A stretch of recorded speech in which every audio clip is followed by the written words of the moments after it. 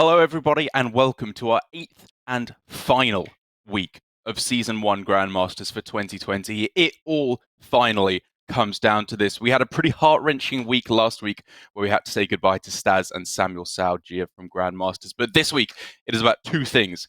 Number one, sadly, we have to relegate one more player in our relegation matches to be played out at the end of each day. But for me personally, the most exciting part is we are going to find out who our representative at the global finals is going to be for this year. That's right. We have a very, very strong field from the playoffs. I'm actually just so happy about the quality of play in APAC, especially with Division A. A lot of the Japanese players giving their Korean players a run for their money. And our two new GMs, Kin and Possessi, I think putting on some stellar Hearthstone performances, despite Kin ending up at the bottom for Division A.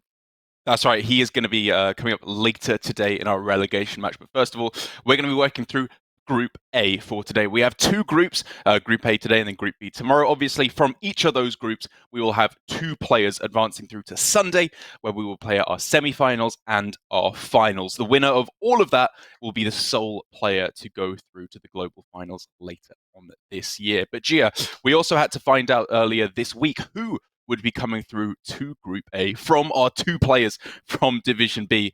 So why don't you take us through how that shook out, even though we couldn't see the action live? That's right. It was the top four from Division B that had two play-in matches, and the first of those was between Tyler and Shaxi. So after a 1-1 start to the series, Shaxi looked like he was on the ropes in Game 3 until a timely Nether Breath complete with not one, but these two Moarg Artificers, which allowed him to reset his life total, giving Reno a run for his money, right?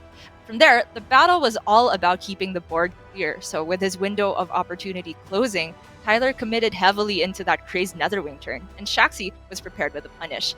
In true Priest fashion, the Game 4 matchup between Priest and Druid was largely decided by a Hunter card.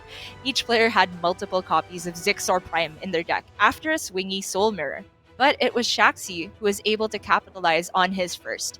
Tyler's Envoy of Lazul delivered him the bad news that not only did he pick the wrong card in his opponent's hand, but the one Shaxi was holding was indeed that copy of Savage Roar. So Tyler scratched and clawed for any ways to survive, fishing for the one taunt minion he lost over the course of the game with this Psycho Pump.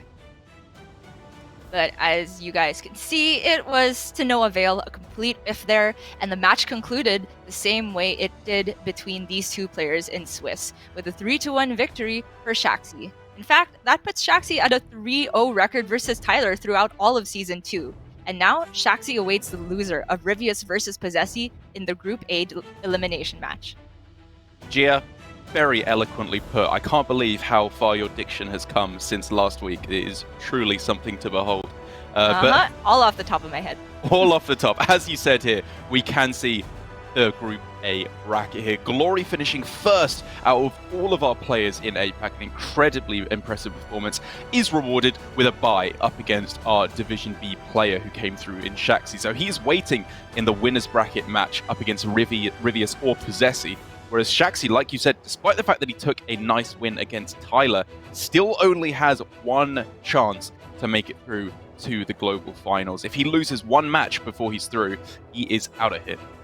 That's right. It's like a huge handicap to go in to the playoffs starting from Division B last week, because not only did you have to reach top 4 of Division B, you had to win a play-in, and even then, they're straight through to the lower brackets. So it really is going to be tough for Shaxi, but he's got some pretty spicy play and has some of the most experimentation with lineups. But speaking of that, Rivius has got one of the most interesting ones, so I'm looking forward to that match later. Oh, cannot wait to see Rivius. Well, we will get to see all of these matches today. Of course, all of our matches for Division A will be played today. All of the matches for Division B tomorrow, and then the finals again on Sunday. But of course, we will still see Tyler next season. It's not like he's relegated out. Just doesn't have a chance to make it through to the global finals from this season. So fear not. I'm sure you can catch him on his stream until then. But next season will be when he will get another chance to turn things around. But two other players from Division B who are fighting out for their shot to get through to the global finals, considering they finished in the top 4, were Blitzchung and Tom60229. As we can see here in Game 2 between Tom and Blitzchung, it really felt like the turning point in the match. Working with full information on the remainder of Tom's deck, Blitzchung committed a second Zarog's Crown into a turn where it was overwhelmingly likely that Tom either drew his Keladan or plot twist into it for a full board clear. And in unbelievable fashion, the former world champion seized the opportunity to push just enough damage that a Varisa weapon from a Brightwing gave exact Soulfire lethal.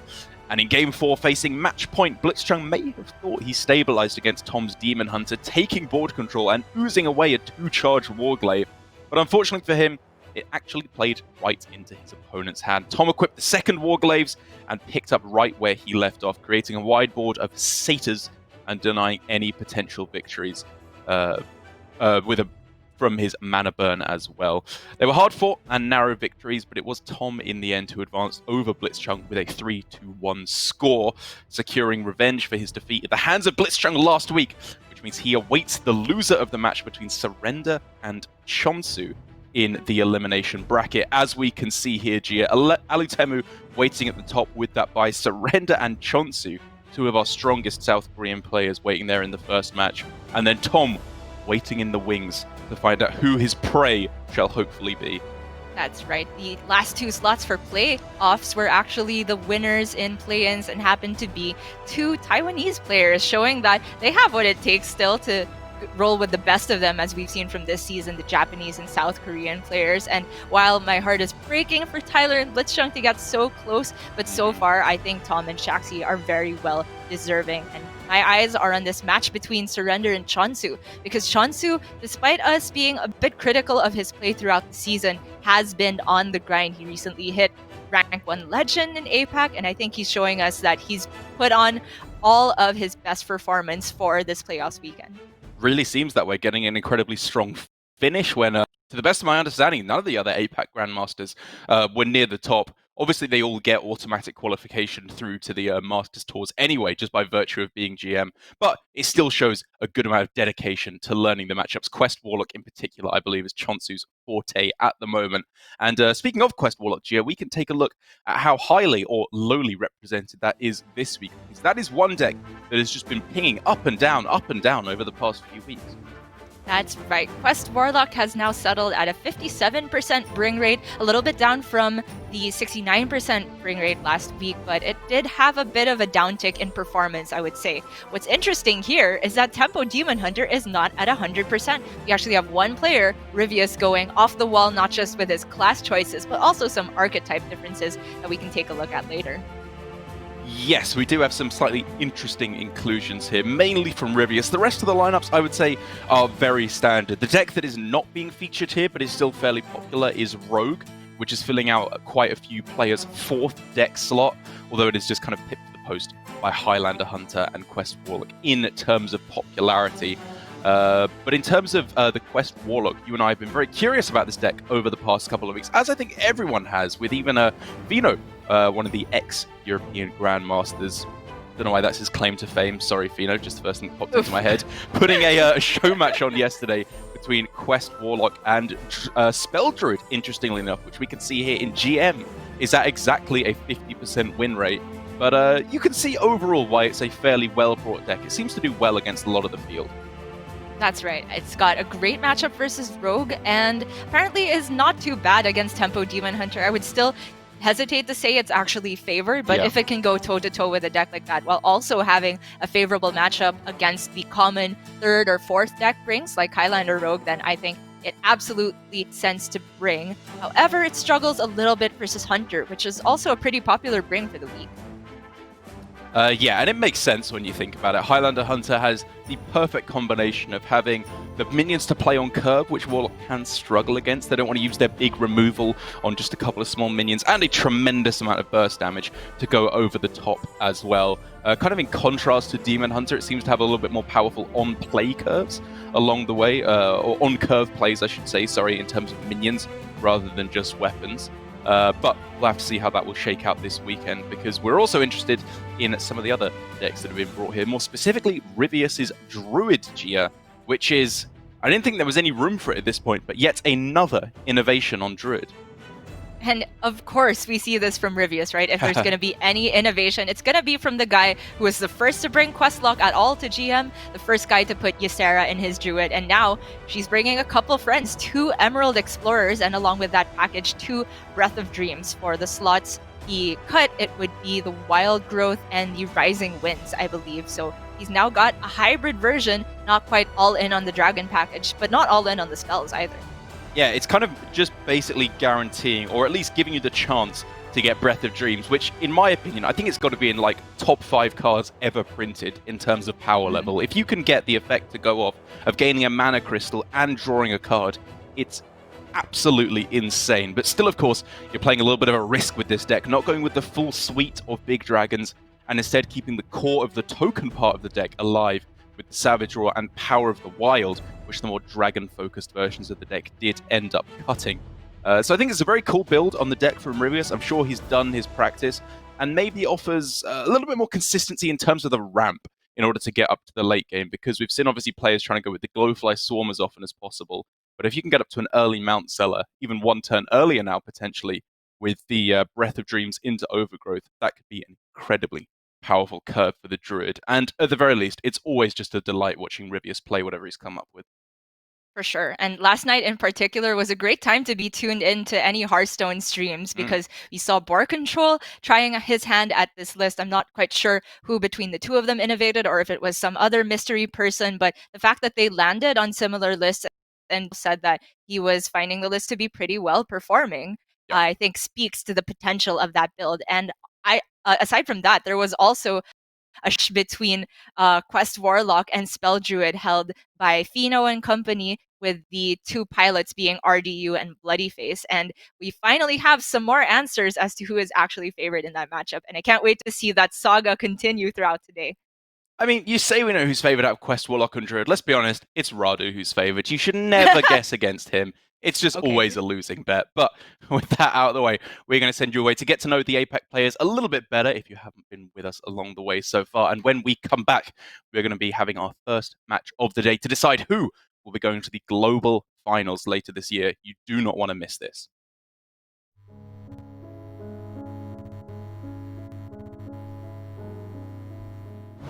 Greatest fear. 最怕什么? My greatest fear for now is getting relegation for sure, because if I get relegated, I just don't know what to do then. 僕にとって最大の恐怖は、海に放り出されてクジラみたいな大きな生物に遭遇するっていうイメージが一番怖いなと思います。自分が感じる最大の恐怖はその自分の自由時間が取れないことですね。My biggest fear is insect. The insect. 如果问我说我最怕什么的话，也不是说最怕，可是我比较怕高。我比较怕高。 저라고 생각해요. 저는 제가 제일 뛰어넘어야 되는 뭐 산 같은 존재이기도 하고 뭐 그렇게 생각해서 그냥 제가 제일 무서운 것 같아요. 다 뭐 귀신 이런 거 저는 안 무서워하거든요. 그래서 선택했습니다. 아니면 인간이라고 할까?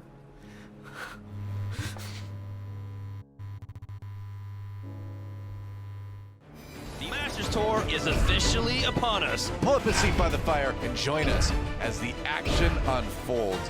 The Holy Wrath Paladin makes it all the way to the grand finals. You can see the relief on his face. Oh, big stats.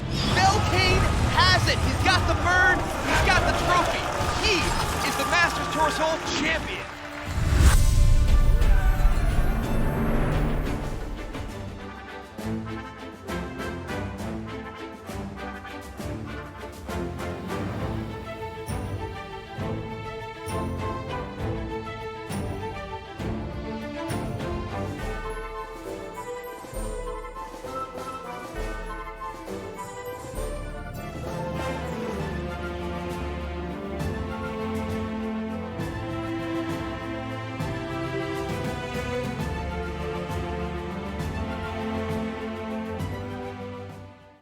Welcome back, everybody, to our first match of the day here for our final week of Hearthstone Grandmasters. I suppose it's worth pointing out now as well that we are not done with Hearthstone quite for the moment. Even after this week, we will, of course, have Yongshipping next week, of course, online instead of at the previously scheduled Yongshipping. But still, all the same good stuff to play for with players fighting out for their chance to join us here in Grandmasters at a later date, which is, of course, why we sadly have to relegate our players as we already have done and continue to do over the weekend. So it's not all bad news. We have room for plenty of new blood as well. But before all that, Gia, we got to find out who's going to the global finals. And our first match is going to be Rivius, one of your and I favorite players to watch, up against Possessi, who, well, I mean, I'm just going to say has also been one of my favorite players to watch, despite being a newcomer. I think he's shown himself to be very much at home and well deserving of his spot in Grandmaster. That's right. Possessi was off to a great start in the Swiss, being pretty consistent, making the top 8s alongside Kin. And then in the round, pretty great opening performance. But we did see some signs of the pressure starting to get to him throughout the later weeks, and his score barely let him get through to the playoffs. It came down to him and Flurry for that last slot in the relegation bracket. But Possessi is still here today, and he has got a pretty vanilla lineup. Just the two decks that we always see being brought: Warrior and Tempo Demon Hunter, alongside that Warlock and Druid. Druid being ever present in the Japanese players' lineup. It is indeed, but the spicy thing here, G, is not so much what he's bringing, it's what's being left up. Rivius leaving up the Warrior here. I don't know if the madness of Surrender is spreading to the rest of the Korean players as he was going for last week. But it is an interesting strategy, and I'm not sure if anything in Rivius' lineup especially plays into banning Demon Hunter, or if he just thinks overall it's not so scary of a deck for his lineup. It could be that you're seeing similar reasoning from what Surrender had, or as far as we could glean, was that it's not so much that he is targeting Warrior, but between both Warrior and Demon Hunter, it seems like those decks are near guaranteed to get a win at some point in the series. So you feel like your lineup has a little bit more percentages against Warrior than it would against Demon Hunter. That could be the reason for bringing it. And the Highlander Hunter could be testament to that. This is a relatively new inclusion to what Rivius is bringing week to week. And he has himself left out Demon Hunter. That's right, and I think that is actually, in my opinion, one of the big reasons why he is leaving up the Warrior from his opponent, because the worst matchup, in my opinion, by a pretty wide margin for Demon Hunter, is the Warrior. You just very much struggle to get a lead on the board early on, and even if you do, they of course have the infamous Risky Skipper Armorsmith turns to gain a huge amount of armor and push Demon Hunter out of the game. And so instead going with, I don't know what you want to call his deck you'd put in there instead of that, be it Highlander Hunter or even Quest Warlock, I think both of those decks have slightly better matchups against Warrior than the Demon Hunter do. Demon Hunter does, I should say. And so overall, it does make sense, at least, to go for his Warrior being left up, even if it won't work out in practice. Yeah, I'm particularly curious to see if that additional Druid package of Dragon could be helpful in the Warrior matchup, because the two dragons he's including are, of course, the 4/8 taunts, which generate more dragons. So it's value that can possibly go toe-to-toe with Warrior in the late game. But we shall indeed, Gia. Our first match is just about ready to jump into, and I cannot wait to see how this one is going to shake out. Again, the winner of this will be going up to fight against Glory in the upper bracket match later on today. But to start things off, first of all, of course, we have to get going with a Spell Druid Mirror. But already the difference between these two lists is becoming clear. Oh my goodness. Look at that double Breath of Dream start with Ysera. Wild Growth was insane at 2 mana. It's been nerfed to 3, but why not just get Wild Growth at 2 mana plus a card draw? Rivius could be running away with this, but of course, Druid is heavily dependent on the Glowfly Swarms. Rivius looks like he'll have more chances to cycle for it, but Possessi is not running short of ramp himself. Whoa! This is looking to be interesting. The classic problem with Wild Growth, of course, was that even though it was very powerful, it left you low on cards in hand. But potentially for Rivius, if he can get himself a couple of spells here, this could just be a pretty decent glow fight for 4 or 5 minions. Certainly looks like it to me. from Possessi, we're seeing something a little bit different in his list as well. The 2 of Wild Growth is not something that you've been seeing from the Japanese players. He's cut Wrath altogether in favor of more consistent ramp. And that means he will be getting to a fairly decent Mount Seller early as well.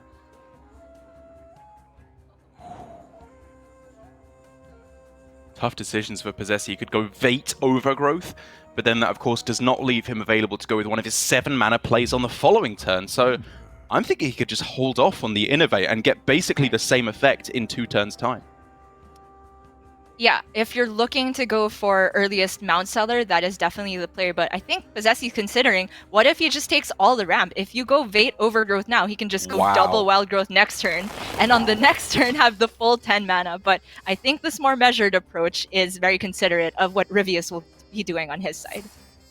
Yeah, I love the consideration that maybe it's worth getting down the maximum ramp possible, but Innovate is just a powerful card in the matchup. You want to be using that with the Mount Seller as frequently as possible, I think it's fair to say, especially when Rivius has loaded up with a very powerful turn already and is showing absolutely no signs of stopping.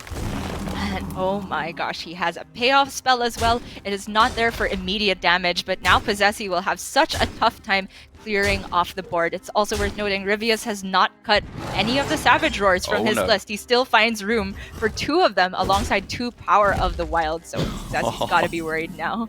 He does indeed. Even if he's able to clear this off, or at least put up a defensive wall, Rivius has the suite of dragons available with Ysera and Emerald Explorer to follow up. This is looking scary to say the least for Possessi. Yes, indeed.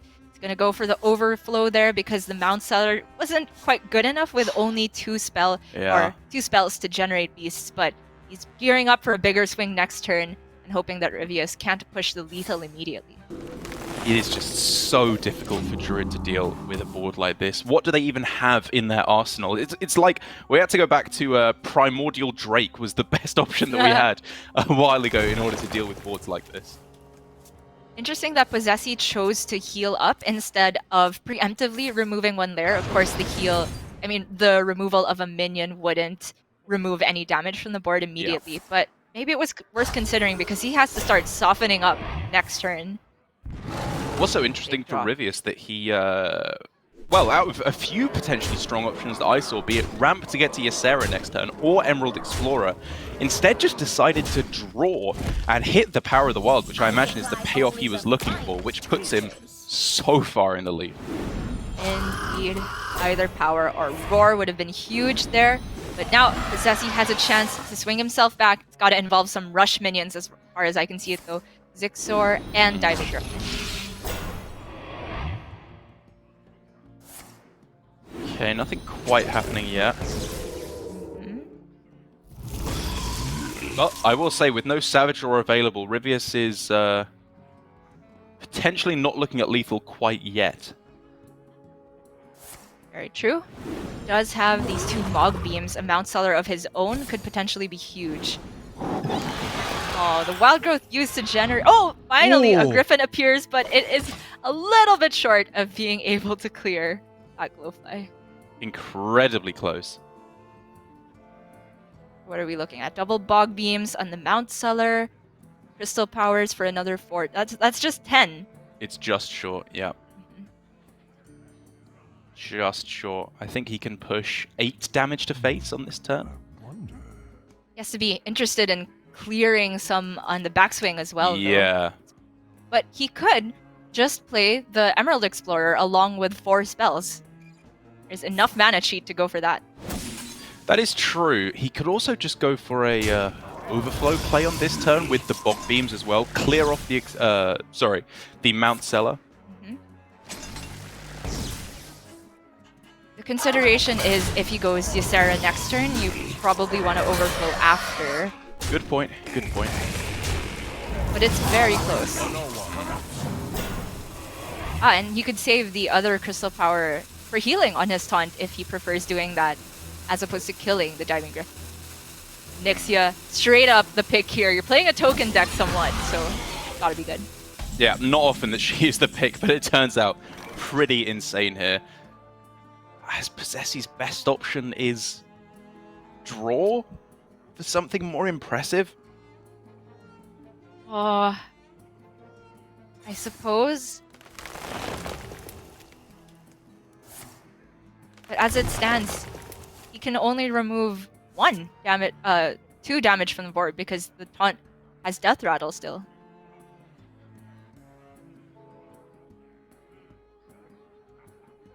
So are we looking at a Savage Roar instead to clear off both taunts? Possessy knows that is a losing play as well. He's gonna give it up. Rivius takes the win with his, yet again, newly refined Druid list. Yeah, it's interesting to see a twist on a classic recipe of Spell Druid Mirror there, with instead of the usual Glowfly Swarm off of a Fungal Fortunes, instead they're the card draw coming at the same time as the ramp with the double Breath of Dreams there for Rivius. To be honest, it's pretty difficult for any deck to beat a Druid when it hits double Breath of Dreams. Again, like I said, it's one of the most powerful cards ever printed in Hearthstone.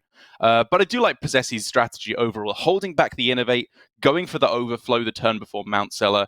It gave him one massive turn to try and pull things back, but having the initiative is just too important. Completely agreed. But now Rivius will have to get a win with his Hunter and the Warlock. I think Warlock, we've debated it a bunch of times, but now I'm in the camp where it probably does struggle against Druid, because even when it does take wins, it comes from very, very difficult decisions, and it's difficult to optimize the play of this deck. It is indeed not an easy deck to pilot for sure. But before we can jump into that, Gio, we are going to go to an ever so slightly short break just to prepare for the rest of the matches coming up. So don't go anywhere. The continuation of Rivius Possessy comes after this.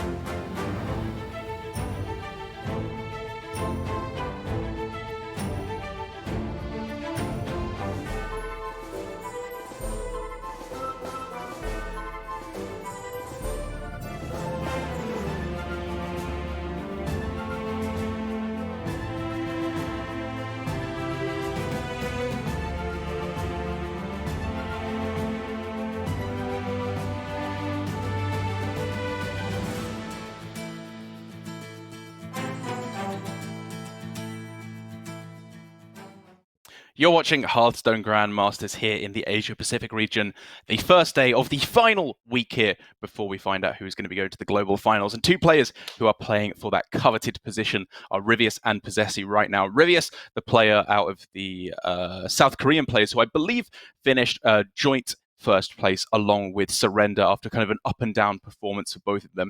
And I think, to be perfectly honest, that is a pretty good tier list of how I'd put the South Korean players. All of them very strong players, but Rivius and Surrender, I think there's a little bit of magic from those two players that just puts them ever so slightly above the rest. It's true. And something they have in common is this off-the-wall leave-up warrior ban demon hunter strategy. Rivius only recently coming on to that, but maybe he's been saving it for playoffs, whereas Surrender was, on board a little bit earlier. We saw from Europe, Viper bringing the wildest lineup I have ever seen, saved all the way for this last weekend because, of course, it is all on the line now. And for Rivius, it's been working out so far, but we are just going to see the deck he left up, the elusive warrior, coming up next. That's right, the lesser spotted Pain Warrior here. It is banned for a reason. It is, I believe, at the moment, far and away the highest win rate deck in Grandmasters. And I feel like you also have to factor into that players who are leaving it up, rarely, I think, are they going for a beat warrior strategy where they try and 3-0 the deck with 3 decks that are incredibly favored against it. But they at least have to have some inclination that I think that they can take a win against it somewhere along the way. That has just consistently proven to not be the case, Gia. It is just an absolute powerhouse of a deck. And Possessi has an absolute powerhouse of a hand, I think it's fair to say already. That's right. We had that 1 week where Priest had a few more appearances, at least in the other regions than before, and that seemed like the most feasible time to perhaps leave up Warrior and try to get a win against it with Priest. But this is going to be a tough matchup for Rivius. And Possessi has got a pretty fine opener. I'm looking at this Warmaul Challenger coming down and getting enraged pretty soon. I am indeed. I think that was Possessi's thinking as well. It is an incredibly powerful way to get things going because while Warlock at the moment has ridiculously powerful removal, Dark Skies is one of the best removal cards I think they've ever printed in Hearthstone. What they are lacking in comparison to the Galakron Warlock build is one of the other best removal cards they've ever printed in Plague of Flames. That one can deal very easily with a big minion such as this.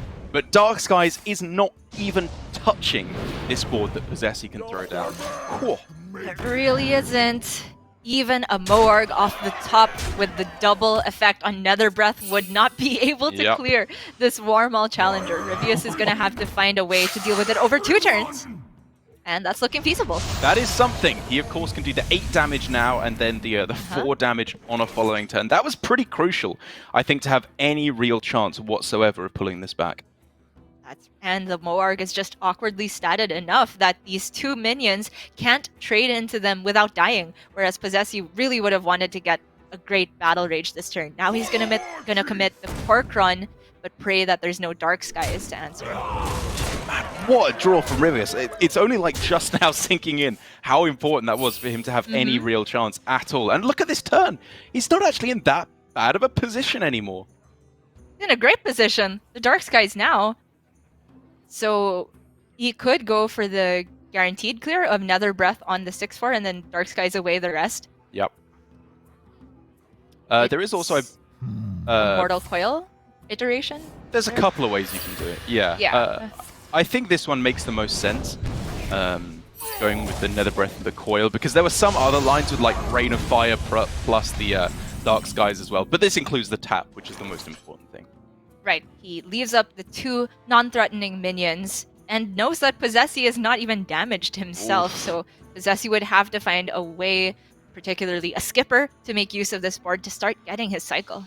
Yeah, as soon as Possessi can find that risky skipper, I think he's looking in an okay position. He can keep cycling through his deck and finding some of the damage cards. But of course, now we have already seen one of the Cork Runs come down, which is a premium way of getting burst damage in. And Possessi is running 2, opting for the non-egg version. But this is definitely salvageable for Rivius. For sure, especially since Possessi has not managed one of the more valuable lackeys. I think he was looking for the Draconic or the Ethereal lackey in this position, just to give him a better way to fill out his mana.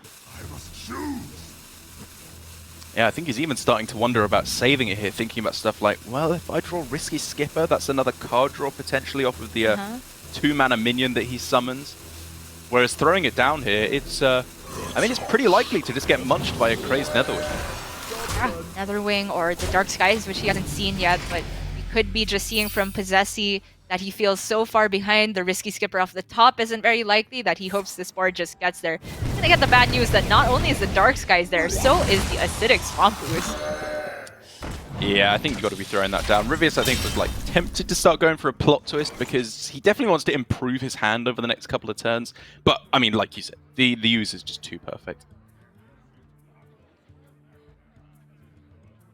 So Skyraider could give Possessy some amazing outcomes. Skipper, of course, and the Horde Pillager would be great. Oh! What? Oh! He did it! Oh! That's insane! It's playable this turn for 3 draws. 3 he trades in the cards? micro. Yeah. You just do it, right? Trade in Uh-huh. the... Yeah. 100%. Oh! Oh! We got a game. Rivius Alright. hates to see it. Possessy delivering on the trash talk he's throwing down before the game on social media, saying he's going to destroy everyone along the way. So far, that looks to be true. However, on the backswing though here, yeah, the plot twist. Amazing insane. refill with the Sense Demons and pretty good plot twist. Get those Aranasi Broodmothers back in there. How is this Zephyrus active already, by the way? That's what I was going to say. That is actually a talking point. Like, I think you could argue that you're supposed to hold on to the plot twist there. It's probably wrong, because you do just want to make sure that you're completing the quest. That is overall more powerful, but active Zephyrus is not to be sniffed at. And neither is that Frizz Kindle Roost. I just completely glossed over that. Didn't notice it was in the list. Rivius is sneaking some spice in every one of his deck lists. We're getting closer, Gia. Getting closer. Even on this turn, Corcoran Elite plus Bloodsworn Mercenary is available for 8 extra damage. But that's just not really what Possessy wants to go for yet. He still wants just more card draw, really. Right. Or board presence. I'm looking at the Blood Boil and copy instead. He could just go for a game plan of threat into threat. He just chains into the Deathwing follow-up. Of course, it feels bad to have to kill off his own Skipper and Skyraider for that process, but I feel like it's more important to do that instead of giving Rivius a whole turn of development. Then again, though, do you really want to develop into turn 8? If you play up most of your hand here and they just twisting Nether everything away, are you just kind of conceding the game at that point? Well, then, if you get Nether, the follow-up is a Deathwing. That seems pretty good. Fair point. So you make Rivius have the Keladon on top of that, or the active Zephyrus. Possessy is going to hold on to his copy, still put some board presence there, and try to get the Corcoran combo later on. Yeah, I like this a lot. He does still have, obviously, the second copy of Bloodsworn Mercenary, but it's such a flexible card. And I feel like this from Rivius, if it was in hand, very possibly would just bait out a Twisting Nether still. Rivius has a more efficient answer, of course, able to get down the Frizz Kindle Roof, but discarding Alex. That's does, of course, mean that only Malagos is discounted now because the other Alex is in hand. And the other Netherwing, I suppose. Well, unfortunately, Possessy, his board was answered in a very high-tempo fashion from Rivius on the other side. And therefore, this Deathwing is looking significantly less impressive. And after Rivius deals with this, of which he has a couple of ways to do so, Possessy is then left pretty high and dry for the moment. Completely agreed. He's just not hit much of his card draw outside of that Battle Rage. None of the Corsair caches. Yeah. Another active Zephyrus already, which of course means for the following turn, that is an active Dragon Queen Alexstrasza. But it looks like before that even comes down, Gia, this is a huge Edwin Van Cleef. It really is. The Brotherhood shall Zephyrus for max tempo. I love the approach that Rivius is taking. Okay. Possessy's saving grace is that he's got a lot of health to work with. He's seen Rivius expend a lot of the burst spells as well, so the Malagos is a lot less scarier than it would have been previously. And this to me, Gio, is just such a Rivius way of playing the matchup. He's consistently shown high willingness to break apart the combo and instead play this much more fluidly, kind of just playing out powerful tempo turns and realizing that a lot of the cards in the deck are just good enough to go for that game plan. He's thrown out both Nether Breaths, a Soulfire. Alexstrasza is now gone. The burst potential of the deck is extremely limited at this point, but he's just winning on board. Who cares about that? Yes, I think Rivius is excellent at identifying these types of situations where he doesn't play for the big bang combos at the end with the Malagos and all of those burst spells. He can just win with his minions because he puts Warrior at the back foot. He has, well, seen that Possessi had to generate a risky skipper, so the chances of Possessi being able to clear the board is very low now. And Possessi goes for thinning out his deck, finding those risky skippers, of course, in order to keep up the card draw. But the big thing he is weak to here is, of course, yet more pressure, which Rivius is not letting up on, with a 0 mana Malagos. And the Nozdormu, why don't ya?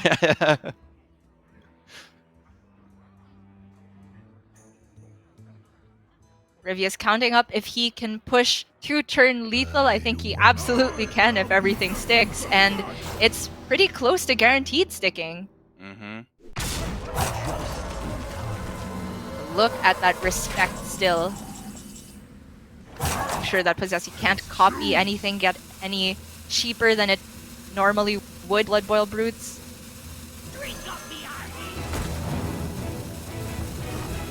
Yeah, he's just going for the burn plan here, saying maybe if you can't kill me on this turn, I can go for the surprise burst OTK on the following turn, because now the Nozdormu is potentially working for him rather than against him. But Rivius counted up last turn, and I think it is lethal this turn. 28 on the board, 9 from the Soulfire. That's a GG in a very Rivius fashion. Love to see it.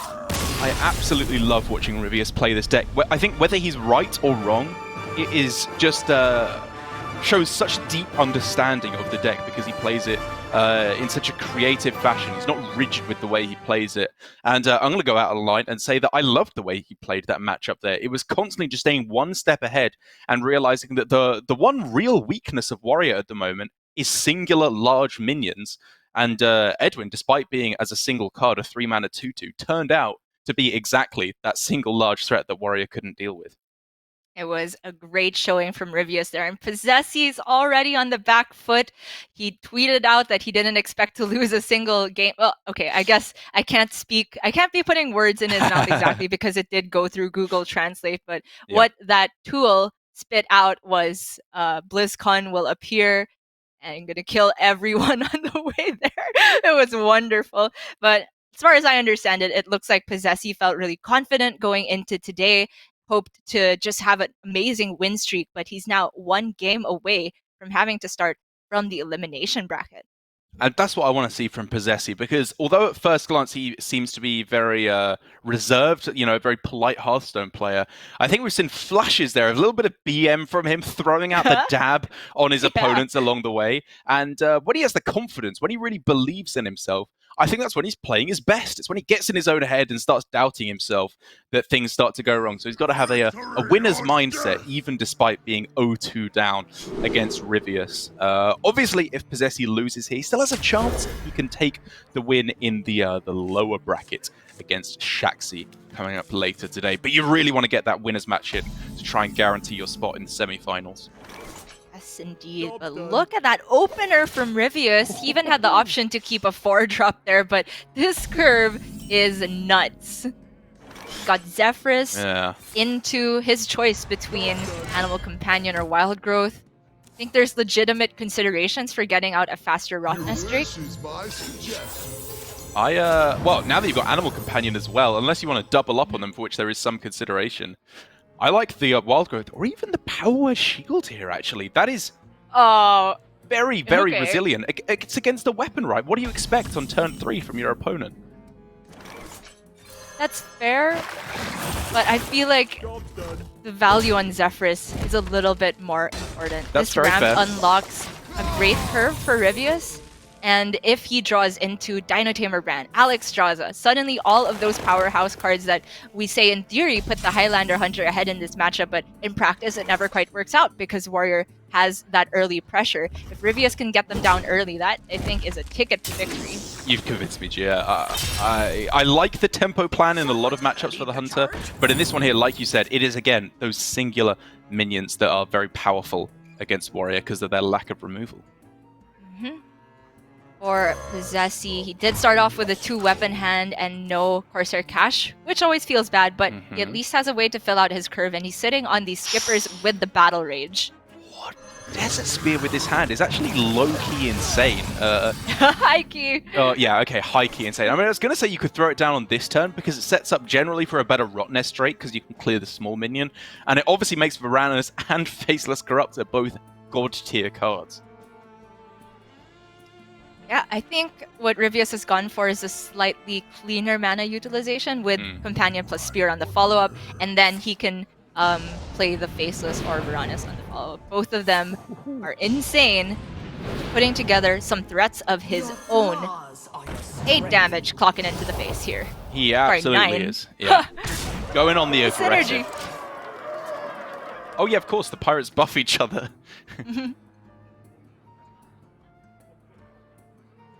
This is potentially the punish for not going for the play that you were talking about last turn. With a Zephyrus used, no healing left. Looking a little scary, but he can, through the use of the kill command, get a very nice clean clear here. And as long as he's not dying, I feel like that was a lot of the potential burst damage just deleted from Possessi's hand and from his deck as well. That is, of course, now Inner Rage, Rampage, and Bloodsworn, 3 of the key combo cards in the matchup, or in any matchup, I should say, in order to go for lethal damage. As long as Rivius doesn't lose board, I think he's looking pretty good from here on in. But Possessi can cycle a whole lot this turn. That's the Skipper, Warmaul, Battle Rage. I think, although it was an expensive use of resources, like you said, from Possessi, it bought him the time to go for this safely and some damage along the way. And now he's looking for that other Inner Rage to use with Grom.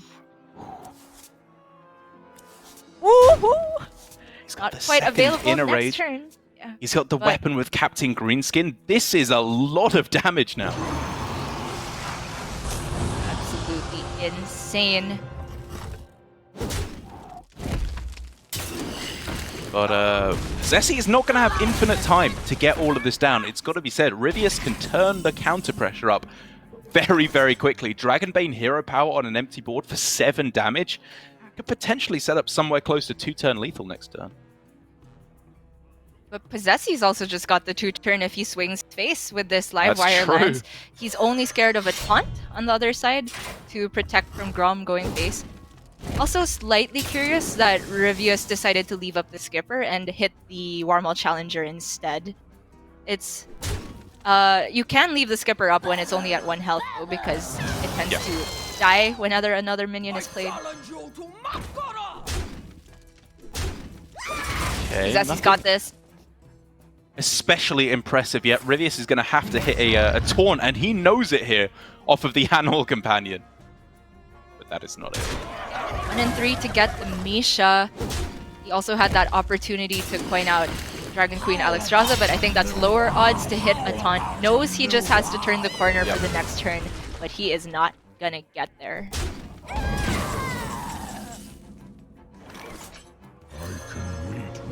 There you have it. That is going to close things out. Unfortunate outcome for Rivius, obviously going for the Rot Nest Drake on turn 5. You have to be prepared for that outcome where you hit the smaller of the 2 minions. But being left with a 3-3 on the other side instead of a 1-2 is a pretty big outcome in the favor of the Warrior. Still would have been able to go for a similar play, obviously with the 2 pirates, but it's a lot less damage overall going face.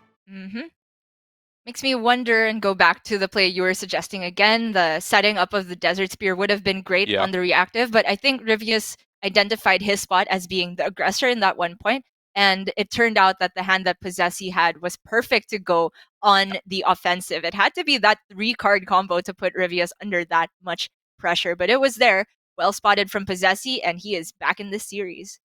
Exactly. I mean, I was more just kind of blinded by the power of Desert Spear, kind of overall, more specifically than on that turn. I think that Rivius's play did make a lot of sense. You know, you want to make these big swing turns and start putting on the counter pressure as quick as possible. But Warrior just had the perfect hand in order to deliver the counter lethal in a very timely fashion. And Rivius even knew that, you know, at the end, by going for the Animal Companion and shaking his head when he missed the taunt, he knew exactly what was up in that instance.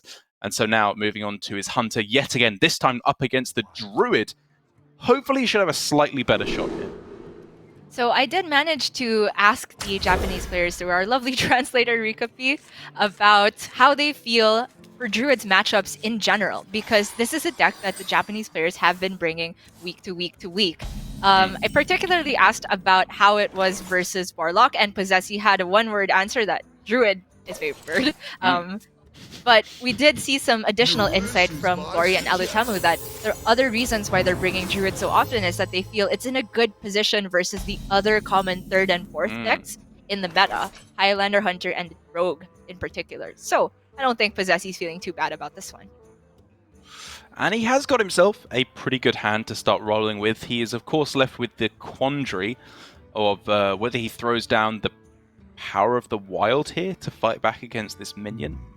Or, of course, just kill it with Moonfire.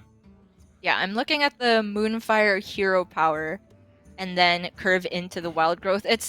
This is the type of hand where if you hit the Fungal Fortunes, you don't have to think at all because you can just expend double coin and Innervate on the next turn to get the Glowfly Swarm out. But if he goes for the ramp too early, then he's not getting enough Glowflies, I think, to justify the play. I think the slightly slower approach is very reasonable here. Yeah, of course, he's just wondering about what he's likely to face down on the following turn, and Animal Companion is the most likely answer, of which he can answer it with a Bog Beam 1 out of 3 times. And if he can't, he's very happy to just Wild Growth it.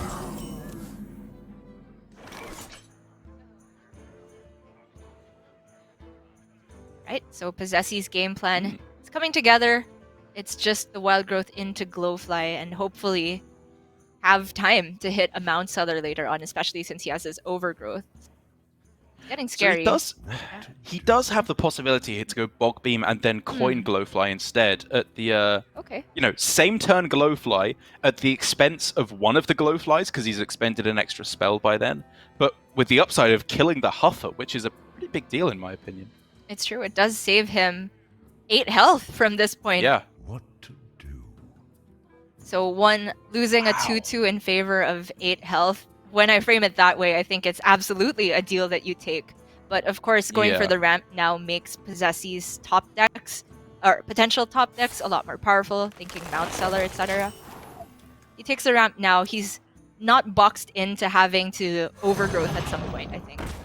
Yeah, I guess relying on the fact that, whether you win at 2 health or you win at 30 health, it doesn't really make a difference, and that he should be able to stabilize with the Glowfly after the Huffer hits face a couple of times, because this is an awkward spot to put the Hunter in. This is a very common situation in the matchup where the Hunter has a powerful board, but they're not threatening lethal, and if they don't clear, it's very possible that Possessy can just run away with the game if he hits Soul of the Forest or Savage Roar.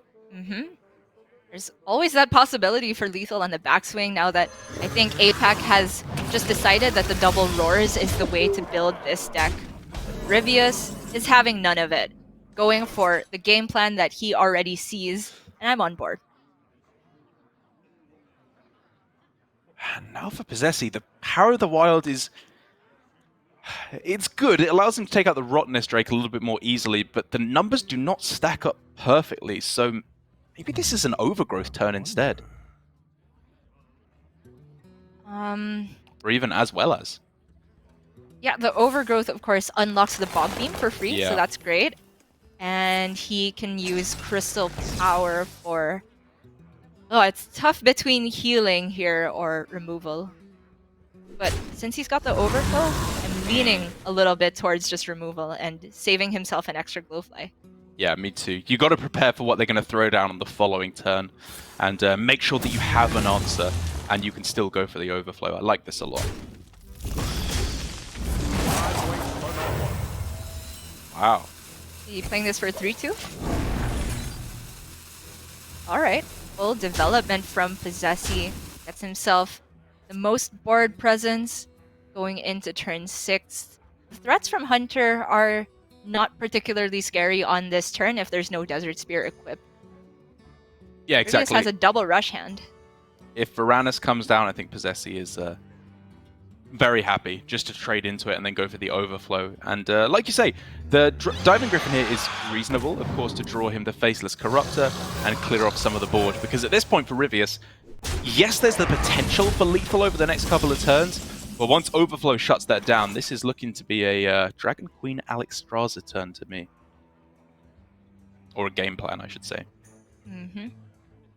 Very much entering a late game phase for this. And Possessi, between the option of starting with Bungle and Overflow, I think you're always going to Overflow this turn. The only card that would shut that down is a Mount Seller. But of course, you can't draw that with the Fungal Fortunes. It would be discarded. So I like that he starts this way. And for the first time in a while, Gia, we are seeing the pressure mount up for Rivius. As Possessi does burn the exotic Mount Seller, and Rivius just before that had his hands together in a silent prayer, just saying, please don't put down a big threat on this turn. Please just give me that little bit of room to find lethal over the next couple of turns. Possessi looked stressed as well, but he, despite not having the Mount Seller, has a second Glowfly with Soul of the Forest and the Roar in hand. That is huge. Rivius saying, no dragons, no Mount Seller, no Glowfly. Please, just for once, miss out on a big turn here. Pretty unlikely after that many cards drawn, but a man can hope. But once Rivius sees the Soul of the Forest, I think he's going to be pressed to find a solution, especially having used Zephyrus already. That's right. He's so close to lethal. If he hit like a Corrosive Breath and there was no taunt here, I think we could be looking like very, very close to it. But even then, I don't think there's even draws for draws for lethal. Not quite lethal, but he's got a decent swing back into the board with the Desert Spear Faceless Corruptor. True, I think he's got enough to stave off one Roar for lethal. But if Possessi draws the second, it could be bad, bad news. Ooh.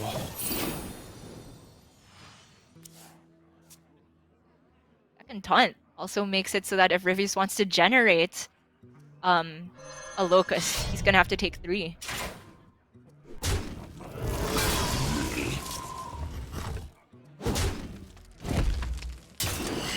Yeah, I mean, it's seeming more and more likely at this point that, unfortunately for Rivius, it was just that little bit too slow to get lethal in the early game. He played to the best chance he could. If there was no overflow there off the top, we could see his aggressive game plan would have worked out. But unfortunately, Possessi can equalize at 2 games apiece. We are going to game 5, Gia.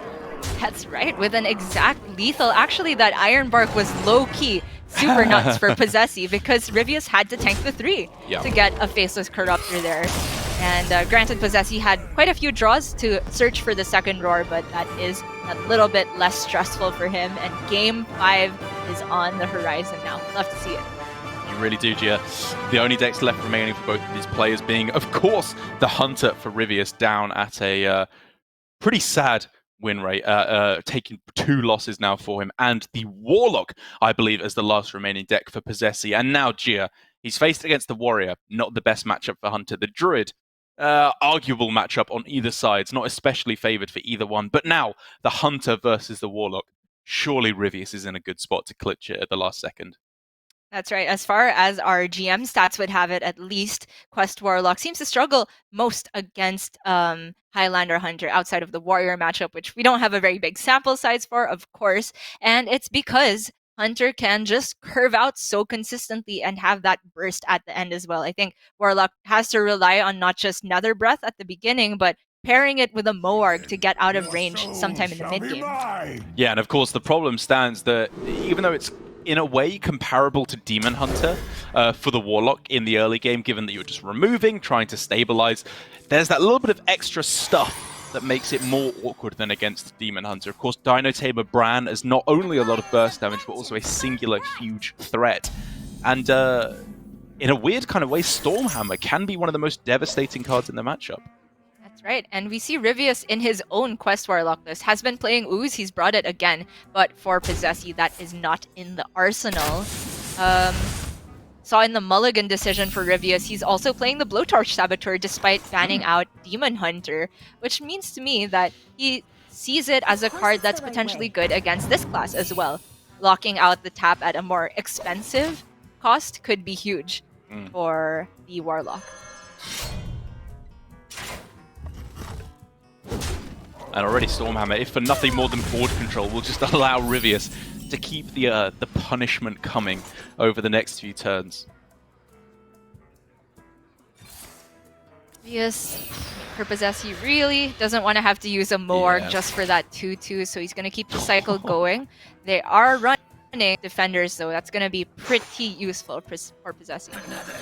He's already taken so much damage. And now for Rivius with Zephyrus in hand. He's drawn it right at the start of the game, but this time it wasn't available to come down on turn 2. And if I know anything about Rivius on this Hunter, I'm thinking, Gia, this is going to be reserved as much as is humanly possible for him for just going for lethal.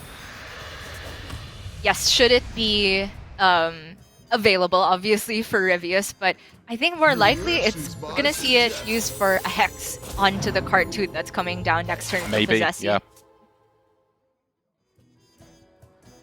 Oh, Dragon off the top! So the Rotnest Drake is active now. Rivius can swing the Stormhammer face instead of into the Zephyrus, and of course, doesn't lose any charges. The pressure never stops! Yeah, it really doesn't matter, I think, whether they're playing the Cartoot or the Abyssal Summoner variant.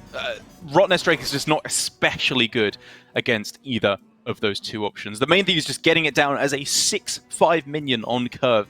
And all of a sudden, Possessi, even if he had the Dark Skies, which he does not, would still not have an easy clear available. Dark Skies is just so important in this matchup. It's huge that Possessi missed out, and then it's looking like he's going to have to rely on the Cartoot just buying him time to find another turn to draw that Dark Skies, but he already knows it's down on board. He's going to get the even worse news that a Zephyrus can hex it away. Or polymorph it? I think they patched Zephyrus so that it knows when you'd rather go face.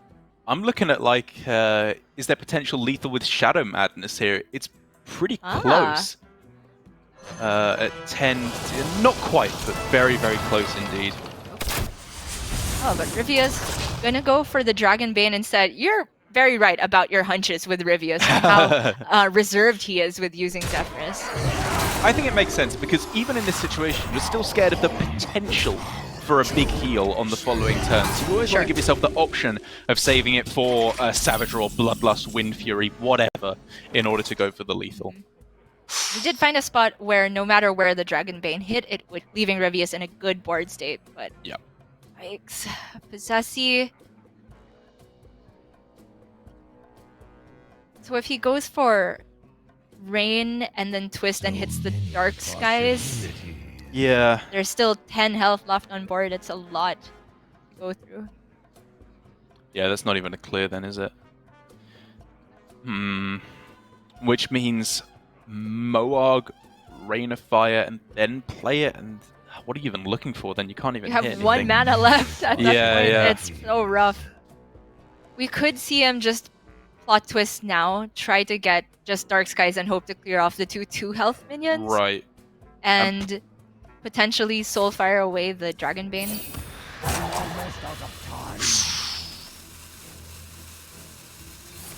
So, Rivius feels it. Yeah, Soulfire should clear off. Wait, that's a very fortunate outcome. How did the Dragon Bane die there? Okay. So Possessi doesn't need to Soulfire it down anymore. I believe, however, that's still exact lethal with Lava Burst. If you go Hero Power first, that's 4/7 Lava Burst for lethal, right? Correct. I'm sure Rivius... Oh! Ooh.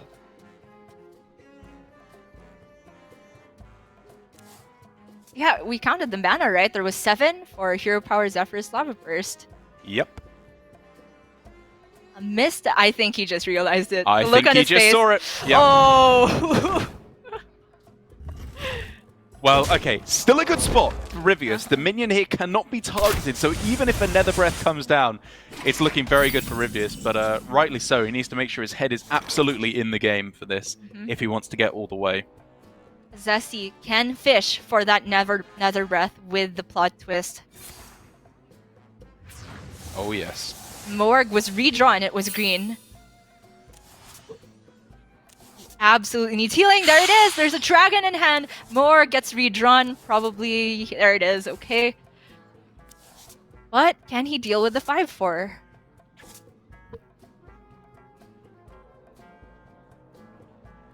I think the play might actually be Dark Skies plus Nether Breath. Right. Yeah. That doesn't heal him as much, but it removes the 5 damage. So in a roundabout way, it is healing him for more.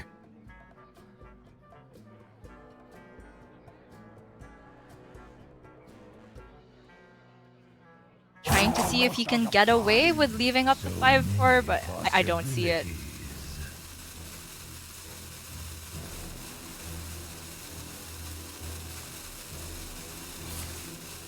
Gonna go up to 9 now, hope he's not dead from his perspective, and then try to fish for the other Nether Breath. So we can see, and surely Rivius sees it. But there is absolute guaranteed lethal.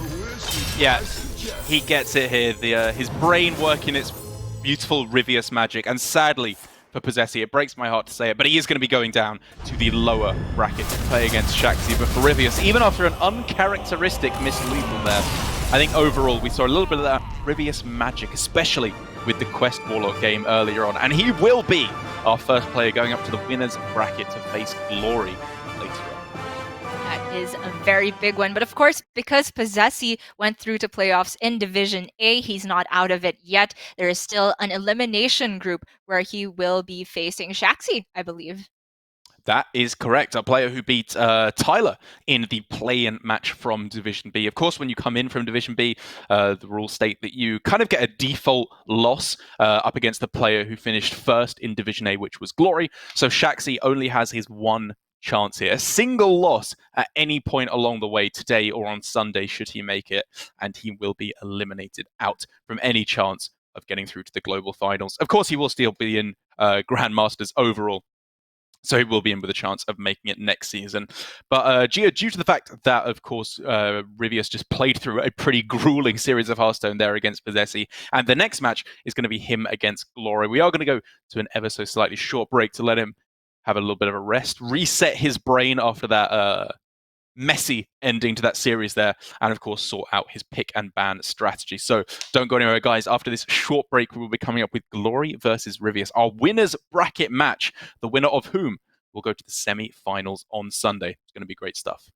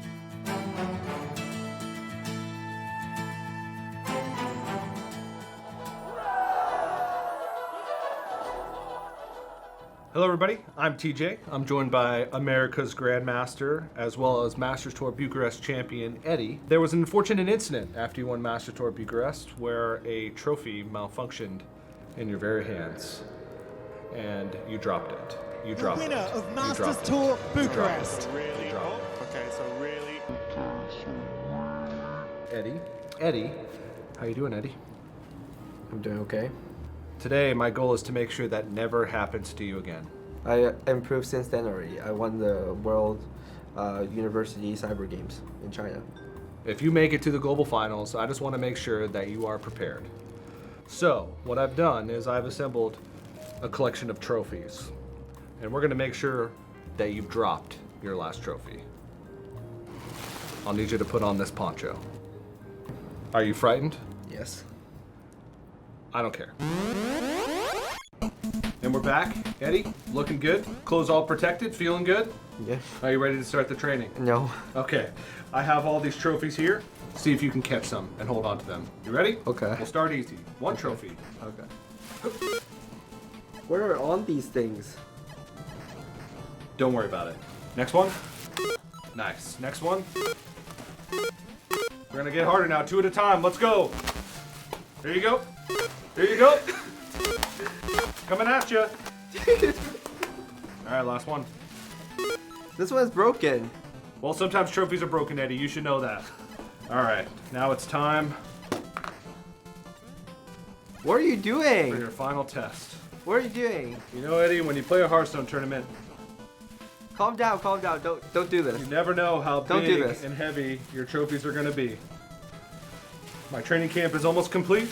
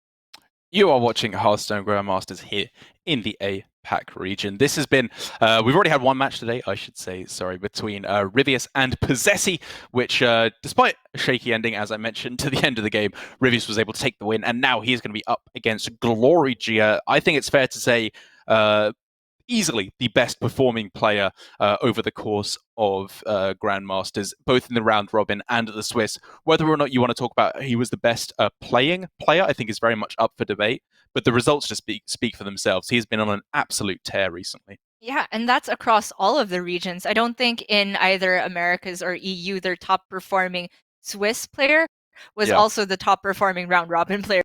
But Glory's just left no room for competition there. In terms of the play, you did bring up a good point that we've seen him slip up every so often, but nothing too major as far as I remember it. And when he is at his best with all the momentum, I feel like nothing can stop this man. I feel like nothing can. At least nothing that we've seen so far. Maybe, however, this alternate form Rivius, in which he is banning the Demon Hunter instead of the Warrior away, and it's not even bringing Demon Hunter in his own right, means we are getting another series, Gia, without any Demon Hunter action, which hurts me a bit, given that this is pretty much the only deck I've played this week.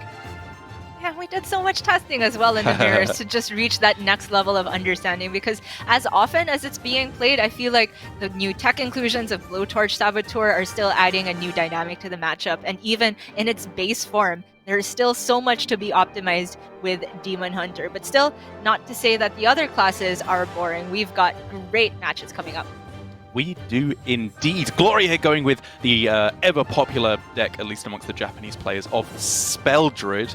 Kind of worth pointing out there again, I suppose, that it is an incredibly cheap deck in terms of dust compared to the other ones. So if there's any deck that you want to try out there, you can use the QR codes in order to access these decks and give them a go yourself, as it is also, I would say, not the hardest deck to pilot. So a great way to try and climb up the ranks along your way to legend. But for Rivius here, with the Highlander Hunter, the Druid, and the Warlock, I hope that this time, Gia, we may get to see a Quest Warlock mirror, because that still remains one of my favorite matchups in the current metagame.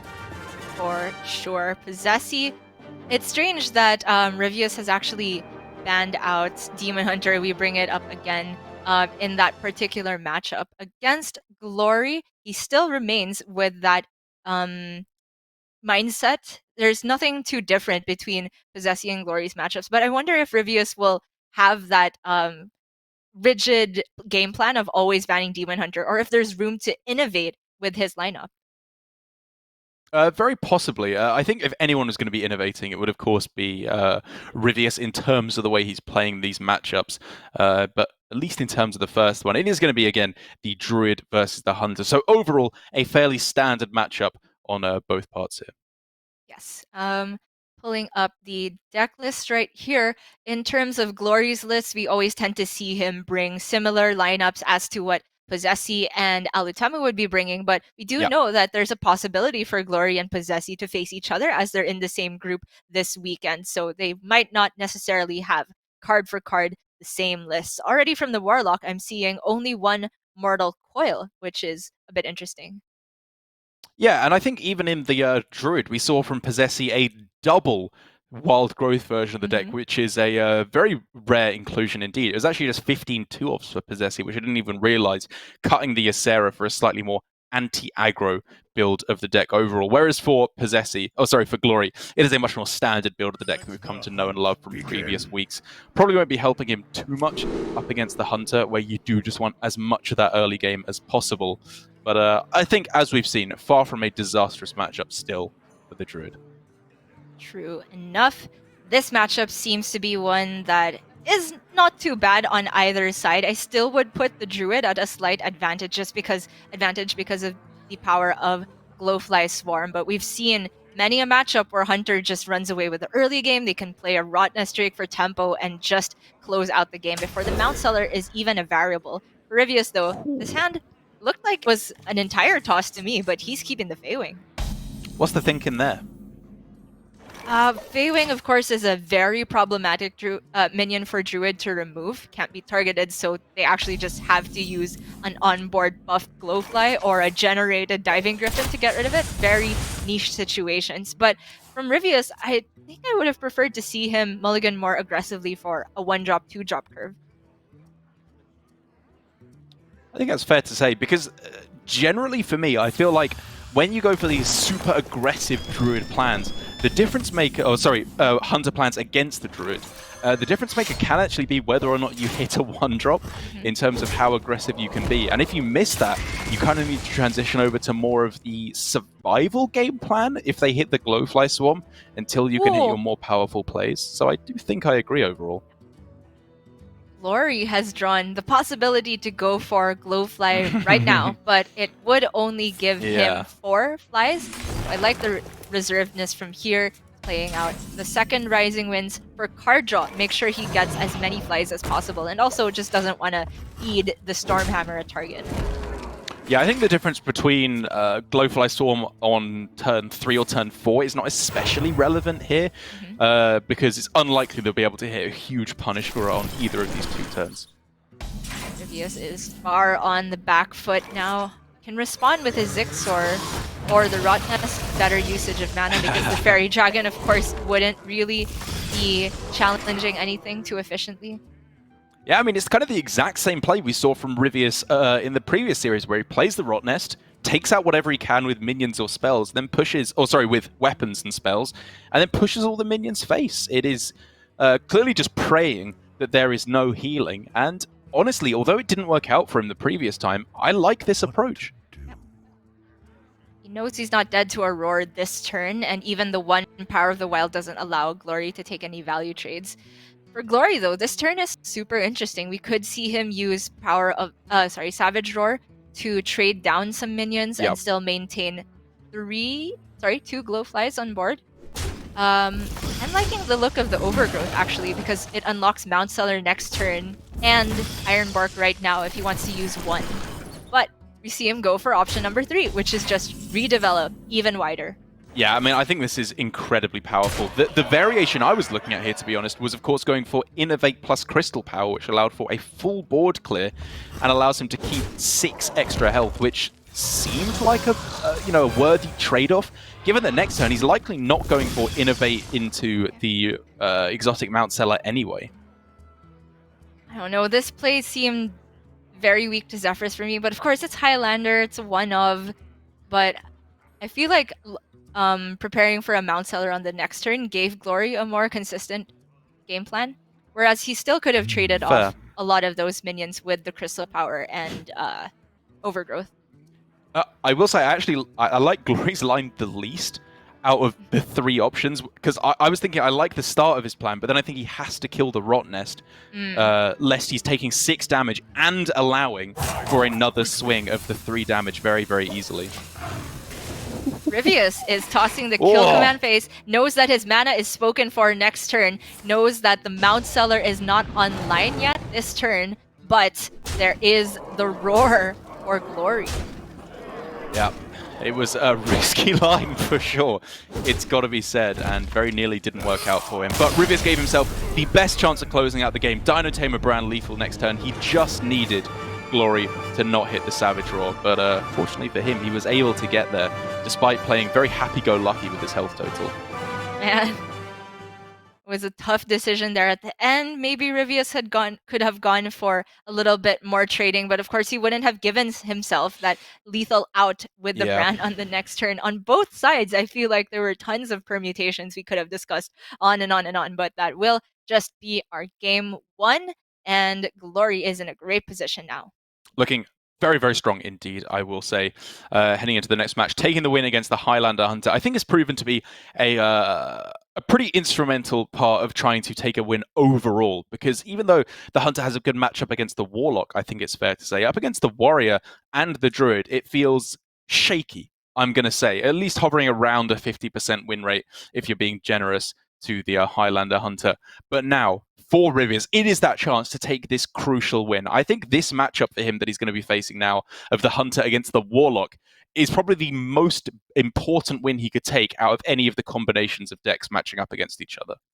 Very true. This is Hunter's best matchup to get through, and we did see in the previous series that Rivius was struggling on that Hunter, taking a loss to Warrior from Possessee, and also against Druid, it was only able to finally get there versus this exact deck. So Rivius, with a great opener, allows himself to keep the Dino Tamer brand.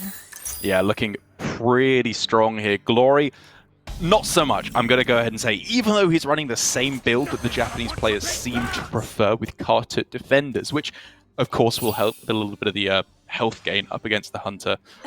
Overall, this looks mighty scary.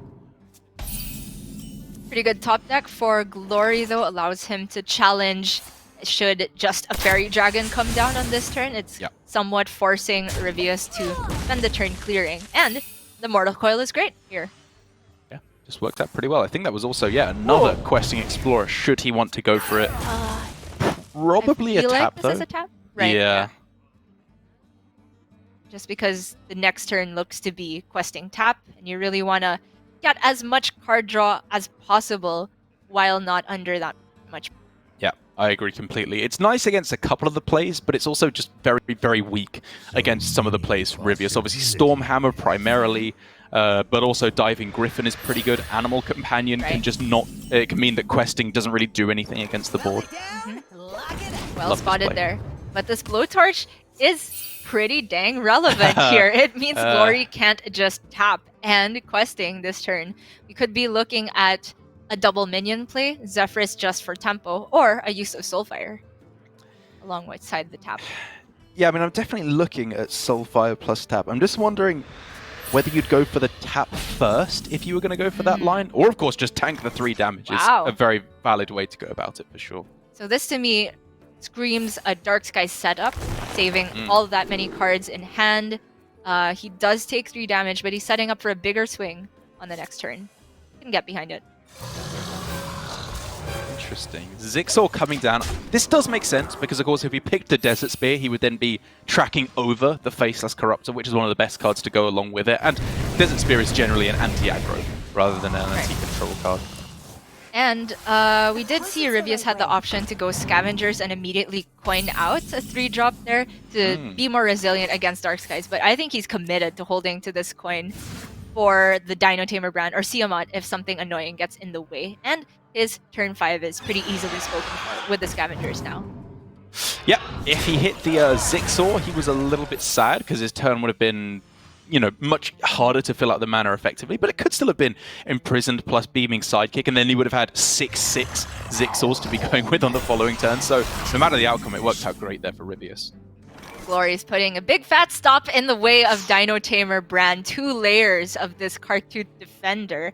Rivius probably, I was going to say looking at the Tiamat instead, but this Rot Nest looks pretty sick. Yeah, I mean, what are you even doing if you do Tiamat? Like, Wind Fury Rush in order to connect the 6th face? It's rough, Man, no matter it's how you really slice rough. it. Yeah. The Diving Griffin has to go. Look at it. Beaming Sidekick just a little bit short of being able to put the Rot Nest, the Griffin out of range. How do I forget the name of Griffin? I keep calling for that card. It's your favorite card, Gia. How dare you? I don't know. Well, I was looking at, also, it's worth saying, fairly heavily at a Imprisoned Felmor there being coined out, because if you don't do it now, it's never going to be played. I think that's fine, because it means that he has the option to go coin Alex, but he did have still a very powerful curve with 7-8-9 or 7-7-9 over the next couple of turns. I think for Rivius here, he values the option of deviating from the curve over the Felmo, which doesn't come online for many more turns, and I think that's perfectly reasonable. So for Glory, we could just see the Dark Skies to clear, Plot Twist to get that quest closer and closer to activation. I like the sound of that a lot. This hand is, it's not useless, because he has the Twisting Nether in hand, which is, of course, a very strong answer against whatever Glory, also Rivius can throw down on the following turn. But like you say, it's just more important to get this quest online. It's how he has any chance of taking the win whatsoever. Hunter Ace always Plot Twists there.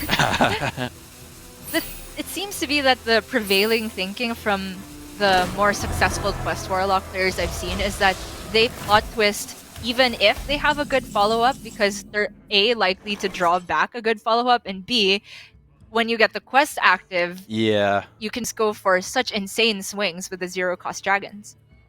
It's a very contentious point, and I feel like the jury is still somewhat out on that as a line of thinking overall. Rivius is not going for Bran on empty board here. This is pretty interesting to me. Gonna get eaten up by this Caladan though. Yeah, this at the very least makes for, forcing mana out of Glory's hand. It's the potential for a huge amount of damage on the following turn. Yeah, I think the thinking there for Rivius is that whether it's Bran or Tiamat that comes down, it is a must answer, and then he follows up with Alexstrasza in every world. So he would rather have that big board and then charge from hand. not an especially impressive bunch of dragons True. here. Even to the extent where Rivius holds back the fairy dragon just to keep the corrosive breath alive. The Waxadread might be pretty relevant here. Not right Maybe. now, but it can get very annoying for Warlock in the future. That's Rivius' fair. deck That's fair. is still pretty thick, so unlikely. Wow. Wow! I did not expect that. This is a big boy play, is Gia. this- But with Zephyrus on the other side. So we could give Wind Fury. Right. That's 23. There's Corrosive Breath for 25. It's 27 as far as I can see.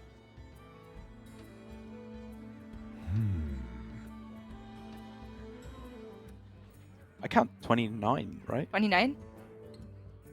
For Okay, sure. Yeah.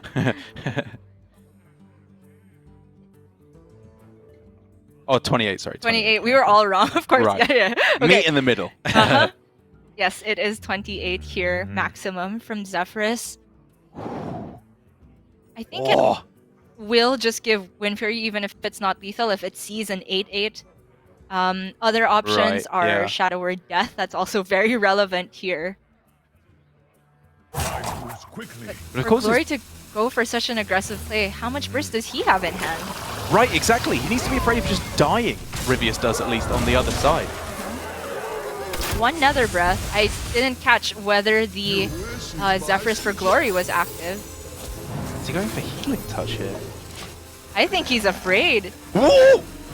He didn't get the Healing Touch. I mean, Glory just made an alpha play, right? He said, I have lethal in hand, so Rivius was scared. Oh, Look for the yes. Healing Touch. But it's not there. Call it a bluff, call it the best play that Glory had available. Whatever it was, Rivius believes himself to be dead here, but the good news is, for him at least, unless this is a Mally off the top, and even then, actually, he's still clocking. He really betrayed. Okay, so this gets him Aranasi and Moarg for heal. I was just looking at Tap Nether there for Glory. But this, of course, gives him a lot of heal. Zephyrus used. Rivius is now on, looking to me like a Zixor game plan.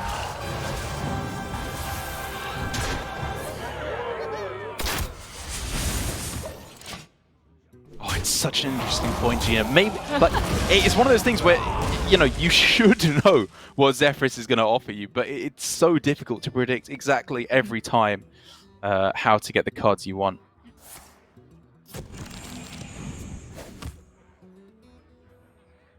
Oh! Whoa! The Nether Breath was used, though. I think if Glory just played Malagos Plot Twist or Rain of Fire Plot Twist, he's almost guaranteed to get lethal there, but there's a small percentage where he doesn't hit it. Yeah. So just taking the safe play. Knows he's not dead this turn. He can get it next turn. But now Rivius setting up his own counter lead on the backswing. Still not quite there for Glory. So likely to hit Oh, it. there it is. Okay. Whew. And now, Gia, this loss for Rivius is absolutely devastating. He now has to 3-0 sweep the best deck in the game in Pain Warrior. Yikes is all I have to say to that. We saw a salty clap from Rivius there. Honestly, from Glory, that Alex Straza was so not hesitant at all that I cannot fault Rivius at all for thinking that he was just reading that there was 12 damage bursts on the other side. It's not that hard. It's Nether Breath, Soulfire, or some combination of the Nether Wing with Rain of Fire for another 4 damage, but that was so cool to watch. I don't think I've ever seen bluffs in Hearthstone work out quite as well as that did. Yeah, it was a very interesting dynamic, and I will say that for Rivius here, the fact that Hunter is struggling so heavily for him, maybe something different happened in testing. It's a small sample size for sure, but I've got to say, I feel like Demon Hunter would have performed better in most of the matchups he's seen so far, be it Druid or the Warlock so far. But clearly, he's got some kind of a thinking that we are not privy to. But it does look like we are going to sadly have to go to a very short break while we sort out some issues that we are having at the moment. But do not go anywhere. We'll be back as quick as we possibly can with the rest of Glory versus Rivius.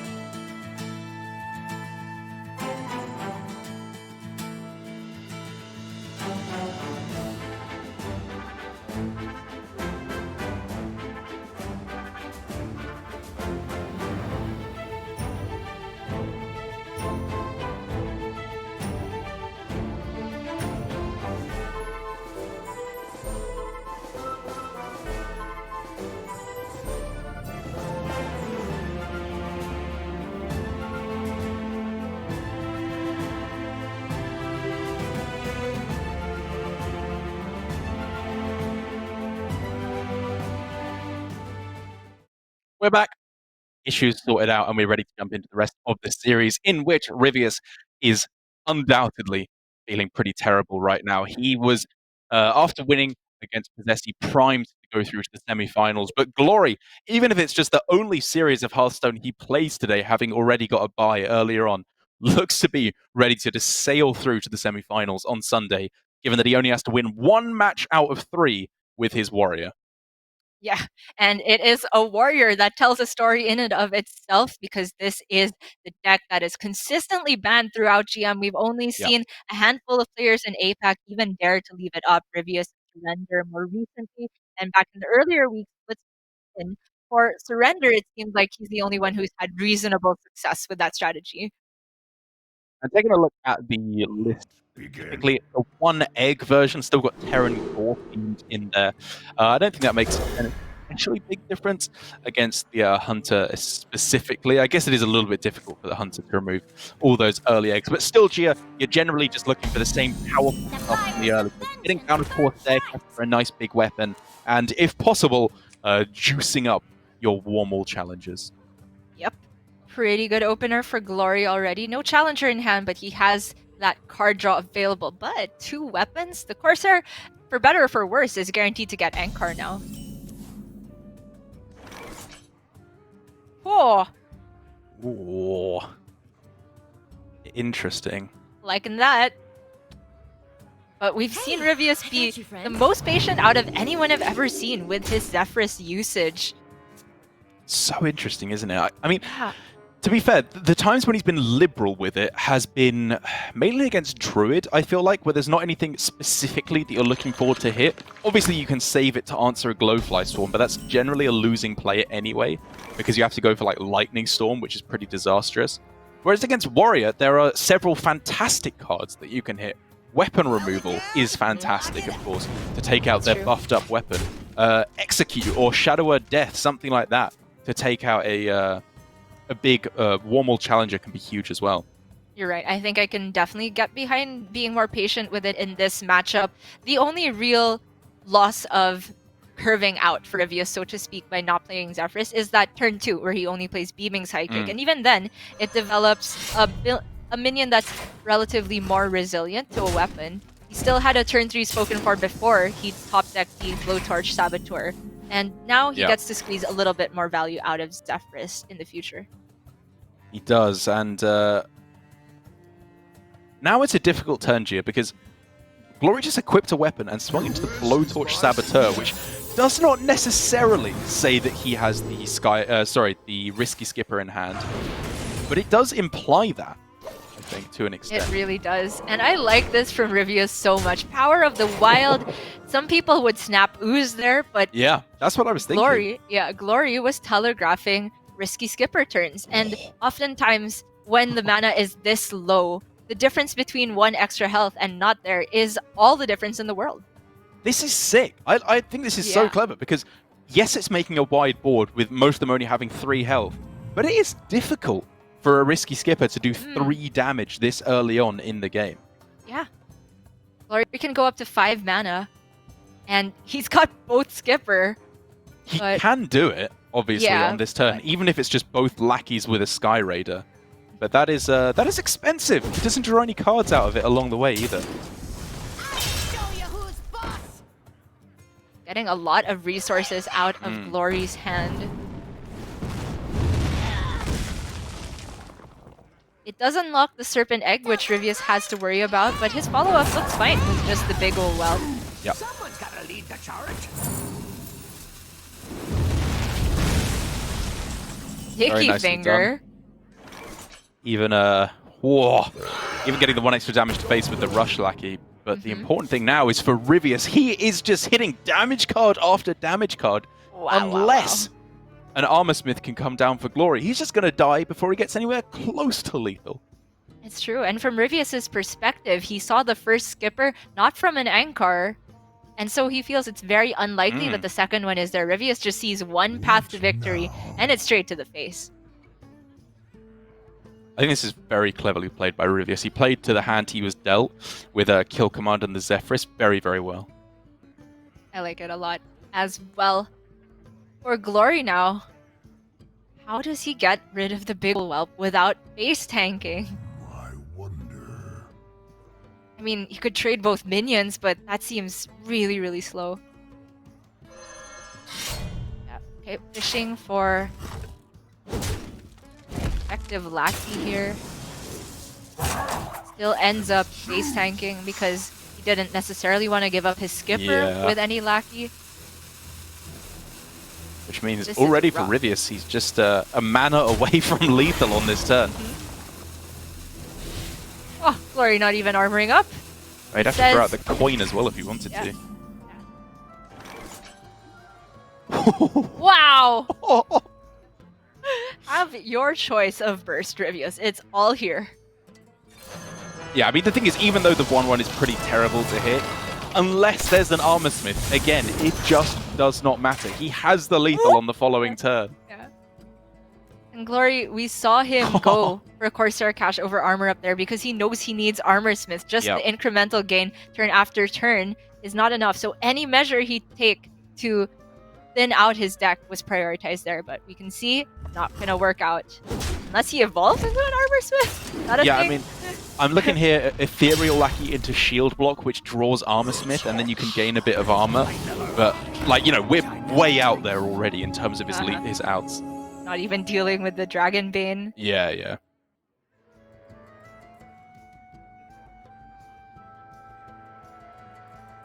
I mean, from Glory's perspective, he's just hoping to kill the Dragonbane and armor up, but armor is too expensive. I mean, I think he's already considering going for something like Rampage on the 1/1, Risky Skipper, Witchy Lackey, because his only out is hitting Armor Smith off of the Evolve. Sure. Yep, that's the play. Oh, so close. You know, well spotted to even think of that. But there you go. Rivius takes it. Finally able to get a win with his Hunter there, but can he actually complete a reverse sweep on Warrior? That would be a feat. It would indeed, and still an undeniably uphill climb with both his Warlock and his Druid remaining. Slightly different lists compared to the usual stuff a lot of the time for both of his lists actually here, with of course the double copied Breath of Dreams and the 2 Emerald Explorers in his Druid, and then in the Warlock going for the kind of 1-on-1 build that I haven't seen before, with 1 Abyssal Summoner, 1 Kartut Defender, and of course Frizz in there as well. I guess the benefit of this kind of a list, weirdly enough, is even though we saw him get a Zephrys active with 13 cards left in the deck earlier on, it's kind of more likely for that to happen when you're running more one-offs. Yeah, there's also that inclusion of an Ooze as a one-off, cutting Mortal Coil for that, which is a very big deal against Warrior if you're able to cut off some of their card draw from the Ankar, or even give them slower early turns with the live wire lands, can just give you that extra time to hit the lethal. But we are going to see first the Druid from Rivius. He had a great draw the first time this deck was seen on stream. Yes. But how's it going to be now? Wow, still great! Pretty good, I'm going to say. Obviously, there are very few dragons in the list, so he is far from guaranteed to hit one. And obviously, Fungal Fortunes does not help with that goal, discarding all minions along the way. Wow, with 2 Mount Sellers in hand, though, that's kind of a relief for Rivius in some ways. True. The Fungal can't discard those at the very least. Of course, we're still looking at Ysera and Double Emerald. Oh my god, Rivius can just... He's a god. No words. I'm going to go ahead and say that that was crucial for him to pull things back, because already for Glory, we are looking at an insane curve for You're him right. here. Inner Rage Rampage followed up by a copy on the Warmlinger. It's not something we've seen for several weeks, and that's why Warrior has been banned out. But Rivius is gearing up for a big response. Yeah, he's got his own very, very powerful turns. Glowfly into Emerald, into Exotic Mount Seller. He probably survives until that point, right? Yeah. What to do? He's even considering healing for nothing rather than dealing damage, just to avoid enraging it and allowing for these Bloodsworn effects. I completely agree. Of course, the underlying thing to say is so as to avoid overdraw. There's also consideration for tossing Moonfire instead to Glory's face, for example, that only punishes a Battle Rage in the far future. It's curious because Crystal Power, I think, for 2 damage later on could be more useful, especially since on the Mount Seller turn he can coin it out. But yeah. Wow.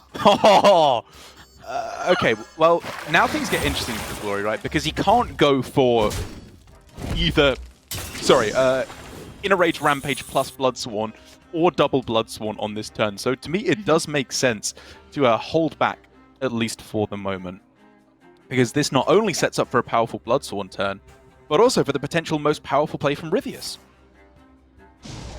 True. It gives him an additional swing to get rid of a Glowfly.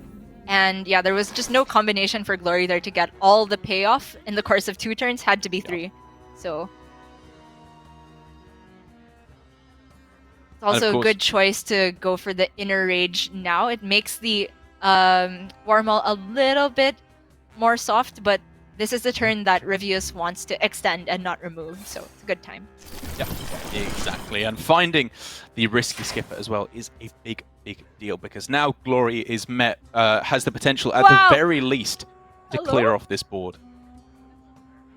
How does he even portion out the threats? Is it just all in on the Warmaul? He could buff up his egg, but the copied Warmaul, of course, would not be as good. But buffing up the egg allows him to trade off 1 more Glowfly. isn't it just a risky skipper turn? Like, is he doing any of the Bloodsworn stuff this turn? If he gets Sky Raider and is able to hit a 1-mana Pyro off of that, he can also get the Rampage down, which would be absolutely insane, setting up for double Bloodsworn next turn. Okay, sign me up. Someone's gotta lead the charge. Oh! Cashing in an Inner Rage now to get whatever. more damage onto the board, giving Rivius no time to breathe. This makes sense as well, whether you want to go for the Rampage this turn, next turn, whatever. This board is not being dealt with anytime soon. Fog Beam not cheapened, but Rivius still has quite a few shots at a Beast to help pull him out of this one. Zixor or Diving Griffin, of course. Big ones.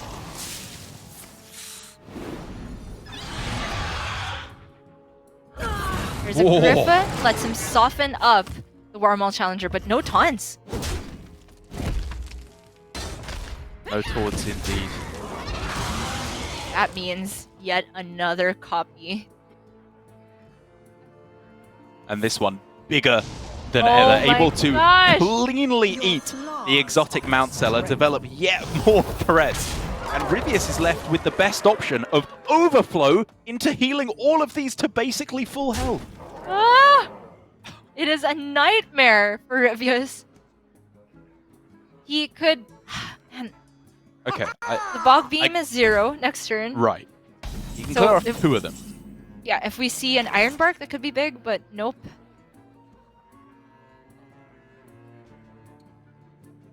Surely it's better than Overflow for healing most of these, right?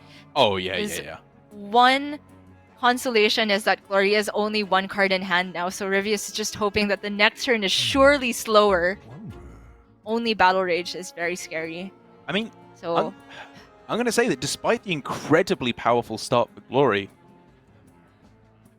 Rivius is not in that bad of a position anymore. The big Warmaul is obviously very scary, yes, but he has Overflow to come down on this turn, set up for a powerful Mount Seller play next turn. Is it Overflow this turn? Okay. I don't think it's Overflow this turn. Is it really not Overflow this turn? He can take out 2 of them and draw up. I was looking at Mount Seller plus Bog Beam, but he's just relying on the Porcupine to get rid of them this way. He misses, though. Oh. And that's going to be game. I concede. There's no way to avoid taking the damage. Takes a risk, it does not pay off, and you can see what it means to Glory. He is going to be our first player going through to the semi-finals on Sunday after a ridiculously impressive run through the Swiss and the round robin. You're going to see what it means to this man. Well played, Glory. You deserve it. Yeah, wow. From Rivius there, we saw some brilliant plays, I would also say, in the earlier turns, in the Hunter versus Warrior matchup. I really, really like the use of Zephrys. You pointed out as well, the Power of the Wild was a great spot, but ultimately at the end, didn't quite get there, because how can you really expect a 3-0? Yeah, I mean, there's a reason that it is the most banned deck at the moment, and also the highest win rate deck at the moment. It's just the best deck in the game. Does so well against pretty much every deck in the metagame at the moment. I'm still left a little bit weirded out by that final turn. I mean, yeah, me too. I can see how his play gave him a chance to just run away with the game if he didn't die on the spot, but it seemed fairly risky to me, whereas he could have just made a board that was so wide on the following turn that, you know, an 8-attack Warmaul Challenger, while very scary, potentially wouldn't be able to be running away with the game on its own if he was able to get down a big Iron Bark. Yeah. Well, curious to know what Rivius was going through, or what was going through Rivius's brain at the end there, but that will still not be the last we're seeing of him. He's moving down to the elimination bracket where he faces the winner between Possessi and Shaxi. But Glory, my gosh, what a dominant performance throughout the Swiss, the round robin, and even in playoffs. Yeah, very, very impressive stuff. Let's take a look at the bracket now to get a visual representation of what we have been talking about. As we can see there, Glory crowned as our king, and rightly so. I said it last week, the king of APAC for this season, going through to the semi-finals in very impressive fashion. Shaxi vs Possessi in our elimination match, as I turn into Sean Connery, is going to be our first match up next. The loser of whom is just out of any contention to go through to the playoffs to go through to the global finals later on in the year. And it should be, Gia, a very, very exciting match. Be it amazing or very questionable, no matter what, I have loved seeing Shaxi play this season. Oh, for sure. We sadly, or maybe happily for some people out there, don't get to see Flash Priest, as Subtle has called it, and I have called it, but apparently that deck can make it to Legend, so maybe not that garbage. Shaxi has settled on a much more standard lineup, and I think appropriately so when the stakes are this high. Oh, yes. And then, of course, it will be the winner facing off against Rivius. But taking a look at both of these players' deck lists, as I believe, given that neither players played in the previous series, we can just jump straight into things. We've seen Possessi earlier on today, a fairly standard list overall. But for Shaxi, Gia, things are looking, for the most part, pretty similar, as he's gone with the Warrior and the Demon Hunter, of course, and then with the Warlock and Druid as his two remaining decks, with the Warrior being banned out. That's right. From Shaxi, we've seen every measure of experimentation, weeks where he was bringing strange rogues, that week where he brought Priest, but he's finally ended on what looks to be the 4 most brought decks in APAC. No Hunter here, but I think as far as the deck lists are tech, I think he's just in a good position to win. This is the HS replay, take the best 4 strategy. And I think it's a very reasonable strategy to go for. The Warlock as well, teched a little bit more for the, I don't want to say mirror, but not teched for aggro, I will say, is kind of the 2 ways you can go about it, given that he is not running the 2 copies of Cartot Defender, instead has the Abyssal Summoners, which will of course help in the mirror. And I find Gia could also help against the Druid, because there's a decent chance that we end up with Quest Warlock versus Druid here. And having that little bit of extra punch in the mid-game can make a big difference in the matchup. Yeah, it's very true. That matchup, I feel that the optimal way to play it from both sides is still being figured out. There's a lot of mind games involved on the timing of Glowfly Swarm and whether you feel like the opposing Warlock has a clear for it, but I can get behind the fact that Abyssal Summoner is backbreaking when Druid is behind. As far as Shaxi's other lists, I think the Druid is looking exactly like what the Japanese players have been bringing week to week outside of a One of Claw, the Shaxi special. Yeah, exactly. He does. He loves that claw, doesn't he? And so far, it hasn't worked out amazingly well for him. But 1 mana deal 2 damage, if you want to look at it that way, is far from the worst card, especially against Demon Hunter, where it can function even as a little bit of extra health gain later on in the game, if you need it to do so. But the main thing for me, Gia, is I'm just excited to see some Demon Hunter gameplay. Both of the series earlier on today, we didn't get to see it at all. But now, finally, we're going to get to see, hopefully, a mirror, or at the very least, just some strong Demon Hunter action. I do think the mirror is the very first one we're going to get to see. And from Shaxi, the list is also kind of double dipping, the one of Blowtorch Saboteur and the one of Volpera. I myself am now firmly in the camp of double Blowtorch and none of that 3 mana 2/3 nonsense, especially for the mirror. But we did see in several of our testing last night that sometimes Volpera can be insane. I mean, sign me up to the Shouty school of thought. I am a 1 mana 1/1 gamer. I still believe in the power of the Crimson Sigil Runner. Maybe it doesn't end up as being a card that's included in the list, but the main point I'm trying to bring up there is that Volpera Scoundrel for me has just felt predictably very weak. You know, I don't think anyone was putting their neck on the line and saying, this is a great card in Demon Hunter. Quite clearly, it's not, because it took several rounds of nerfs before it was even being included at all. But I just feel like, in my opinion, having a slightly card draw heavier version of the deck allows you to go for alternate win conditions with a little bit more consistency. I find myself very often just going for Altruist for the win condition, even when I'm in the lead, Gia. I don't see it as just being a losing game plan. And just the power of Volpera Scoundrel has been questionable, to say the least, to me. For sure. I kind of feel like this is one of those strange phenomenons of a peer pressure tech in Hearthstone, where sometimes you just hear so many people saying that they're playing this in their list, they think it's good, that you just put it in there and rely on the people you trust and their testing instead. And, you know, for the most part, it's credible to believe when you have grandmasters in the other regions saying that this is just the card, but as time moves on, I definitely think that Volpera gets cut in favor of either the Blowtorch, or if you're Derek or Shouty, just the Sigil Runner. Yeah, I'll tell you one thing about Grandmasters, Gia. They definitely sound like they know what they're talking about. Whether or not they do is, I think, a little bit more up for debate. but they're very confident in their opinions at the very least.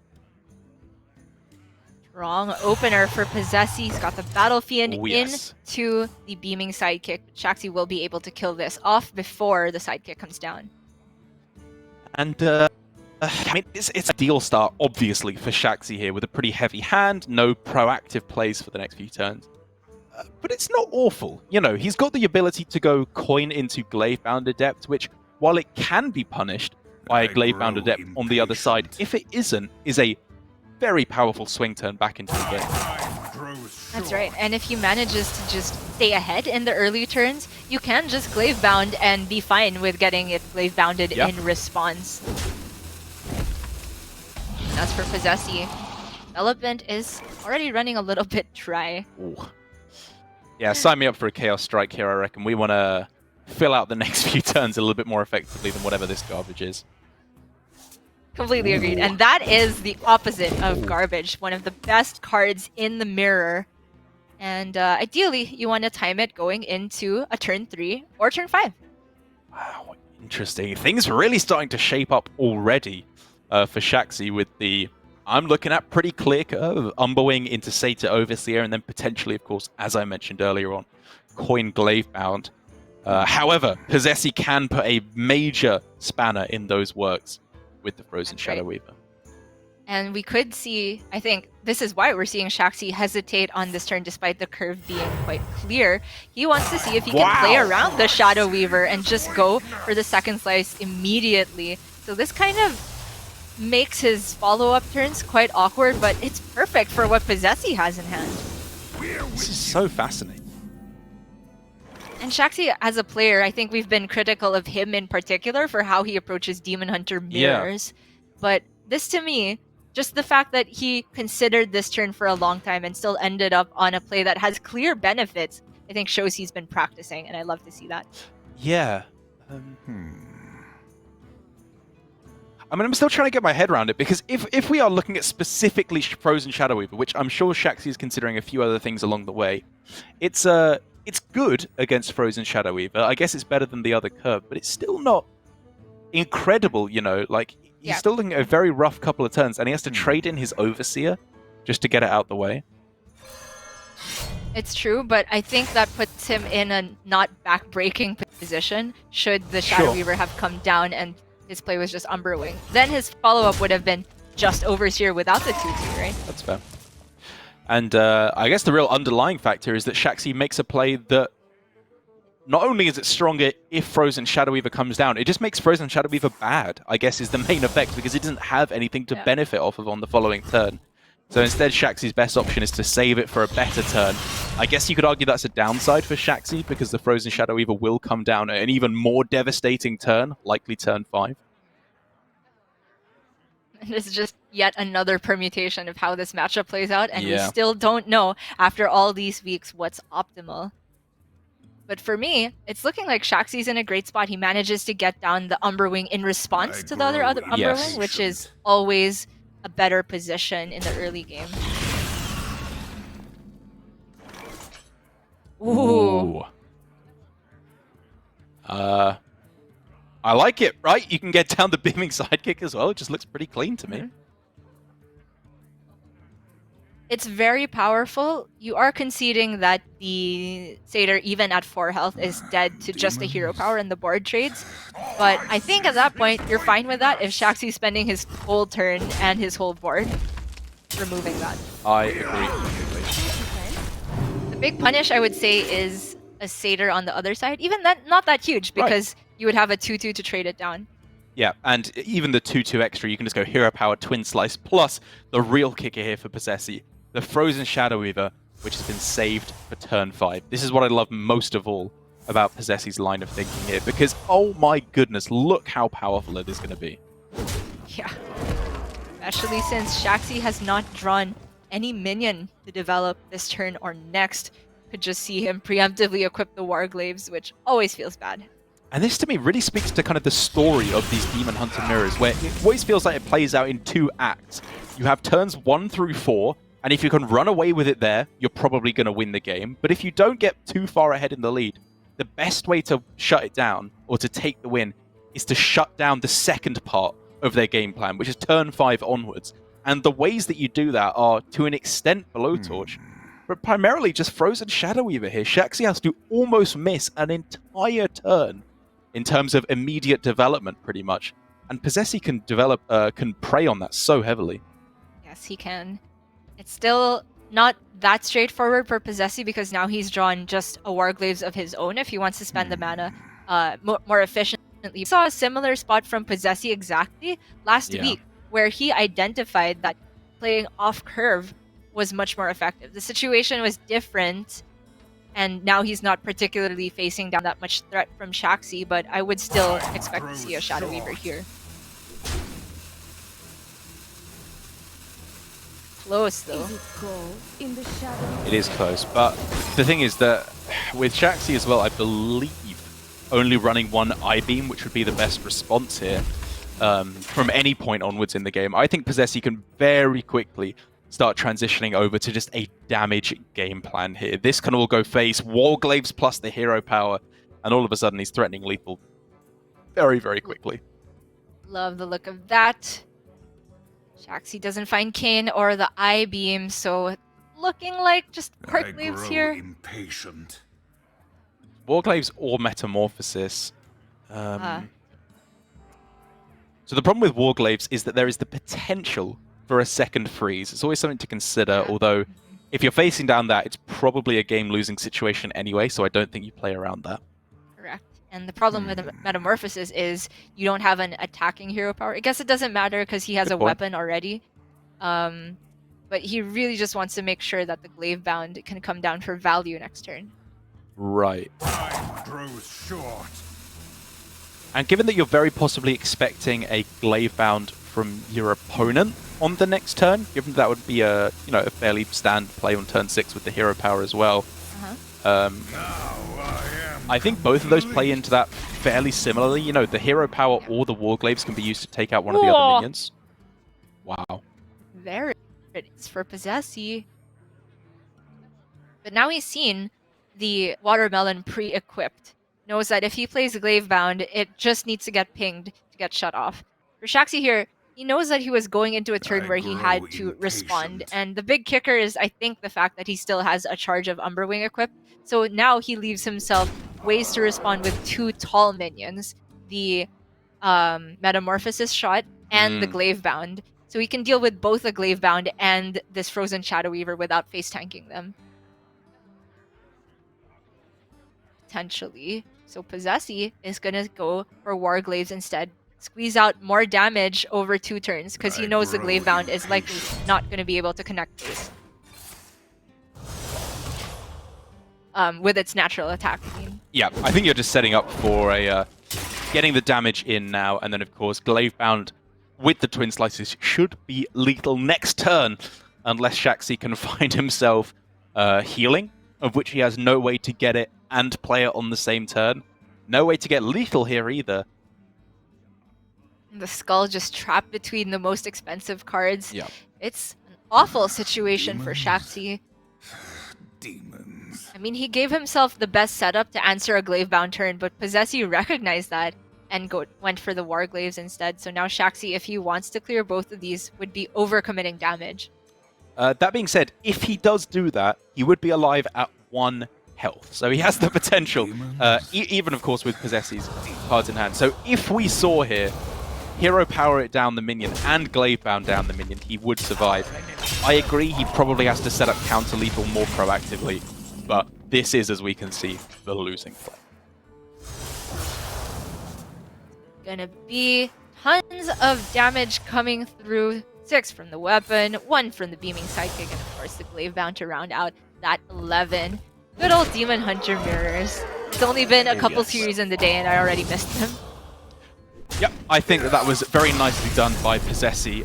The real questionable turn, or I won't even say questionable, the interesting turn there was from Shaxi going with the Coin Satyr Overseer on turn 2 there, sorry, even to get it down that little bit earlier. I'm still very much unconvinced, because even though it was that much stronger against a Frozen Shadow Weaver, the downside was, of course, that even if there was the Frozen Shadow Weaver in hand, it can either shut him down now or shut him down come turn 5 later on anyway. Whereas if he'd kept the coin in hand, it gives him a little bit of unpredictability because he could have made the powerful turn 5 plays one turn earlier instead. It's very interesting. It feels like the Shadow Weaver in that regard is similar to the Blue Torch Saboteur, where we were arguing, and Lorinda was in on this as well, that maybe you just have to bite the bullet and take that slow turn to make sure that you reset your hero power to the cheap cost. In the same way, maybe you just have to bite the bullet and take that one bad turn against Frozen Shadow Weaver and just adhere to the normal game plan. It's interesting, and I wish we could see more mirrors, but sadly not for the series. I would wish for that as well. But like you said, not for this series. So with Possessi, our relative newcomer, still, despite his impressive performance so far, is 1-0 up against Shaxi, one of the old guard here in APAC. And before we can find out the continuation, the result of this series, the loser of which will be out of contention, we're going to go to a quick break. And when we come back, we'll be finishing up this series.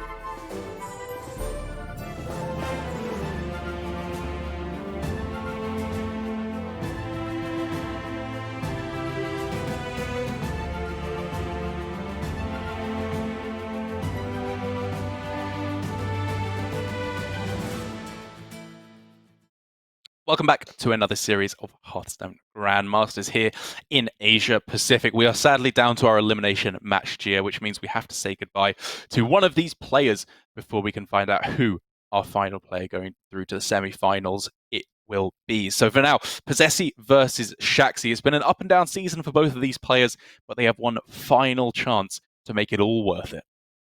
That is true. Don't scare me with saying you have to say goodbye to someone. Whenever we use that phrase, I feel like it's relegation. Of course, for these players, they won't be relegated if they lose. It just means they don't have any more shots in playoff. The truly sad and scary match will be later on today, and the last match of every day of the weekend as we find out who will be taking that third relegation slot, unfortunately. But of course, all eyes on Possessi and Shaxi first. The Demon Hunter is out of the way now for Possessi. Indeed. It's kind of expected, I think, when the Demon Hunter is left up, that it will take a win at some point. I had a little bit of argument about this with Sottle, where he was saying he feels like Demon Hunter has been a letdown for some of these players along the way. I agree, kind of, but here in Asia Pacific, when we have a very high percentage of Druids, which is a fantastic matchup for the Demon Hunter, I feel like generally you are looking to be taking a win at some point with the Demon Hunter. And we are going to see just such a matchup right now in the Demon Hunter versus the Warlock. Shaxi trying it once more with his Demon Hunter. And this is a matchup again, Gia, that I just keep going back and forth on in terms of who I think is in the lead. Yeah, last weekend we saw some very cool play from Rivius and Alutemo, I think, in their series where each of them took the win as the Warlock versus the Demon Hunter before the Demon Hunters could even get their own wins later on. And I think it was very key that we saw them go for more card draw when it was available. They didn't just play for removal. They went for trying to get the most efficient Dark Skies out and follow up with the Abyssal Summoners on a relatively clean board. Or Cartoot Defender in the case of Alutemo. Indeed. But one of the interesting things I kind of feel about this matchup, what I'm hearing from the pro players, is that while this early board control is, good, you want to be getting the damage in early on, it is not the most important thing up against Warlock. You want to be making sure that you have that consistent mid-game pressure, be it through the Warglaives, Glavebound, or Skull of Gul'dan, actually, ideally. Do you think Skull is a keep in this matchup then? Or Demon Hunter? That's what I'm hearing. That is what I'm hearing. That's interesting. Yeah. I haven't tried it out myself. Generally, I do just look, as with pretty much every matchup, for an early curve. But I think the idea is, especially in the draw-heavier list, you just want to be making sure you're playing the cards that are awkward for the Warlock to deal with. Because these early boards are incredibly easy for the Warlock to deal with. Be it the Dark Skies, the Moarg, plus all the spells, all the Nether Breath as well. Even the Crazed Netherwing on turn 5. It can deal with them very easily. Whereas Warglaives, burst damage, a Glavebound Adept with a couple of other minions can make it very difficult for the Warlock to effectively answer. Very succinct point. We can see from Possessi, he made quick work of that Battle Fiend with his Nether Breath, so now he feels comfortable enough that he can tap and not have to play the Questing Explorer. Could go for it alongside the tap next turn. But from Shaxi's side, we could see him go for the play out of the game plan you're talking about, which has the mid-game juice. Look at this curve. He just has... I thought it would be Kayn potentially this turn into Warglaives and Glavebound to unlock Skull from the left side. Well, the counterpoint is, of course, that Kayn Sunfury is ideally going to be kept for pushing for lethal through a couple of Cartoot Defenders. But I think, as we've seen here, oftentimes the Cartoot Defenders come down way before there's potential for lethal. And then you're put in that difficult spot where you just play Kayn and ignore it, even though it can still sacrifice itself off and gain extra health. Or do you just then kill it off and get through it the old-fashioned way? It is very curious. For Shaxi, though, he still has an opportunity to Kayn later on. I'm definitely looking at Warglaives for this turn and then Glavebound on the follow-up. He could just delay the Skull a bit longer because he just has great plays turn after turn from this point. Demons. Possessi, I don't think he's running Acidic Swamp Ooze. Not there in the list. You are correct. Yep. So I'm liking just the Warglaives here for Shaxi. I very much agree. You're getting down that consistent damage. Having a weapon and a board at the same time is very awkward because the Warlock doesn't really know what to do. Do they heal up and still tank the damage from the weapon? Do they play out a minion, allow the weapon to get through it and still tank the damage? Wow. Whoa, is he not even clearing this questing? I guess the thinking is the likely play is Crazed Netherwing anyway, against which this Questing Explorer does nothing. Sure, but Mortal Coil trades now are available. I don't know, I feel that giving yourself more room to play around things that aren't Crazed Netherwing is more valuable. Extra 3 damage later on. which can't come down all in one turn anyway, if it's going to the face. Yeah, I mean, it's about playing the long game though, right? You know it's not coming down in one turn, but you just need to try and eke out every point of damage. I agree, I'm on the fence. I totally understand your point. I just think for Shaxi there, given that Possessi, if he had the Crazed Netherwing, really wanted to play it there, definitely made Possessi's life more awkward, at the very least. True enough. On Wow, average. we could just see twist into twist, though. Quest completion. Or alternatives. Yeah, I mean, Alternative is just tap, right? So Right. why not just complete the quest? well, I think the thinking is with 3 cards left and in order to complete the quest, and what is a pretty good hand right now, he could just hold on to it and make use of this very removal-heavy hand. Sure. Also important that Possessi has missed Aranasi Broodmothers, both off of the first Sense Demons and this plot twist, which is a very big deal. See, he knows that information. Our enemies will fall. He does indeed. And Shaxi now ramping up the mid-game pressure. I absolutely agree. This is what you're trying to do in the matchup above all else. Possessi's guaranteed to hit at least one Broodmother from the second Sense Demons now, Yep. and he still has Soulfire to get rid of the Glaive-bound Adept. Just Soulfire tap, I think, is a reasonable play. Looks great. Of course, you go about it in this order, I think. Yep. Wow! Oh! We're looking at the double Moargs, but no dragon in hand just yet. Yeah, no potential for lethal, of course, for Shaxi quite yet. But at the very least, this hand is not running out of stuff to do anytime soon. Oh, yes.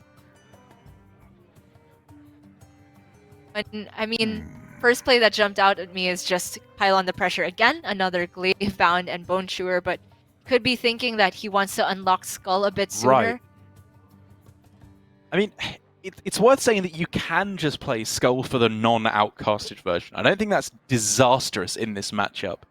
It makes your Kayn a lot, your Altruis a lot weaker, which I think is what you're kind of trying to move to as potentially your final push to get over the finish line. But of course, again, you do want to save the Kayn to get past the Carters. Yeah. Right. If Kayn comes down now, then Shaxi gets very punished by another set of healing. He had seen one Nether Breath though.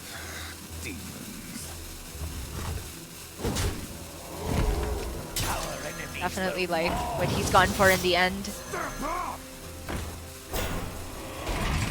But this turn is just insane for Possessi. Even the coil gets buffed to one-shot Disgusting.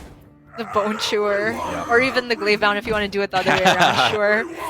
The top deck Dragon was huge there for Possessi. Oh yeah, of course, there was not even a dragon in hand before. Yeah. Had 2 draws with the hero power, but makes all the difference in the world here. Clear board. Dragon Queen Alexstrasza potentially coming in for lethal, in fact, over the next couple of turns. Yeah. Even gets the other Broodmother. Basically back up to full. Looking very good indeed for Possessi. But Shaxi, I'm still going to say it, not out quite yet.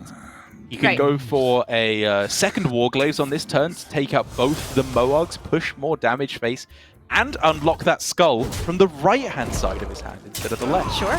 Yeah. Most of the expensive cards in his deck have been played, both Warglaives, both Glaive Bound. It's just Metamorphosis now that's beyond 4 mana cost for Shaxi to draw off the top here. He's very likely to get an outcasted skull next turn. Oh! Not active, but that's just an 8/8 this turn. We take those, right? Oh, yes. Potentially looking lethal on the following turn if this all sticks about with Alexstrasza Soulfire is exact lethal ready to come my. down. Shaxi's only got 1 Eye Beam as well.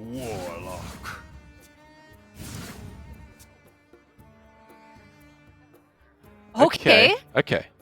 Very good Freeze a draw. minion. Is it cold in the shadows? And even just by tanking it before the Alexstrasza came down, he would have prevented lethal, but doesn't want to attack at all here into the Carter and give healing to Possessi. Yeah, I love that. He's got the cane. It's me telegraphing to Possessi that the cane is in hand, but Shaxi's got a very clear game plan now. He's seen both of the Nether Breasts and both of the Moargs used. And Nasi's are both in hand, as he knows. Yeah, I mean, even then, the Carter can just sacrifice itself in, right? Like, he still loses a lot of board control by not clearing it off. Well, it's just one layer that can sacrifice itself. Yeah, sure. But even then, he's not getting... he's not hitting lethal next turn, right? If the Carter trades into his Frozen Shadow Weaver. Well, for Possessi, I think he knows that there's a cane in hand, so I'd be hesitant to play a second cartoon here if I were him. The Caladan could just remove the most threatening minion on board. Makes a very good read that it's there. Very disciplined from Possessi here. He's committed to an attrition game plan now. Yeah, you're trading there. You've still got the Alexstrasza in hand. You're trading.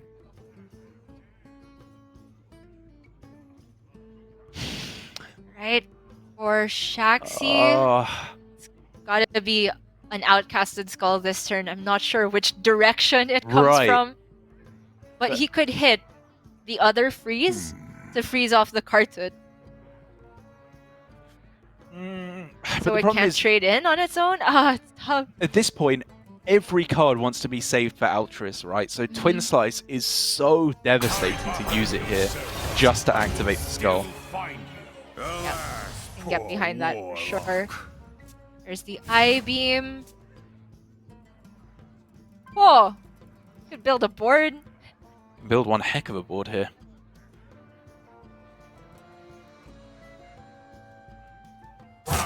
And just wish away the crazed Netherwing.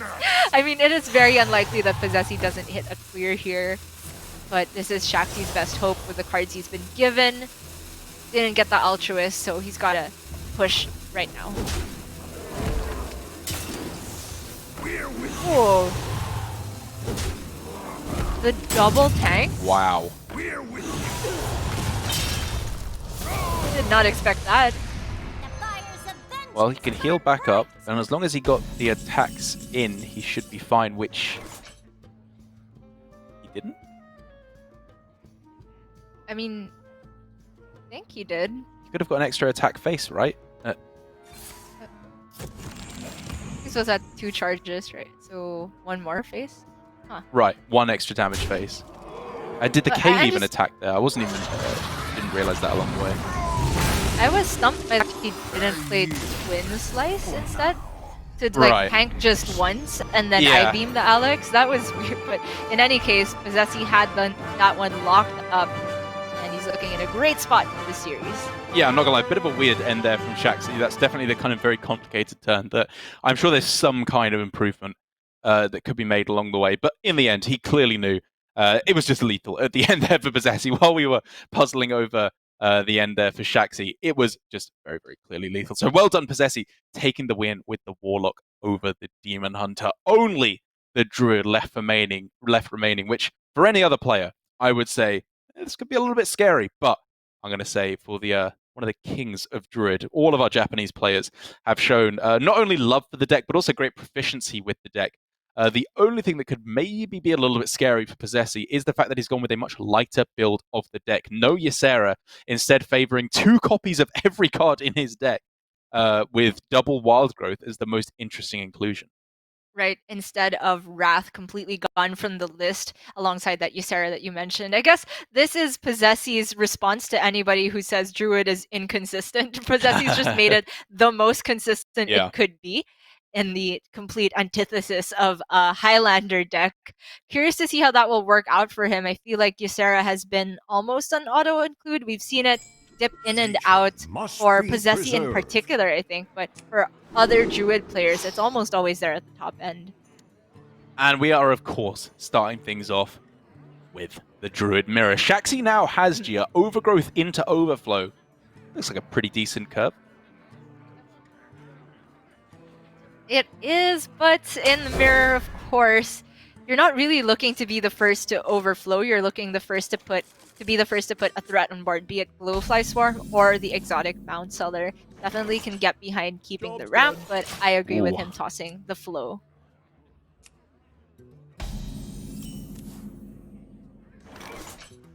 Wow, Possessy! Possessy's the man. He absolutely is. No minions discarded. Glowfly Swarm found as well to now. be fair, there's only one minion that he could have discarded there, which is the other Mound Seller. Good point. Good point. Still good for him though. Yep. Now all of a sudden, Wild Growth Glowfly is looking absolutely insane. How was your breakfast, Derek? Good. Yep. As in, there's nothing else to talk about? I'm struggling to find something. Outside of course, Shaxi getting his own Glowfly in the near future. Yes, me neither. It has been shown that quite consistently, a powerful enough exotic Mount Seller the turn after a Glowfly can get the job done, I will say. But of course, Shaxi needs that Mount Seller right now to have any chance whatsoever. And, I mean, even then. Yeah. The times the Druid Mirror can go later than just the first wave of Glowflies is when the one who plays Glowfly doesn't have a payoff spell, but we can see this Power of the Wild available for Possessed. Okay, there's a Mount Seller. Okay, that's something. He obviously doesn't want to go Coin Overgrowth because then that would just go up to 6. He gets it down the same turn anyway. So you may as well save the coin to go with the Mount Seller. Seems smart. What's there to think about, Possessy? I mean, I want 6 flies. There is a decision, right? Because if you go for the Glowfly, you are setting up for a much less powerful play next turn without the Mount Seller. What do you mean? He can go Power of the Wild. That looks powerful to me. I'm just explaining the thought process, right? Okay, it's a dumb thought process, but it's there. Here's an actual tougher decision. Sorry, Derek. Does he kill the 3-2? Because that gives him a solid grip on the board, another Glowfly to buff on the next turn. But of course, it makes the later Mount Seller much weaker. Bonding Glowfly if Shaxi wants it, though. And if he even thinks about any other line of play, I will call him an idiot and never talk to him again. Am I doing my job correctly there, Gia? No. I think the other line is actually better here, Oh, right? The overgrowth. now. Yeah, because it's all the difference when you're playing the second Glowfly. Come on, Darren, you know this. No, I know. I'm just being facetious. I completely agree. As I said, the powerful enough Mount Seller can get the job done in response. And if he's able to find off the top primarily an Iron Bark, I will say, but even just a Crystal Power, something like that, it may be strong enough to get the job done in response. Look at Zazzy's play. I'm looking at Eagle buff. That is a great band name. I'm just going to say that right now. But yes, I am also looking Eagle buff. Again, how was your breakfast, Eric? Delicious. Chocolatey. How many griffins are you feeling? There's 4 shots of them. Creatures. Yeah, I mean, it's the only chance at wrestling this one back now. Zixor allows him to take out something extra with the Moonfire. Yeah, that's pretty huge. That's pretty good. Possessy doesn't have Savage Roar just yet, but he has his responding Mount Seller with 3 active spells minimum. So, yeah, I be mean, pressed to see. He's just got lethal as it currently stands with Hero Power. Oh, it is going to be, I think, here as we can see, the 3-0 sweep for Possessy. He has a chance still to make it through to playoffs. But for Shaxi, a representative who made it through to Group B, it was very unlikely he was going to make it nonetheless, with only 1 lifeline left. He lost a single series along the way. He was out. And he is unfortunately going to be falling here, which means all 3 Gia of our Japanese players are still in with a chance of getting through to the global finals. Absolute dominance from Japan. I like how we saw that little bit of glare on Possessy's glasses right at the end there. I just know he's opening up Twitter and drafting his next banger of a tweet. For Shaxi, though, I have to say it was a very cool run to watch throughout his season. He had some of the strangest decks. I think his greatest hits were the Rogue, where he tried to go for the Golden Kobold game plan versus Priest, Yes. and of course his own combo Priest towards the end, which managed to get a win over Samuel Tsao. Sad to see Shaxi go there, but it's, in terms of the overall consistency of play and lineups, I think I would have to give it to Possessi between those two. I would definitely give him a good shot, especially heading into next season. There'll be an entirely new metagame, of course, and depending on what it is, if it's towards a slightly less figured out metagame, I think that's definitely where Shaxi has his chance to shine as one of the more creative players and deck builders here. But taking a look at the bracket now, Gio, we can see what our final match of Group A for the day is going to be. Rivius versus Possessi to get things going here. It's going to find out our final player of the two to go through to the semi-finals along with Glory. But then after that, we're not going to be done here. We, of course, have one final match after this in Flurry versus In, as our two players in Division A who are in the elimination bracket.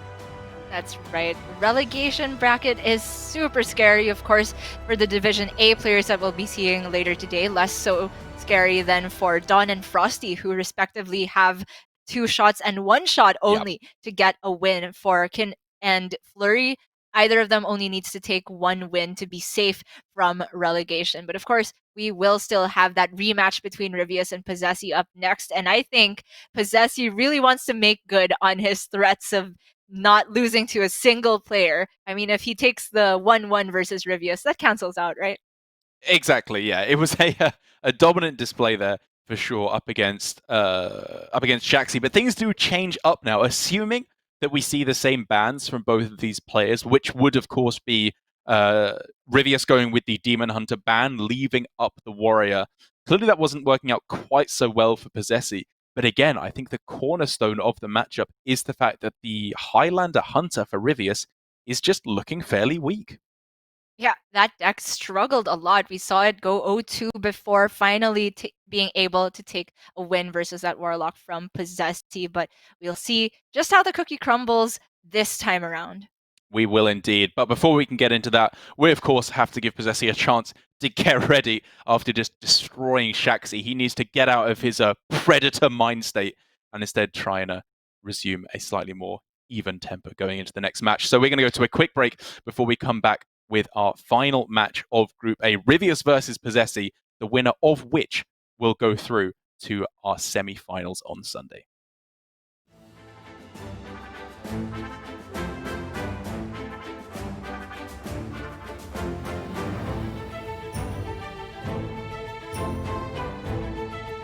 Hearthstone fans, and welcome to episode 7 of Mull It Over, a Hearthstone review show where we talk about key early game decisions by the Grandmasters, starting from the mulligan. The round robin portion of GM has concluded, and one of the breakout decks of the season is of course Quest Warlock. First brought all the way back in week 4 by APAC Grandmaster Rivius, the deck was something of an anomaly in a zoo-heavy meta. But after the nerf to Imprison Scrap Imp, more GMs began to recognize Quest Warlock as a powerhouse, not only because of its late-game OTKs, but also because of its stellar healing and removal options.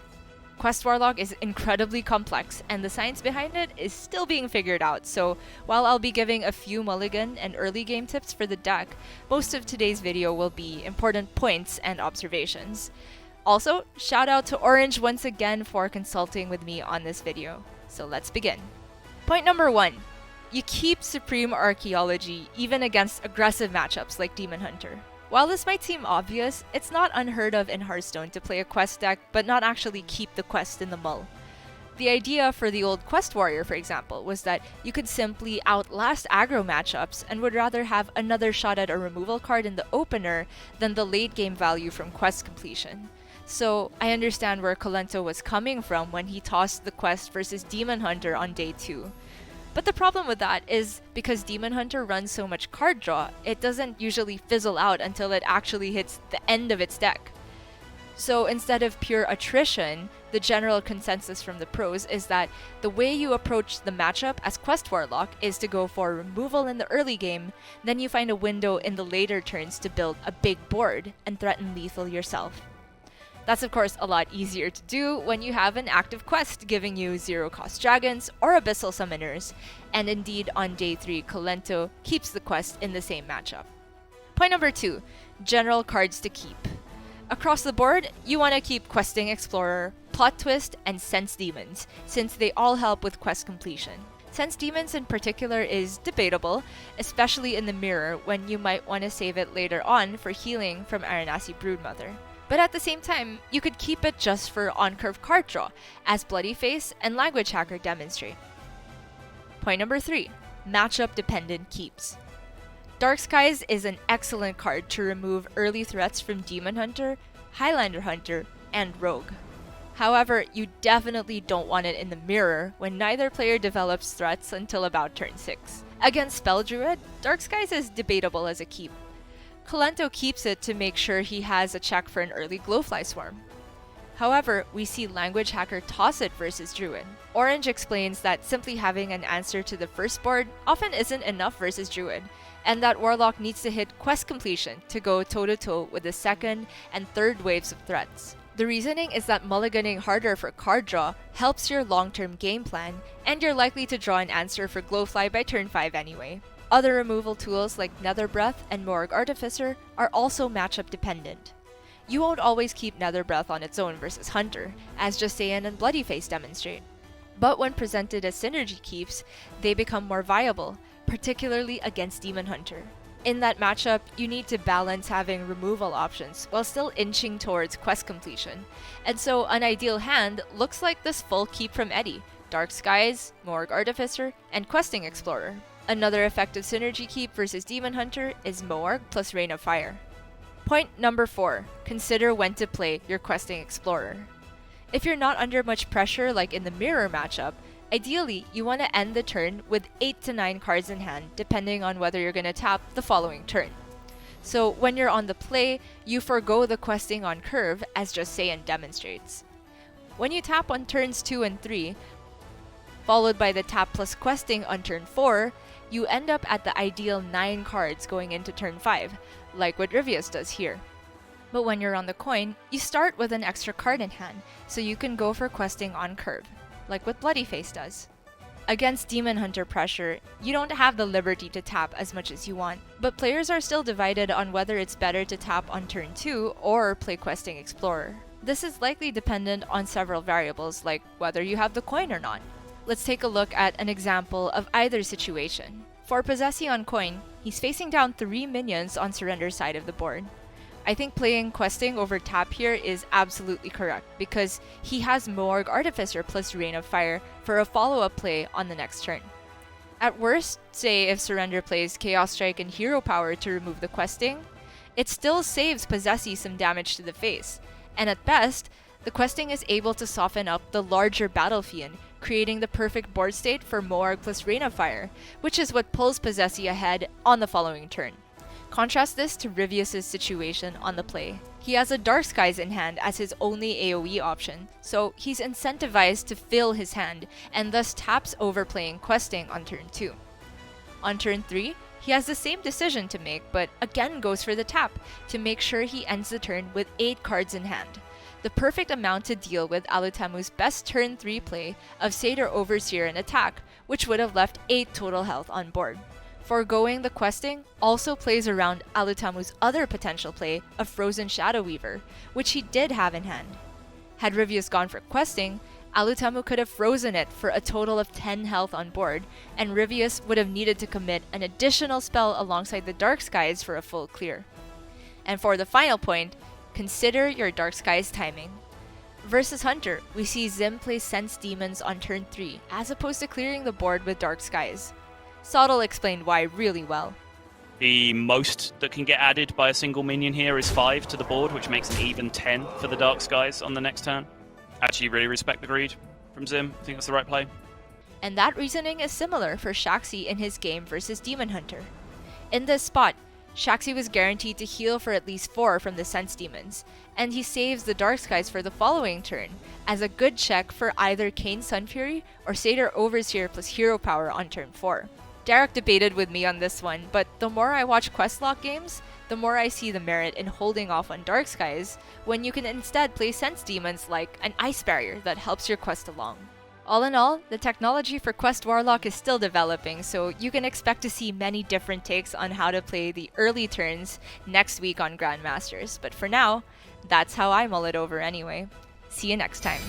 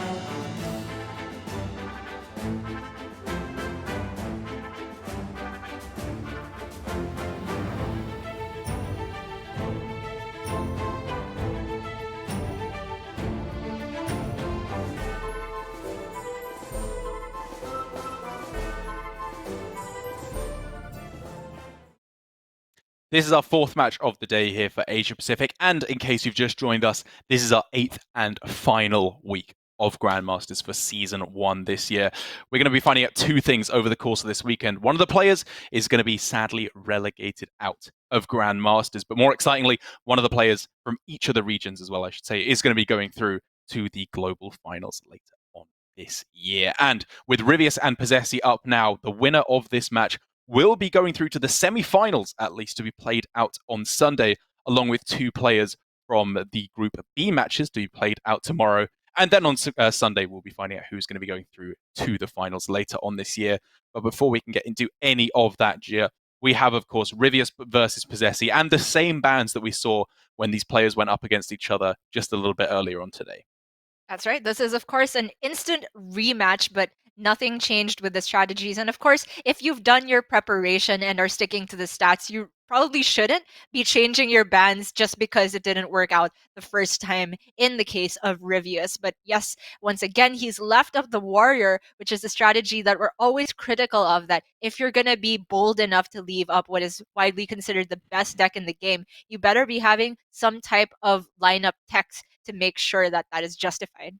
Yeah, I will say that I think, at least in Asia Pacific, as I said, where we have plenty of druids as the big kicker, leaving up Demon Hunter and leaving up Warrior are comparable in terms of they're going to get a win decks. Like Demon Hunter, we have quite consistently seen has very easily been able to get a win, as Warrior has. You have less of a chance, I will say, of sneaking a win against the Warrior than you do against the Demon Hunter. But I can definitely understand Rivius' thought process, especially when he himself, as we can see here, has omitted the Demon Hunter from his lineup, because that is a very bad matchup against the Warrior. The problem, of course, comes in, Gia, with his own Hunter as opposed to the Demon Hunter, which does not look like it's stacking up very well. Yeah, Hunter is always a deck that, when we see it on paper, Highlander decks play one big threat every turn in increasing size. That should be good against Warrior, right? But in practice, it always seems to stumble, and our GM stats reflect that Hunter has been struggling against Warrior. So it's up to Rivius to prove that that matchup is not actually that bad. But for now, we're going to start with the Druid for him. And in the 2 games we've seen thus far from this Druid for Rivius, he has been a Breath of Dreams gamer, but it does not appear that is going to be the case right now, as on the other side, Possessi has pretty much the 3 cards you always keep in every matchup here. Oh, yeah. With the Sky Raider, Corsair Cache, and Warmall Challenger. What a curve. Oh, yes. It's not to say that Rivius' hand is bad, though. He still just has every good card you want from the non-dragon version, which is Fungal Fortunes, Overgrowth, and Exotic Mount Seller. But make no mistake, anyone tuning in now, Rivius is bringing some of his signature spice. There's 2 Explorers in there and 2 Breath of Dreams. That's right, going for kind of a hybrid package where you have some of the dragons, you have the Breath of the Dreams, but you're not going quite so all in on the Onyxia, Alexstrasza, Malagos stuff that Ball Control and a few other players were trying a couple of weeks ago. Or Possessi, he could go for the Warmall, just unchallenged on board. He's 1 Inner Rage away from just running away with the aggressive game plan, but for now, the Rampage doesn't look like it's going to be able to have a target. So instead, going to start clocking away with his weapon. Damaged Lackey could be used in some instances to actually damage your own Warmall Challenger to activate Rampage. You're not wrong. You are not wrong. And I think it makes sense just as it's kind of gives you much stronger options over the next few turns. Otherwise, you're looking at Bomb Wrangler into Henchman Burglar, which, while decent, is better saved, I think, with the Bomb Wrangler to go for a risky skipper turn later on. Like the sound of that. And for Rivius, I'm liking the sound of getting his ramp going. The curve looks great for him already to go Emerald Explorer into the Mount Seller turn. Yeah, I will say it's a little interesting that he went for the play of Coin Overgrowth instead of Breath of Dreams on that turn into Overgrowth, because he could then still have gone for the Mount Seller on the same turn and instead had an extra coin to work with as well. I mean, what this unlocks though for Rivius is actually just full ramp again next turn, right? Overgrowth, Breath of Dreams, and then he just has 10 mana to work with when Possessi has 5. That's a great point. And that means he has room to play around with an Overgrowth game plan. Maybe there is just a way that this deck goes longer against Warrior than the other iterations of Druid. Things getting scary on both sides here. Obviously, when Possessi sees this from Rivius, he is going to be going, oh my goodness, what on earth is he building towards here? As you can see from his expression. But I will say, still, on the other side, Possessi is not left defenseless. This is the kind of hand that only needs that tiny little bit of extra help and can start doing some incredibly powerful things. For now, he can just play decent-sized pirates on curve. He got great generations from the Sky Raiders. Just the Henchman Burglar could give him, say, Titanic Lackey alongside the Livewire Lance is a pretty decently sized minion.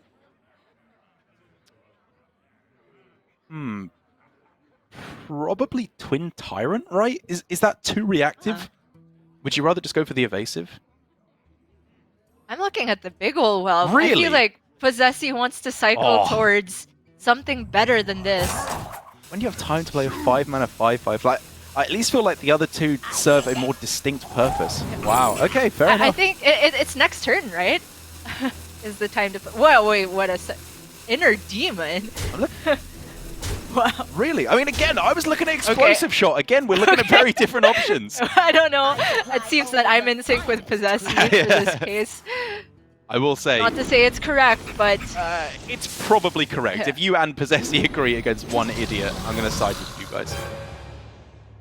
Don't be so hard on yourself, Dark. It's no fun when you make fun of you. I have to make fun of you. Oh, sorry. Gia, God, I'm the best. Love that guy, me.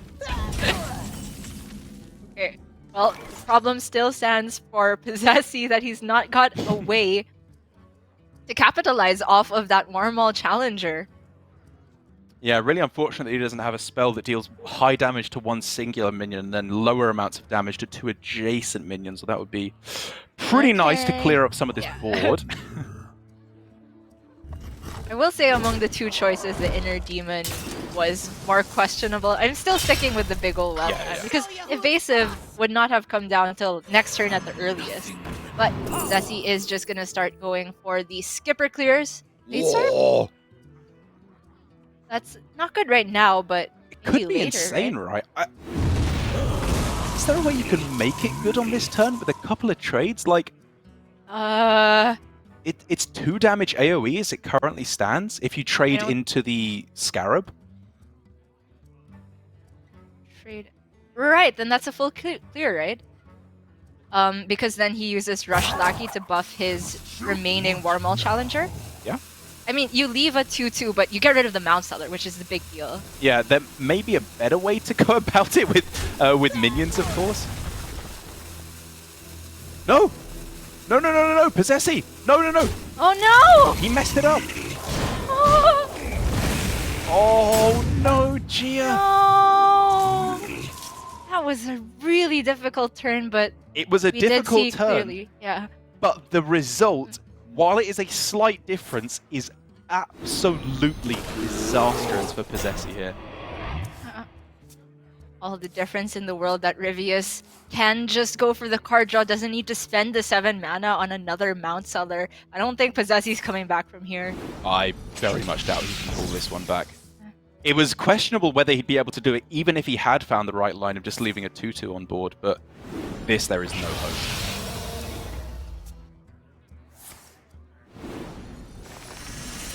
I think it would have left 2 2/2s because of the Zixar as well, but any amount of 2/2s is better than 1 Mount Seller, I'd say. Exactly. Because this just happens. Yeah, there is absolutely no coming back from this at all. Possessi now. This is the crucial moment, Gia, where we see the players who can come back and the players who can't. He needs to just let that go. It's so easy to just beat yourself up over this, hold yourself accountable. Obviously, it was wrong, but you cannot let that get to you, or he will just continue to make these mistakes. And I hate to say it, but we have seen Possessi get in those mental states where he just gets too far in his head, gets down on himself, starts to doubt how good he actually is. It culminated in that play where he just confused a Bog Beam for an Iron Bark, and that was just really rough on himself. But I feel like he managed to pick himself up after that. It's now just a question if he's able to pick himself up within a series, which is really testament to a different facet of Hearthstone players, right? Just being able to stay focused is a part of the game outside of the game itself. Yeah, and while we do have to go to a short break here, what I will say is I hope that Possessi just messages his friends, says, you know what, I messed up there. Tell me I'm still the best, and they can, rally him up again and get him ready to try and take back Rivius. No one knows but us. Oh yeah, of course. Well, you know what? If you want to message me, I don't speak any Japanese, but I still tell you, you're the man, Possessi. You got this when you inevitably see this. You can turn this around against Rivius. And as we do go to a quick break here, we're going to set up for our next match. Warrior versus Warlock will be coming up after this short break.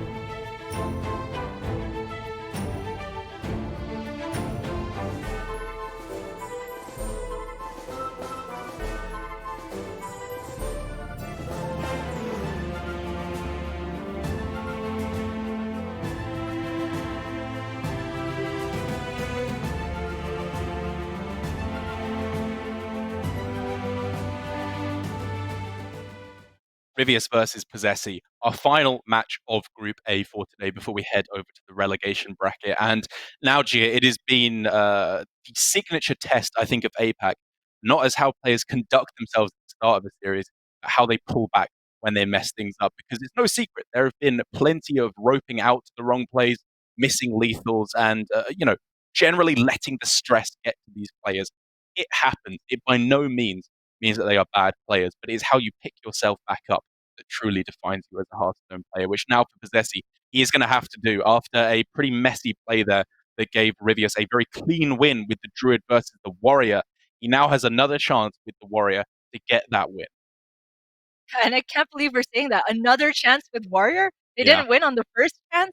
I mean, maybe this is the beginnings of Rivius' strategy coming to a head, right? He's built his decks differently. The ones that are traditionally unfavored against Warrior, at least. The Warlock has an Ooze. The Druid has that Dragon package that could give it some more juice in the mid game. So far, the Druid has managed to get its job done. I don't think it's dropped a single game for Rivius throughout today. But now I think all eyes are going to be on Rivius' Hunter, which was the weak point for him last time.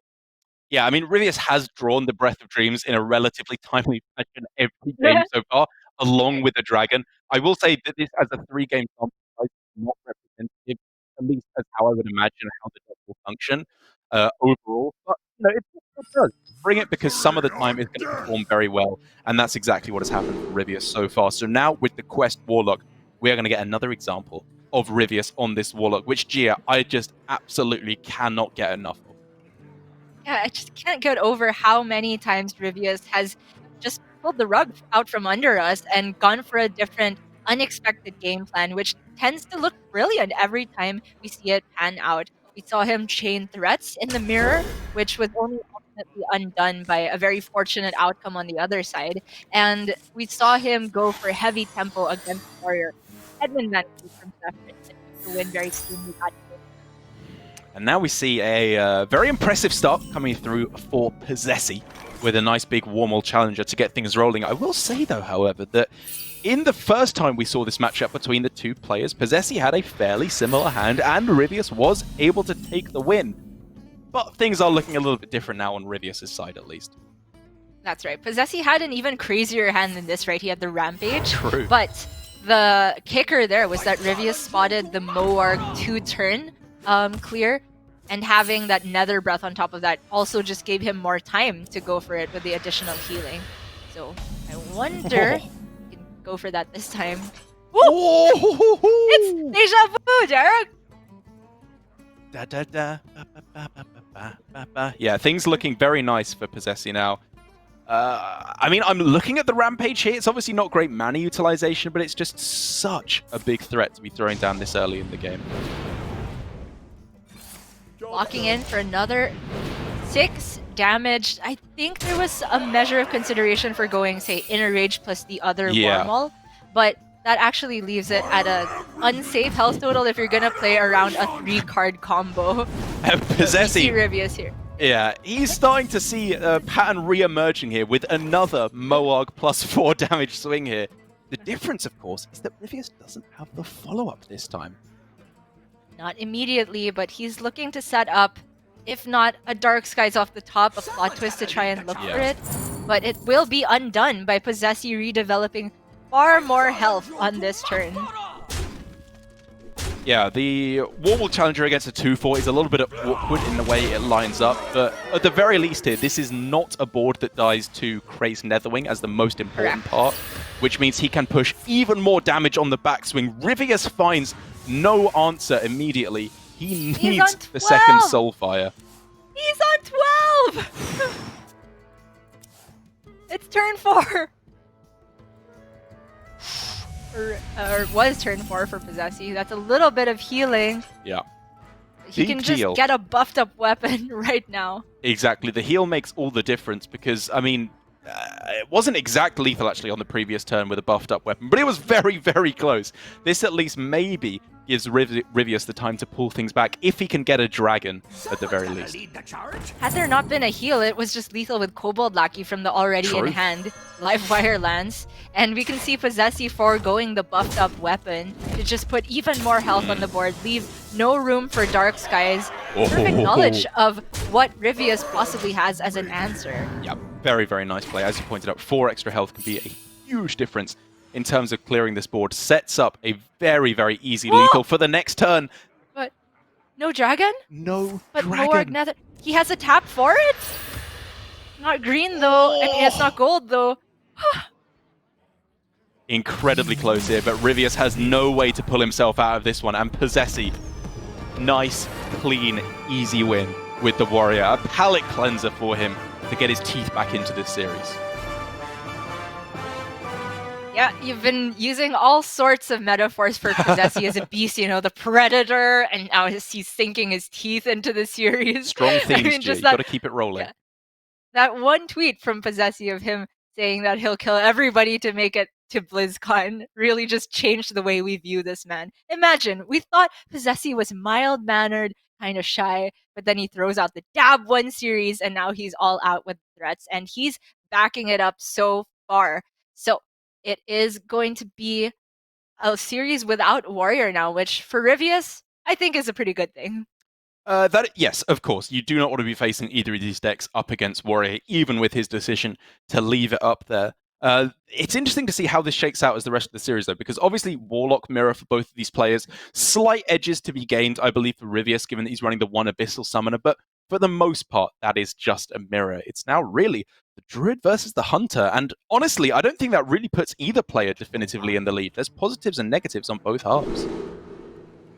I would tend to agree, but we are getting on the matchup, which is highly contested. Had a show match between RDU and Bloodyface, in which RDU as Druid went 8 versus 3 from Bloodyface, although it's worth noting that the casters for that event, Pheno, Hunter Ace, and Orange did not always agree with how the Warlock was being played. But I do know that the Japanese players feel that the Druid is favored in this matchup. Job done. And again, you know, I started off saying Druid's miles in the lead, then I started leaning back the other way, saying, you know, oh, the Druid just high-rolled. But then you have to realize, you know, after so many games of seeing Druid does what it does, you can't just say, oh, it was just a high roll. Oh, it was just a high roll. This is what the deck does. Mm-hmm. And among those 3 players, I just love the different dynamic we got from Glory when I asked the question. Through a translator, of course, his response was, at first I thought it was 50-50, I feel that way, but with the show match, that probably just proves that Druid is favored. For Alutemu, he said he always thought Druid had a slight advantage, but the main reason for bringing Druid was to target the other decks. But for Possessi, he just said Druid. That was the answer. I think there was a smiley face. Exactly. A man of few words. He does not need to let his words do the talking when his fists can do the job in destroying his opponents. He had the start you want as Druid. It's all about the ramp here. This is not a matchup about Glowfly Swarm. Once in a while you play it just to be a decoy or just something to distract the Warlock, but more often than not, you're looking to build the Mount Cellar boards as often as possible. However, it's scary for Possessi that he's not got a Ysera, because that's also one of the challenging boards for Warlock to deal with. The scary thing for Possessi, of course, is, you know, drawing this kind of a hand is not as ridiculous or is not as unlikely as it would be for other players. Yes, he just drew a whole bunch of cards off of Overflow, but there's nothing to do, and that is a direct result of his lighter list. He is not running the copy of Ysera. He's not running the Dragon lists that some of the players, like Rivius, of course, have gone over to, and therefore it is that much more likely that he ends not only with a dead hand here, but also I would wager that Rivius is able to exhaust him of all his threats. But of course, Rivius doesn't know that quite yet. We see Rivius in just such a bad... I mean, he looks like he's feeling defeated because he thinks there's a Mount Cellar coming down this turn, and it's not there. He's going to get the good news. But that turn for Rivius was super awkward as well. He didn't have either Cartoon or Abyssal Summoner to coin out. He didn't have Plot Twist to get his quest going. These are just pretty bad draws from both sides, despite there being card draw for both the players. Yeah, I mean, kind of a smart play as well from Rivius to go for the Sense Demons first, so as to not get the worthless Imp, since that is always generated second after you get the Demon first. But the main thing is, of course, he just needs to get some room out of his hand to start tapping through to get the quest completed. Jesse's got to start making room too. Getting to the point where I wonder if he's just throwing down not Eagle buff, but maybe Eagle Panther Soul? That's not as good of a bad name. But he's going for the card draw. Whoa. Wow. I was looking at him just emptying to go for the Me other too. overflow, but he was relying on trying to get the Mount Seller this turn, and didn't work out. Yeah, I mean, I think I actually quite liked going for minions there, because heading into turn 6 from Rivius, I think it's fairly likely he just wants to play out a 6-drop, be it Aranasi or the Abyssal Summoner or Kartut Defender, of which there's one in his deck. And then if that happens, you of course have the fantastic play of Soul of the Forest with the rest of your minions coming out behind it. I guess we failed to mention that Possessi also was just looking for Glowfly there, even though we mentioned it's not a very good card in the matchup. The fact that he has Soul of the Forest makes it so much better, so resilient and difficult for Warlock to deal with, requiring almost exclusively the Morg with 2 Rains of Fire, but there it is! That, Gia, is a premium card to find there. Glowfly, Soul of the Forest, even with a Bog Beam to take out the Aranasi should it be necessary, and then you are threatening very, very, very easy lethal. Absolutely what Possessi was cycling towards. The question here is whether he wants to innervate out the Power of the Wild as well, which gives him some pluses against Dark Skies exactly, because Netherwing is the same.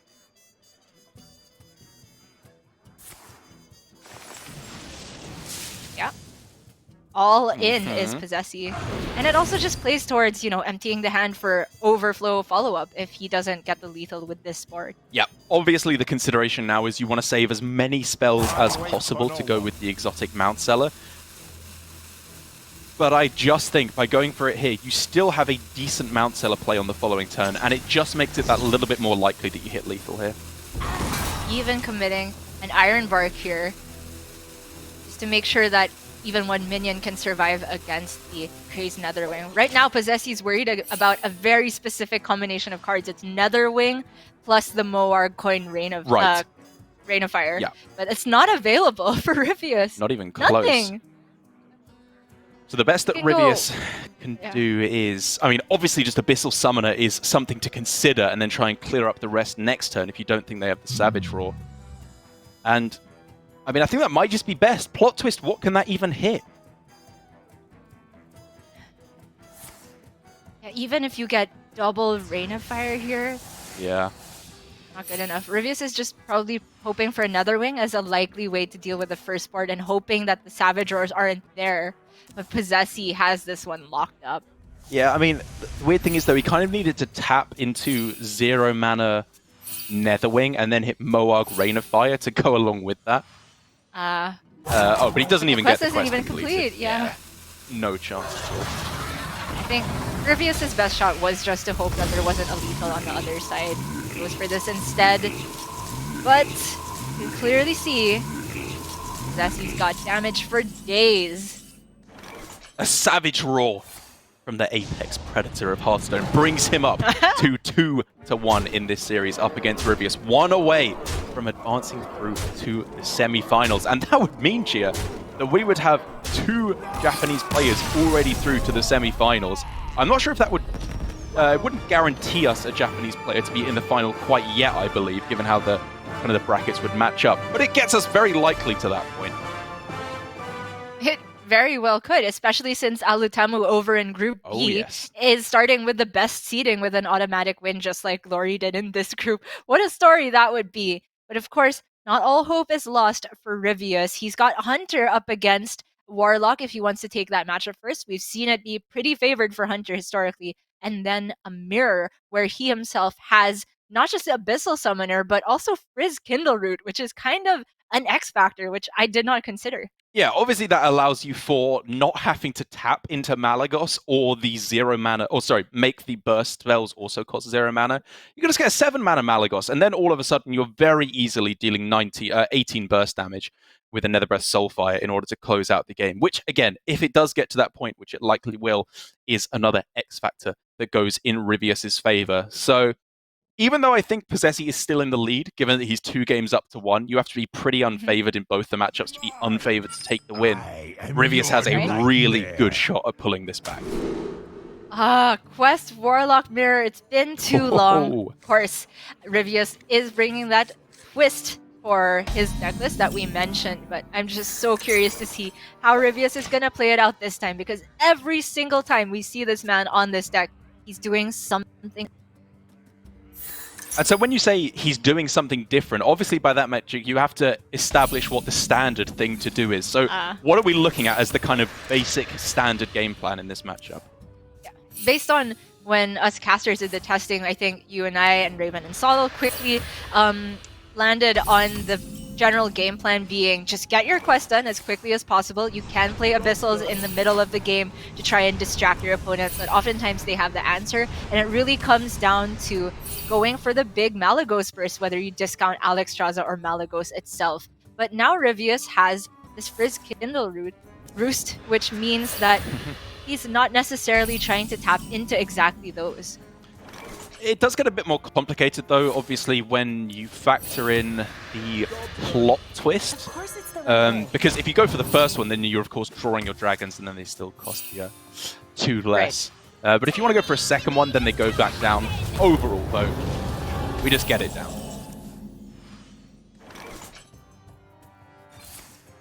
Pretty funny interaction, that. But this is at least a game where both players have the twists. It's not going to go run away in one person's direction for the quest completion. Mm-hmm.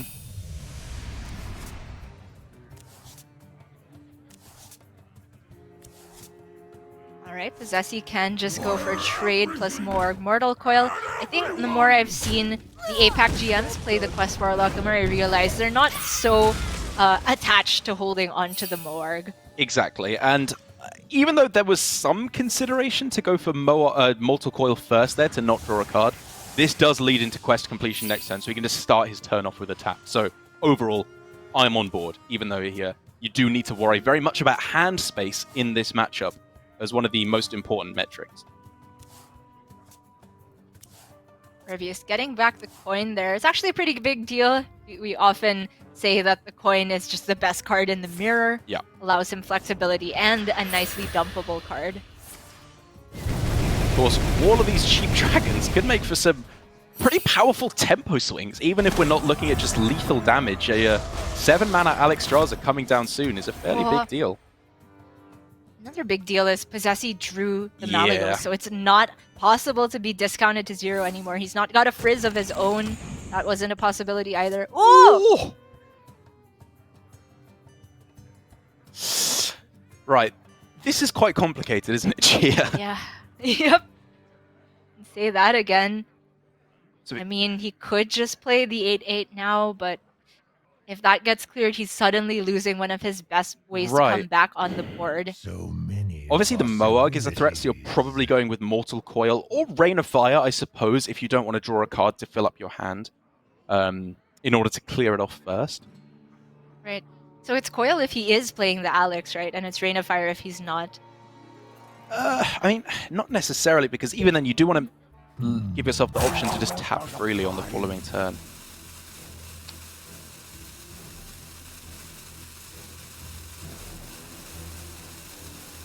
Man, this is so close. I honestly couldn't tell you what I would go for here. I think I like playing out that Alex here. You go with the Rain of Fire and then you drop it down, because regular Alexstrasza is generally a keep because you can go for some kind of a big OTK, but heading into your opponent's turn 6 here, you know, things can get a bit scary if they go for the Abyssal Summoner. At the very least, this gives you a proactive answer to that. I would agree, but Possessi has a way to deal with it still. He's got the Caledon. The downside of Caledon, of course, is he doesn't fit in a tap, so I see your point. And even by that metric, if they go for this and you've Alex Strazard, you can then go Keladin and hit it face at that point. Probably Rivius would have gone with some alternative line, but the point still stands. I think it could have got a lot of value there, specifically going into turn 6.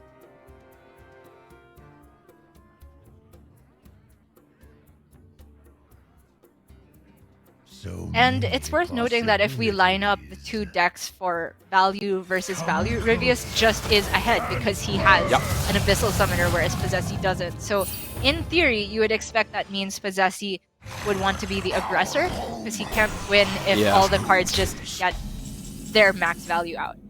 So interesting, in because a perfect world. Even there, I was wondering if it should just be from Possessi, just play out the Mortal Coil to get cards out of his hand. Maybe I'm underestimating how good an extra piece of removal is, but I just want to be tapping every single turn and not worry about filling up on cards too much. Well, he could still do that this turn. We could see... There we go. Okay, yeah. Using it not for card draw here. I but like after it a the lot. trade, he can go tap, he can play Crazed Netherwing, and another spot to possibly play Alex Strazza. But I think the fact that he's held on to it this long means he's going to hold on to it going into the Twisting Nether turn as well. Zero Mana Malagos, Zero Mana Zephrys, I should say, is a big deal in its own right, because not only is it, potentially Pyroblast for 10 extra damage, a nice easy board clear as well, it's also potentially Moonfire along with Malagos for just an extra 0 mana spell to go lethal. Yeah, Moonfire is huge because nothing that's naturally in the deck can be cheated out like that while playing the Malagos for full cost.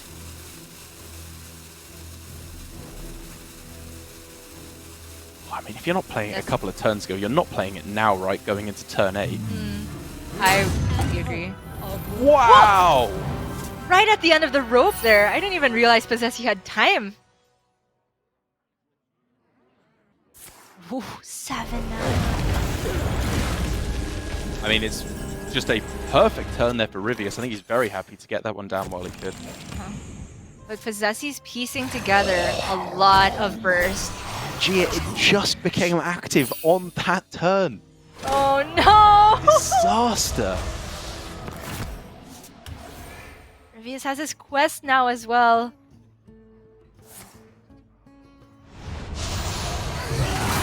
I mean, I'd struggle to put Possessi in the lead here. Yeah. I feel like Possessi needs to discount his other Alex Strazza. Otherwise, Rivius just has the board and the mana advantage. Right, Oh, I mean, no. as soon as Malagos is found here for Rivius, remember, it only costs 7. He is looking in such a good position. Unbelievable. And that's why we see Possessi going for the tempo Alex here. I think he knows there's no chance of him being able to OTK, so he's just hoping that the answer for this or the healing isn't immediately there for Rivius. And as it stands, there's not healing. Yeah, I mean, we are looking potentially at just straight up lethal next turn with Zephrys, right? Because 8 and then it's close. 8, and then if there's no minion on board, Avenging Wrath. Right. But if there is a minion on board, then he might have to Soulfire first, and that has the, of course, built-in failure rate of discarding Zephrys. But Rivius has not hit healing. Oh my gosh. Oh my god. So he's got Dark Skies to clear, and then as long as he plays a minion, he's not dead! Well, he could have still died to just the Soulfire, right? And it's so unlikely to discard Zephrys, but is there 100% way to do this for Possessi? 8 plus the 8 from Avenging Wrath, right? Yeah. He's done it. I think that's just it.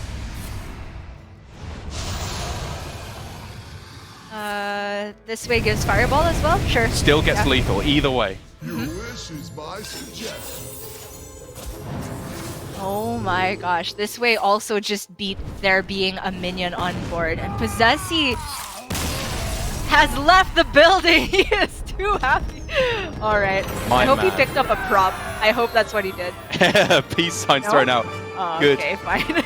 Good for you, Possessi. That was an incredibly well-played day. There was obviously a little bit of a mess-up somewhere along the way, but overall, I think Possessi can be very proud of himself as he defeats Rivius there at the final hurdle. It was looking so good for Rivius, and my heart really does go out to him because consistently in GM, he has been playing well, bringing good decks, having decent results, but it's just never quite enough to get there for Rivius as one of our best representatives from South Korea. Yeah, it's really tough to say that, especially since I think Rivius is always one of the most well prepared of the GMs. We've seen GMs going for very risky strategies, but Rivius is that perfect balance between risk and genius, right? He goes for something off the wall. We're not even seeing it from his practice partners in South Korea, but he himself puts in the time, puts in the innovation and the optimization, and comes up with these deck lists that in the end tend to set the trend for APAC. I would not be surprised to see versions of this Dragon Druid going into Yeonchaping next week.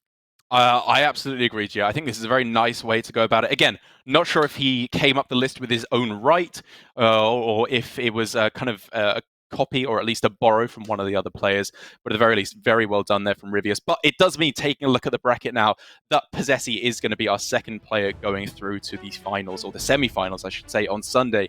And Gia, the story just continues here. The Japanese players are unstoppable. Glory, one match we saw today, and he just destroyed Rivius completely. And then Possessi bringing up very nicely in second place here. What an amazing result for this country.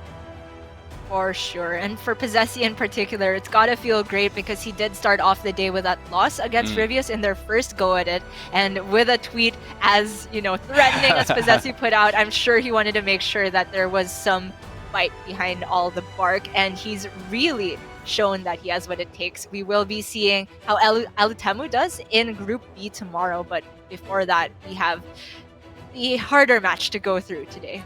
That's correct, Gia. I don't know if we can take a look at the bracket for the relegation. But of course, this the way this works out is in Division A, the top 6 places, brilliant, here we go. Top 6 places automatically went through to play out in playoffs. The bottom 2 spots had to play out for a relegation bracket. We have, of course, already sadly had to say goodbye to both Staz and Samuel Sao, who will not be returning to Grandmasters next season. But this season, there are 3 players being relegated out, which means one final player has to go out. Flurry and Kin, however, Gia, have the most chances at saving themselves. That's right. In a very twisted take on a bracket, it is actually the loser who advances here. You don't want to end up at the end of this because it means you got relegated, and that's bad news for Frosty, who only has 1 shot, and for Don, who only has 2. But today, we're going off with the, I suppose, least worrisome of the matches between Flurry and Kin. Whoever wins is straight out of this bracket and straight through to next season of Grandmasters. So a lot on the line. That's right. None of these players are playing for the chance at playoffs going to the global finals. It is just to stay in Grandmasters, to have another go at it next season. And it is very simple to explain overall. If you win 1 series, you're safe. That is it. So for our first players up, they would have to lose 3 in a row in order to be relegated out. And I will say, however, Gia, for Kin, he has been no stranger to losing streaks so far in the round robin. Feels so bad to say it, It does. because you and I always just, get behind Kin. And I think it's true that he's been playing well. As far as our criticisms of him, it may be in the lineup and the bans, but that was quickly corrected later on, I think, when he just figured out that the Priest wasn't quite the best list, and then he was banning Warrior as well. And just bad beats. But we did finally see him take a win last week, the first in round robin, and hopefully he can keep that modicum of momentum up for this weekend. But that's also to say, I don't want Flurry to lose either, because he's just such a cool member of our Grandmaster system. He's one of the most game to do interviews. He's fun. He's got a great stream, a great following, and also a great player on his own right. Whew. Yeah, I kind of just want a nice version of GM where everyone just gets to have a good time, and also everyone who wants to qualify could also get through. But sadly, this is a competition, and despite being gentle at heart, I need to toughen up. I need to take a leaf out of Possessi's book in terms of just sheer ruthlessness. As of course, we do need to find out who can be going out so we can make room for the new players who will be coming through. We have plenty of players who we would love to see move up into Asia Pacific Grandmasters. You and I, just the other day, were talking about Alan Numbers, who we both are huge fans of. We hope that he can find his way up, as well as many other very deserving APAC players. So to start things off with this series, Gia, it is going to be a much more standard double warrior ban with both Demon Hunters being brought this time. That's true, and very similar classes, except for the fact that Flurry has Rogue, the first Rogue that we will be seeing this weekend. And the deck has had its ups and downs in APAC. It had 1 week where almost nobody brought it because it had such a disastrous previous week, being the reason that people were getting reverse swept. But now Flurry has decided to bring it in the Galakron Stealth version, the deck that has a little bit more early game punch and just curve minions, which could help it supposedly against the Druid matchup. Yeah, I mean, I personally quite like this build of the Rogue that Flurry has been going for quite consistently. Granted, as Gia knows very well, I had a little bit of unfortunate luck, or an unfortunate series of draws in testing yesterday. I'm going to pretend that my saltiness was all in good fun and I was just putting on a show. Might have been a little bit too real there, but the point I'm trying to make here is that I find generally, even though there's very powerful things the secret version can do, it can also draw much more dead compared to the stealth version. It's true, and the secrets just by nature are a lot more reactive. If your opponent is not even attacking in the early turns, suddenly the secrets are just spending your mana on air. Yeah. And particularly in the Druid matchup, I much prefer getting minions on curve to actually challenge the Glowfly board on the turn it comes down. But that's only for that particular matchup. I'm curious to see how that stealth version of the Rogue lines up against Kin's Hunter, for example, where I feel that going 1-to-1 with a minion on curve might not go in favor of Rogue. Maybe not, but we've seen Rogue can do some incredibly powerful things. There's also some weird builds of Rogue starting to creep back into the metagame. We're, of course, seeing the questing adventurer versions become a lot more popular for most players, whereas Flurry has put that by the wayside. I think we're even seeing whisperings of Beaming Sidekick in Rogue in order to kind of buff up the questing explorers that little bit more, or the questing adventurers, I should say, sorry. Still not guaranteed that we're going to be seeing that's pretty cutting edge tech, I think it's fair to say. But for the most part here for Flurry, the Rogue is just kind of trying to do the standard thing, as we are going to get it, seeing it here. Primarily getting down a big Edwin at the start of the game, as we could see right now. Oh my gosh, what an opener for Flurry. This is just the dream. That's a full keep, right? That's insane. An insta full keep. Especially versus Demon Hunter. My gosh. Yeah, Praise Galakron is one of those weird cards that you sometimes feel like, should I keep it? It doesn't do that much in the early game, just giving +1 attack, but it is consistently up at the top in terms of mulligan win rates. Yep. For Kin, he had a pretty good opener as well with the double 1-drops. The follow-up isn't great, but the big kicker is, I don't know how he's getting through a huge Edwin next turn. I mean, there's not many ways in Demon Hunter's arsenal to get through that, I will admit. Oh man, even the Spy Mistress being unable to be interacted with means the backstab can come down perfectly while he's still developing. Spy Mistress is such an insane card versus Demon Hunter. Just in general, power creep on Worgen Infiltrator, and we've seen players just play Worgen Infiltrator in their decks. Just goes to show how great this card is. But here we go, a 6/6 available if he wants it. And he does. Yeah, I mean, I was going to say that there's, there are ways it can die here with very specific draws. Twin Slice I-Beam is technically a clear here, so he could have waited an extra turn. But I mean, the curve is just so beautiful here with Greyheart Sage coming out afterwards as well. A welcome draw for Kin to be able to at least stave off the Edwin for now, but the Shadow Weaver lines up so poorly against the Spy Mistress. Feels bad, man. Very nicely done, not attacking through there from Flurry in order to both activate the Greyheart Sage and also having better plays against either the Satyr Overseer or the Freeze. That's pretty good because it unlocks the I-Beam if he wants to cash in both of them. It's so expensive though because he has the... Yeah, I don't think you go for it, right? You just do it this way, save the other one for the Glaive Bound. Okay, very measured. This is much. You have to activate the Glaive Bound, I feel like, next turn. Completely agree. But Jira, it's not even like there's any slowing down here for Flurry. He's gone from one of the best possible early game hands to one of the best possible mid game hands. These are all premium cards. Yeah. Say that again. These are all premium mid game cards. Okay, don't say it a third time. Pharaoh Cats, while it's strange, right, to say it's premium in the mid game, but the fact that it operates as not just a 1-drop, but potentially a 4-drop or a 3-drop alongside the cheaper reborn minions made it pretty insane here. But Flurry has gotten some of the more expensive results. Yeah, I love seeing the Witchy Lackey be played out here. Whether or not you Shadow Step it, I think is a little bit more up for debate, of course, because you have the Seal Fate ready to come down next turn to get you that extra Lackey for Togwaggle. But in the end, he's Shadow Stepping it not to save it for Togwaggle, but instead it seems for extra value to get a better 3-drop. Wow! Whoa! That's a premium result! What the heck? Raven was just talking about how good Overconfident Orc is against Demon Hunter, or even in Demon Hunter potentially, Yeah. if you don't want to play the Blowtorch. Oh, I wasn't listening. But this is a great draw for Kin. It at least helps him remove vast majority of Flurry's threats, and Rogue, of course, is not running as much first as in the days of Blue. Right? So I think Kin is happy to just play a little bit risky with his health pool.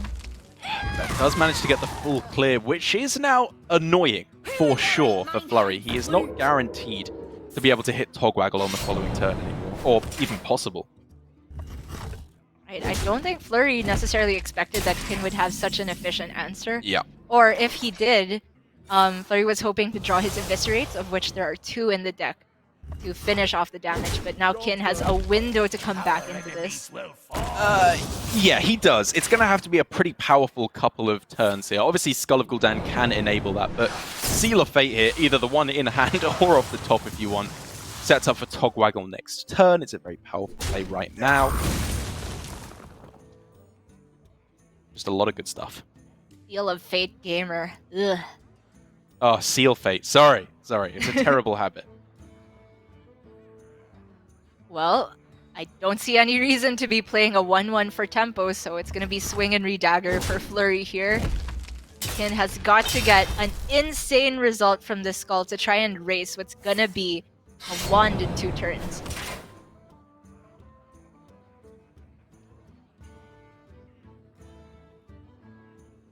Surely he's not thinking of playing it for tempo, right? I would be extremely surprised to see that. I mean, it's not guaranteed that you go for Togwaggle next turn, but you leave yourself the option, right?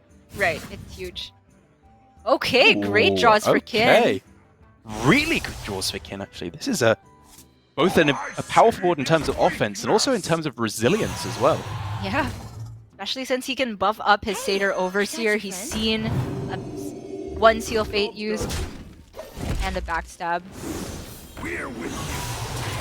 And now Flurry's gotta be worried. He can't go for a Tog now, right? It's just too much damage on board. How much damage is he looking at right now? There's 8, 9... 11 with just hero power, including the buff. Okay, maybe he can go for Tog, just because all the alternatives look bad. Right, exactly. Like, if he goes for the skull, the Shield of Galakron, I feel like he's just going to be in the same situation again next turn. Whereas he needs to draw to Galakron, Eviscerates, Kronks, something more powerful like that to actually make a push to win the game. Yeah. Hit the nail on the head. He needs more mana cheat to swing back. To match the mana cheat from the skull. Many options.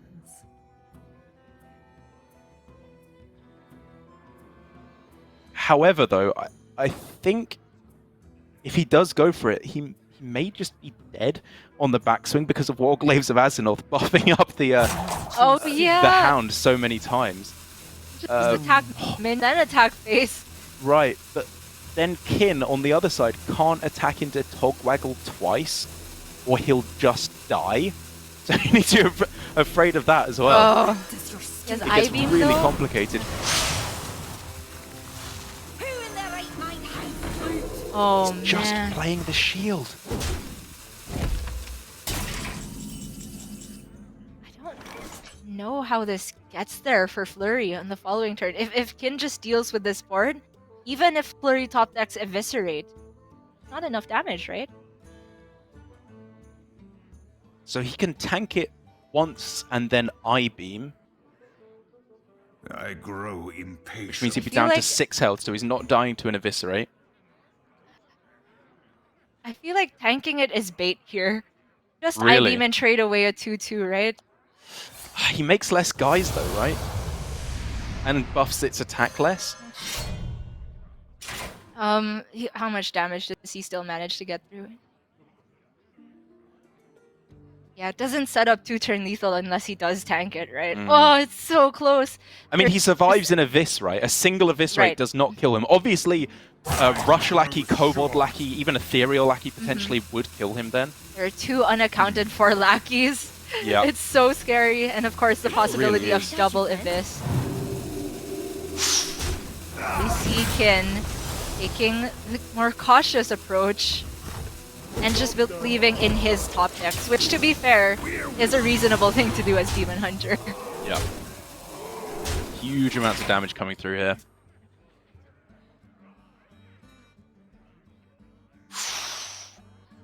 I mean, of course, this does set up the 2-turn. We were talking about the the tanking it doesn't set up 2-turn in the case that Flurry manages to clear this whole board, but it's worth noting he couldn't deal with it last turn. Yeah, Probably it's not true. dealing with it this turn. I guess this is just more safe. Looks like Because, GG to me. Yeah, I mean, outside of like Galakrond into Kronks, this looked like pretty much no outs here, Flurry. So he has one more draw to get it. I completely agree. That's the only out. Gala into Kronks, and it is not there. Shield into Spell Lackey into... What about Witchy into Faceless into Evolve into a Taunt? Or too many intos that I like. I think the thing is, with the weapon up, even if you get a taunt, there's just nothing doing here. Wow! Impressive, but not enough in the end. And after all of that, Gia, I am kind of staggered that Flurry did not take that game. He had one of the best starting hands it's possible to have.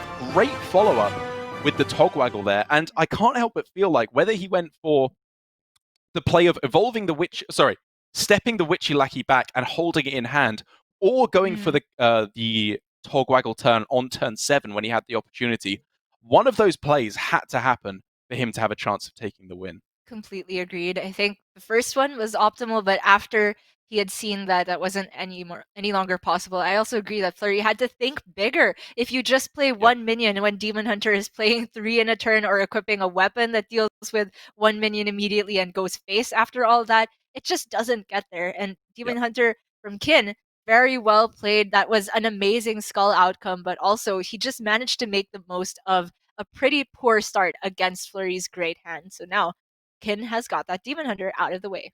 Yeah, that classic, very indicative play from Kin, of very level-headed, strong play overall, which brings him up 1-0 in a unexpected but very powerful win with the Demon Hunter up against the Rogue. But before we can continue with Demon Hunter up against Druid, with Flurry, of course, playing his Demon Hunter this time, we are going to go to an ever so quick break in our final series of the day here for APAC. You're not going to want to miss it, because the loser is that little bit closer towards relegation out of Grandmasters. We'll see you after this.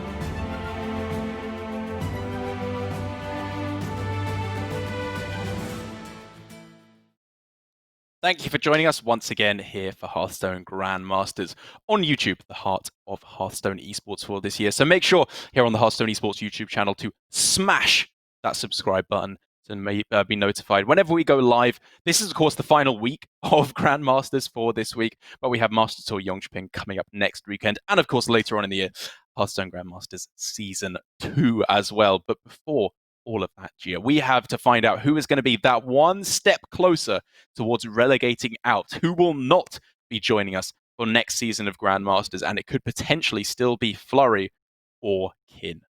Man, Derek, I think we need to find a new wording for this. Why would you say one step closer towards relegation? I know I've been guilty of using that phrasing as well, but it just feels so bad to say that the more you lose, the closer you get to relegating instead of playing for a prize. Tension. All right, okay. So who's going to get one step closer to not coming back ever again? Who is going to drop the series? Oh my god, it's terrible. It's actually terrible. Now you're getting so it. So far, Kin has managed to 10 with his Demon Hunter, and Flurry, I don't feel will be too upset about that because as far as the lineups are stacked, I think Flurry's got a good shot with his own Demon Hunter, and then we get to see whether that Rogue can take a win versus Kin's Druid and Hunter, two matchups that I think would be difficult for Rogue to match up against. Oh, I like that. We actually just got a message from our producer who's saying the players aren't creeping closer towards relegation.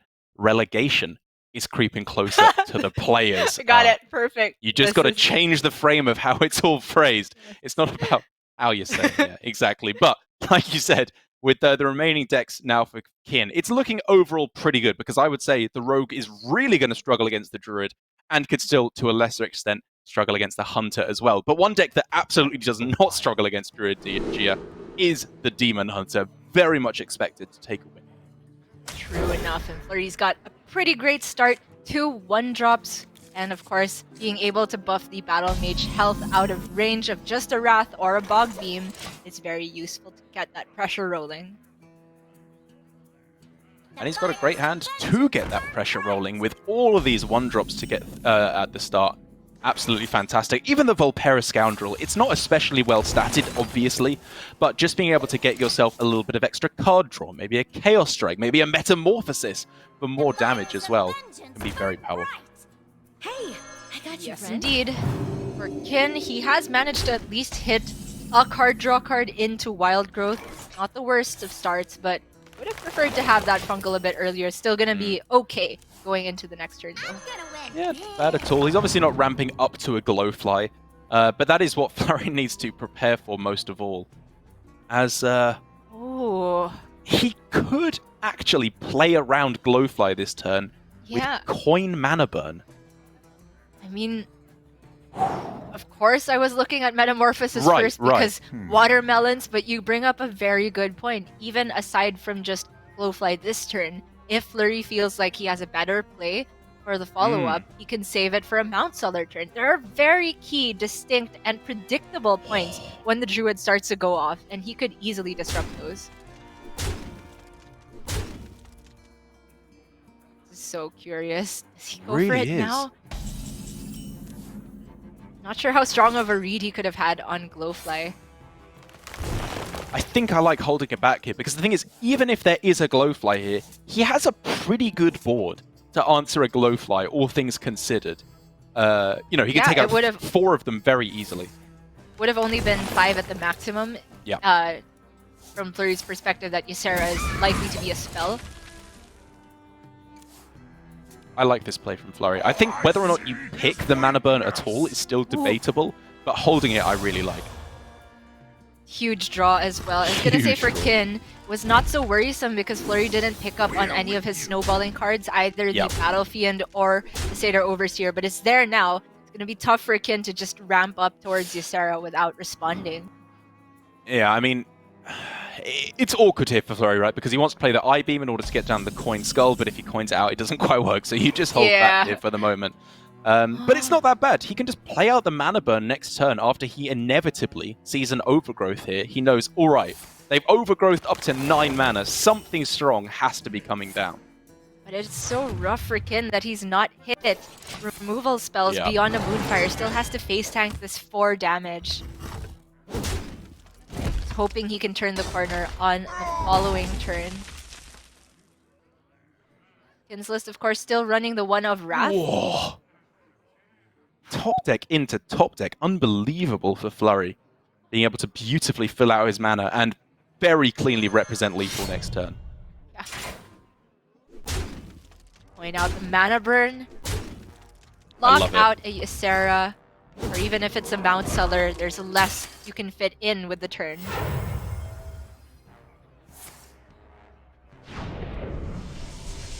The perfect turn to go for it. He's clearly just making a pretty all-in push here by denying himself I-Beam, Coin, Skull next turn. But this is the turn he's going to pull things back. Kin is just going to pray for a miracle off of this overflow. Can get Crystal Power. Right. Or another Innervate. Power of the Web. Not good enough. My hand is too Kin getting all the ramp in the world, but none of it is enough to fight back against Flurry's onslaught. And with the real decision there for Flurry being the mana burn, how amazingly did that work out for him? It was perfect. I think you hit the nail on the head each and every turn. He had the consideration right from the bat, right off the bat of picking it in the first place when he had the option for Metamorphosis. Flurry realized that he could just win with the board that he had. The way that he was losing was to a big Mount Seller blowout or a Ysera stopping him. He didn't have the Warglaives in hand the turn he picked the mana burn, and so he had to find a way to play around a taunt from Kin, and he found the perfect opportunity to go for it. I think that was very clean from Flurry. Yeah, I mean, we're still not quite sure if it was actually Flurry's genius or the mouse on the back of his chair kind of giving him, whispering in his ear what the correct play was along the way. But yes, it was very nicely done there by Flurry. And it means now with both Demon Hunters out the way, this is what we've come to expect, yeah, over and over again. It's just an expected win for both of these decks. But now, Rogue has been up against Demon Hunter. A decent matchup, but it ended up losing. Now the Rogue for Flurry is up against the Druid, which maybe it's not as disastrous over a big sample size from what we've seen, but I gotta say, I would much, much rather be on Kin's side in this matchup. Completely agreed. Rogue has limited ways to deal with Glowfly, to say the least. And even after that, if they manage to stay on board, they don't have that amazing pressure that racist Druid, that Demon Hunter or Hunter might have. And so the Druid would have time to draw into their second wave, the Mount Seller, the Ysera. And Rogue just seems to be on the back foot. And it's definitely looking like it's going to shape up that way for Kin at the moment. Flurry is left with a hand that can do stuff, for sure. You know, it could be stepping the Mistress next turn just to activate the Miscreant. But that is so slow in comparison to what Kin can throw down, especially if he finds a bait.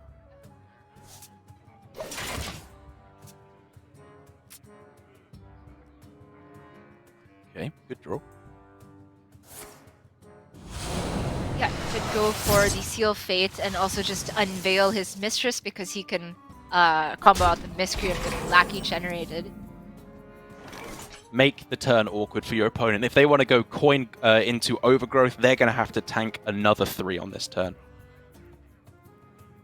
We could see from Kin just develop an Eagle here. Yeah, he would still get the full suite. Or you could draw and just use the Crystal Power to dump instead. I mean, I guess you're going to be filling up the board to full capacity next turn anyway, so it makes sense. Okay, Restless Mummy is a good outcome for sure, in order to fight back against a few Glowflies. Yeah, it's pretty sweet. Job's done.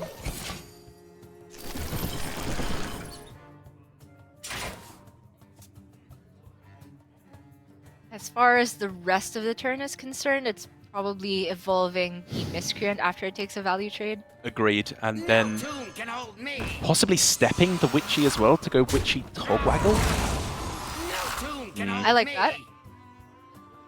I think, just like with the Demon Hunter game, Flurry needs something better than his cards on curve. He needs to cheat out some mana, do the same powerful things that other classes are doing.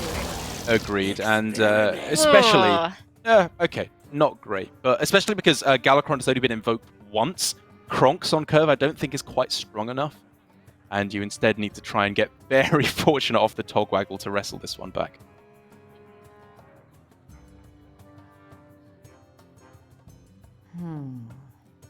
I mean, from Flurry's perspective, a lot of different things need to go right here. Yeah. He needs to get the Tog down safely, and that means that Kin can't have too many payoff cards right here. It's wishful thinking for Flurry, but I do think that's his only line. That maybe wins 10% of the time as opposed to 0. Wow! Flurry is a tempo witchy gamer. This is twice now that we have seen him thrown it out, when I think both of us would have agreed that you're supposed to hold it back. Again, disastrous outcome. That should not be factored in to whether or not this was a good play or not. But I am hesitant to say that I think this will work out. Now we're looking at Kronks into Togwaggle, into the spell, a turn later, and I think he's just on average dead by then. Could be thinking that instead of the turn 6 being Tog into turn 7 Wand and Prey, he's going for Kronk's turn 6 into Galakron and Prey on turn 7.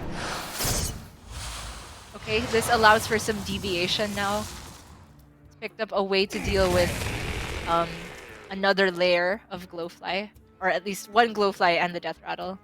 Yeah, I mean, no matter what, I think you're just starting with the Faceless here, because then you can Abyss if you need to, or you can Witchy Lackey. Correct.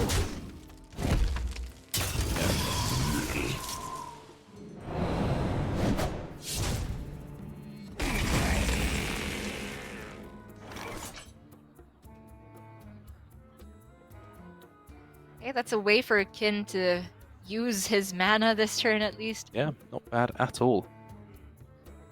You can just play Iron Barks for free here.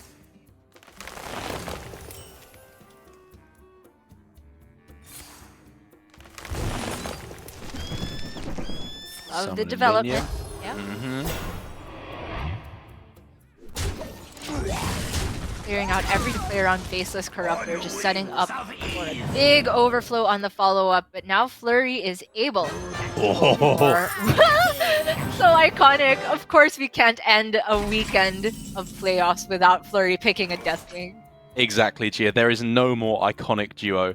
He's picked it like 3 times, I think, in a weekend we saw from him earlier on in GM, and now it comes back yet again. And honestly, it could just be insane versus Druid. Could be, but Kin is drawing. He's got the Ysera online. He's got the Mount Seller for next turn. I don't think Flurry's making it to turn 10 unless this wand is stellar.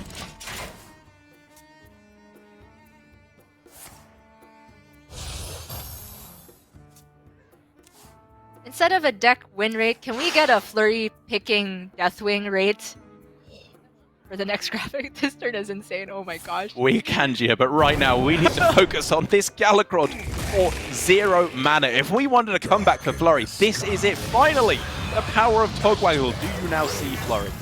Oh yes, he does. And on top of that, he has Lackey Faceless. He has Edwin.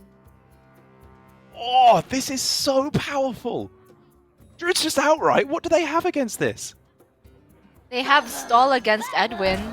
It's very relevant. Yeah.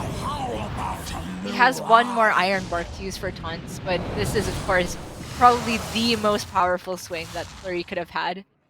Yeah, and I mean, I'm not even certain that this ordering was correct. I think he could have found a way to go, like, praise Galakron on one of the opposing minions, and then upgraded a witchy, one of the Corruptors with a Witchy Lackey. But either way, doesn't really matter all too much. The point is he gets down an absolutely stonking huge Edwin here, and there is nothing that Kin can do to answer this. Not the Edwin at least, but he has a Mount Seller, a bunch of generations, and one draw to find a Crystal Power for these 5/2s.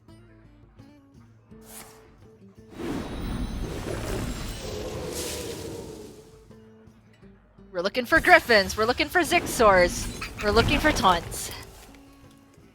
We're not looking for that. Definitely not. And of course Flurry just has this Kronks. And oh!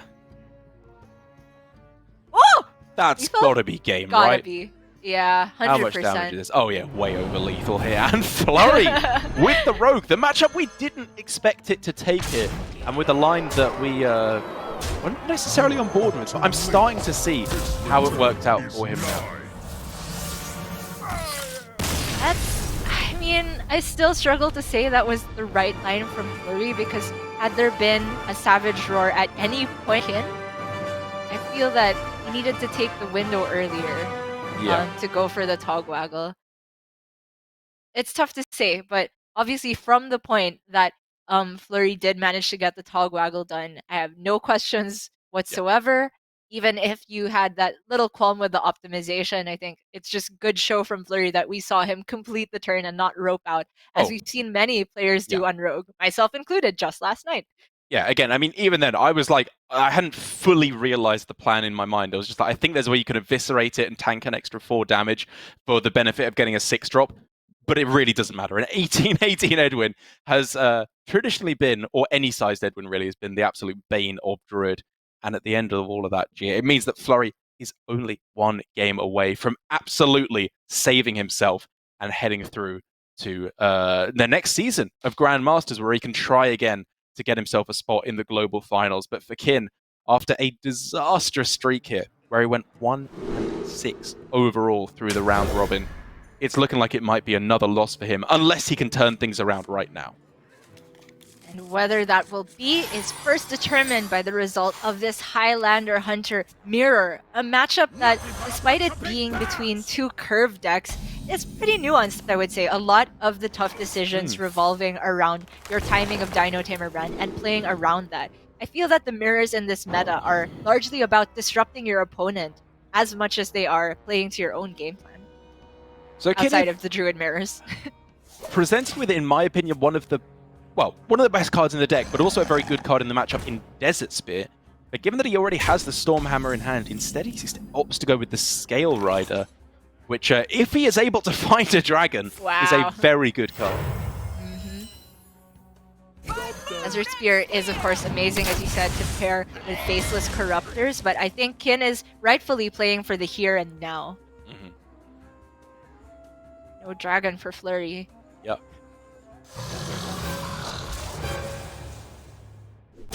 Yeah, he says I'd rather have a 2-1 on board than nothing on board. Sure. And it makes sense.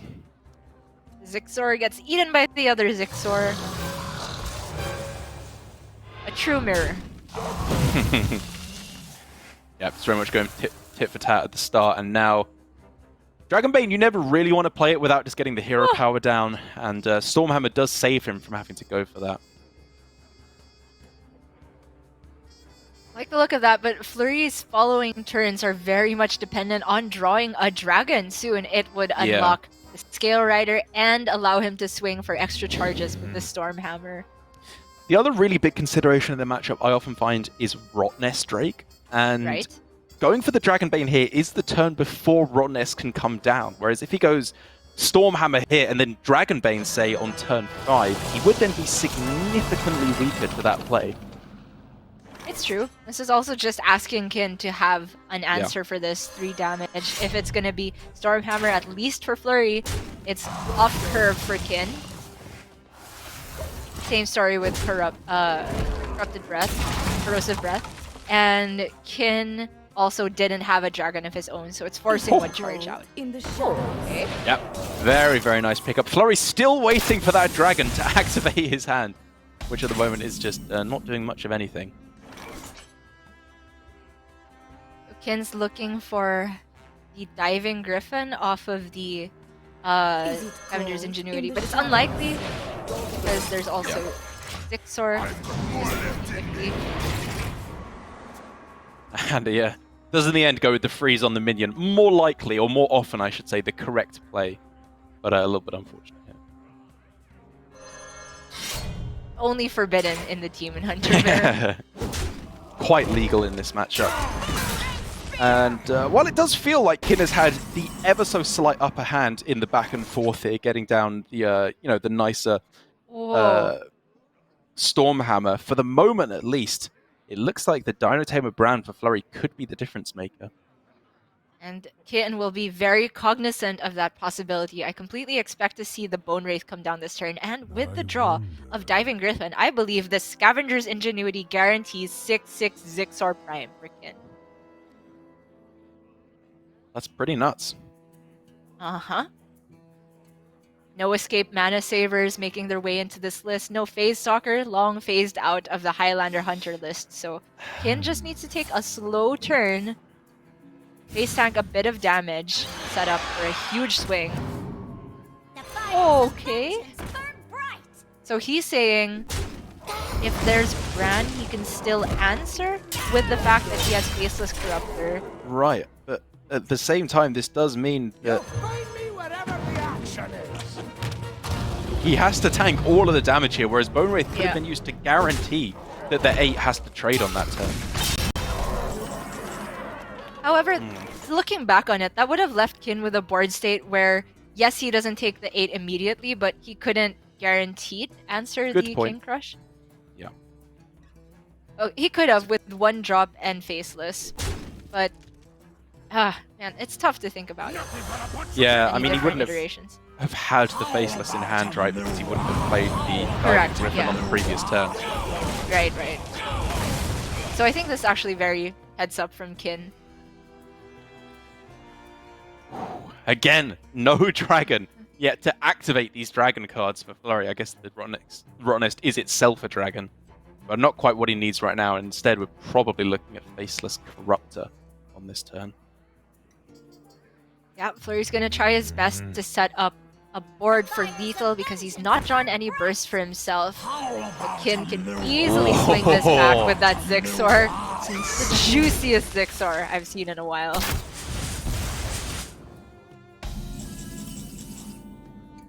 Eight mana, 24/24 of stats. Oh my god. With Rush, of course. Oh my god. If Flurry can't find lethal on this turn, or Zephyrus, I suppose, to clear off this board, he's just dead. He's really dead. It is just Zephyrus that's his out here, I think. Yep, Dynatema Bran obviously gone. I mean, Dragon Queen Alexstrasza could give an out, obviously, as well. That is not it. Even if he big ol' loves to get Zephyrus, there's not enough mana to find Frost Nova. Yeah. Oh, it was 1 card short! Wait. No. Betrayal keeps him alive, right? Oh, yeah. That's great. Yeah, great recognition. Just leaves a 6-2? 2 6-2s on the board? Yes. You take it if you're Flurry. I'm not sure what his out is for the following turn, but of course just needs to play for the immediate.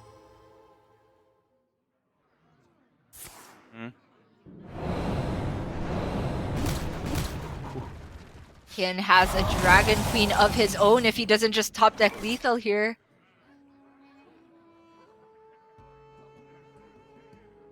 It's only lethal if it's Huffer. Right. I think just take the Dragon Queen here every day. Whoa! Oh my gosh. Alright, you take that. You clear the board. So this Ysera notably deactivates Kin's own Zephyrus. Good point, yep. Thank you, Maverick. But there's just no answer for Flurry for the current board having used Zephyrus already. Man, that was close. Even then. Oh, if only the Rottennest was active, he could have got down some clear to stay alive, but that was just lethal representative. And it all leads back to Kin's decision to go for the Diving Griffin over the Bone Wraith there. I found it weird at first, but it really does make sense at the end because the board state was 2 minions that he wanted to trade down. And had he just gone for Bone Wraith, then Kin could have cleared the board entirely on Kin's side by using the Dino trade and the Stormhammer, at which point Kin would have had to have dealt with an 8/6 King Crush, which is still really difficult without having a Faceless in hand. So Kin spotted that he could just base tank damage on that 1 scary turn and then swing back, leading up into his Zixor for the game towards the end. It was really well played. Just imagine now, Gia, for Kin, despite a disastrous run through the round robin, nothing seeming to go his way, this final game could make none of that matter. He will be safe coming back through to another season of Grandmasters here. He just needs to win with this Druid up against the Hunter. It has now lost twice against the Demon Hunter and the Rogue for Kin, and if he doesn't win here, it will be a full sweep on the Druid.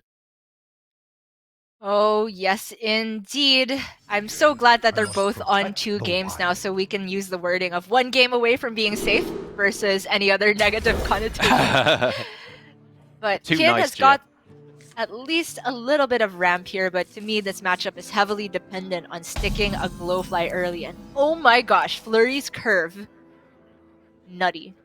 Yep, pretty close to just the absolute dream here. I wonder if you're even going Coin Felmore instead of the Blazing Battle Mage, just because of how insane that is when played on turn 1 versus Druid. Yeah, I like it, especially since he's got a 2-drop to follow up. Right. Ulvir into the Companion. Wow. Kin's got his work cut out for him. The hand, as it stands, is not looking good enough. I have to say, I'm not sure about keeping Wild Growth, but with that top deck, okay. Yeah, I mean, I see your point, right? You'd much rather hit Fungal Fortunes or Glowfly Swarm in the Correct. starting hand, because that is the way that you beat Hunter the majority of the time. It's particularly just the ripple effect of Fungal. When you draw that, it comes down on a turn where you're not really removing anything or developing anything, Yeah. and you're more likely to draw back into the Wild Growth or Overgrowth, or innervate with the Glowfly Swarm. Well, Flurry's gonna get his 5-4 active now. Animal Companion. Oh my god. All the results are fine here for Flurry, I think. Yeah, you're happy with literally anything. Okay, so the one other question is, you could forego the Animal Companion here. Very nice huffer there.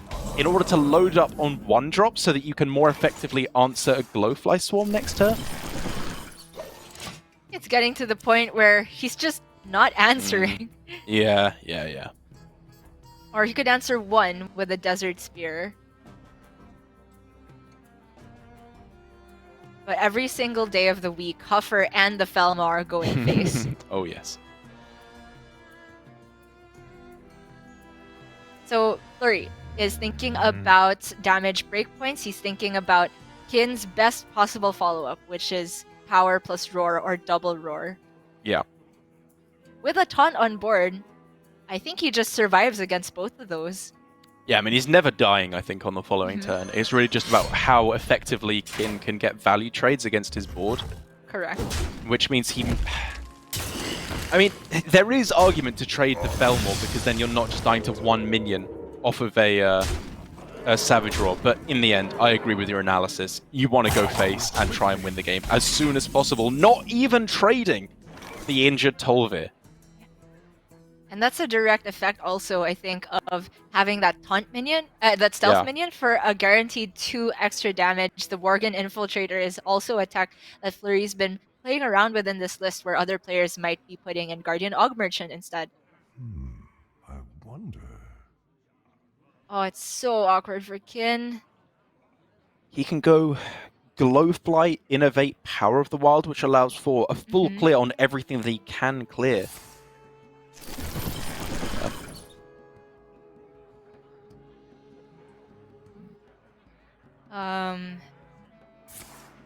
Yes, yeah. I was just trying to figure out if there was a better order, but it was very tricky, because he would have to have traded 2 minions for it to matter, but the max extra he could have gained was 1 from an earlier Glowfly, so it works out. I mean, if he's going for the Iron Bark, then it was definitely the wrong order, right? Because he could have then traded away. Right, I was assuming Power of the Wild. But... Yeah, me too. And I think he was, to be perfectly honest. Whereas with this line, I think there was a way he could have got himself at least 1 more Glowfly. Actually, no, because he wouldn't have had enough cards in hand. Yeah, so it's the same either way. Yeah. It's the same. Flurry's a little bit short now. Ever so close. He can obviously get Dwarven Sharpshooter, plus the 1 damage from the Spear. But that's damage that isn't going face. I think he wants to just get down the A-Wing this turn. Really? The hero power going face doesn't develop much, right? Oh, wait, what are you looking at? I don't know. I have no suggestion, Gia. I just hate everything. Like Storm Hammer to override it and then Hero Power and go face and pray they don't have overflow. Right? Isn't that your best chance of winning? Yeah, the problem with the Feywing is it just dies on board as well. Right, What's exactly. Left. Okay. Yep. Yeah, I can get behind it. Or he's gonna get the bad news though. Even then, it's so close. He's only at 10 life. That's not safe. It really isn't. We're looking at Zephyrus outs. We're looking at Kill Command wouldn't get there without a beast on board. Right. No innovate, no taunt. I mean, from Flurry's perspective, he might not be dead on the follow-up against just 3 minions, so maybe he has 2 turns to get there, but we see Kin has this crystal power to heal up further.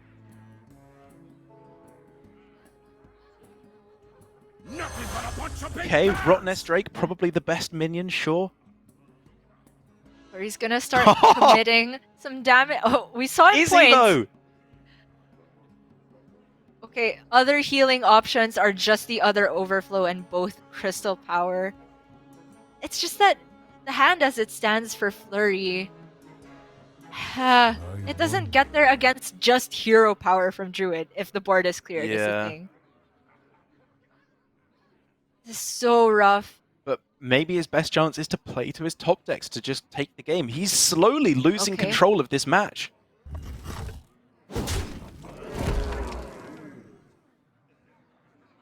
So if he shoots a minion here, he's still looking at Zephyrus Lethal with Lava Burst. But he gives up... my brain can't be wrapped around it. There's just healing. Okay, it's a Mount Celagon. That's a very good outcome for Flurry, of course, but it's just not the most pressing thing. The fact that Kin can stay alive is just the most important outcome. It's huge, absolutely huge. Now Kin heals back up to 12, essentially at 7 if you just look at the Stormhammer and the hero power from Hunter. So he's now thinking about, can he play around Unleash the Hounds effectively here? How wide does he have the license to go? I mean, I imagine he's gearing up for 1 Panther, 1 buff. Like that. And then, of course, trading. Does mean he can't fit in the hero power, which he would like to do, just to have that little bit of extra assurance. You could just go Bog Beam hero power, but he's missing out on 2 damage in the immediate. Yeah, I mean, the important thing is that even if he misses the hero power, he's not dead to Dino Tamer Bran. And the Blazing Battle Mage, for example, has been in hand since the start of the game. And I think he will be starting to have the read that it is Dino Tamer Bran, which comes off the top anyway. Oh my god. And it's 1 damage off. Then we see that Kin went for another Panther there, just trying to put together a Savage Roar for lethal, but Flurry has been picking apart just 1 or 2 minions every turn, making sure it's not a possibility. And now we're faced with the same problem. Roar here is lethal, right? 8 damage on board, 8 with the Savage Roar, 1. It's 17 damage with 1 Savage Roar. Both copies of Power of the Wild have been played, so it's only double Savage Roar that Flurry dies to. So if he kills a minion here, say the 2/2, is he dead to double Savage Roar? It'd be down to 16, and it would be 6 and 6. He would be dead to double Savage Roar either way. So that means he just ships it base? Maybe the Iron Bark changed things. Perhaps. Oh my gosh, Kin has another set of draws to look for it. There is the Roar! 12 plus the 6. That is lethal. Even a Moonfire if he wasn't sure. Just double checking, triple checking, making sure there's no room for error. Kin has the game unlocked, and my gosh, that's a heartbreaker for Flurry. Oh, you can see how much it means to him. Gia, he was so close. Think of all the micro decisions that could have been changed that maybe made a difference. The times he traded into minions instead of going face. The time he went face instead of trading into minions. Playing out the Dwarven Sharpshooter instead of playing out the Blazing Battle Mage. All of these minute differences could have been the difference between winning and losing, between staying in and being relegated. All of those thoughts are going through Fleury's head right now, because even though he was going into the relegation bracket alongside Kin with the best shot of staying in Grandmasters because he has 3 lives, this is one of the worst feelings to have, where he can't even have another series today to continue and try and redeem himself. He has to wait till tomorrow and sit and sleep on this loss. It's just so tough to think about. But on the flip side, congratulations to Kin. He is safe and guaranteed back for another season, which means both of our new GMs, Kin and Possessi, will be staying on. That's right, and taking a look at the relegation bracket now, we can see what Fleury has in store for him tomorrow. As with the tiebreaker match that was played off-stream between Dawn and Frosty, Frosty did lose that match, which means he only has 1 chance. However, Dawn, in our match against Fleury tomorrow, both of these players still have 2 chances at taking a win. But, I mean, I can just imagine being in Fleury's position here, Gia. You start to think that you've got a curse on you. You know that you are going to end up losing both of these matches. And as soon as you start believing that, be it through, fate of the cards or through your own defeatist mindset getting to you, either can get you then. On top of that, Derek, just looking at this bracket, I feel like I'm going to cry. It's Fleury versus Dawn. I know. These are 2 teammates, the best of friends. In that interview where they were asked who they'd be handcuffed to for a month, they picked each other. These 2 have been OGs since the start of Hearthstone. They were there at the beginning of the Korean scene. They have huge streams. They're on a great team, Cloud9, best of friends, and now they have to fight each other to stay alive in Grandmasters. I can't watch. Yeah, very, very tense stuff, and it's also in addition to already saying goodbye to Staz and Samuel Sao, which in its own right was very upsetting stuff. But as I keep saying, the bright side is, even though we have brother fighting against brother here with Fleury and Dawn, as you said, being C9 teammates, it does make room for the new players to come into the system. And next season in Grandmasters GA, I cannot wait to see who is going to be filling in their spots for them. But for now, that does, of course, mean that we are all done with today. So let's take a look at the action that we had over the course of today with the bracket for Division A, or for Group A, I should say, sorry, with our 2 players who made it through in Glory and Possessi. That's right. Glory started off with a bye due to his dominant performance in the round robin, which he started in Division A because of his dominant performance in the Swiss. And yet again, Glory is just untouchable straight through to the semifinals by taking 1 series 3-0 versus Rivius. Impressive stuff. But over at the lower bracket, Possessi managed to fight his way through despite losing a series versus Rivius at the beginning. Fought his way back and is cementing Japan's dominance in Asia Pacific. And if we can take a look at Group B that we're going to be playing at tomorrow, we could still see, Gia, every single Japanese player going through to the semi-finals, and that is the most likely outcome, with Alutemu being the 2nd placeholder in Division A. He is, of course, given a bye against Tom60229, who managed to claw his way through from Division B. Alutemu just has to win a single series, and he will be joining the other 2 Japanese players. It would just be unbelievable to have 3 out of the 4 representatives in the semi-finals be Japanese. It really, really would. But Surrender, Chonsu, and Tom are not going to go down without a fight. Tom is, surprising that he ended up in Division B to begin with. But ever since that round robin started, he's proving that he's still got the chops, still world championship quality. Even though we have been up and down on his style of play, I think he does have that mental state, calm advantage over most of the rest of the field. And of course, Surrender and Chonsu, seasoned veteran players as well. It's just tough competition everywhere you look. It is indeed. And then, of course, down in the relegation bracket, we will also be playing up Fleury versus Dawn tomorrow, which is going to be a heart-wrenching way to end the day. But I can't wait to see who's going to be through to the semi-finals to be joining both Possessi and Glory. But that, of course, means that we are all done here for today in Asia Pacific. Still Europe, as always, and then Americas to follow shortly after, where we're going to find out who their representatives are going to be going through to the semi-finals and then thereafter on Sunday, who will be going through to the global finals for each of those regions. So I'm just going to sign off now, say thank you so much for joining us for today here in the Asia Pacific region. We will see you tomorrow, but for now, we're going to send you over to Raven and Sottle with Europe. Enjoy.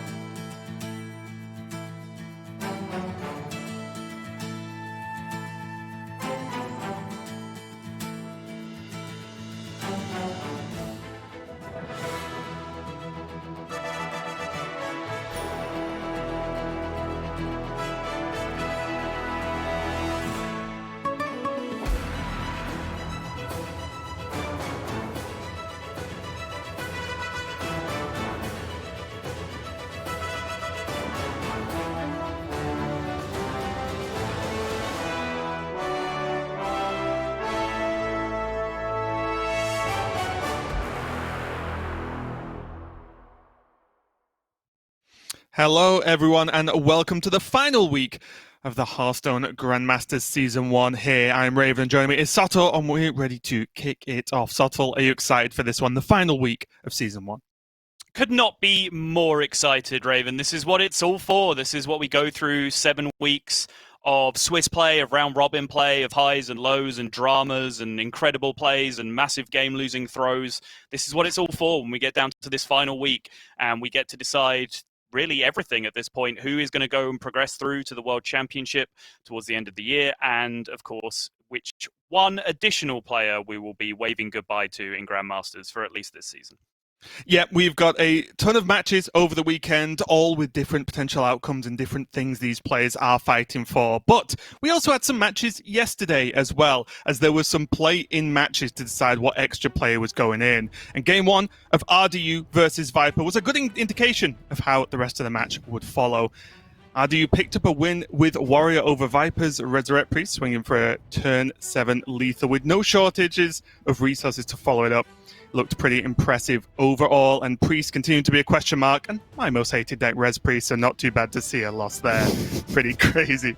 Different matchup though, but same result for game number 2, as Viper conceded on his turn 7 after a cascade of dragons emerged from Ysera's Dream Portals. I did speak to Viper after the fact. I can tell you now, he was not impressed. But he did manage to get a win with the Quest Warlock versus Demon Hunter, which again is a matchup we'll continue to question and see going forward. Managed to get that early game tempo and had that removal ready. And then he managed to play his Paladin, which was a big question overall, but he managed to get crushed pretty hard by Demon Hunter. Paladin was a huge risk, but it never really worked out for him. So RDU ended up beating down Viper there and booking his spot into the playoff Group A. So pretty crazy for RDU overall. Honestly, as one of the players we had big questions about at the very, very, very start of this season, and a lot of players, a lot of viewers had questions about, but he did manage to get that spot. He's still not in a perfect spot because he came in from Division B. He does start with effectively 1 loss to Yala, if you want to read it like that, as he does start in that elimination match, but he is there. He does have a chance. Meanwhile, Yala at the top there gets the bye, which means he's already effectively won his first initial match, and he awaits the winner of Swids and Silvername in that winner's bracket. What are you liking about this group, Sol? Yeah, I mean, I think first and foremost, it was a huge win for RDU, of course. We mentioned we've had some questions about how ready he was going to be for the constructive metagame, and he's answered those with aplomb. But I think questions now have to shift to some of Viper's lineups, particularly in the last couple of weeks of proceedings. He's just falling a little bit short of making it into the playoffs proper here. But honestly, Silvername is just always one of the names that stands out to me. Like, he's such an X factor of a player. He's bringing Mage again this week, despite Mage, underperforming, being a 40% win rate deck. He just seems to feel comfortable with it. He just, lives by the box and dies by the box. But he really is just the chaotic neutral in this group. He's capable of hitting incredible highs, but also capable of just throwing any given game away. So I think Silvername is certainly the one to watch here to play potential spoiler in this bracket. Yeah, and we'll be checking out all that bracket as well very, very soon. But yeah, just one reminder as well that RDU will start in the elimination match. It's the punishment per se from coming from Division B, whereas Yala winning the Division A means that he gets to just go through there and sit in at that already having a match won spot, and it's such a big difference, right, Sol? Isn't it? Having that first match win already means he's in such a steady point to actually get through there and try and make his way to Sunday, and then try and make his way to Worlds. It is, but that is just one of the 2 playoff groups that we have to deal with. And as with Group B, as we saw there, Group A is the one we're going to be covering today. And there was a match yesterday to decide that final position between Casey and Boston. And in an insane turn of events in game number 2, you see a Demon Hunter mirror with Boston at 1 HP and behind on board. But combining Mana Burn with Eye Beam here for healing means he locks out Metamorphosis from the opponent and is able to buy himself the additional turn that he needs to rip this Skull of Gul'dan to try and find damage of his own, and does find it there with the very last card in Chaos Strike to pick up the win and level up the series. But Casey's Demon Hunter still did have plenty more time to shine in the series as we moved on to Game 4. And this time it was Boston who thought he was in the comfortable position, but Altris makes all things possible, Raven. And with this insane outcast hand alongside the Metamorphosis hero power, Casey was able to blow right through this Divine Shield Tiamat, wrap up the damage with that Metamorphosis hero power, and Boston probably could not quite believe he lost the game for this position, but nonetheless, Casey was able to push for lethal and square up the series yet again. And then it came down to a Hunter Mirror, which, while competitive early on, the Dino Tamer Bran on turn 7 led to the very quick tap out from Casey, and then Boston won the match in what was a much closer proceeding than the Viper versus RDU matchup, but still the result is the same. You see Boston there in the elimination matchup, whereas it is Boar Control in this group who has the bye, or as Raven put it, you can kind of look at it as Boar has already beaten Boston in this bracket, if you want to break it down that way. It's technically accurate, but a bit weird. And My forte. Yeah, and then of course Bunny Hopper and Psycho round out the group. So again, this is the group that we'll be covering today. These are the players that you will be seeing. These four players alongside Hunter Ace and Felkane, who will be playing it out in a relegation match later on. Yeah, and honestly, this group's very exciting to me. Ball Control just been playing well, just throughout the whole of the season, honestly. Not only in Swiss, but in Round Robin too. Bunny Hopper maybe had a rough time of it with some Priest mirrors in the past, but still always an exciting player to watch. But honestly, for me, Psycho might be a player who's been flying under the radar just a touch, but he is here. He is in this group. He does have his chance to go through onto Sunday, and he's definitely been, I would say, along with Viper, the other player in European Grandmasters at least, that definitely does his own thing with his lineup, right? And, well, it seemed to have worked because he's here, right? He's made it to this weekend. He might well make it through to Sunday, and he might well make it through to Worlds as well. So Psycho, I think, a player maybe we don't put too much focus on over some of the others, but one that I always look out for his definitely his own take on these lineups and band strategies. Yeah, I will say that the last time he brought or maybe not the last time, but the time he brought Priest into proceedings when it was a bit unusual, when he had the Moarg, Holy Nova, like super anti-aggro Yeah, the build, anti-aggro list. Yeah. I wasn't a particularly big fan of that either, and he has gone back to the Priest well again this time around. Again, when it's quite rare. You know, we did have that 1 week where Priest was the expected bring, but outside of that, it's been very much forced out of the GM metagame. So be interested to see this time around as to whether that Priest can get a little bit more work done for Psycho. Yeah, well, we can see what decks are going to get some work done because we can check out the bring rates. Because honestly, last week, all about Quest Warlock. Week before, all about Priest. What do we have now? Demon Hunter, still up there. Pain Warrior, surprisingly not quite up there as much as I would expect, but still high up.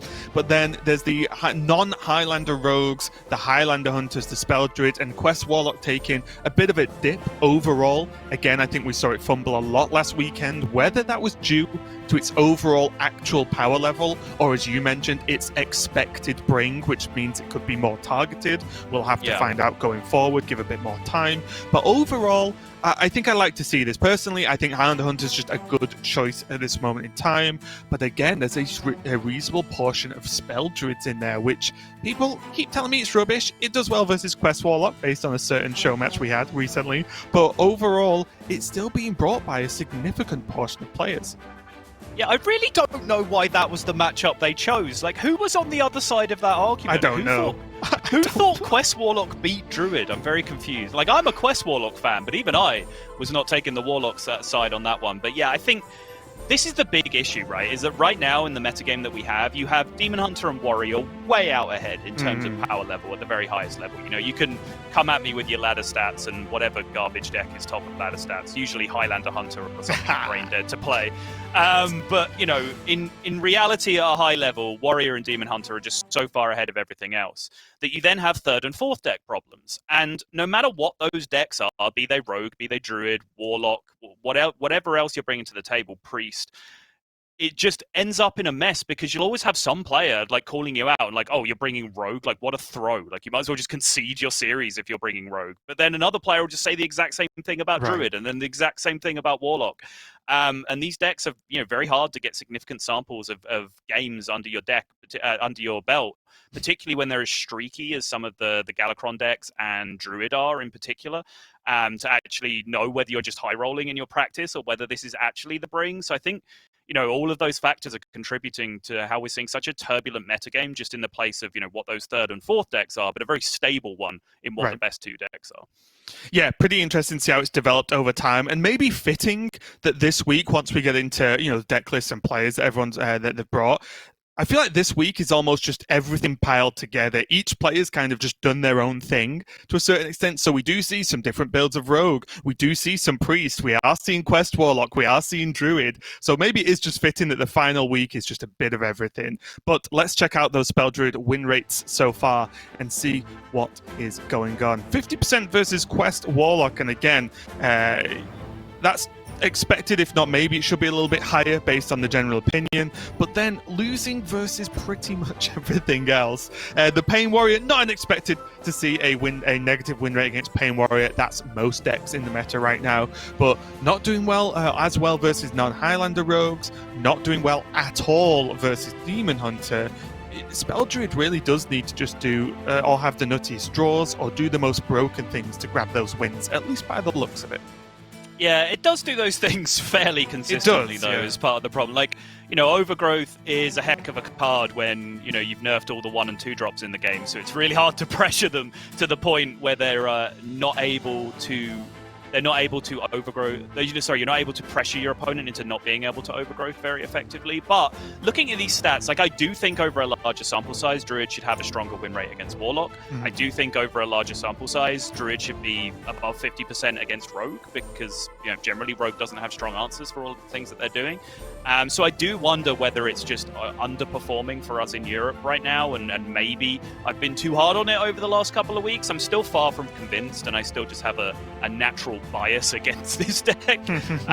But for me, there's still a lot of questions to be answered. But I think the one thing that no one can dispute is that you just concede to Demon Hunter when you bring this deck. That matchup is unwinnable. It cannot be done. Yeah, I mean, again, because there is a percentage there, the only way it happens is when Demon Hunter just has one of those draws where it's 5 cost, 5 cost, 5 cost at the start or something, right? And it's literally it's more due to the Demon Hunter having a terrible draw than it is to the Druid doing anything special. That's where Demon Hunter loses most matchups in that case overall. So, pretty crazy. We've got a ton of matches to see over this weekend, and we've got a ton of matches today as well, as Sol mentioned earlier.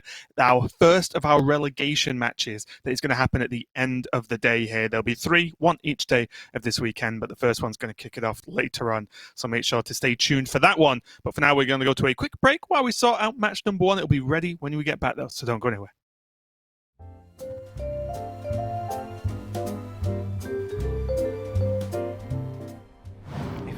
Instantly be an expert.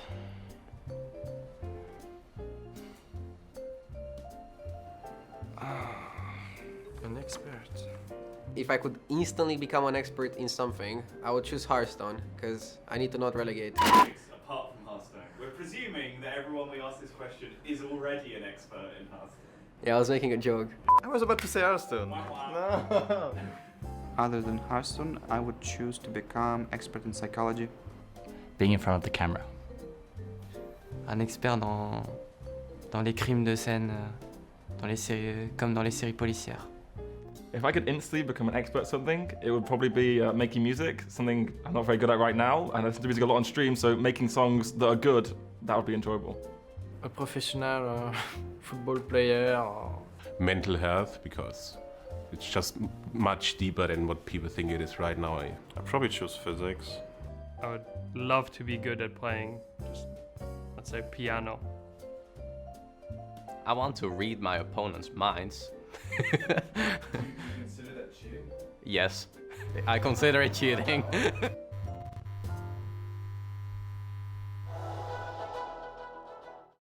We are back and ready to kick off our first match of the day here in Group A of the playoff weekend for the European Hearthstone Grandmasters. And we've got Psycho versus Bunny Hopper coming up, and a matchup I'm pretty excited for, honestly, because as I mentioned in the at the start of the day, Psycho, a player who definitely has been doing his own thing with his lineups. He was bringing Priest a little bit earlier than most, and then he was messing with the builds a little bit too. But even his builds of other popular archetypes, not this week, but there were weeks where he was bringing the more like control style warrior as well, the more control variant of Pain Warrior, as well as a few other interesting choices. But we actually see the more standard Galakron Priest here, and then we see the Quest Warlock as well, and then coupled with that Demon Hunter Warrior pair, which seems to be the case for almost every player. But this is a lineup that I like. I just don't know if it's going to be good enough. What do you think, Salt?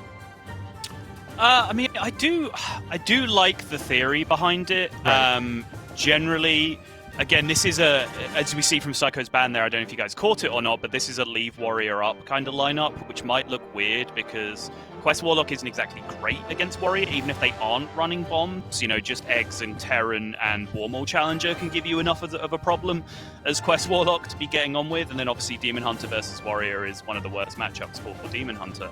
But again, it's about, you know, that weakest deck positioning and what you end up having to ban, and I think most people who brought this kind of lineup that Psycho brought have banned the Demon Hunter, which you can now see on Bunny Hopper's lineup is the deck that he's missing. So I'm okay with the theory behind it. I've come around to it slightly more week by week by week, but if you're going to ask me if I would be bringing a ban Demon Hunter or a ban Warrior lineup to this tournament, I would be bringing a ban Warrior lineup just every day. Yeah, I think I'd join you in that one as well, which is, I guess, why I was saying, like, I like the deck Psycho has chosen as Hearthstone decks. Like, I like Quest Warlock a lot. It's super fun. But is it going to get the job done? We'll have to see, because not only is Psycho's lineup a little bit more different, a little bit more awkward with that leaving open Warrior, he's going against Bunny Hopper's what's left, which is the Pain Warrior, fantastic deck, of course, but then the Questing Adventurer Rogue and the Highlander Hunter. I just feel like, just looking at it right at this second, I would much rather be playing Bunny Hopper's lineup in this match than I would Psycho's, because his decks just line up so well versus Psycho's. I think it's going to be a real uphill climb for him here. I completely agree. I think the Warrior is positioned very well against Demon Hunter and fine to good, depending on your opinion, against Quest Warlock. I think the Highlander Hunter is positioned very well against Priest and fine to good against Quest Warlock, depending on your opinion. You might be noticing a theme here. There's a lot of disagreement on Quest Warlock matchups. But then, you know, outside of that, he's just in a good spot overall in the series. You know, he has multiple good cues for each of his decks, and you see straight away as we get into the series, he gets one of them, the Highlander Hunter going up against the Priest. And just a final note, I do think, talking about the Druid a little bit earlier, you know, its matchups versus Rogue, I do think the newer iterations with the Questing Adventurer help that matchup a lot. Actually, because the Druid often can't kill the Questing and then they lose. But we could talk about that a little bit later on. Let's get into this game. Game number 1 between Bunny Hopper and Psycho. Hunter on the top against this Priest. And this was, especially, I would say, Priest's peak, the maybe 1-2 out of maybe just a couple like bad matchups you would say that Priest actually had, because Hunter put on so much just relentless damage so quickly that Priest could neither heal nor really grab the board fast enough.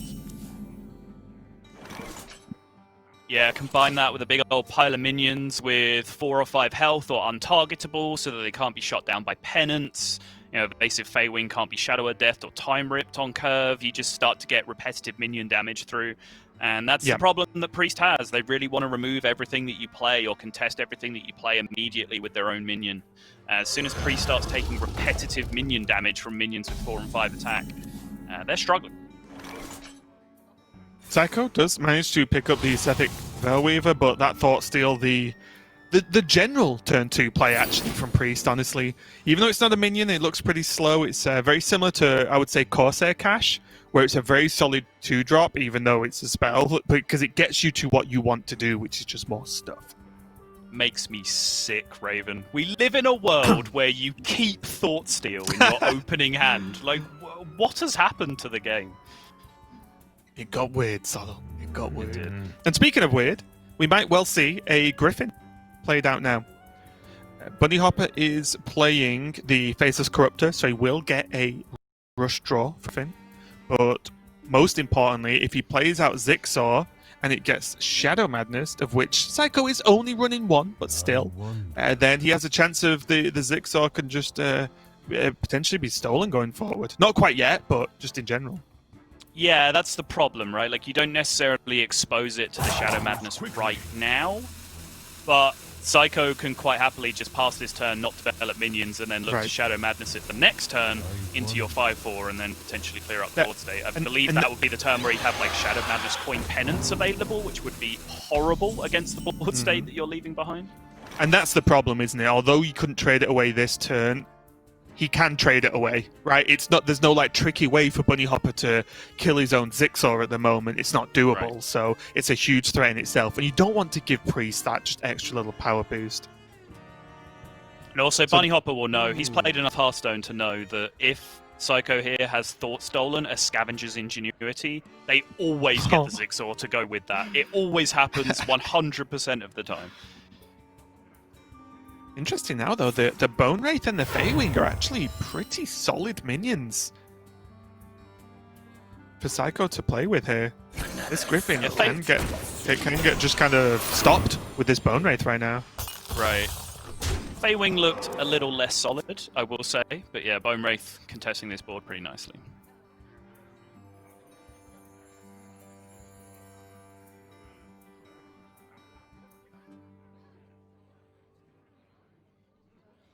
Bunny Hopper not with much of a follow-up here.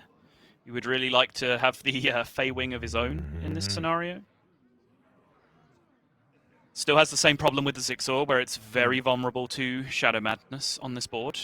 Doesn't have a nice way to set up for like a super juicily faceless Corruptor on the next turn. Is it too loopy to suggest trade with the Griffin and then freeze the Bone Wraith so it can't be Apotheosis and attack? And then you can deal with it with Faceless potentially next turn. I think it's the only play he's got, yeah. I guess my point is, like, does he trade? Okay, so he's going to hold with the Griffin. I was wondering whether he wanted to just trade it in to just lower the health, but I guess you're not really expecting that to go anywhere outside of a Penance.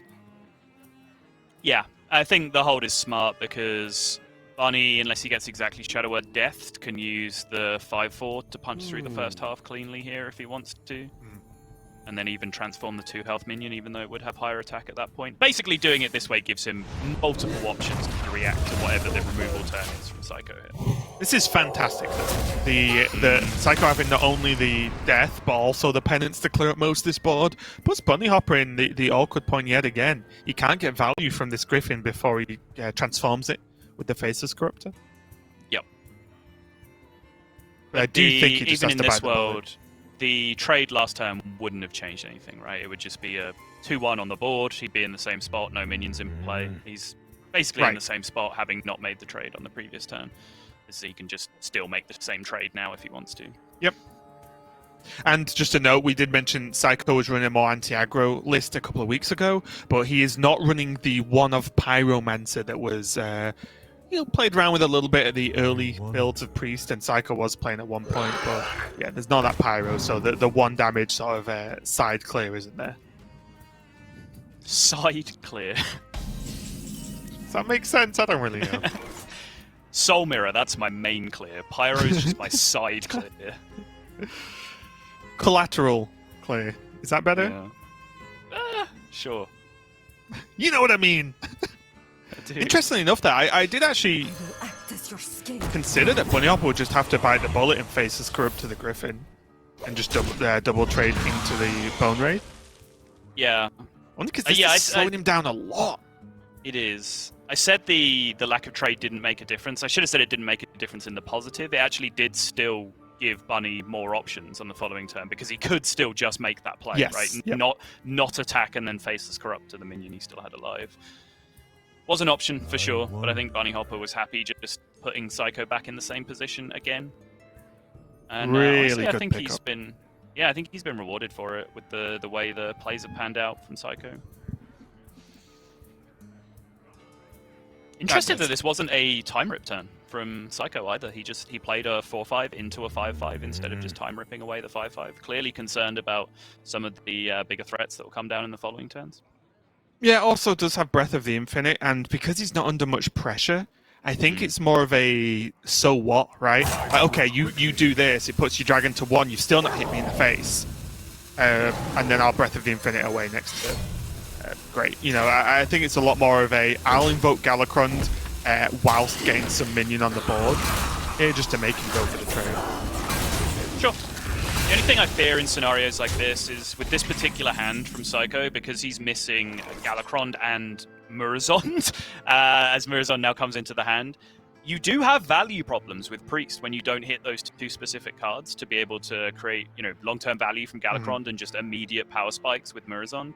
So if you start doing things like just, throwing away a 4/5 into a 5/5, you can actually just get outvalued even by aggro decks in some matchups. We've seen multiple occasions where Demon Hunter has just outvalued Priest because they didn't draw Galakron. Does have Sethic, Veilweaver, and an Apotheosis though to get that rolling a little bit later on, which does help. And even this evil Conscriptor. I thought it was. I just wasn't quite sure. Even that guy is going to get some level of value done, but he's just going to drop the Sethic. Slight deterrent for Dino Tamer Bran, I imagine, is the motivation behind this play. If he plays Evil Conscriptor here, then Bunny just plays Bran and smacks him in the face. Now there's a Sethic Veilweaver in play that's scary. I really like just the go face hero power and make the Faceless Corruptor kill the Sethic here. It creates a good board, it's pretty threatening, just 2 4-attack minions sat there. You clear up the Sethic, you weave the hero power in, you don't just leave Bran kind of hanging with a Sethic on board, which is, I think, a nightmare play. I think that's never going to happen. Is the hero power worth over developing a 1/3 and getting the tracking in there as well? I guess you could save tracking until you actually manage to get your Zixor dead in this matchup. Try and have more options for power spikes off the tracking. Yeah, and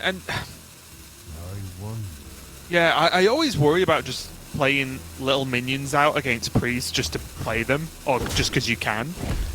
So I think I naturally veer away from that and try and just make the most awkward board possible. But maybe that'd be worthwhile, but weaving in hero powers to catch up some damage he's missed out on, because this has been a very slow game from Bunny Hopper.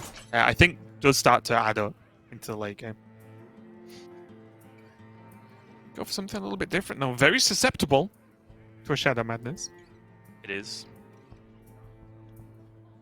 Yeah, there was one turn, right, where Bunny could have just shipped it into that Shield of Galakron that Psycho played to kill it immediately. But I don't think it really just fit the curve that turn. And I think, one of Shadow Madness in the deck, I think Bunny Hopper should be focused more on just making powerful plays than, playing around the Shadow Madness blowout when there's only a single copy on the other side. But yeah, the Faceless Corruptor play you were talking about did seem fine to me. If you think about it, it's kind of like having King Crush on the board. Mm-hmm. If you really think about it. I think you mean if you don't think about it. Well, sometimes you've got to think about it so much, you have to stop, and then it unlocks, right? Right. Just don't think about it. I must consider. It is good getting that Zixor or the Prime active, though, because it is one of those weird counterplays to Murazond, where it's a strong play for you, but not really a good Murazond, because it obviously doesn't make the duplicates, it just makes 1 4/4 with Rush. Yeah. Okay, well now the Dino's going to go, right? It is looking pretty Dino go raw, yeah. I also wonder, just looking at this tracking, maybe because the game has gone slowly, Bunny Hopper doesn't want to lose 2 of his cards. Right now, there's a chance that he gets a bad tracking. There's still some very powerful tools in his deck. There's the Stormhammer, Zephyrus, Alexstrasza, Siamat. Maybe he just doesn't feel like going... He's got tools, right? He's never had, I've got nothing to play this turn. He has the hand. He has tools available to him. Maybe he doesn't want to lose cards right now. Gonna be honest, Raven, I hate that argument. Okay. Wouldn't be the first, won't be the last. That's a good tracking, though. It is a pretty good tracking, yeah. Quickly. I love the And this Animal is the Companion, problem, right? even though it's probably Fey-Wing. You named, 3 or 4 cards, so there's kind of 1 or 2 scenarios. Every other scenario, you get either to pick one of those extremely powerful cards, or you do this, and you get 3 cards closer to all of those extremely powerful cards in your deck. Yeah, and don't get me wrong, this isn't... that wasn't a suggestion just as a general rule of tracking by any means. I know. It's like, wait, Raven waits till he's only got a few cards left to play tracking? There has to be something wrong with this. So I was going to say my only problem with Dinotoma Brand this turn is that it's a pretty juicy Soul Mirror. The fact that you also get a 2/1 Reborn Bone Wraith out of the deal.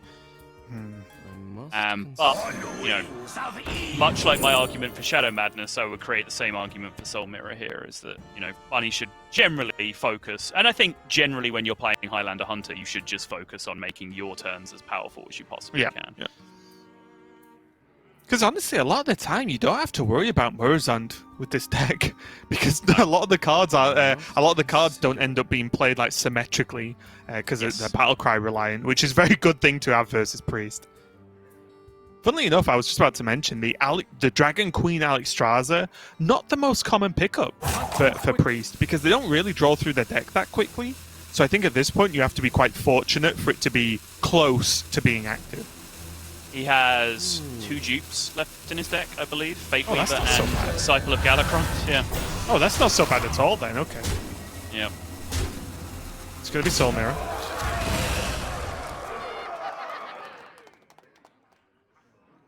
Okay, this could be an... Oh, interesting. Well, if this could be a good Faceless, right? He could trade the Bone Wraith in, and then just Faceless that. Mm-hmm.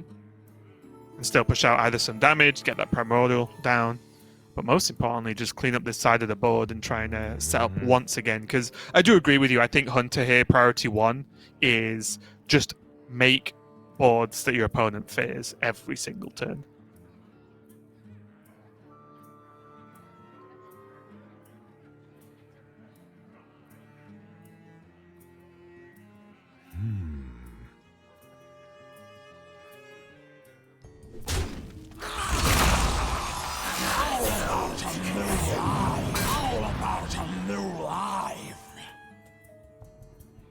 Hopper is playing, I'll just do my usual check I missed earlier, but he is playing the Grand Slam in his list, which means there's certain levels of even extra burst damage. I thought we'd got away with one! No. Only the good players bring that Grand Slam Soul. The most important card in the list, you could argue. Bunny trades a little bit inefficiently in terms of face damage, just to protect the extra health on one of his minions here, to play around some key removals, of course, from Psycho's side. I will say that, yes, exactly, Faceless Corruptor is one of the premium Murazond targets in this match, believe it or not, because even though you'd only get one, it's still pretty effective against Hunter minions to be able to just get a straight-up 4/4 rush. Yeah, it's still something active on board, right? Yep. Here, though, starting to piece together some damage. But I think Bunny Hopper soon should really consider just putting his foot down. He could go Tiamat, Divine Shield, Rush into the Feywing. He could also use this and rush into Murazond with the Dwarven Sharpshooter Hero Power as well to finish it off. But I actually think just rush into the Feywing, face with everything else, drop a Hero Power, and then set up the following turn with that Corrosive Breath to try and push extra damage. I think you have to kill the Murazond. I think doing your play but using either Corrosive Breath or Dwarven Sharpshooter to finish off the Murazond is significantly stronger. Because there's 2 Apotheosis in Psycho's deck, and if you don't kill the 8/8 and your plan is go face, true. You're feeling very concedey to Apotheosis, whereas if you leave Evasive Feywing up, well, guess what? It's Evasive Feywing, right? So it can't be targeted with Apotheosis because that effect is symmetrical. And this is the other way. Instead of keeping the Tiamat, you can just do this and deal with both, which is actually very nice. Most importantly, get those Faceless Corruptors to hit face. Sure. That is priority, I think, number 1 here for Bunny Hopper.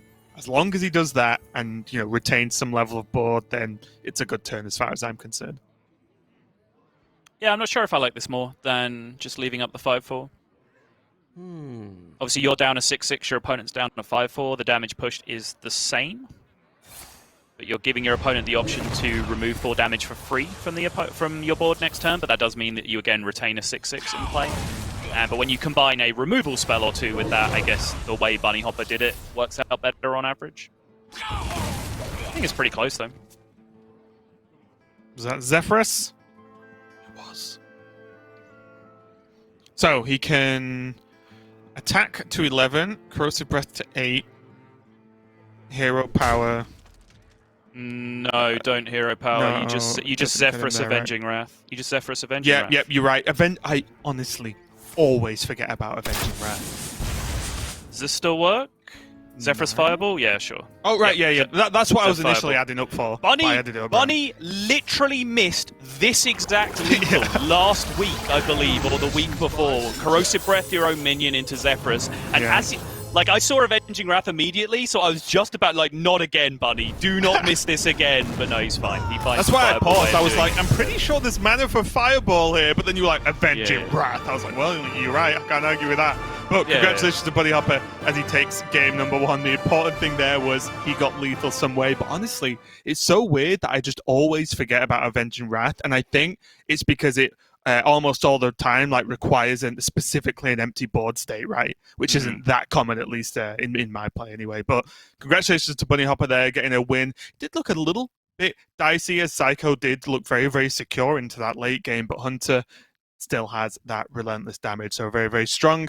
We are going to go to a quick break while we set up our game number 2 between Bunny Hopper and Psycho. Don't go anywhere. We'll be right back.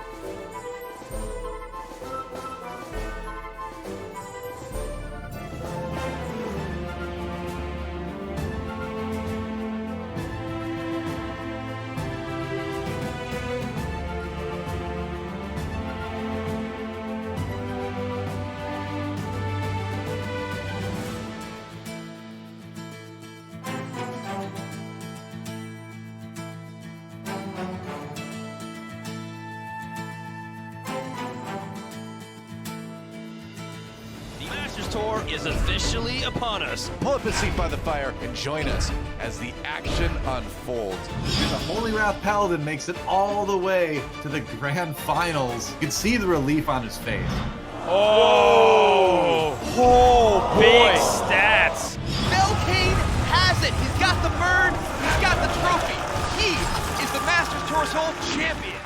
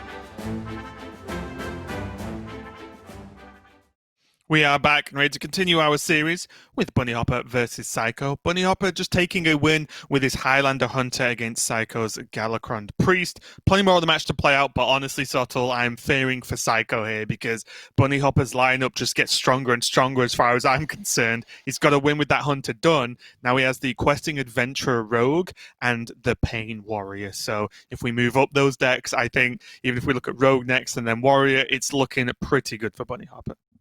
Yeah, I mean, I said it right going into the beginning of the series. If you look at Bunny Hopper's decks against Psycho's decks, he probably averages somewhere in the region of 2 to 2.5 good matchups for each of his decks that he has up right now. So he's likely to be queuing good matchups, and that's exactly what we saw in game number 1, as we saw Highlander Hunter taking down the Priest. And I think there's definitely a lesson to be learned from watching that matchup play out. You know, the more and more we see it, you can win by just going fast and getting Fairy Dragon into evasive Fey-Wing, and then your minions never die and you just beat them up. Victory. But at the same time, like, if you just kill all of their minions and just push a little bit of damage every turn with Hunter, like, you just get there. You just draw a chunky boy off the top every single turn, you play it, you hero power, you kill their stuff to deny Apotheosis.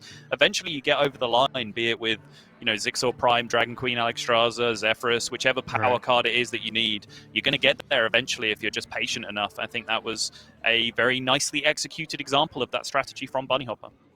Yeah, and I think it just goes to continue to display that although it may look like it, Priest doesn't actually have that much healing outside of a landing Apotheosis on a large attack minion, right? Even if you land it on a regular size minion, it's not that much if you just kill it off after a turn or so. So you can just get it done even if it takes a little bit while longer. But we are going into game number 2. Psycho going to have Priest once again.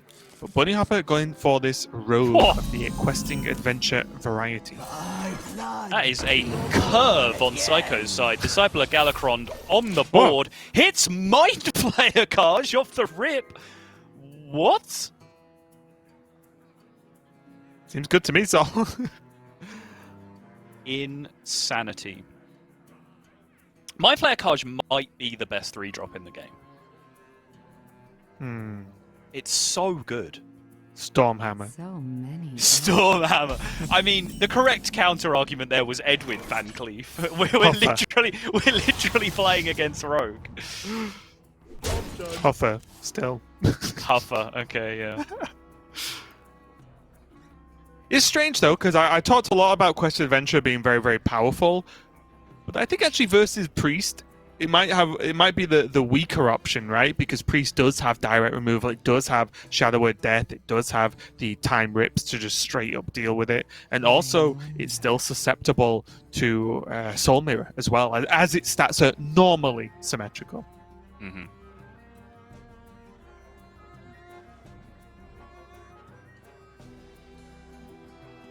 Here we see the Bunny Hopper in his natural habitat, roping turn 2.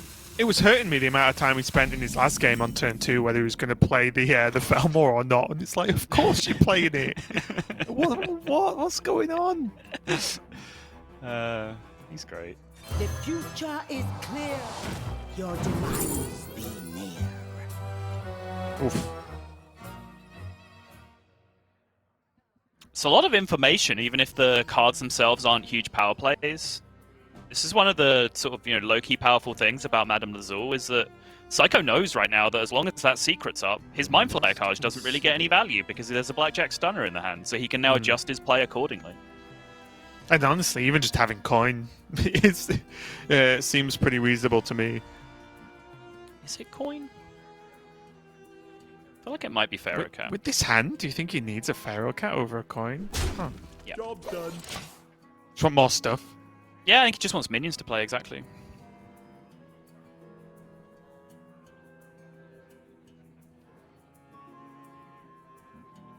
You gotta love a good Thought Steal against Rogue, though. Pretty often you do hit those additional invokes, which are extremely powerful for you as Priest. Psycho here hit 2 of them, including picking up some extra removal with the Seal Fate. Bunny Hopper does have access to a pretty powerful plan with Togwaggle and Galakron in hand now. So what he's really got to do is work out how he gets there in the most efficient and safe manner. Because the nature of... if it is the Wand, we can talk about Wand versus Priest in a little bit if you want. But if it is Wand or even if it isn't, just what Togwaggle can do and what Galakron does for Rogue, it's all very... It's very powerful, but in a compact nature, right? Because the cards cost nothing, you can always do the big burst turns, and that's what Rogue can sometimes struggle to deal with. So as long as Bunny Hopper can get there, he's probably looking pretty confident about this. Psycho just thinking about dropping the Kaj here anyway. I think you saw just the exact thought process there, right? Is he went to snap the Kaj and then went, oh yeah, Blackjack stunner. I don't care. I'm doing it Yeah, anyway. I think it'll be okay. It's only 1 extra mana, and Kaj can be pretty good later as well. But most of the point is maybe just getting the Blackjack stunner out this early means that there's more chance of Psycho sticking a bigger minion, for example, this Shield of Galakron he has in hand. Yep, good point.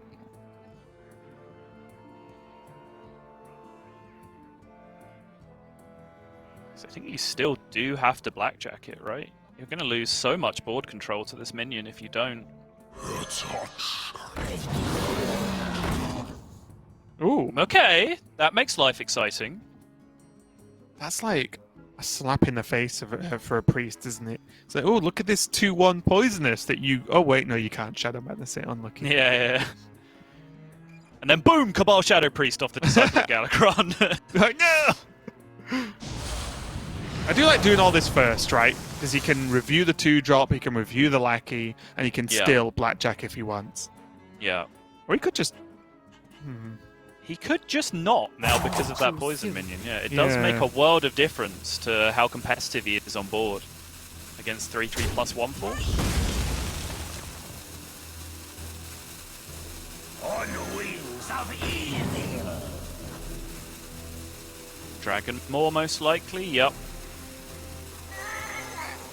Yeah, I was going to say no. Yeah, I like it. Have your minion. Oof. Well, that ended badly.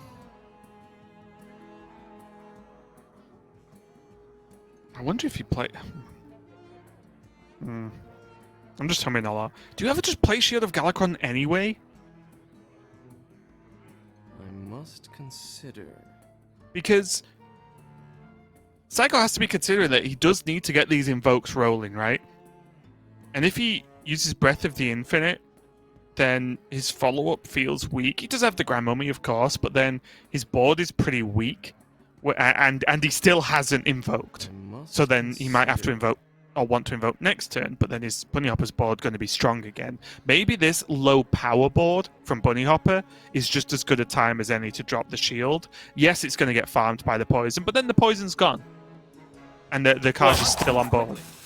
Okay, so 2 counterpoints. Firstly, he doesn't have Galakron in his hand right now, so I don't think there's any great hurry in getting on with the evokes. Second, even if he does do Breath into Grand Mummy, your opponent's expected turn is Shield of Galakron itself, at which point you'd just be able to trade through that and drop the Shield of Galakron plus Praise Galakron on the following turn anyway. So I think the ball clear is absolutely fine there. I don't really feel like Breath of the Infinite gets stronger in this matchup. And again, Psycho knows that Blackjack Stunner is still in hand, right? Waiting to come down and deal with stuff. So also, because you've narrowed down the secret that turn to exactly Dirty Tricks, based on Psycho's information, you also know that you're just dealing with that secret. So you're deactivating the Blackjack Stunner that your opponent has in hand as well. Yeah.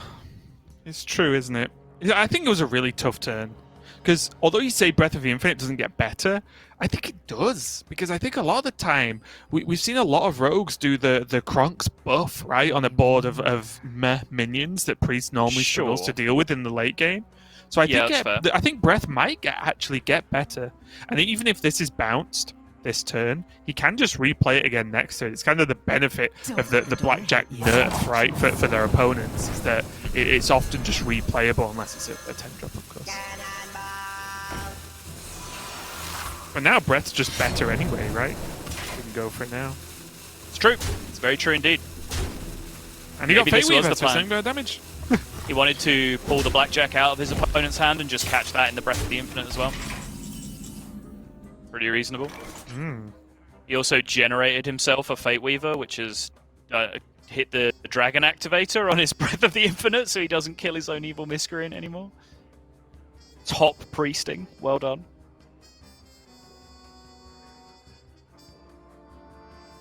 I wonder. You could also just play it first to have a 3/4 in play this turn. I like that less. Yeah, he also doesn't get to... If he does that, he doesn't get to clear up the shot bot, does he? Nope. Which I think's unfun. I must consider.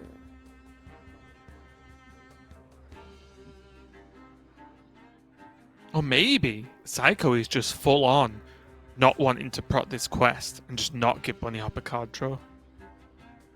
Sure. We are all bound to fate. That is very fair. Oh, never mind. So he's going to do it the way. 3-4 Okay, way, sure, and he's going to sure, drop the drop the praise to be able to clear. Yep, this makes sense.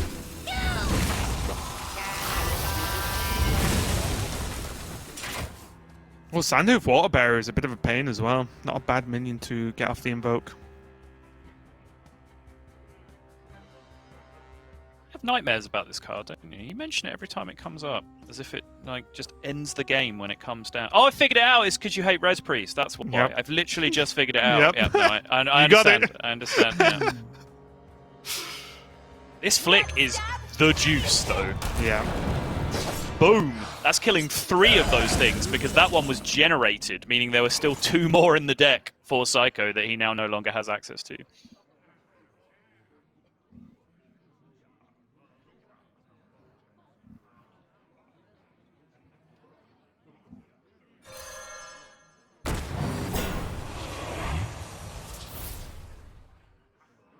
Oh, okay. Mummy needs Silly, 5 not horrible. Did wonder whether he was just going to go all out and drop the Sethek as well, but it is quite susceptible to a lot of rogue removal, especially because he can get through that Galakron, that Shield of Galakron already.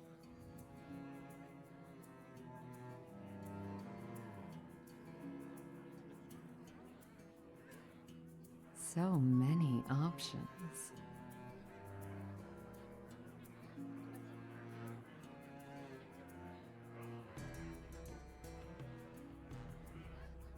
Can we get a Bunny Hopper Galakron check? Just the one. Oof. Pretty far away. How urgent do you think Bunny Hopper wants to get this live? Do you think he's going to go for just Seal Fate on whatever this turn? just to at least get it to 2 to be able to break in case of emergency? Yeah, certainly in this matchup, I think Galakron is the prime way to mana cheat because it's the one that can't be copied from your opponent. If you do it with Togwaggle, obviously your opponent has the ability to steal whatever treasure that you choose with their own Murazond, but because the Galakron mana cheat comes in the form of a battle cry, Murazond doesn't copy that, so you are able to get a one-sided advantage from it. Quite often I think the games I see Rogue win, it's fast Galakron, explode with Galakron. Rogue can't really counteract that very efficiently. Scramble, use up all of their removal, just fighting off your initial big push. And then in the later game, Togwaggle can come down for Crown and just make that like last huge board that Priest can't potentially deal with. Shadow Step.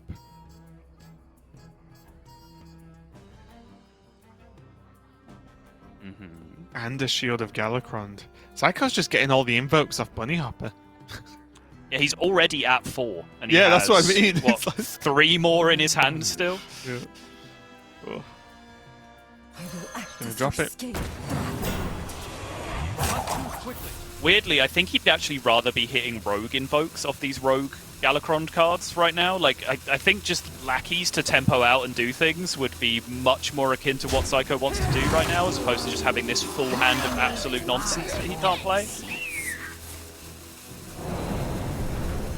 I was just gonna say, he's gonna have to dump some things this turn, isn't he? Because of that. Yep. Oh, he got Circle. Okay, that's not so bad. That's a card that, at worst, you could throw away.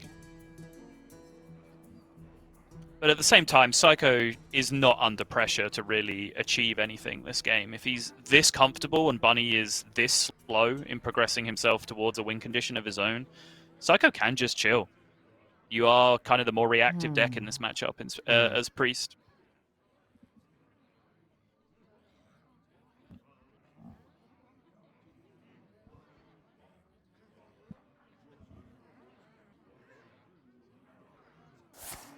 There's always the consideration as well is, do you take a slightly worse Galakron just to be able to do things with Krunks? But with Bunny Hopper not having his own Shadow Steps right now, then even the Krunks things don't even really become that powerful, do they?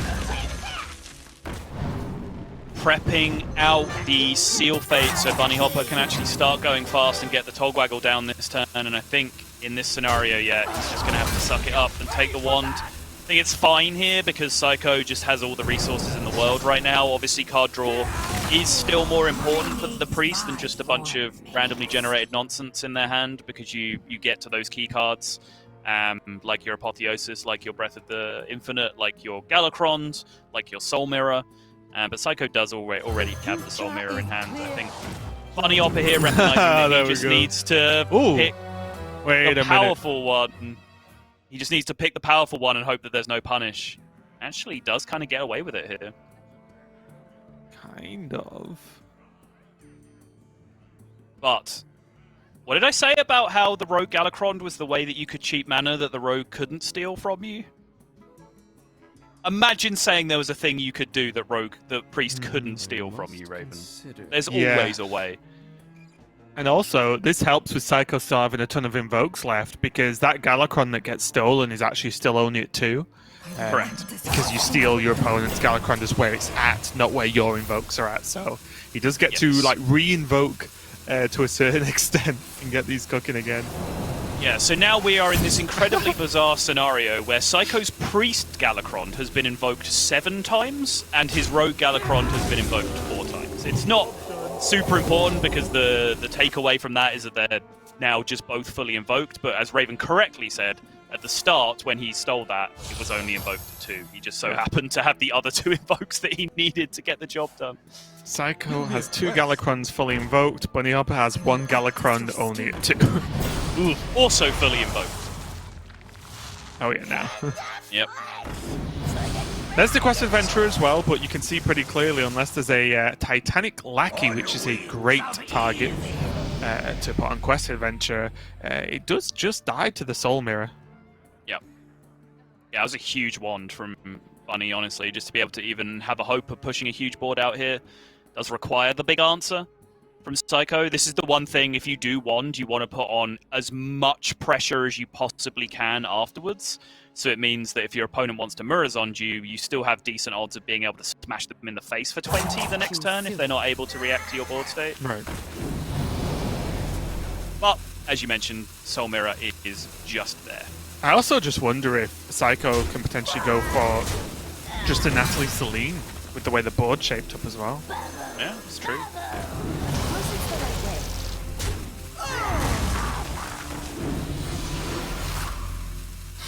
Because if he just kills this 8/8 with Celine, he can also, if he really wanted to, Shadow Madness a minion or play the Dragon Maw, then yeah. Or maybe now he can do even more because he's drawn Death. Yeah. I was looking for like super scammy ways to just actually have a questing at the end of the turn. Of course you were. Yeah, because I'm a degenerate priest player, low key. But like you can like Apotheosis the questing so it survives the Soul Mirror, then Shadow Madness something else to try and finish off the questing. But the problem is the taunt in the way right now kind of shuts all that down. Obviously, if you Soul Mirror first, then any cards you play afterwards are also then buffing your questing. But if he'd actually had Fate Weavers left, he could do like what you said, the Apotheosis, Mirror, and then just Death. But he just doesn't quite have the mana adding up. But still, it's going to be Soul Mirror, but as you can see there, just a very clean set of kills on Bunny Hopper's minions. And most importantly, the Quest Adventure is dead, and the wand effect has been used and negated. Yeah, problem is now is that the hits keep on coming, and this is what you have to do as Rogue. Once you put your foot down on the pedal, you do not let go. You just have to keep loading up wave of threats after wave of threats, and that, as good as the wand was, the Galacron has been much less impressive here for Bunny Hopper. I don't know, there is a Shadow Step there, there is the Kobold now for some extra damage. So just a 0-mana secret to go with Hanar, but, well, Shadow Step with Krunks is a lot of pressure next to. That's true. That is true. And that's a lot of stuff he can just kind of throw down, right? He's just seen Soul Mirror, he saw Breath of the Infinite earlier on. So maybe he does just set up for it here. That is very fair, actually. From nothing, power. So here's the strike, extra damage. It does make you wonder about that play on the previous turn, right? When you were talking about how you can just take care of the questing nice and simple. He even had like Death the Questing, Natalie Celine, the Shield of Galakron. If you Yeah, wanted to once do he it drew like the that. death, it became Yeah. very easy to do, actually. You don't even really lose out after the death stroke.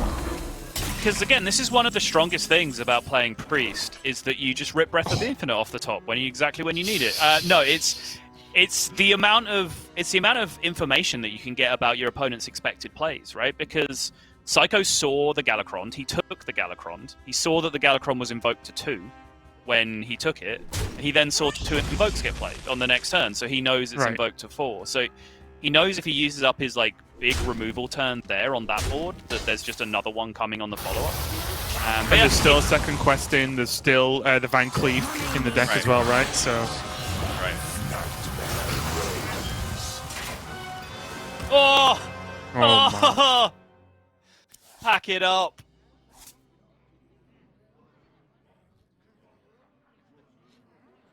And that is essentially a large number of the power plays made for Bunny Hopper. This is where this build of Rogue does come into its own, though, because of those additional threats that Raven was mentioning.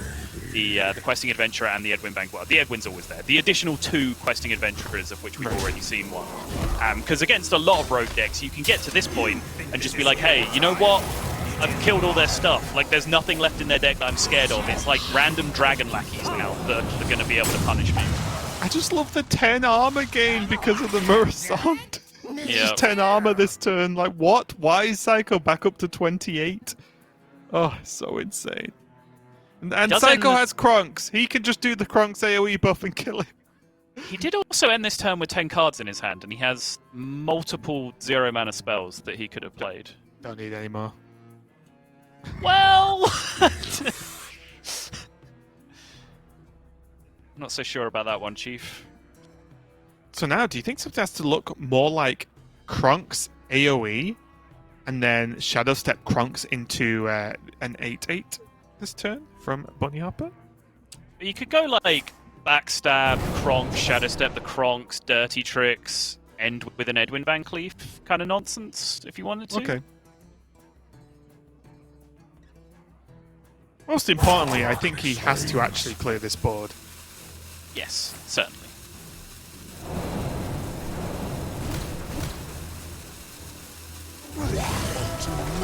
Well, the Edwin's not happening if he's doing it this way. He does get the nice clear with the Betrayal usage. He's going to go for the Shadow Step as well. Not going to be able to replay it this turn, of course. Maybe he's thinking of potentially Wax Dread into Krunks 8/8 next turn. And Hopper still needs to make a lot of threats left, because with Psycho having that huge armor gain as well, it means that he's relatively safe. It's hard to steal a game against someone on 28 health, right? If they were on 18, then yeah, if a couple of minions stick and you just grab some burst damage out of nowhere, you can get the job done. Right. Yeah, he's winning on fatigue, he's winning on health totals. He is winning on total value in hand. They're both just Rogue Galakron. Even on Wax Dread. His Kronks does both the forbidden play. And now he gets another Claw next turn. Yep. Madness. He has 2 Apotheosis in hand to push extra damage as well. Oof. All aboard the secret train. It would have to be quite the combo to deal with this board and bring Bunny Hopper back into this game.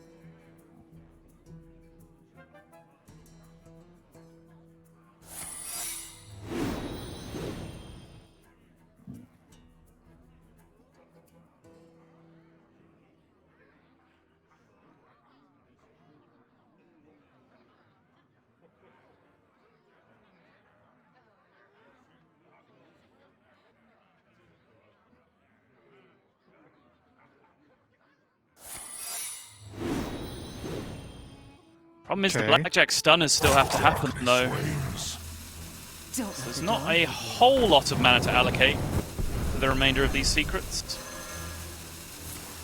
But Bunny does get to burn the Kronks here, which is huge. It doesn't actually sap it back to hand because there's no hand space, it just dies. So it's just the reanimated dragon to be dealt with later. Yeah, much more clunky card to deal with, yeah, for to play, sorry, from Psycho. Mm-hmm.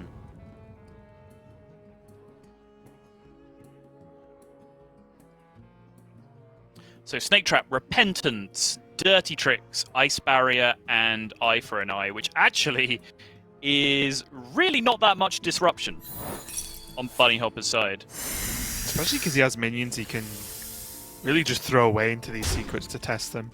Yeah. Like, oh no, he lost a 1-1, and then oh no, if he goes face and it's Vape or whatever, he loses a 2-4. It's not like he's left anything on board that's a big punish if it gets dealt with.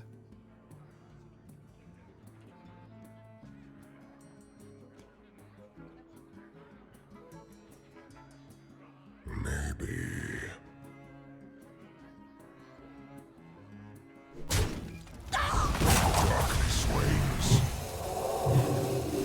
Psycho, boosting his health even more, now getting access to another Shadow Step. It's just rogue spells. It's still funny. After all this time, it still amuses me that you just start discovering rogue spells are new. I'm just waiting for the insane level play of Natalie Cillian Shadow Step. Just to eat as many minions as possible. Right. Okay, there's Questing, there's Van Cleef, there's Krunks, there's Waxadred, the Dream Team. Can it get the job done? I'm going to say no. How did Waxadred get on this team? Is he the intern at the Dream Team? Yeah, He doesn't seem to be. He does seem to be part of the squad. Yeah, he's the sub. He's the water boy. Yep.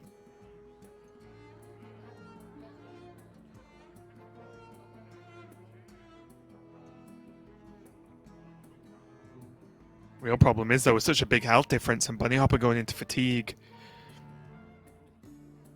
He's the one who has to pull something out the bag here, and it's got to be something pretty impressive. Because all Psycho needs to do is just stay stable, and he'll be absolutely fine. Darkness wanes.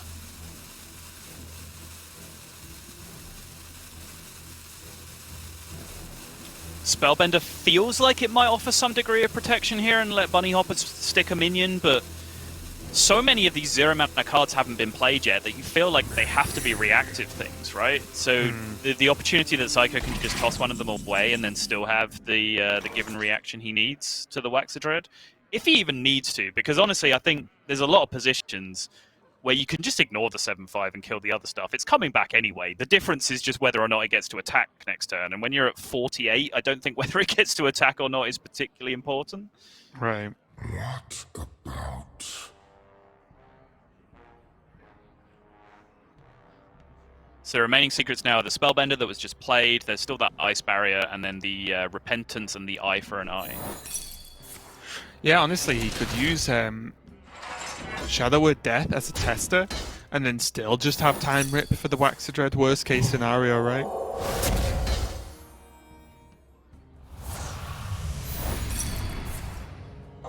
Don't test it with Shadow Step instead. Yoink! Gonna steal even more of Bunny Hopper's cards. Time is running out. Such a weird interaction. Yeah, that one Shadow Step just basically diffused this entire secret package. That did not go particularly well for Bunny.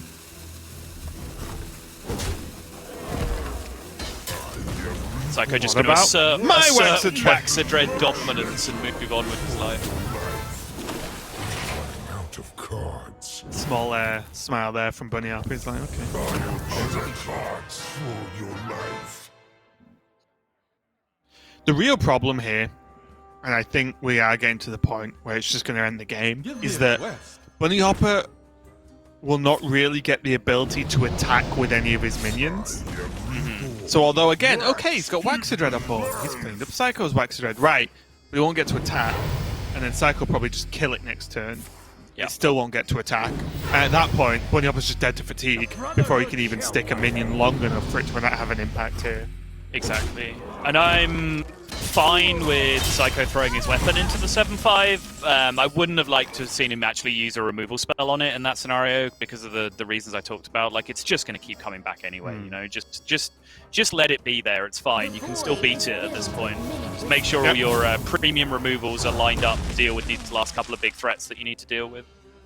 But I think with Celine, with Shadow Death for the questing, if he so chooses, then Bunny Hop has frankly just run out of things to actually even stop Psycho winning the game. Never mind winning the game for himself. Right. He just doesn't have the tools anymore. He could drop Apotheosis and just punch face with this 2-4 if he really wants. He can do a lot of things, yeah. Because they just bump it in and Penance. He can just, again, smack the Waxadread with his weapon and just push the damage face as is. They all win. It's a matter of which one wins the most. Yeah. Yep, I think this is absolutely fine too. Yeah, just let Bunny Hop deal with it. Yep. Just let him have a Waxadread. He's going to have it anyway.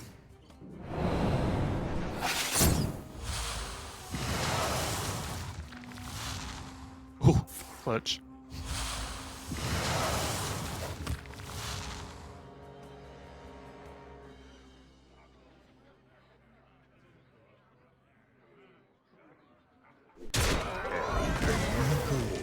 Wax, give me life. I mean, Bunny's going big boy with his Kronks then? Is nigh. I guess it's just one final push, right? One last attempt to try and stick a threat. You can see though, Time Rip, Double Apotheosis, Penance, whatever you want. It's all there. Shadow Death. Yeah, why not? With only 4 cards left for Psycho, I think Bunny Hop has to expect this to not stick, but it's still worth a try, right? In the odd outcome where the removal's the bottom couple of cards, maybe he gets to swing with it, but even then, very, very unlikely he can make up this level of damage. Finally, the 0 mana Apotheosis comes down. Been waiting for it for so long.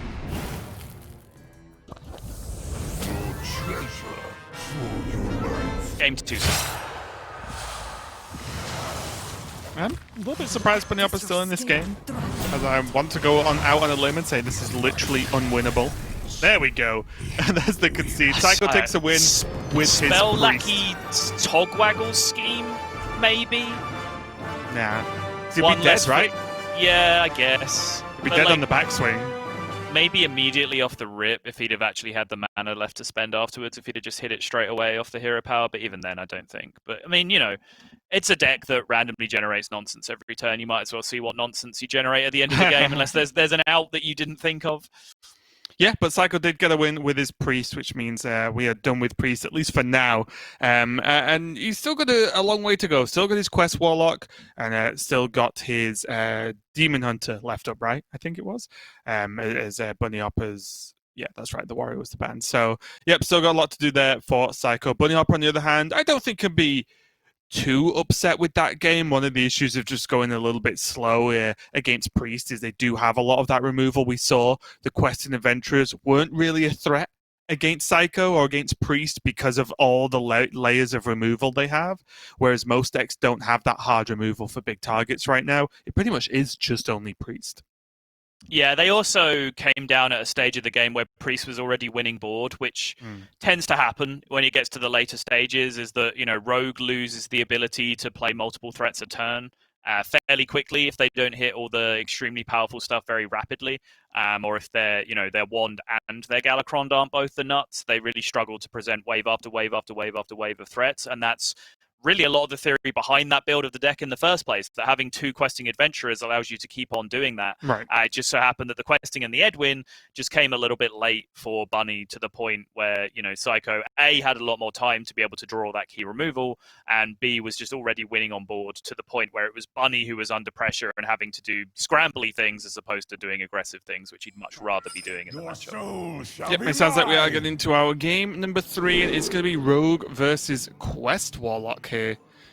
Let's see how this one kicks out. I'm excited to see Quest Warlock. I feel like we actually didn't get to cast it much last weekend, which for me was a shame at least. So we'll get to see if it's going to do well versus this Rogue. But once again, I think it might suffer from the fact that it's got to deal with multiple Questing Adventurers.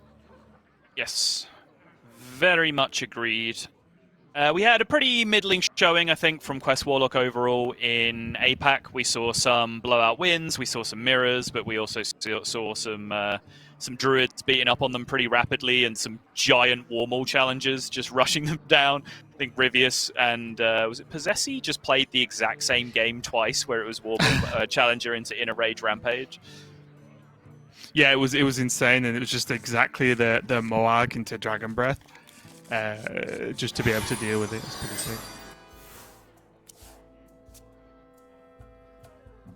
Dark Skies plus Plot Twist in the opening hand for Psycho. Those are, I would say, the two most important cards in the matchup.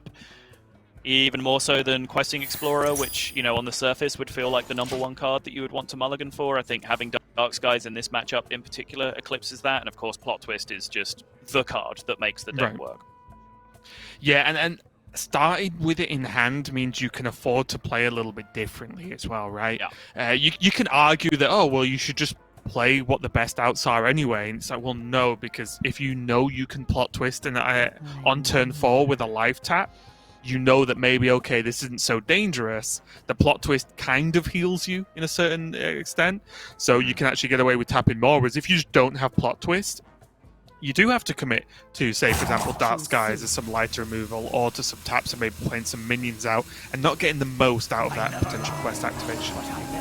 See, I thought when you started that explanation that you were talking about Dark Skies, because actually most of the things that you said are actually true about that card in this matchup and a lot of matchups as well. That just having it in your hand allows you to That's plan. also true. That's also true.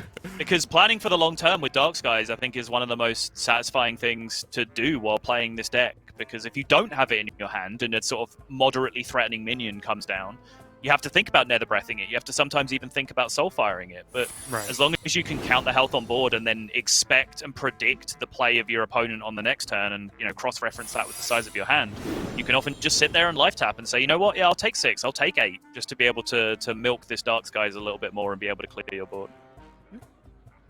Point valid for both cards, I think. And I'm coming down now, though. It'll be a little bit awkward because, again, it's one of those weird cards where it is roundabout a threat because of the value it will generate, but also does Warlock care that much? It's not like you're playing a ton of minions to try and interact with the board. It's not like Psycho's trying to rush Bunny Hopper down. Right. So I think he might actually be happy to, okay, have you 1/4, spend all your mana on secrets every turn. I'm just going to live tap. Yeah, and then carrying on my game plan. So I think this is much less effective against a Quest Warlock than, say, a Demon Hunter, a Warrior, a Hunter. You know, anything that is board focused and wants to start being proactive on board. Agreed. All this is really doing for right now is giving Psycho all the time he needed to go tap Plot Twist. Yeah. The problem might come if he saw a pink secret come down this turn, because then he might have to think about coining Plot Twist just to be playing around Counterspell. But in the current situation, yeah, he's just perfectly happy letting Bunny Hopper just, you know, generate a bunch of garbage that he's really not that interested in. I wonder if he has to seal Fate this turn. His own face? Yeah. Feels risky, but the problem is, what is he really going to Dagger Pass? Because he picked a Dirty Tricks, which isn't playable, right? So he can't even do more Hanar things. He's just going to go questing, okay. This does stop the Plot Twist turn. To a certain extent. Obviously, like, Psycho can go for Dark Skies coin Plot Twist if he wants. Yeah. But I think he would just Dark Skies pass under most scenarios, or depending on these secret outcomes, because of course we know there's a redemption that's going to go off, and there it is. You can just Rain of Fire to clear this up as well. Also really good, we've not really touched on it too much, but Abyssal Summoner, really good versus Rogue, honestly. Because it is not really susceptible to flick, which means that it's a huge threat a lot of the time if you can get it down on a empty-ish board. And even if it's stunnered, it's still kind of okay for the later game. You're still forced to stunner a secret out of them.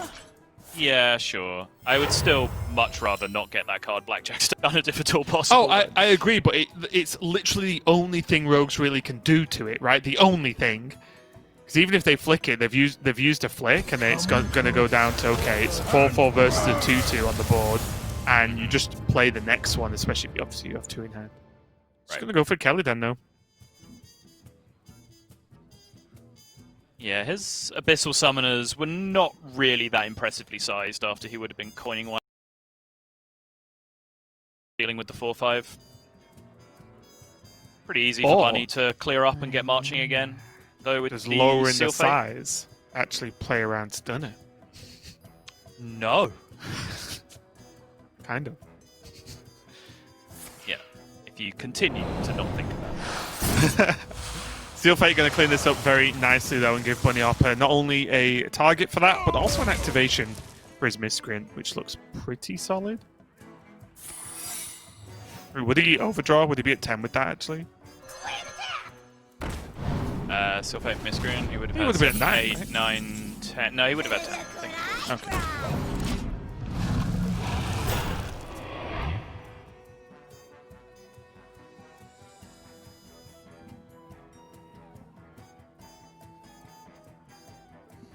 So he played the Dirty Tricks that turn as well, that wouldn't have been played in the other world. So yeah, I think he would have ended up at 10 cards. But either way, he gets a Lackey in play here, which is actually really nice, because it's pretty often that the Quest Warlock does not really want to bother, unless they have exactly Mortal Coil, with contesting a 1-1 Lackey on board, or a couple of 1-1 Lackeys on board. Yeah, I Bunny guess is just going to get his free spell here. a Netherwing would have been the most likely response. There isn't a coil there, right? Ooh, we'll try again. Oh, I thought he was going to Shadow Step it. Much better.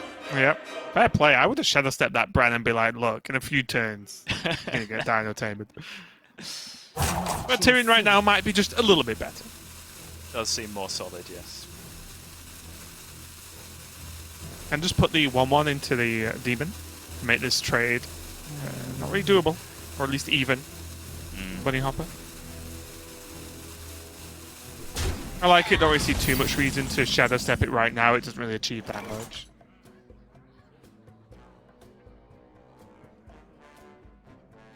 This plot twist has still not yet happened for Psycho. It might not happen this turn. Yeah, I'm pretty sure we won't see it this turn. Oh, he's going to attack. He's going to attack. Okay, maybe we are seeing it this turn then. Whoa. Yeah, okay. I was looking at just a straightforward Mortal Coil, poke the shield with the 2-2, kill the Tyrion, and then just play the other Abyssal. Move this board. Here instead. Okay, okay, yeah. This deals with it cleanly. It still allows him to plot twist. This is better in the long run. Yeah, it's only a 7-card twist at 10 out of 20, though.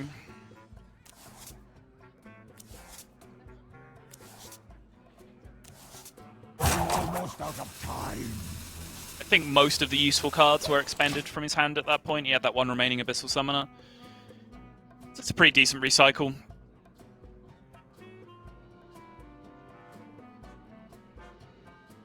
Psycho knows there's a lot more gas to come here. He just dealt with a Tyrion, which felt like a huge problem, but that really came out of nowhere, and the big issue is going to be this Wondrous one that's going to get cast in the next turn or two. Yeah, that's the problem, right? He used a good chunk of resources dealing with the Tyrion, and that Tyrion was surplus, right? Like that was not an in-deck threat. That was just a complete, just bonus extra minion there for Bunny Hopper. Yep. Oh, up to no good. Me too. If Bunny could find any way of getting cards out of his hand, at least we might be seeing this Wondrous one in the next couple of turns. Just keeps hitting value Lackey. Oh! Is Bunny Hopper just the best Witchy Lackey player we've ever seen? Oh, that thing's got a 9-1 inside it, Raven. He could go Craze Netherwing and then Rain of Fire. Doesn't look too bad. Still whipping a tap. Or honestly, going for a plot twist. Would you plot twist after that? I think he's just drawn 18. Yeah, he's just drawn 18. So if he live taps, he completes quest next turn anyway. So I don't really see the point in the plot twist. Importantly, he completes quest off the natural draw next turn as well, so he can still start next turn. Yeah, with live tap. I was thinking more he has less cards to then chuck Malagos back in the deck. and check that out. But it really is only Malygos that he's getting a true benefit from. Okay. I think this is the reason to plot twist, is if you just want to tap this turn instead of reacting to the board. Oh, Alex, Mali, Abyssal, all cards with much and Alex again. No, and Nether, and then his first draw is a freaking River Crop. Oh, that's not what you're after, is it? Is that just the nuts low plot twist? I think that's probably the worst, yeah. You didn't even get any Aranasses, right? He didn't even heal. He just got Aranasses, then fine, at least he heals for a bit. Got nothing. From nothing.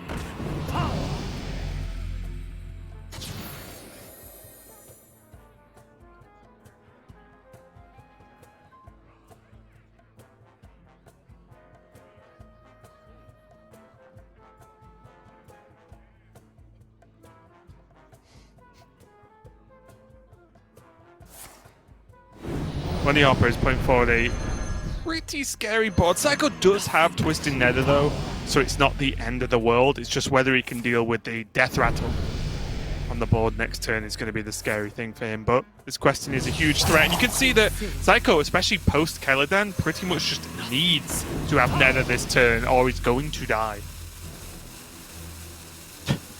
How many preps do you want in your hand, I guess is the question.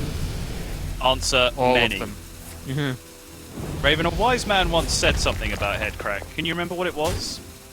I don't remember anything from a wise man saying anything about head crack. I do remember you mentioning that it always gets there, apparently. Okay.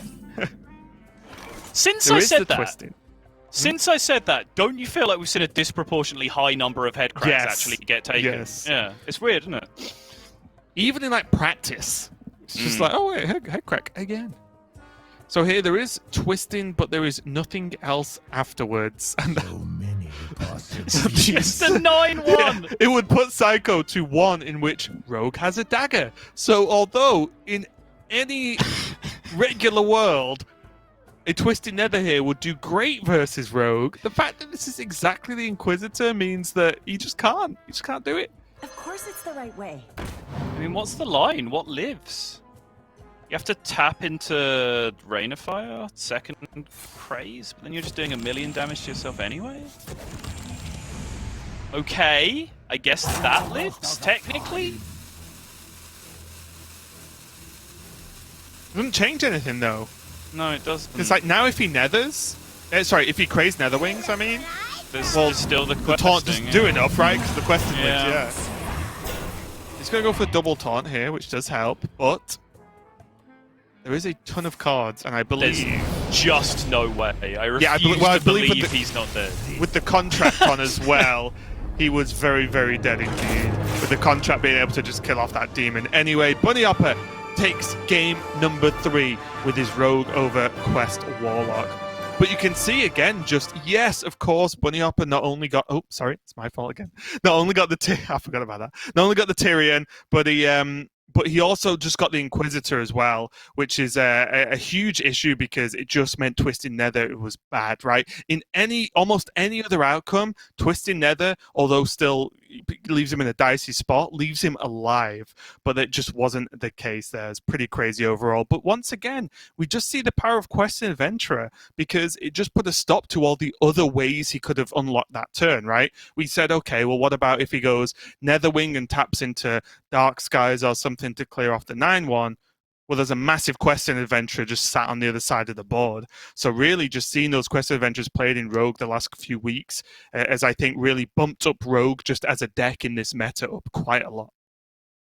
Absolute amateur, Raven, honestly. I'll be putting into a complaint to my supervisor immediately. I cannot work with this level of slapdashery. Honestly, I expect better from a well, we seasoned can ask some pro of the, such as we'll have to yourself. ask some of the casters to swap then, if that's the Okay, thing. I'll move regions. That's fine.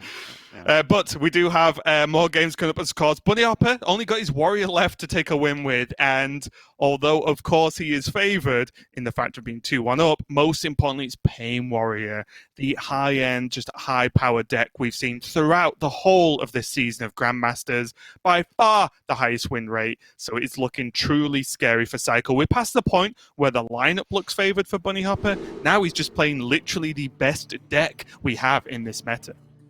Yeah, and I'd say in the Warlock matchup against Quest Warlock, he's playing kind of the average build. Having Eggs and Terran helps a lot, but obviously the nuts is to have Wrench Caliber on top of all of that as well, and then they basically have no shot of getting through you unless they get the world's most timely ooze. But on top of that, he at least is running those eggs and so on, and he's not like the outright no death rattle version, which can be a little bit vulnerable to just straight up removal from Warlock and not being able to get there with the damage. Although Bunny's build, he's playing 1 Korkron and 2 Sky Raiders, which means maybe he's a little slim on the ground in terms of late game burst damage, but honestly the deck still has more than enough to get over the line in most scenarios. But that's not the matchup we're dealing with. The other matchup we're dealing with is the Demon Hunter, which I think is far less complex. This one comes down to he is playing Warrior. The deck plays Risky Skipper and Armor Smith. It's favoured against Demon Hunter. That's about as far as we need to go with the analysis on this matchup.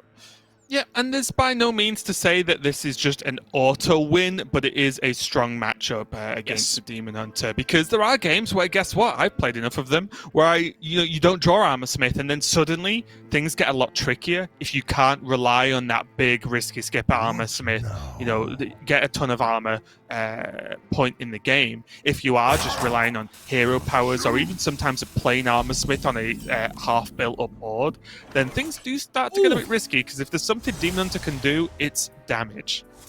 And this right here is the card, Frozen Shadow Weaver, particularly with Bunny Hopper's curve, which is looking do nothing into Corsair Cash into weapon. Normally even that can just be good enough to pick apart your early boards to the point where just any and all mid-game tempo plays from the Warrior can just take over the game, sometimes even without an Armor Smith. If you can lock out weapons for 2 consecutive turns with Frozen Shadow Weaver to lock that up, that is a huge swing in terms of your pressure. 1 Frozen Shadow Weaver that comes down to respond to Corsair Cash on turn 2, that Frozen Shadow Weaver often connects for 8, even if it's just 1 of them. 1 attack it actually gets in, and then 1 swing from the opponent as they actually remove it with their weapon on the following turn.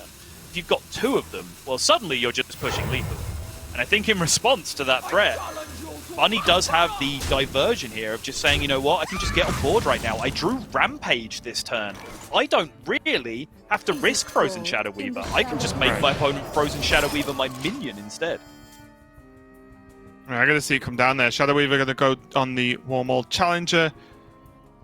It does give Bunny Hopper some options. He still has Egg there. He could just go Corsair Cash now and just say, okay, I've seen a Shadow Weaver, the weapon gets a little bit safer. He could actually go Corsair Cash and still in a rage his Warmaul to say, okay, well, if you want to hit the Warmaul to reduce its health down, you lose your Shadow Weaver, and you can still draw a weapon for next turn anyway. Right. I'm interested in getting this egg developed when Terran is in hand. I think the way this curve is playing out, Corsair Cash is turn 5. You just play it when the weapon then gets played immediately afterwards, so you're not quite losing as much tempo. It's kind of a fallacy in a sense, because you still have to pay 2 for it whenever you have to pay for it, but at least it's then having an impact on the turn that you play it. So I like just playing out the curve with your minions, and then getting to the point where, you draw the weapon when you intend to use it immediately.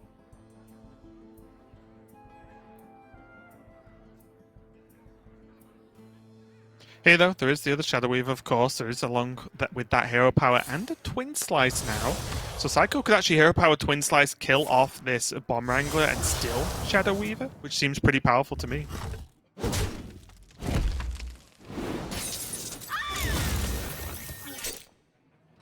Yeah, now there's just 2 bombs in play that can start making a mess, though, on the counter swing. They can, yeah, with 6, but okay, kind of 4 health if you would count the 2 bombs damage. Then I think that's still a reasonable amount, especially with Warglaves as a follow-up here for Psycho. Yeah. Yeah, problem is, even if one minion bites the dust here, you're starting to feel a little bit short on pressure. And, you know, as long as the first bomb doesn't go face on explosion, killing one minion is a pretty likely outcome. Could also go face and just Terran this turn, but again, off curve, not feeling too great. Yeah. You just Think if he believe in the bombs. Well, yeah, but I guess my overall point is, if he had just one extra mana, which is an easy thing to say, then I think, you know, if he could get something along down with this, maybe even a Lackey or a Pirate down with this and Terran, I think it would be pretty good. Because it's not like Demon Hunter's going to be able to play around Terran, especially post Shadow Weaver. Double Frozen Shadow Weaver, Yeah. So you are going to get the payoff, it's just if that's fast enough. And again, we do see one of those games where Bunny Hopper has a lot of powerful things, but he doesn't have Armor Smith yet, he doesn't have Skipper yet. And it's another reason to potentially have played that Corsair Cache a little bit earlier, to see if he could just get that Anchor to guarantee that kind of wave clear, or, you know, get him closer to it at least. I was going to say, like, I think the way Bunny's played this curve, he really, really, really wanted to Rampage and Egg this turn, and then maybe Corsair Cache plus Terran on the following turn into the weapons. And really, Bunny just goes ahead and does it anyway. I think when he's going to the point where the Frozen Shadow Weavers were still available, he didn't really want to just drop Rampage and get it frozen again. But now the threat is the opposite. It's Warglaves of Azzinoth coming down on the other side. So if Warglaves is coming down, you want to preemptively Rampage your Warmaul challenges. So it's much more difficult for your opponent to then clear up just using their face. The good thing here, though, is Psycho, and Bunny Hopper is aware of this, does have a second slice. So we can actually go Warglaves, second slice, hit in for 4, and still use these Shadow Weavers to push face. And I think... Ooh, okay, how's he going to do this? Is he going to kill off the Serpent, or is he just going to leave all this up again? Time grows short. Okay. The way this ordering works suggests to me that bombs are dying this turn as well. I think he's just trading going face, right? Yeah, I'm just curious about why he was so deliberate with the attack first on the Frozen Shadow Weaver before he started swinging. Yeah, gonna claim out for bomb. Okay. Oh! Wow. Wow. But he just has lethal in hand over a couple of turns. Do you ever just go like Lance, swing, risky skipper, go face with bomb? You just get a 3-attack weapon and hit them with it, don't you? I guess. It's no fun though. I wanted to explode the bombs for lethal. Okay. Trade! Ooh. This is very good though. Psycho taking a ton of damage with those Warglaves. Poor Warlock. That's not I-beam. That's not I-beam. That's not I-beam. That's not I-beam. Join in. I felt left out for a second. Okay. That's going to be the concede there from Psycho. Just couldn't quite do it. And again, Psycho had to kind of ditch the aggressive plan to deal with the threat on board. And I wonder if there's something he could have done a little bit differently. But overall, Bunny Hopper just going big with the Rampage. That Warmaul Challenger not getting dealt with early on, although it was frozen out, because it was never going away. It was always a threat, and it just had a little bit too much health to be cleaned up that little bit easier. If it just had one less health, it takes a whole less swing, and then suddenly things might look a little bit cleaner there for Psycho. But Bunny Hopper did win the series, and honestly, like we said right at the start, just looking at the way the lineups just went against each other, it looked so Bunny Hopper favored. I think it would have been incredibly, not only impressive, but just crazy if Psycho would have won that. Yeah, so 2 things. I think Psycho has options, which you always do as Demon Hunter against Warrior, when Warmaul Challenger comes down, to just throw some damage into it, even though it felt bad.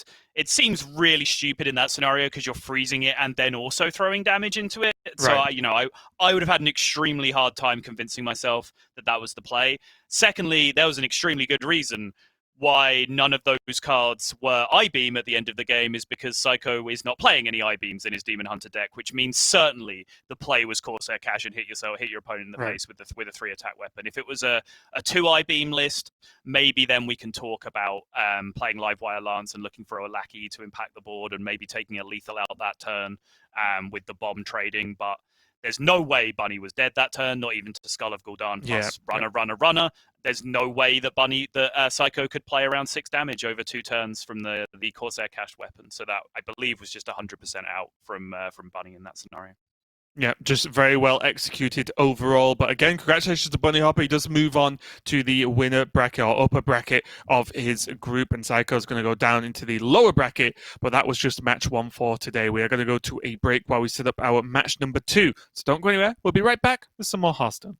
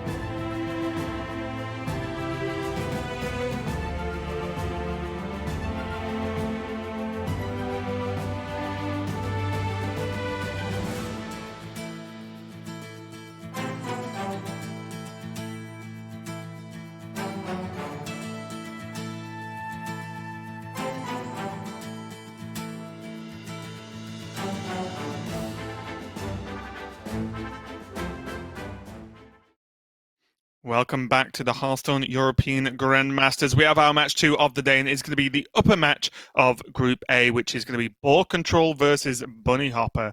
Bunny Hopper, the victor of our first match, moves on. Ball Control just waiting in the wings there because he, due to his higher seed, effectively got a bye into the upper bracket. So he's just been sat there watching and waiting to see who's going to go up against his opponent. Bunny Hopper, though, I think, look at these two's lineups. They're a little bit more even. There is Ball Control on the Druid and Bunny Hopper on the Hunter as the main difference. We see a double warrior band. So I think this series, at least on paper, sort of looks a lot closer than the last series did.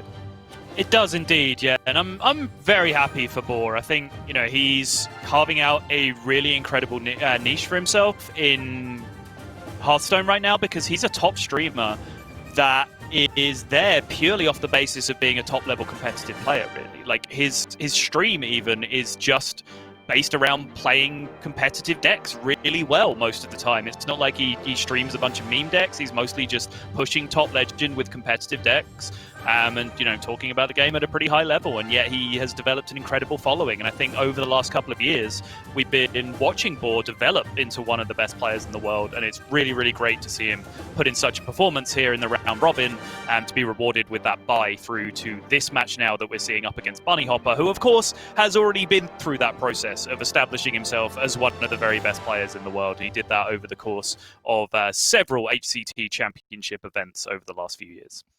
Yeah, and just a reminder for these players as well, in terms of just how well they've done over time, is Ball Control and Bunny Hopper, due to them coming from Division A, means that they not only did well in the Swiss to get placed in Division A, but now have, you know, been doing well enough to be in with a chance for a spot at Worlds with this playoff weekend. So it's just consistency from these players is being rewarded. As if we go to Ball Control, so at the top level, not only did he do better than half of his opponents in the Swiss, he then did better than pretty much everyone in his Division A throughout round robin, which has earned him that bye, which I think is a really good way to just show off some of the players with that super high consistency.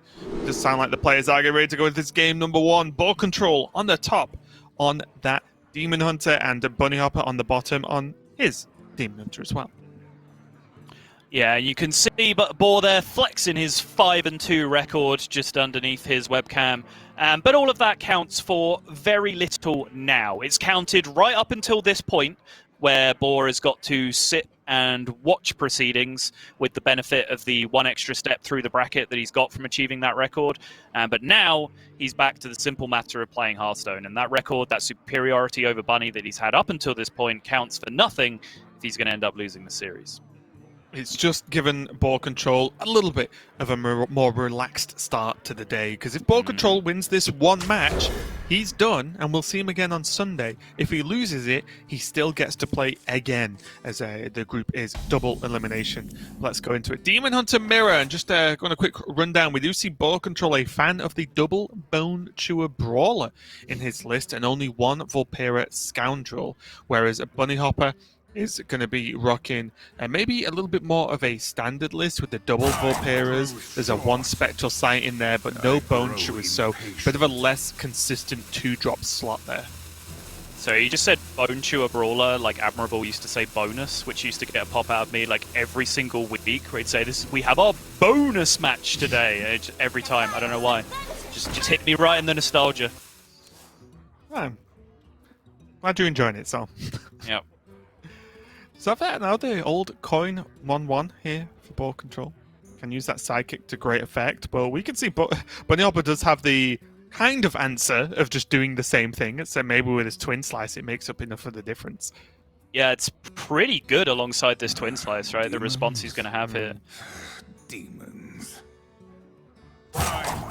Boar's Curve is interesting because obviously he has coin, and if you're not going to block turn 5 with Frozen Shadow Weaver, the next best turn is often just coining it out immediately on 3 to be able to block an Umberwing that's come down from your opponent. So I think, yeah, Boar just giving himself maximum tempo on the board here and just conceding that. And I think the big difference is that Bone Chewer Brawler that he's able to curve out here. Just that additional 2-drop that's missing in a lot of the decks right now since Sightless Watchers have been cut.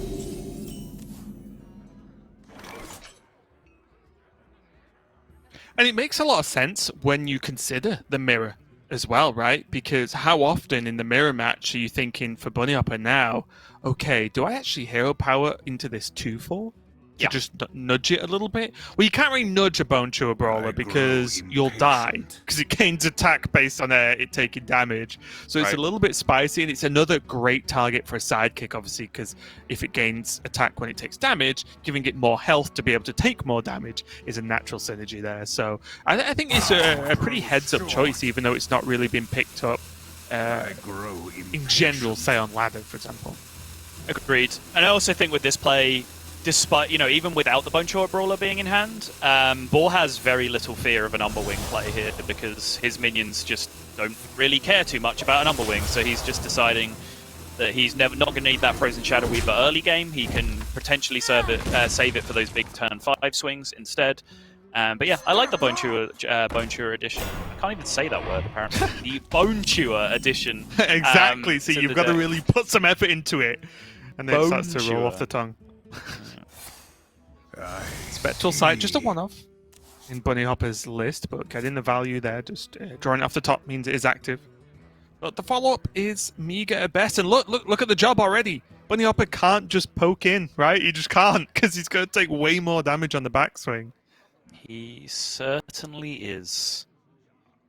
Yeah, and despite all the, gaining attack mechanics that you were talking about, just having a taunt in the early game like this, it does do, the Tar Creeper job, right? Obviously it's not as high a quality card as Tar Creeper was, but we did see Tar Creeper just sneaking into aggro decks. Everyone immediately viewed it as a defensive card because it felt like that. But then aggro decks started playing it and just hiding their big aggressive minions behind a Tar Creeper in the early game, and that just meant that those minions could just continue to connect with face. And as we take a second to step into Raven tries cards in decks discussion, it's one of the reasons I was trying Overconfident Orc in Demon Hunter.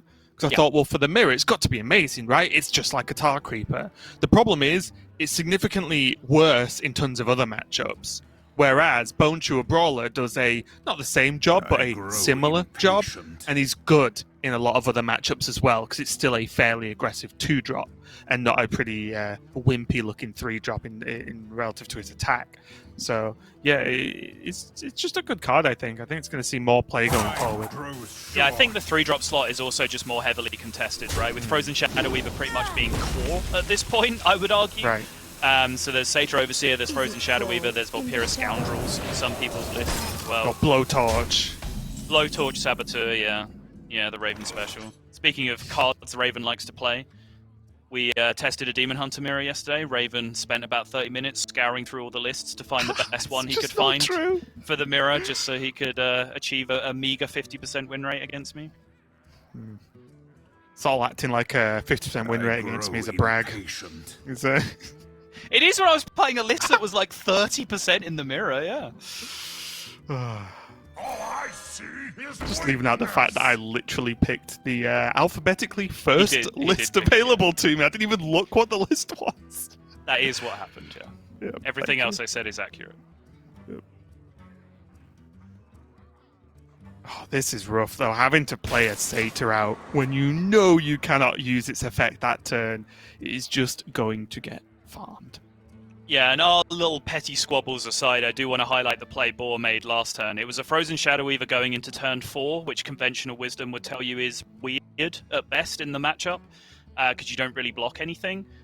But what Boar blocked that turn was a hero power and a second slice being able to take out a 4-2. So he's essentially just banked 4 damage from a Bone Chewer Brawler, banked 4 damage from a Frozen Shadow Weaver, and then he's just able to then ship that all face on the following turn and be able to back that up with just significantly more aggression. And also just negated a 2-2 for Bunny Hopper. Negated a whole minion, right? Yep. It's a huge turn, and sure, these... Yeah. But from Boar's perspective, he doesn't know about the Overseer. He did know about the second slice in the Oh, sure, yeah. I'm just saying as an extra outcome bonus of what actually happened. Yeah, so it's pretty huge. And now look at this Bone Chewer. It's done so much work. It's going to die, but look at it. Ends up dealing an extra 4 there due to the weapon. He's just dead. He's not quite. Oh, humanity, Raven. He's at 2. 1. He's dead. It's a great countdown there. Ball Control taking game number 1 in, honestly, an absolutely vicious mirror match. I don't think outside of Zoo of old, we've seen maybe Shaman back in the day, but we've seen quite as vicious a mirror match as the Demon Hunter one is at the moment, right? It feels like just one slip up and you just can't come back unless you do something truly insane. So it's so crazy there. But again, we see a difference in the build. Bone Chewer Brawl is there for ball control. He did draw it, of course, but yep, that's why you put it in the deck. And it put some insane work in and some nice heads-up play, using that Twin Slice nice and early to secure that board with the Battle Mage and the sidekick. Really strong play there from ball control and a great display of just matchup knowledge, honestly. Yeah, I think most importantly, just that off curve, I guess we'll refer to it as Frozen Shadow Weaver because it's a 5-drop in the matchup, I guess. I don't know what I'm saying. But in that scenario, like I genuinely think I might have missed that. It just didn't matter. Turn 5 didn't matter if he made a turn that aggressive on that turn by taking the trade, by quote enraging his Bone Chewer Brawler, and then by loading up the Frozen Shadow Weaver as just another 4 damage minion. By the time turn 5 rolled around, we saw exactly what happened. You don't need to freeze your opponent because if they play Warglaives of Azzinoth, they're dead. If they play Second Slice and Gladebound Adept, they're dead. There's just too much minion pressure coming back the other way. So yeah, I think that is definitely potentially something that I could have missed in that scenario, but Boar way too good to be missing little cute lines like that and finding his way through, picking up a 1-0 victory here in the first game. And that's always the caveat, isn't it? Especially in the mirrors, of course, is yes, Warglaives, we've seen time and time again in the past, it can snap you back in a game because you can swing it against minions so many times, clear up boards and so on. But if you have already taken a certain amount of damage before that turn anyway, well, it doesn't matter because you are so far behind that maybe even hero powers plus the odd card can just get the job done all the time anyway. So pretty crazy overall, but we are going to be going into game number 2 shortly, where ball control does have access to his druid and his rogue left over now. And interestingly enough, Sottle, this druid list is almost a hybrid between the full dragon druid list we've seen from, say, Malygos and such, and then with just the Emerald Explorer and the Breath of Dreams has been the only, I would say, additional inclusions to Spell Druid. Yeah, funnily enough, I think Hybrid Druid is what this has become colloquially known as, because Druid technology has advanced at a very rapid rate over the last couple of weeks. And there was just the old-fashioned Spell Druid that we've seen, terrorizing APAC for weeks and weeks and weeks. Then Boar came up with the Imprisoned Satyr plus Giant Dragons list on stream, and then refined that into the version that didn't have the Imprisoned Satyr. Then other players took that build and kind of created this weird hybrid world where you still get to play Breath of Dreams and Dragons, which gives you the insane ramp potential at the start of the game, but you have the one thing that was missing from Boar's original Dragon Druid, I should say, which is the payoff for Glowfly Swarm, which is something that was sorely missing in the previous deck, because now you still have a Power of the Wild and a Savage Roar, so you can punish people when you actually get early Glowfly and they don't have the answer for it, because previously that didn't really happen. Like, your Glowfly was a 5-mana 10-10 or a 5-mana 12-12, like whatever, that's fine. But it wasn't the game-ending play that we can see it be in straight-up Spell Druid. So this version of the deck does seem to have a lot of the best of both worlds going on, and I'm certainly interested in it because I do feel like Spell Druid misses a lot of tricks in a lot of situations. I do think it's not consistent enough to ramp, and then based on that, it can just fall apart if it doesn't hit that overgrowth early. But at the same time, I think the Dragon Druid that Boar pioneered was a little bit linear and one-dimensional and very, very heavily reliant on Ysera Dragons coming down and being huge threats for them. So this version of the deck that just matches the two together, I think does a really, really great job of taking a lot of the strengths from both versions of the decks, but leaving behind a lot of the weaknesses. I feel you're pretty hype on this Druid list, so you like it? I mean, if you were going to force me to play Druid, this is the list I'd play right now, but I still wouldn't bring Druid. It's also the portrait you'd play as well, most importantly. 100%, yeah. But on the other side, we do have Bunny Hopper on his Highlander Hunter. And we do see the Bone Chewer Brawler come down for Bunny Hopper as well, as he does play in this list. Again, a card that does... I think I saw it in Highlander Hunter before I saw it being used anywhere else, honestly. But still, just a pretty heavy list with a lot of... Or I guess a pretty focused list with all those cards being in the 1, 2, and 3 drop slots. for Hunter means he's going to get off to a fairly consistent opening. And I think this is the sort of hand that can do really well versus Druid, honestly.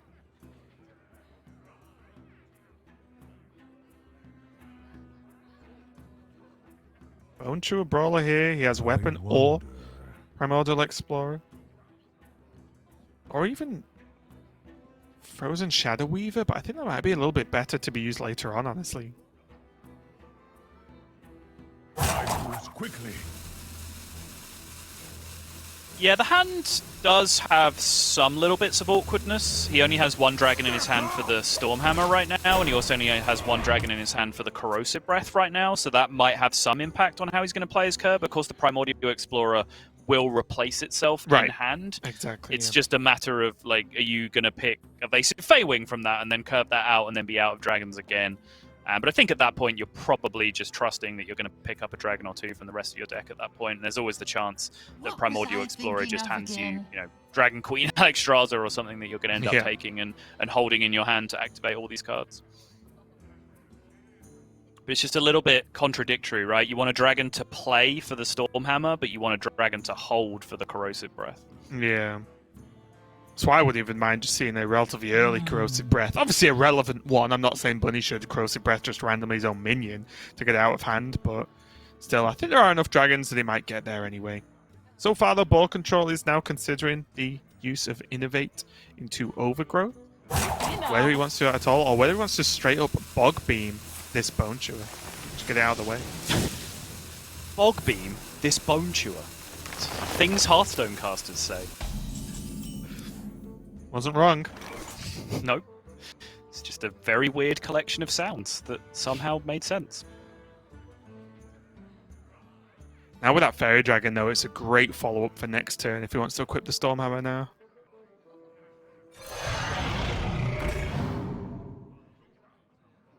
Ooh, looks like we have a little bit of a spectator issue, which I have on my client as well, so I can't even fill you in from my side.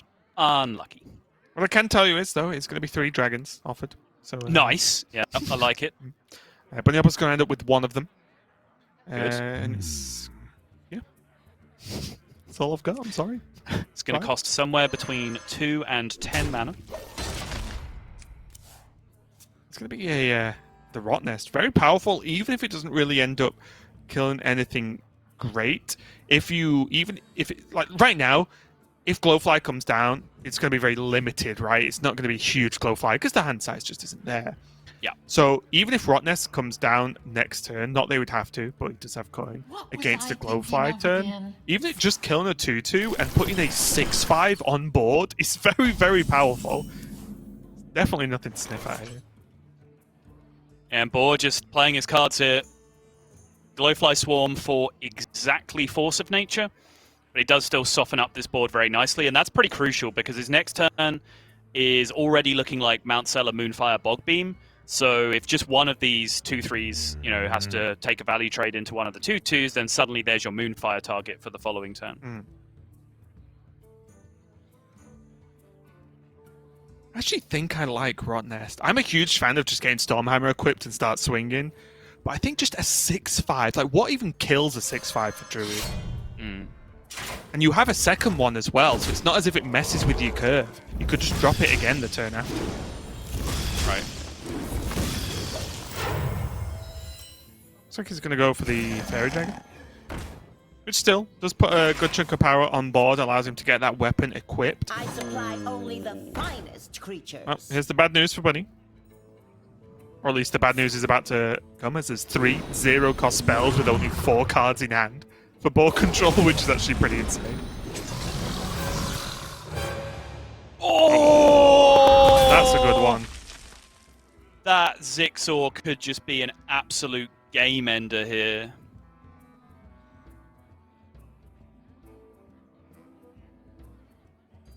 Where does the Ironbark go, though? I think it just has to go on the Mount Cell. What was I thinking of again? Does it? Everything else, everything else just dies to the weapon. No. Nothing dies to the weapon. Alright, okay, I guess. Gets close to dying to the weapon. How about that? Is that better? Again, well, okay. So the problem is, like, I'm looking at Unleash. I'm looking at Corrosive. There's just a lot of ways for them to kill this off. I don't really know what the punish is for having the taunt on the Mount Seller. I wonder. I mean, the argument is that like that's the minion that they want to kill anyway, so you're just kind of doubling down on the thing that they want to end up doing. If it's if it's a Zephyrus answer, if it's an emergency Rotnest Drake, and it just snipes the Mount Seller anyway. All those things happen anyway, regardless. Though, right? I think I'd rather the minion just have insane levels of health, which Hunter doesn't really have a way to deal. Right, but if those things happen anyway, you then just have a 4/4 taunt instead of just having no minions left. Because Bunny just gets to pick apart the rest of the board with whatever else, including the weapon. I moves quickly. I wonder.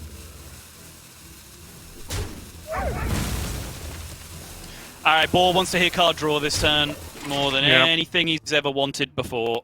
And if you wish hard enough, the game will reward you. 3 dragons! Oh, was that an overflow? Oh, wow. 1 dragon, though. Yep, Sarah down. But it's unlikely to matter in this position because these glowflies are just going to run away with the game. Although that is another minion discarded, so that is about as unimpressive as a double Fungal Fortunes turn could have been for Ball. The problem is for Bunny Hopper is it got the overflow, didn't it? That's the big one. I think if it just didn't get the overflow, then it'd have way much more of a chance here. But now it pretty much is just going to have to be the Rotnest snipe. Here. Is that it? And it's only going to get worse from here. It's just lethal. Savage Raw Hero Power, GG. And just like that, the power of the Mount Seller. But honestly, that was looking rough for Ball Control and quite unlikely on Bunny Hopper's end, I think, because if we look, Ball Control did only have, 4 cards in hand, or 5, I think, and it was like Mount Seller and 3 0-mana spells. It was as good as it was ever going to be in that situation for Ball Control. So impressive the way he did part his way out of it. But if even maybe 1 or 2 of those cards suddenly aren't just 0 cost, say the Moonfire is just something else, the board looks a little bit smaller, like a little bit more manageable. But honestly, I do wind back and just wonder if maybe a bit cast division for me, but if just coining Rotnest into Rotnest was always just super powerful, right? Because it's not only kills off the 2/2 like you do anyway, activates the weapon for next turn if you need to pivot, but also it's a 6/5 into another 6/5 that then still kills off another minion, right? So I don't know. For me against Druid, I found that just having the biggest minions on board makes it the most awkward to deal with because suddenly the Bog Beam doesn't clear it up. It needs to be Bog Beam plus Crystal Power or Wrath or something like that. And that makes, if you stick anything that big, Druid starts to struggle. But we'll see how the rest of the match plays out. It's Ball Control now. Only has Rogue left. Yeah, no, I did like that suggestion as well. I was kind of into the Rotnest Drake plan, but I also want to commend Boar for the innovate. Was it coin or innovate? The playing Overgrowth a turn early play. It was innovate, yeah. Because you brought it up, and I was sort of looking at it and getting prepared to give you my answer, and then Boar just did it anyway, and we kind of moved on. But I was like leaning no at the time because in my head, like playing Glowfly Swarm there as the follow-up, which is what the only real follow-up his deck possibly could have had, unless he top decks Emerald Explorer off the top, just seems so overwhelming there for 3/2/2s. But Boar has enough experience with that deck. I think he's been playing it for like 3 days straight on stream or something ridiculous to recognize that, Force of Nature there on 5 mana was basically what he needed just to be able to soften things up just a little bit. Yeah, I agree. I think it was really, really solid play overall. But we are going to go down to this Rogue for Ball Control, and it is not the one. Well, not strictly the one we've been seeing too much of. It's more of a slightly older list of the the stealth package with Spy Mistresses and the Greyheart Sages involved here. So pretty much standard from a couple of weeks ago. No Quested Adventurers in this list for Ball Control. So interested to see how that one plays out. He's going to be going up against Bunny Hopper's Demon Hunter, and so far both players having access to a 1-drop. Seems pretty good. Ball Control having Coin Greyheart Sage or Seal Fate looks strong too if needed. But Bunny Hopper doesn't have a sidekick to really buff this battle mage up, so he's going to have to settle for a Chaos Strike, push a little bit more damage, cycle through the deck. Never the end of the world. I think Bunny Hopper is really wanting to go a little bit wider for this turn. A cruel fate awaits you in the ashes. Does allow ball control as well to just coin out this Greyheart Sage, get the card draw going, and if ball control's not feeling that comfortable, he can just trade this Spy Mistress into the Battle Mage. I don't really think he loses out on too much. Yes, maybe there's a better target for it, especially looking at the Scoundrel or the Shadow Weaver in hand for Bunny Hopper. But honestly, if your first route against Demon Hunter is to just not take as much face damage in the early game, that's never a bad route to take. Demons? Demons. So here with the Sage being played, ball control getting some good card draw, Bunny Hopper has to work out whether he wants to freeze this or whether he wants to just go Vulpera Scoundrel. But the problem is it just always just dies to this Greyheart Sage at best. Demons. Yeah, not the most promising looking start here. Just a little bit slow and clunky in the early game. None of those turbo beaming sidekick starts that you like to have against Rogue where you're dominating the board nice and early.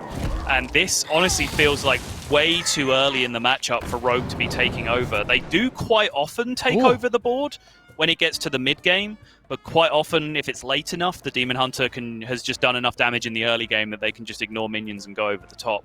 When it happens this early in the matchup, suddenly that's very, very scary from the Demon Hunter perspective, because you then have to start playing board control yourself. And board control just involves tanking minions with your face most of the time, which Rogue is very well equipped to punish. Yeah, the tools are decent for Bunny Hopper, but it's whether decent's going to be good enough, right? Yeah. Like, there is the Warglaives, there is a Shadow Weaver, but funnily enough, because ball control isn't running Quest and Adventurers, the Shadow Weaver's slightly less powerful in a roundabout way, as there just aren't as many big targets to try and freeze out, and it's not really like in current meta, Rogue really utilizes those weapon attacks, right? Yeah, and it is interesting seeing Boar going Stealth Rogue here in a world where a lot of people are still going Secrets, but most people are now leaning Questing, particularly in Europe. But I heard him talk about it on stream, and I don't know whether this was an expectation of the meta that he thought he was facing. But he said that he likes this version of the deck, or he likes Spy Mistress in this version of the deck in particular, in the Hunter matchup, because if you play Spy Mistress on turn 1, in his words, the game ends. There is nothing Hunter can do about it, which you can kind of see what he's talking about, right? Because if Rogue's going first, drops a Spy Mistress, what on earth do you do as a Hunter into that position? Right. And also, because Bunny Hopper didn't have access to the sidekick, he couldn't even say, well, if you want to get a trade, you have to use your dagger, which left ball control to just coin out Greyheart Sage on turn 2, which is obviously insane. Yeah, and that dynamic is remarkably similar against both Hunter and the Demon variety as well, I would argue. You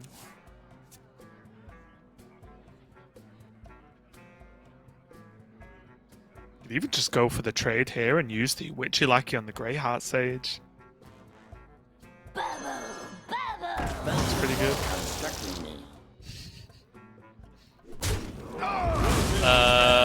Wait, that's good, right? You get that's another really one. good. Yeah. I mean, That's for now it insane. is. For now it is. It starts to get a bit weird as the game continues, but immediately on that turn, that's a very, very strong outcome. That's the first time I've ever seen that on board in a game of Hearthstone. Really? Yeah. They're like. You need to dig deep into the YouTube Hearthstone meme video scene, because that card is huge.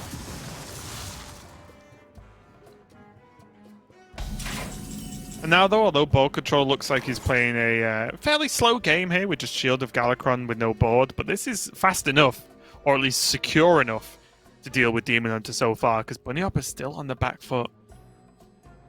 Can I beam this, swing, and then just get the Glaive Bound to go face? Yeah.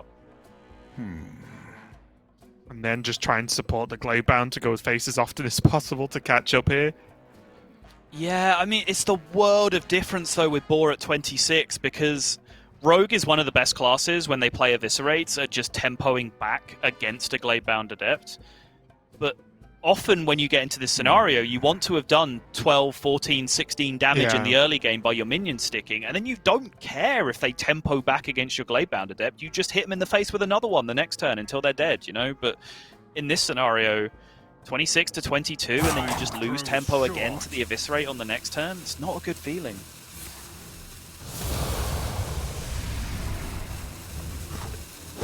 Oh, gonna go for the freeze and draw instead. Okay, I can get behind this actually.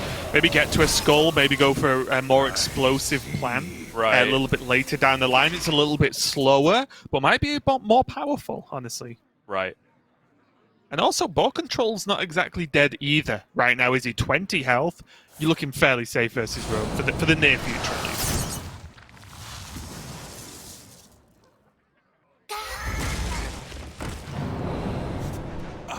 Trying to find plays to fill out his curve here, just drops Temple Berserker instead. I don't think there's any interest in this Rush Lackey hitting the board. I think that is looking to be exclusively paired with this Kronks, unless he draws Galakron very soon. Because playing Kronks is certainly something he's going to want to do this game to get access to his Galakron, which is now already 3 invokes out of 4. But it's an extremely slow play against Demon Hunter, but it's an extremely slow play that you can mitigate by just rushing the 6/6 in the same turn.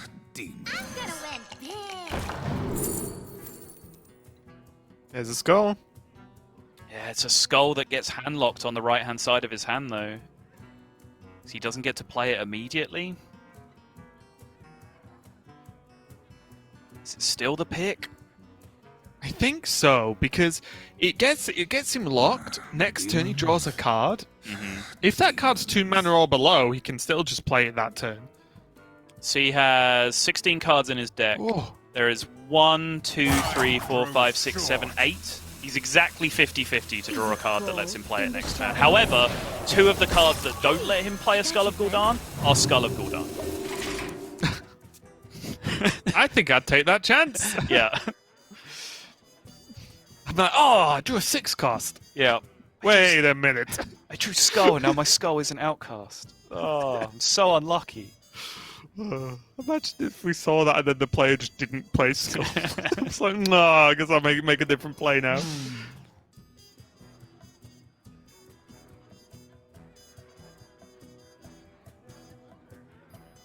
Looks as good a Kronks rush as I've seen for a while, honestly. Taking down the buffed Shadow Weaver seems reasonable. Yeah. Board does also now have to find a turn to play that Seal Fate, though. Because that's now his 4th invoke, which I think you'll be very interested in, and that also looks like it's pairing very well with the Kobold Lackey this turn. That's true. It's just the rest of the turn then looks great, weak, right? Because he can't play Bone Wraith. So I think do the awkward turn now.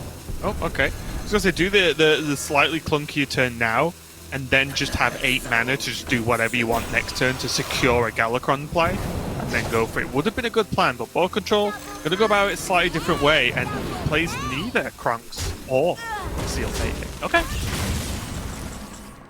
And get behind it. You don't have to be so linear in your plans here. I think, you know, Rush plus Kronks would have been something that he was planning, but you can also just argue that by making this play, he gets so far ahead on board that he's just going to have time to play Kronks next turn if he wants to anyway.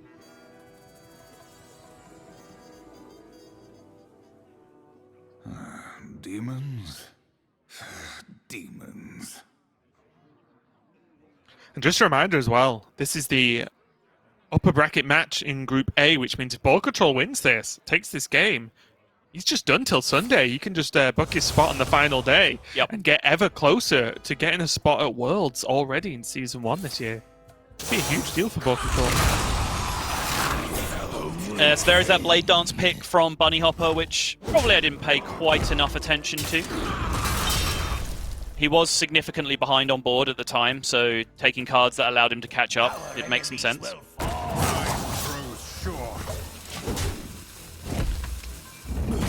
I was personally leaning towards Spectral Sight before I ran the numbers on the Skull of Gul'dan, and then I was fairly convinced by the Skull of Gul'dan, but actually I think that wasn't necessarily assessing the state of the game correctly, and I think maybe picking up the board clear since Bunny did already have that Warglaives equipped was actually pretty smart. And you can see the fruits of his labor here as he's able to create an extremely strong board clear.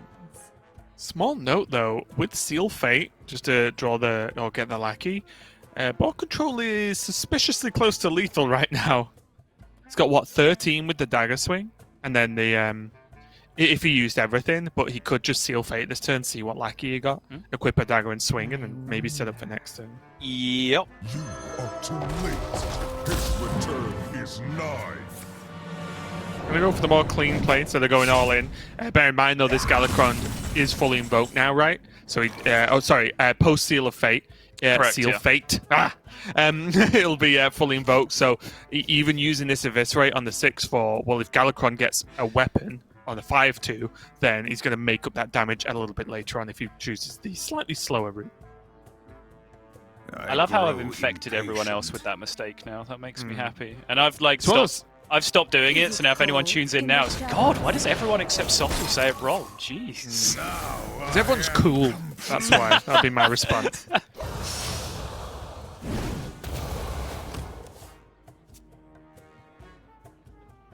Is Seal Fate going to clean up the Shadow Weaver? I do think it's worth it, although, again, you have to say, oh, well, it delays Galakron another turn. Right, but next turn you get the weapon, you get 4 0-cost cards. I think it's worthwhile. So many options. The Lackey could still be good as well from the Seal Fate. There's the Skyvatir to just drop down for, honestly, some guaranteed damage outside of exactly Altreus. Mm-hmm. You know, ticks all the boxes for me, Sol. So many options. I think step one is just count every possible combination of 4 cards in your opponent's hand and make sure you cannot die from 17 here with a Metamorphosis hero power. Because I think you're extremely far ahead. And I think if the only thing you have to play around is just dying straight up on this turn, then that could be worth doing. But I can't think of one myself. Well, it would have to be Skull, Altreus, the Nuts, right? Sure. Yeah, okay, that'd probably get there. With you already having 2 Twin Slices in hand, so they're not the Skulls. Right. The Skull cards. That's what would have to happen right now. So... Ah! Wait a minute. So and Altreus would have to come off the Skull so you can hero power. Yes. Alas, poor warlock. 5, 6, 7, 8, 9, 10, 11, 12, 13.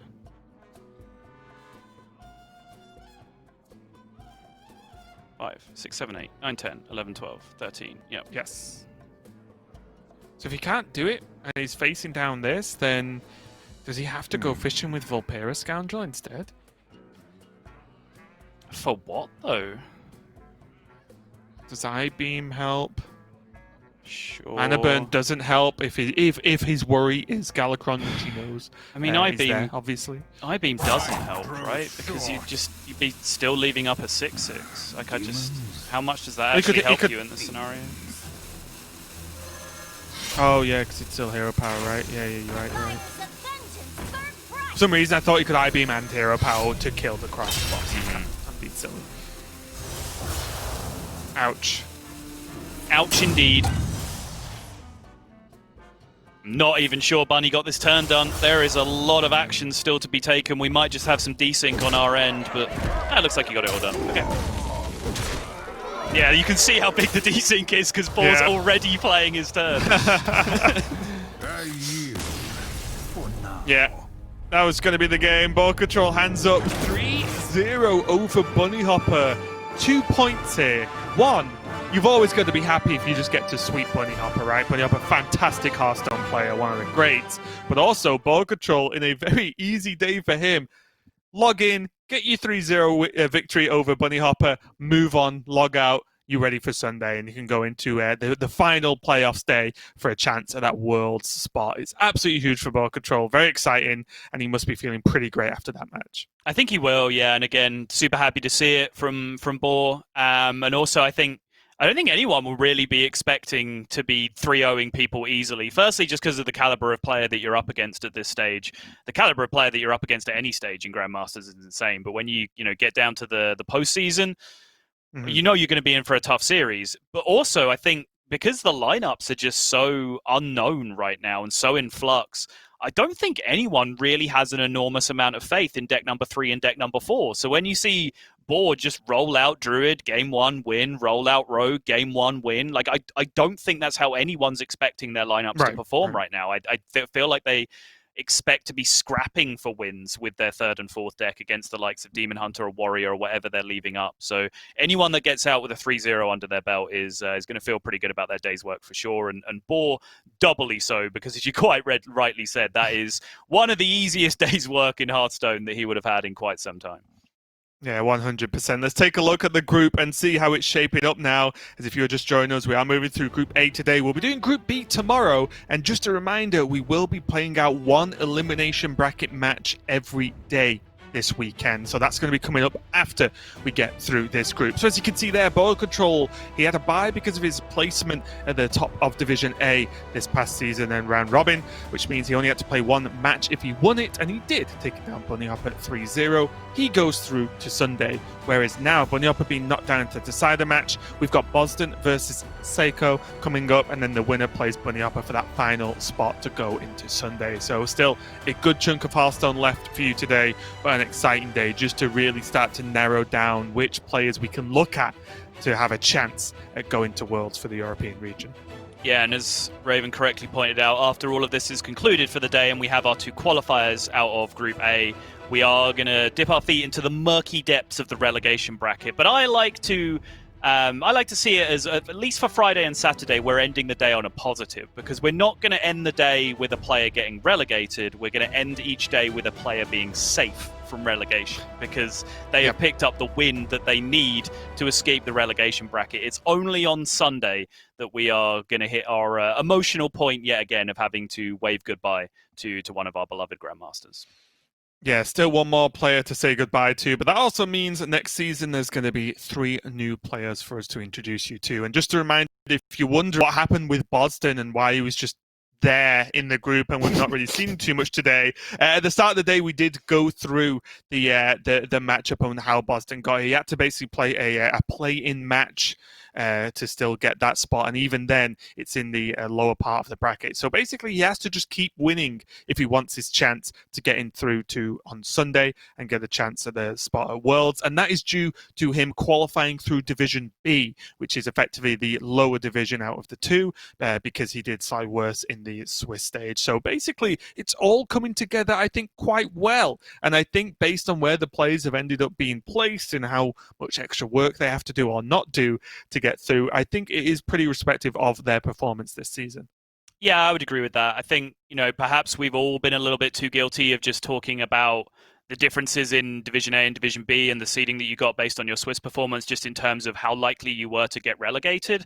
But we're also seeing now just it has massive implications of your overall chances of making Worlds as well, just for how easy your route is through that playoff bracket. Contrast Ball Control, who won Division A and therefore has just played one series of Hearthstone, and now he's through to Sunday and playing for that spot at Worlds, with a Boston who has already played a play-in match to get to this point, and even after winning that is still massively disadvantaged in the bracket in comparison to someone like Ball Control, who has a much superior record over the main season. So you can see the big implications of how much those Swiss rounds matter, and maybe people weren't used to that, quite getting the scope of how much each of those Swiss rounds mattered as we went into it, and it really only became apparent as the round robin weeks went on, and now as this week occurs, just how much that really did have an impact on players' overall season. But I think going into Season 2 of 2020, I think everyone's going to have a much deeper understanding of how much every single match in that Swiss round matters.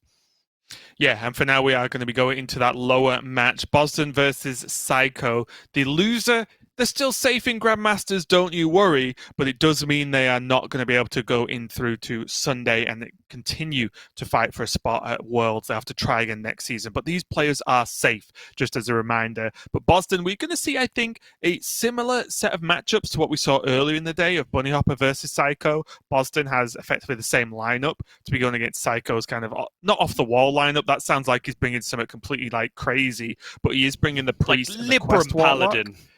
There you go. We can talk about that later. But the Priest and the Quest Warlock, whereas Boston is just bringing Rogue and Highlander Hunter, which is for me, much more just steadier lineup overall.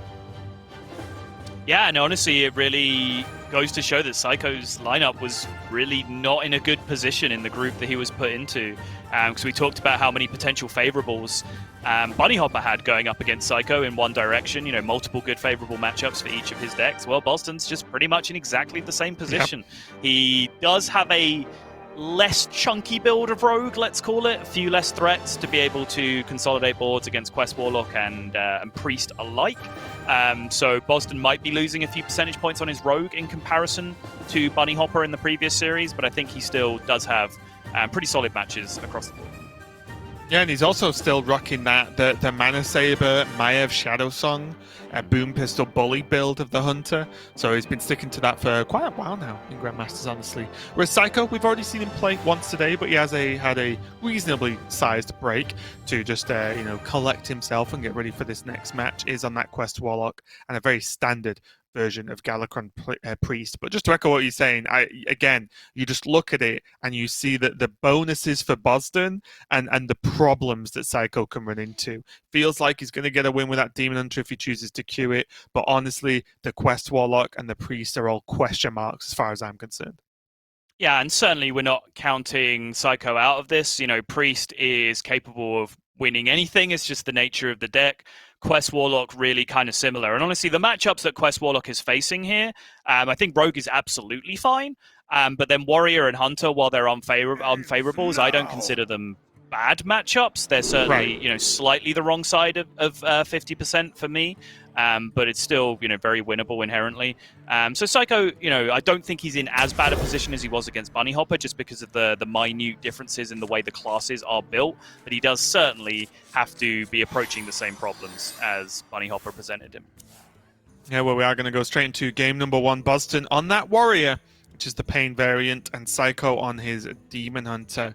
Psycho is, as you can see, running a Swamp Ooze. He's also running 2 Bone Chewer Brawlers and 1 Mana Burn in there as well. So a couple of choices there that might well help him out versus specifically Warrior.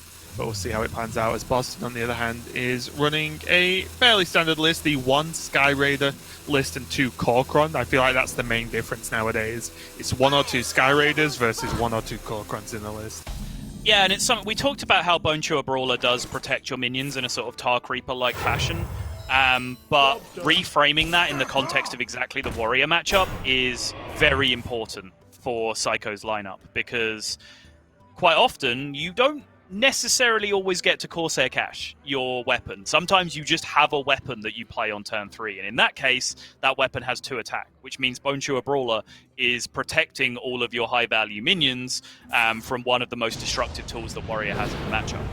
Outside of that, there's also the question that a lot of the time, just Risky Skipper comes down on about turn 5 with 2 procs and just blows up your entire board, and then you have to completely redevelop. It often feels like if that happens and you don't have Warglaives exactly to follow up, then you are just out of the game completely.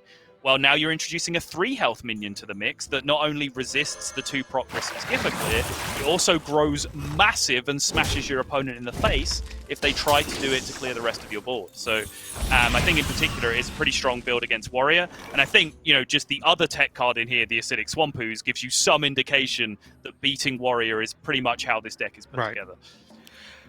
Yeah, and meanwhile, I do like the way Boston played the opening there. Risky Skipper on 1 to the average passerby might look crazy, as the potential power of it in the late game is obviously very strong. Yeah. But he needed to be down to contest. He had no other options, and then using the Inner Rage to actually kill off the Bone Chewer. You see the level of respect you were talking about, right? Bone Chewer can be a problem. Boston can't just leave it up, and he also doesn't want to take tons of damage, but with his Ankar now getting oozed, he is slightly running dry now. Probably wants to start getting hold of a Battle Rage at some point in the near future.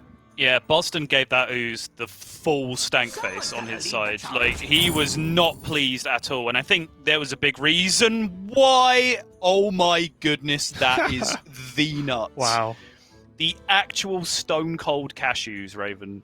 I was going to say, like, the reason he was so happy to just play his Risky Skipper out is that he had Ankar locked and loaded to pick up the second one, right? So playing Skipper and just interraging it and contesting board felt fine because he was going to get through to it. He does, of course, know that his opponent plays an ooze, but they don't necessarily have to have it in the early game. But the ooze really shut down essentially his whole hand. But honestly, the 2 draws, one more Challenger off the top is huge because it actually gives him something to fight for board that isn't a weapon, which is few and far between in Warrior. And then just the roll of the Sky Raider is the absolute nuts in this scenario to be able to get that Ankar back and find his second Risky Skipper now. Yeah, and you can see how this is going to start to piece together, right? The Warmaul Challenger comes down, and always a problem for Demon Hunter because, yes, it's a 1/9, but Demon Hunter struggles dealing tons of damage that easily to single minions. But Psycho kind of has to, right? Like, you can't really just ignore this Warmaul, and we might even see a bump with the ooze just to lower some of that health down a little bit. Yeah, this is a play that it did take me a couple of reps to figure out, is that you don't actually want to remove the biggest minion most of the time with Warmaul Challenger, unless it's a must-kill target. For example, Satyr Overseer, right? Like, you'll just kill that with your Warmaul Challenger if it's the only target. It's better to just bump a 1/1 or a small minion with it and just have that huge health pool left over on the board, because your opponent will almost invariably, if you're playing at a high level, do this against you, where they just start to sink damage back into your Warmaul Challenger anyway. So essentially, your Warmaul Challenger just keeps attacking the bigger minions anyway, because your opponent's doing it for you. So you can just play it out on the board and kill the small one. Yeah, it's just switching the effect, right? It's instead of you killing off using one of your cards to kill off your opponent's biggest threat, you make your card the biggest threat on the board instead. Exactly. And then that causes them to have to deal with it. So it feels weird because a lot of the time Warmaul's like a removal tool, especially against small minion-based aggro decks. But yeah, I do like it overall. But now the weaponry equipped for Boston, the draw on the Risky Skipper is there, and suddenly Terran, Corkron, the Blood Boil Brute as well, looking mighty fine in the next couple of turns. It's not often I pay you compliments, Raven, but that was really lovely phrasing. Thanks. Yeah, you're welcome. Still doing phrasing? I had something for this. Demons. Gladebound is going to help clean this up though and just retain some level of minion pressure, not only with the Gladebound, but just having this 2/1 now stick around is still something that Boston has to deal with. Oof. This is all starting to look like a good setup for a Terran turn, isn't it?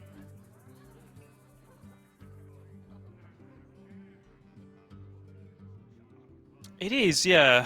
There is the slight problem of the 6/4 that needs to be dealt with, though. Can be as simple as just slamming your Corkron into it and moving on with your life. It's a legal Hearthstone play. Yeah, I wonder, what about Corkron, trade, egg, kill off the 2/1 with the weapon, and then next turn you're looking at like Risky Skipper, Bomb Wrangler, Terran? Is that looking good? I don't know if you want to put that big of a board inside your Terran in this matchup. I feel like if you have that big of a board, you want to just keep that board most of the time. Okay. It's one thing I do struggle with. I think Terran is a very difficult card to play well. Because when you overdo it, you often lose. And when you underdo it, well, I guess it depends what you define by underdoing it, but it is a little bit tricky there. So Boston going to go for the Risky Skipper, Egg, Bomb Wrangler turn now, and then just save his Terran play to maybe control it a little bit more. Yeah, I do like this, actually. I was kind of turned off from the Risky Skipper line that turn because I wanted to line it up with the Blood Boil Brute, which didn't really happen any way you sliced it that turn. Yeah. But I think recognizing here that, you know, Boston can just generate the big board here, and that this encourages Psycho to clear up most of this mess anyway, which occupies a lot of his turn. But you are still quite likely to be left over with an egg or perhaps a bomb or some sort of small remainders of a board at the end of it, which is, imagine about the perfect size 2 Terran in the matchup a lot of the time.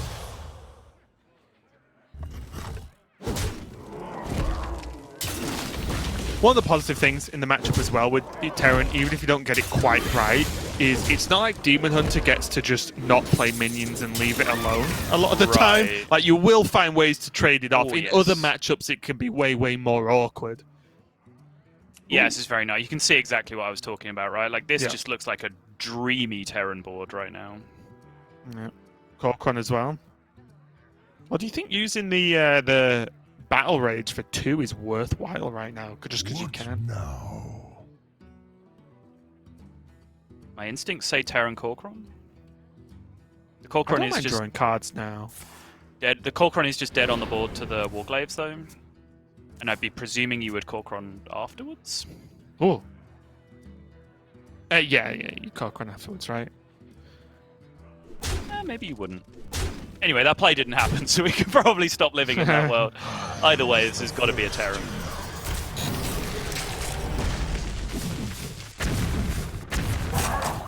It's just curious, right? Because you have a skipper inside your Terran with a bunch of 2 health minions as well, so it feels like that Battle Rage had a pretty decent chance of drawing you like 6 cards at some point if you needed to. Whereas you had like decent ways to at least fill your mana this turn. I guess the point is, does that just happen too late to even matter? Whereas the Corcoran is always good next turn, right? Because he's pushing so much damage. Sure. I think it's close, honestly. I think it's just a strong turn, whichever way you look at it, as long as you drop the Terran. Frozen Shadow Weaver about the best counter that Demon Hunter has to a Terran. Especially knowing 2 risky skippers are gone, it can't even get duplicated and made worse, right? Or not easily get duplicated. There's, of course, Inner Rage and a couple of other things, but in general, pretty tough. Oh, speaking of Inner Rage. I think just like Corcoran Bomb Wrangler is more than okay here, right? Corcoran down the Shadow Weaver. What now? You just want to use Blood Boil Brute if you're going to make that play. But then you don't get a Bomb Wrangler. Oh, what about Corcoran trade into the 2/2 and then Bloodswan Mercenary? Yeah, see, trade into the 4/3. That's so you what get I was 4/1 or considering. 2/2 and the Terran's still on the board. That looks pretty good, actually. That's what I was considering. And then Corcoran number 2 goes face. Oh, you would trade? I don't think so. 12? I don't think I'm scared of 12. I don't think I'm scared of my board dying either, though, so maybe you can just full trade. Well, there's Grom next turn, right? So I don't know. For me, I know, again, like, the word risk is kind of weird, because you could just sit and work out. I'm going to get annoyed by this statement, aren't I? But I do think Grom is a pretty good safety net, right? This board is so awkward to deal with, and you have Grom on top of that. Yeah, I think the fact that the board is so obnoxious means that the trade is probably the right play, but you are absolutely right in that the word safe, can be taken both ways in that regards, right? Because it's kind of safe to get extra damage into face, so you don't need to be banking on drawing an Enrage activator. Suddenly if you hit face, you only need like 1 bomb to be left alive at the end of the turn. Exactly. Yeah, exactly. Since we're dealing in a world where, like, how does this board actually die? Then yes, it's probably better just to trade as much as possible. Demons? And also, even in the most ludicrous cases, if you trade, well, Boston can kind of go for the out of, well, his hero power kind of beats Psycho's, in that he could just start playing defensive, right? Yeah, sure. I'd love to see that this matchup come down to that at some point, where they're just both out of cards and just hero powering each other into fatigue. Do you see? But I mean, Boston probably is, if this is cleared, okay to play a bit of a longer game based on what's in his hand and what he can draw into with arms. But there is an Altruist turn in here, and there is a taunt. So, although Psycho didn't get to clear the board, he did do some good work. But it won't matter, because the trade is going to proc this, Risky Skipper's in there, that's going to proc the Grom, and that is going to be game number 1 as Boston takes a win with his Warrior over Psycho's Demon. Yeah, and I think, again, that's just another big reason why the situation was kind of checkmate if you trade, because if your Terran can't trade a minion, then it's probably just at full health and you get to smack face with it anyway, in which case, great, you're probably winning. If it can trade a minion, then you have your built-in activator for Grom at the end there, as you saw from Boston anyway. So I think in that scenario, even though that amount of damage from hand without Metamorphosis preloaded from a Demon Hunter is nigh on impossible. So again, you can continue to have that argument over what's safe, what's necessary, what do you play around in this scenario. I think, you just pick a direction and just checkmate it in your own mind and then follow that through to its logical and just follow it through to its logical conclusion. And that's what Boston did in that scenario. And that's the point, right? Just execute whatever plan you want well and don't swap, because that's when you kind of lose games sometimes. But Boston does win game number 1 with his Warrior against Psycho, but we've got plenty more games coming up for the rest of this match and the rest of the day as well, as of course Americas is going to be following us up a little bit later on. But for now, we're going to go to a quick break while we get Boston and Psycho ready for their game number 2. We'll be right back.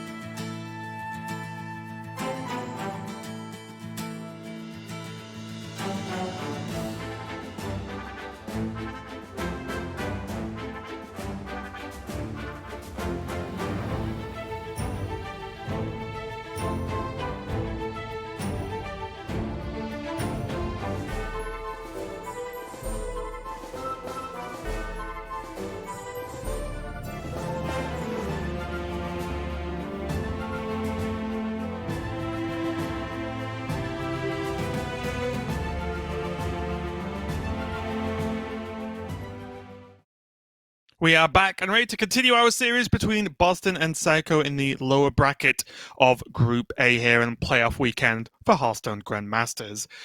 Boston currently 1-0 up with his Warrior against Psycho, taking a pretty strong win there. Honestly, Psycho looked like he was just pretty much pinned for the whole game. Didn't really have too much to say about that one, but there's plenty more left. Still got Demon Hunter, Warlock, and his Priest left, whereas Boston still now just has his Rogue, and his Hunter to go. Sorry, I was muted. It's got to be said that the large part of that comes down to the Horde Pillager pull off the Sky Raider, because otherwise we'd be talking quite a lot about how well-teched the Demon Hunter list was for fighting against Warrior, right? Because the Bone Chewer Brawler brought out the Risky Skipper and the Inner Rage to contest board early, then the Acidic Swampoos blew up the Anchor, and it really looked like Boston was going to have no way to answer the board up until that point. But like that second Risky Skipper that was found off the Anchor from the Horde Pillager from the Sky Raider, you can see how big of an impact it had because it was still on the freaking board at the end of the game where it enraged the Grom for lethal, right? So it's a hugely impactful role for Boston. I think Psycho certainly has a case that he was hard done by in that one. Yeah, but that's why we play many games of Hearthstone here in Grandmasters, so those kind of things do even themselves out over time. Let's get into it. Boston moving over to his Rogue to go up against Psycho's Demon Hunter once again. And the Rogue from Boston is the, I guess, standard list, I would say, or pre-standard list of the secret package, but there are a couple of differences. The Spy Mistresses are in there as kind of just Spy Mistress. There's no payoff for the stealth. It's just a good one drop. And there are no Question Adventurers in this list, as we are starting to get used to seeing from most Rogue players. But what do you think about this? If we could almost say a direct Spy Mistress instead of Quest Adventurers? I do like Spy Mistress a lot, I will tell you that. You know, I talked about it in the previous series with Ore Control, where how he described it as, you know, potentially game ending on turn 1 against Hunter and potentially Demon Hunter as well. Like, that's a theory that I very much ascribe to as well. And part of the big reason why I went to bat so heavily at the start of the season for Stealth Rogue over Secret Rogue is, you know, as much as I was focused on like memeing around with Greyheart Sage being the best card in the game or whatever, like Spy Mistress was honestly, it felt like one of the most powerful cards in that deck, and just having access to that was a big reason why I liked the stealth package. But I mean, yes, it's legal to just play that card without having any payoff for it. Like, you can just have it as a 1-mana 3/1 stealth, and it's incredibly effective in certain matchups. And I think particularly when we get down to the kind of meta you're expecting here, sure, you're going to be facing against Demon Hunter, but I think Hunter is certainly high on the list of that deck 3 and deck 4 that opponents are going to be bringing as well. So I personally think it's a pretty smart choice. Yeah, especially when Hunter's proven itself pretty much just throughout Grandmasters this season of just having and holding a solid win rate with a pretty large sample size at this point, honestly. So yeah, I like it overall, and we are going to see it draw now from Boston. We are going to see if it pays off as well, but honestly, just a 1-drop that, I'm not going to say always, because that's not the case, but almost always kills our Demon Hunter minion. Seems good to me. It's the kind of tool you want. All I see is weakness. Seal Fate here for Boston as well is pretty nice, but this ambush, most importantly, is just going to add an extra minion to the board, which, again, also pretty nice for Boston, keeping toe-to-toe, honestly, with Psycho's Demon Hunter this early in the game. Yeah, and I think this is exactly why we saw the coin expended from Boston on that previous turn. He had a pretty nice-looking just double 1-drop turn with Pharaohcat Spy Mistress, but he wanted to make sure he had enough power in play to be able to contest exactly this from Psycho, because he was shown the Twin Slice. That was Second Slice being used from hand, so he knows Satyr Overseer plus Second Slice is an expected turn from the opponent. Therefore, by creating the board state he did, well, look, it's just checkmate, right? Like, the Battle Fiend and the Satyr Overseer are just dead whichever way you slice it. Time grows short. And I respect Psycho's response to this to say, 3 damage to face. Yeah. And just to take it and say, well, Boston's going... And this is, again, something you learn fairly early on in like, Hearthstone development, is if you are so confident your opponent has to trade, then why trade for them, right? Take the extra damage.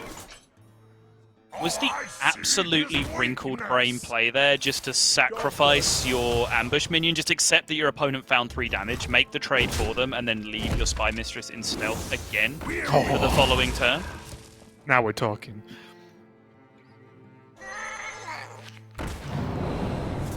Good draw, though, for Boston, and now... Oh, okay, that's a good minion. Because a lot of the time, in games like this, Demon Hunter wants to just push out raw damage in the mid to late game. The Kartuk Defender can put a pretty heavy stop to that. Yes. How does the rest of this turn get played, though? So many options. I like Dirty Tricks and probably Praise Galakrond, actually, and then Dirty Tricks. Depending on... Wait, you have to kill the 4/2, though. Oh, sorry. Yeah, sorry. For some reason, I thought Pharaoh Cat could attack. Goblin Lackey, then Dirty Tricks. Definitely. Never mind. Okay. So I'm curious. I do like Dirty Tricks because right now you don't really have a play for next turn. Right. So hoping your opponent casts a spell and gives you a play is pretty strong looking, but it's also just Warglave's turn, so that might not even be happening. So in that case, I'm curious about how all this sequencing works, because you could praise Galakron your Pharaoh Cat to get a different lackey to then rush into the Satyr Overseer instead. But then I guess doing it this way around is functionally the same thing. I'm not sure what the correct sequencing was in that scenario. It's pretty interesting. Oh, and there's the Warglaves. I think Psycho was hovering that Chaos Strike almost instantly, but suddenly, one Warglaves later... Oh, he's still going to go for it. Okay. Step up! Just wants the Bone Chewer down over just equipping Warglaves that turn. Huh. Yeah, I think that's the correct response from both of us, honestly. Huh. He also gets not spells cast while there isn't a Dirty Tricks in play, which can actually be pretty important. It's definitely not a, I'll say, natural way to play, right? Normally you want to go, okay, I'll spend the most mana on one card on curve. It gets value this turn, and then it'll give myself more options to play multiple cards next turn. Right. Oh yeah, still. Doesn't mean Psycho, especially with this turn of just secrets and not a lot, means that you can just freely equip this Warglaves now. Ugh. That is a very nothing-looking hand, though. You just Umberwings instead now, right? Because the power of Warglaves is the multi-swing. If he just wants damage, why not get 2 1/1s on the board, right? Still push 2 damage from your face, so to speak, with help of the weapon, and then just wait, because there's no minions to trade into, and that's the power of Warglaves. And what you're going to see, it's going to line up pretty well with Warglaves' hero power next turn into this card top, if that's what Boston chooses to play. It is.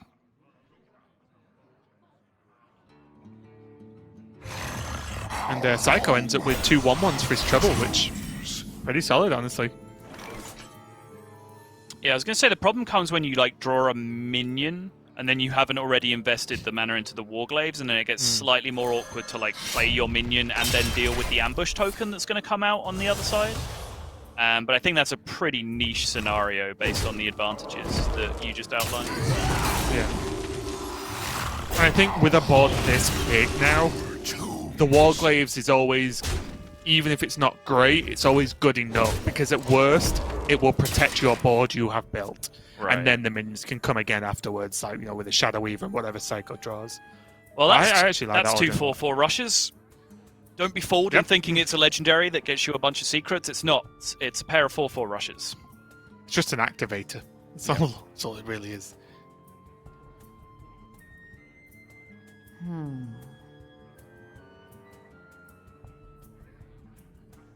Not much else to really do, is there? Boston has to just make what he's got work. Yeah, he could just play one Faceless Corruptor and Dagger and hit the 2/1 if he wants to hold out for the high roll off the top with Shadow Jeweler on the next turn. But I think a lot of secrets have been played this game. Does he have one? Yeah.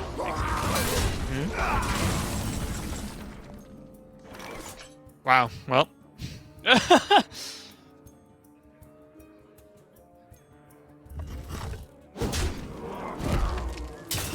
Now I'll just triple check. Yes, there are no bamboozles in Boston's list. Even though it is the a slight difference in Secret Rogue, it still has cut bamboozles. So Psycho, no fear of these secrets anyway, for the trades at least. Wait, why did this happen? Okay, fine. Wait, you didn't want... Oh, I thought you wanted to trade, okay. Yeah, same. Dark in the sky. Did you just forget Ambush was in play? Just play his turn too quickly? I'm very confused. Oh my Look goodness. at Boston's face. He knows. He knows. That is a cheeky turn. He knows. He was losing this game very hard. It's just 8/8, right? Huh? It's just 8/8 and then 6/6? Yeah, and then game? Yeah. What's there to do now? It just doesn't matter. Kane's not enough because the damage just isn't there. He kills off the Shadow Weaver with the poison. And Boston, raising his hands. At least he's honest about it. He's like, well, yep, that happened, and that is going to be game. Boston goes 2-0 up against Psycho off the back of that Galakron draw. He was in trouble. No longer.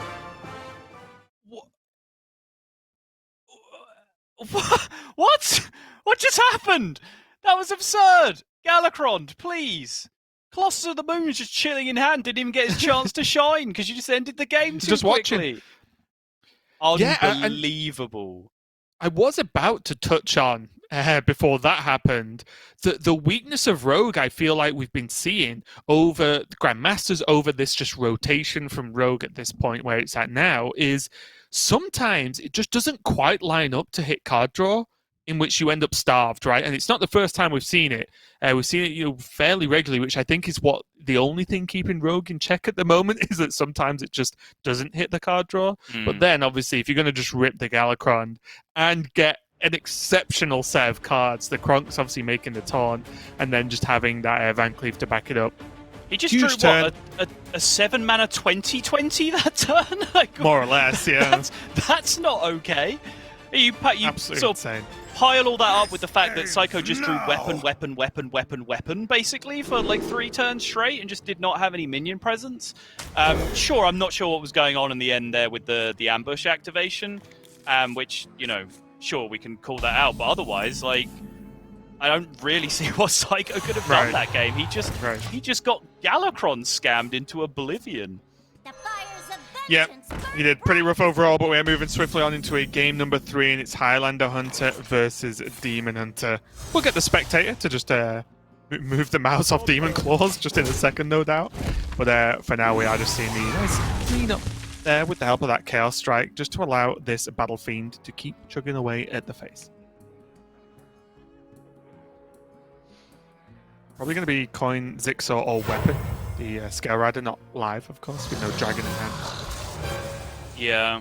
I like Coin Zixor because then your opponent's turn 3 is quite often Frozen Shadow Weaver. Then they have a decision to make about whether Frozen Shadow Weaver freezes minion or freezes face. Whereas if you play Stormhammer, the play is very straightforward for your opponent. So this at least makes your opponent make a decision, makes their turn more difficult, which is definitely something you should be in the business of doing. I grow yeah, and also, with the Scale Rider not being live, that means no dragon. So if you can do the same job a Stormhammer would do and get to hold a Stormhammer for when you maybe do draw a dragon, then that's looking a little bit stronger, a little bit more consistent. The way this is going, this is always a dragon. Yep. Oh, yeah. Worth the double trade as well. Well, I say double trade, it's not double trade, but the ability plus the Zixor trade. Well worth it, because Boston knows now he can build on this. Even without Stormhammer, he can go Feywing into Boom Pistol Bully into Stormhammer a little bit later on, so it's going to look strong almost no matter what happens to him this turn. Yeah, Kane is kind of ugly though. You see it on Boston's face. It's the one play he didn't really have a super clean answer to, although let me fix my face real quick. Oh, Luxal, you've talked about this enough over the past few days. Hunter just draws the cards, okay? Yeah.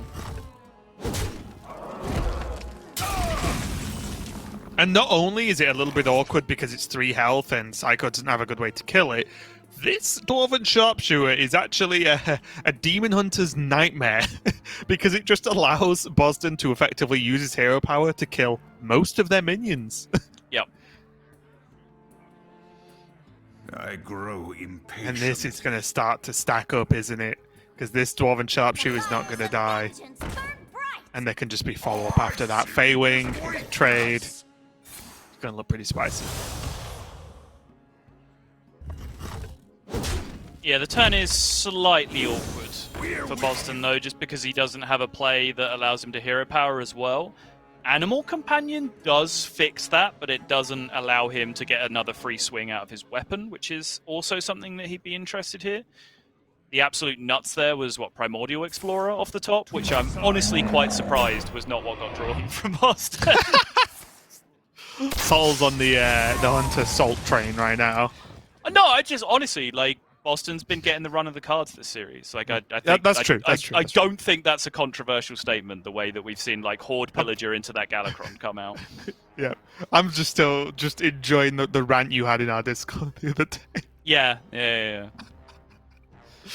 It was glorious, guys. Solid lost some games of Hearthstone on ladder, and he was, yeah. I'm going to say, unhappy with some classes.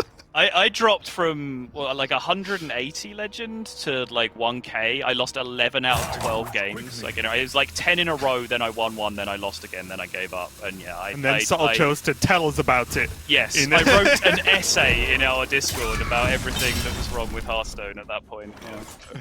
We're not going to see Boston use that Stormhammer though, so that is gone. The infinite swings aren't going to happen. But honestly, against Demon Hunter, they rarely do.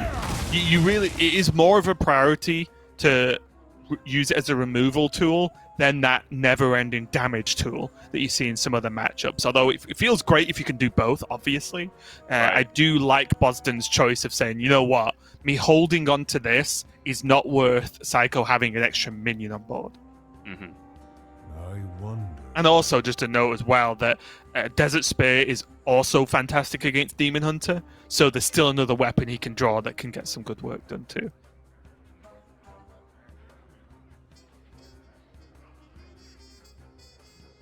Really tough turn. I think Evasive Feywing is probably the most appealing thing because, you know, at least it can't be targeted. That's actually surprisingly useful in this scenario.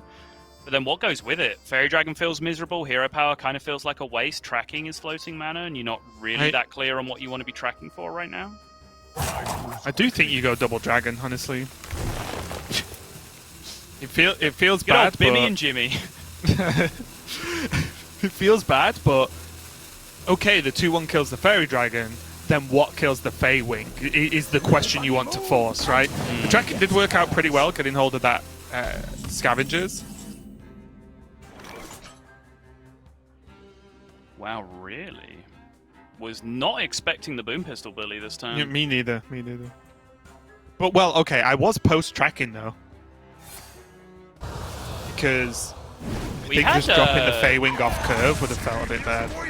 Right, he had tracking into Desert Spear plus Fairy Dragon as an option. Desert Spear was offered, but obviously Scavenger's Ingenuity has the insane out of the Zixor Prime that's in his deck right now.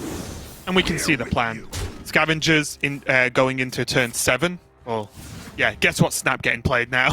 Yep, not a surprise. Get that Zixor Prime. And Demon Hunter generally has a bit of a problem dealing with all of this because the Zixor Prime is often enough attacks to deal with on the board, right? But is this fast enough? This is my problem. Like, you played Boom Pistol Bully, which was a minion that was just dead to 1 mana from your opponent. You then gave them 7 mana of development, which, yes, they couldn't play Battle Cry minions, but there's still a fair chunk of minions that were playable between, you know, Battle Fiends, Satyr Overseers, Altruists, whatever else. And just weapons. And just weapons, yeah, to then start pushing damage to your face. You're then having another turn of slow development where they then actually have a completely free turn to develop what they want. And then you need 4/6/6 rushes to catch you up and not die. Seems too slow to me. It was dicey, honestly, because also the problem is, well, what if you track in and don't get something as good as Scavengers, right? Like, what if you just don't get a powerful late game plan, and then what happens? Because that's why I think I did lean towards the Feywing and the Dragon.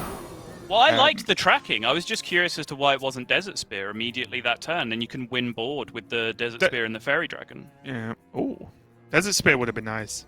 And now this is one of the few times where Zixor does not quite get the job done, does it? No.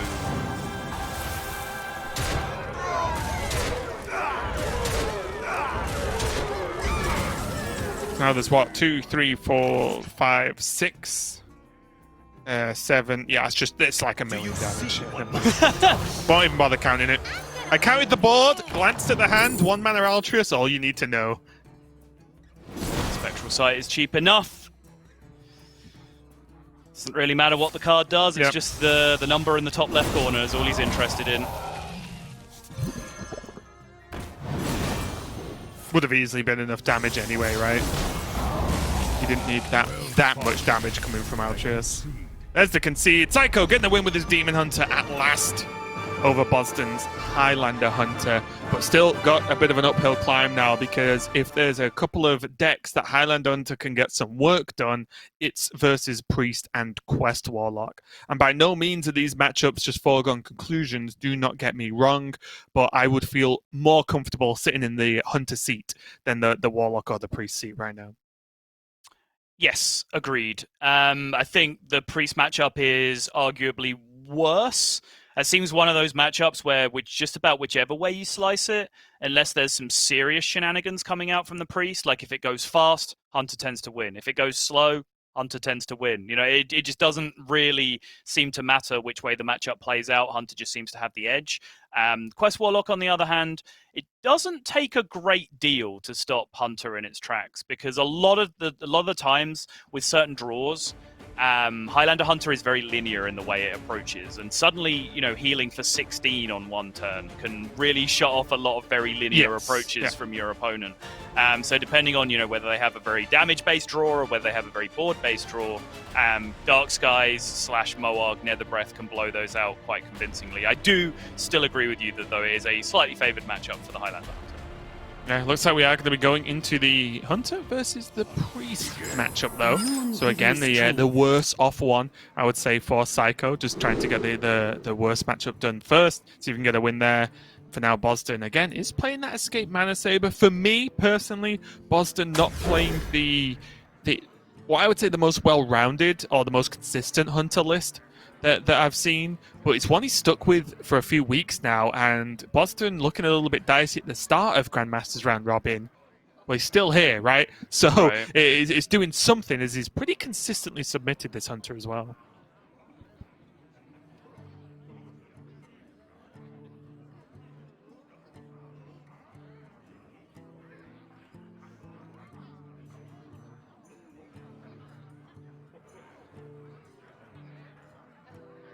Tough mulligan from Boston. Obviously, like I said, I think Hunter can win this matchup going very fast and very slow.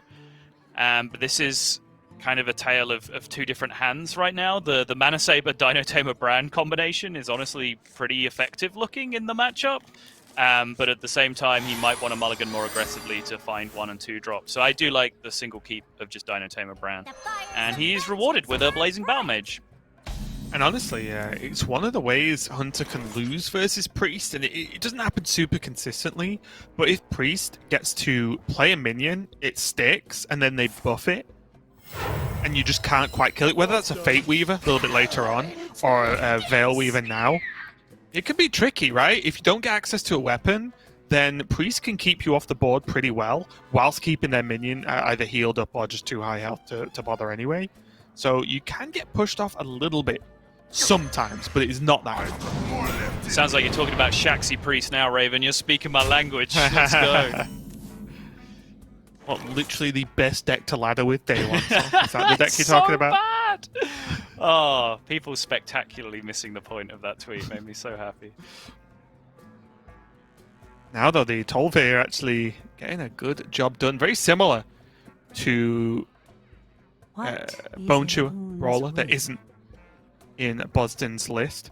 See some differences, a little bit stronger versus Rogue. It's not susceptible to Backstab, Seal Fate, of course, which it's been damaged. But it does have some negatives as well, as it doesn't really get any bigger either.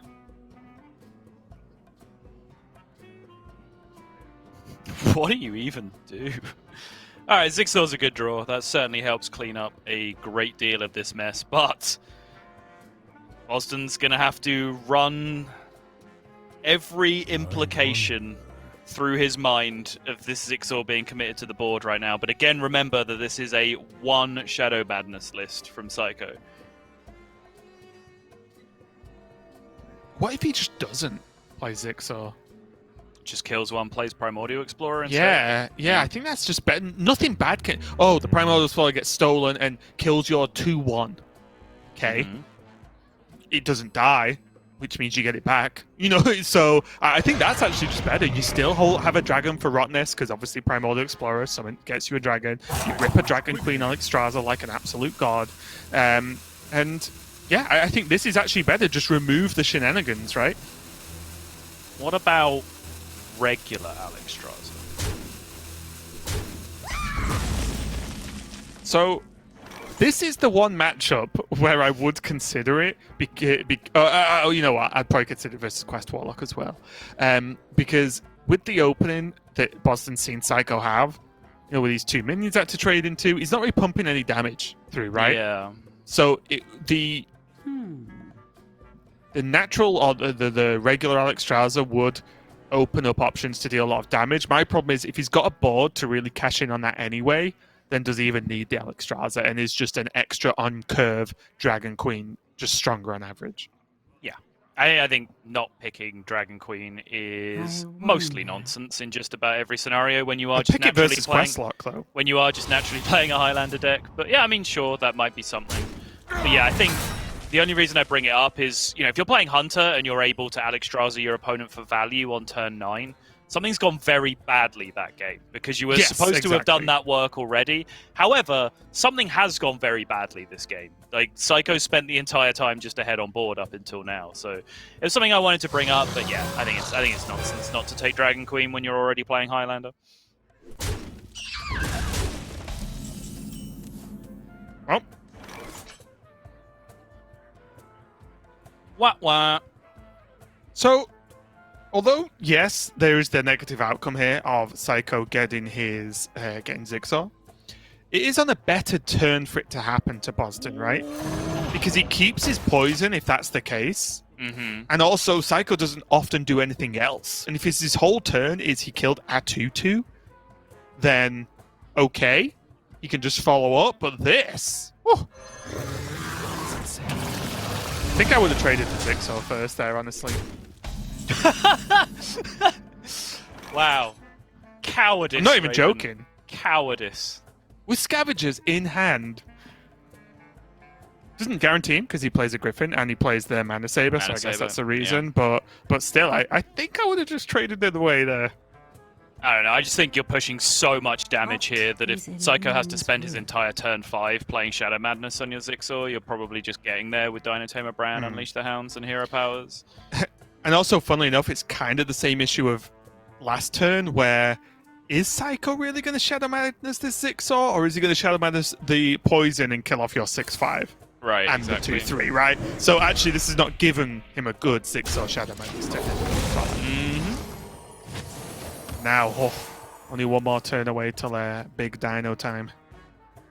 Boston needs a play here. Weirdly enough, okay, he draws the Griffin, so now is Mana Saber the better draw of Scavengers? Because he just jams I guess, it? yeah, because he can play it. Yeah. This is just better. Yep, it's worked out better in the long run. But did only work out better because he drew exactly Griffin that turn. That could have got dicey real quick. Mm-hmm. Actually, there's no... Those are the only outcomes remaining, right? When Yes, after he drew the Griffin, he only had Mana Saber left? Okay. Yep, it's the same as normal, but with one Mana Saber, so that one extra beast changes it around just a touch. Right, It's there's still no only Face 3 Stalker secret package nonsense or anything like that? No, yep, okay. still just 3 beasts total. Okay. Ooh.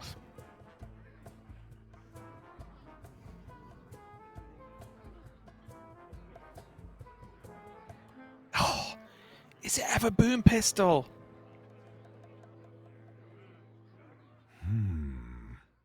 No, it's not. Never mind, it doesn't work. It does. Wait, what do you want to do?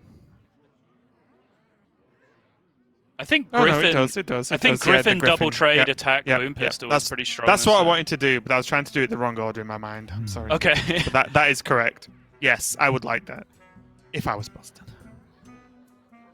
Because I think, obviously, like, on the surface, you know, Big Dino go raw, right? You can just make the trade, slam Dinotamer Bran, but you are super vulnerable to Soul Mirror if you do that. Not only is your, you know, obviously your King Crush dead to the Soul Mirror, but also because of the trade that you took, your Mana Saber is also dead to Soul Mirror in that scenario. Yeah, this is really nice. And this Aldrin means he gets Zigzaw next turn as well. So, if he wants it, obviously, but still, it's just very, very nice play overall. Boom Pistol locks out Galakron, locks out Krunks and some other options too. And now it's just looking great. And if this Saber takes some removal, this is just pretty solid in general. Mm-hmm. I do think, yeah, I was going to say, it's definitely Time Rip there, because he wasn't doing much with the extra mana anyway, right? Oh, he's gonna play both. Okay, yeah, never mind. he's 100% playing both. It's just he did it the technically correct way. It's just one of those nagging feelings in the back of a Hearthstone player's brain, which was, I'm always playing both of these cards this turn. However, this one gives me a random card in hand, so it's technically correct if I do it this way around. Well, here comes Bran. You'll find me wherever the action is. Yeah, Psycho closes the eyes. Having just used both of those hard removals, he's in trouble. And that card is nowhere near as exciting here as some of you might be thinking it is. Does that renew? Yep. He wants another death. Oh! And he got it. Right down the middle. Can even Fate Weaver now. Which means he can get in a heal. Seems reasonable.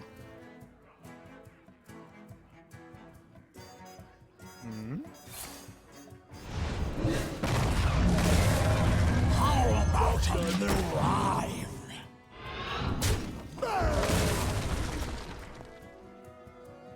Was that really much better? Then what, Fate Weaver heal and leaving out the 2/4? Probably, right? Like, you still heal for 2 by killing a 2/4. Yeah, but then you have a potentially faceless next turn on the Fate Weaver. Sure. It's true. Still very close overall. Do just like the Alex Straza here. You just saw what your opponent had to do to actually clear for a couple of turns in a row. Make them clear for a third turn in a row. Agreed. You are exposing yourself to a vulnerability to Soul Mirror that you really haven't had up until now because of the way your threats have been staggered out. Life and hope of will fight. But you can still get dragons with nice shapes that avoid that. Like those? Quickly. Yeah, close enough. Let's play the... guess he just has to play... Yep, Netherwing first makes sense anyway. Keep the health on the Squall. Yes, yeah, Netherwing first. Because that is one of those minions of a nice shape, if we're talking Soul Mirrors, right?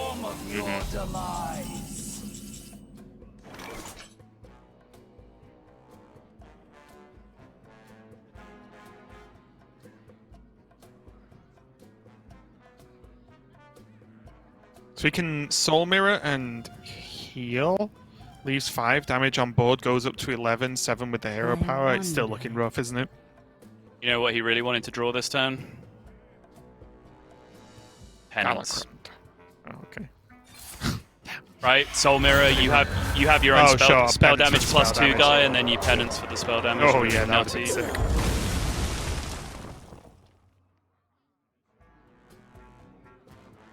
$50-50 lethal, it looks like, coming on the following turn. If he plays a minion, he's dead to Unleash the Hounds. If he heals, he's dead half the time to Dragonbane.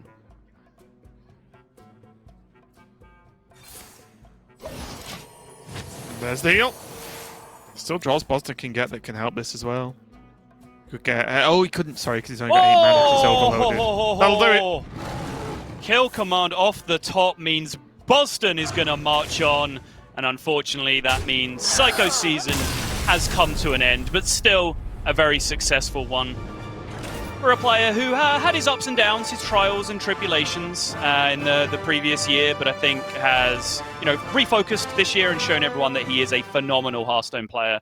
He did have that kind of underground reputation as low-key the best player in the world at some point, a couple of years ago, where he was really designing lineups and practicing with a bunch of players and, really putting in a lot of hard work on behalf of a lot of other people. And he was getting a lot of shout-outs from a lot of very successful players.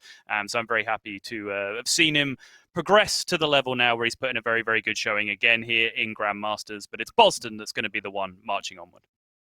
Yeah, Boston as well. Congratulations to him. And honestly, for him, one of the few, say, original Grandmasters that you could argue may feel like he has something to prove, right? When we've got the likes of previous world champions, Tice, Kalento, the quality of player with proven top level, almost best results you could possibly get. Boston hasn't really hit that yet. So again, just him still being alive here, and maybe he can book a spot at Worlds, could be the first massive result Boston can get to really put his name up there with some of the world greats. So I'm excited to see how that continues to be played out for him.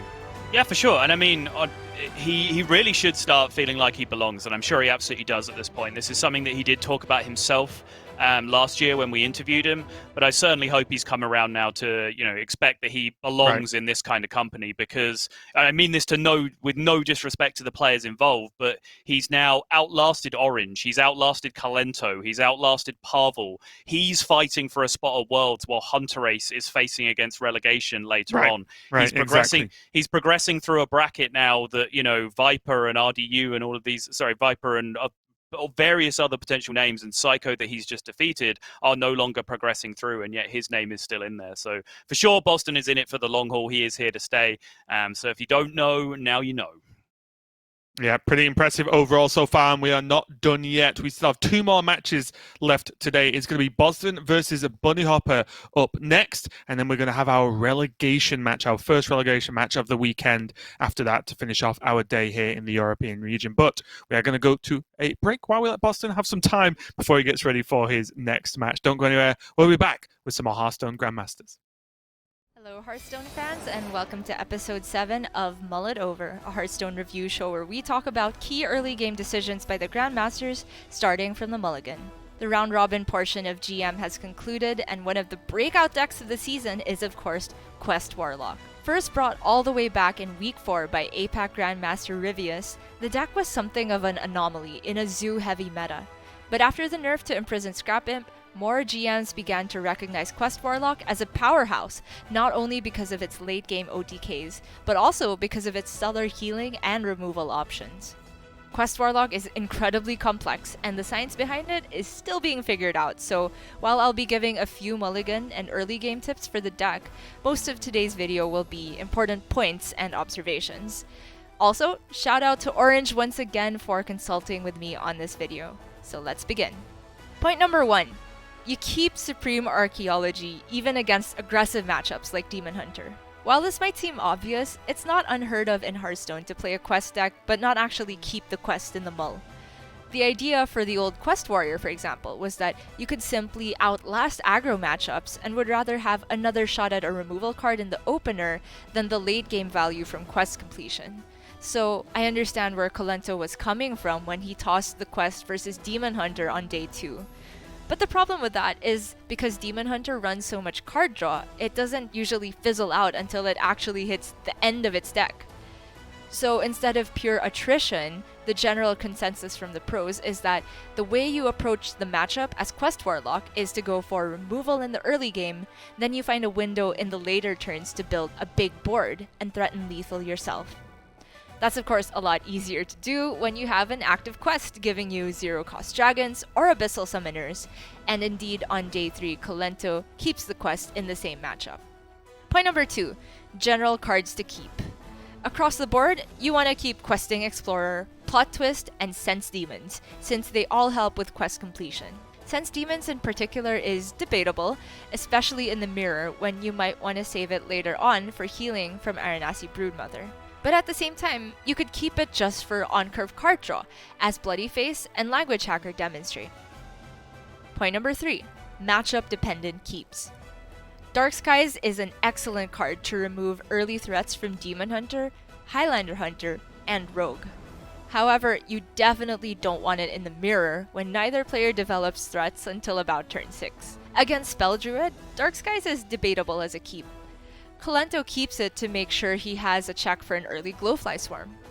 However, we see Language Hacker toss it versus Druid. Orange explains that simply having an answer to the first board often isn't enough versus Druid, and that Warlock needs to hit quest completion to go toe-to-toe with the second and third waves of threats. The reasoning is that mulliganing harder for card draw helps your long-term game plan, and you're likely to draw an answer for Glowfly by turn 5 anyway. Other removal tools like Nether Breath and Morg Artificer are also matchup dependent. You won't always keep Nether Breath on its own versus Hunter, as Jasayan and Bloody Face demonstrate. But when presented as synergy keeps, they become more viable, particularly against Demon Hunter. In that matchup, you need to balance having removal options while still inching towards quest completion. And so an ideal hand looks like this full keep from Eddie: Dark Skies, Morgue Artificer, and Questing Explorer. Another effective synergy keep versus Demon Hunter is Morgue plus Rain of Fire. Point number 4. Consider when to play your Questing Explorer.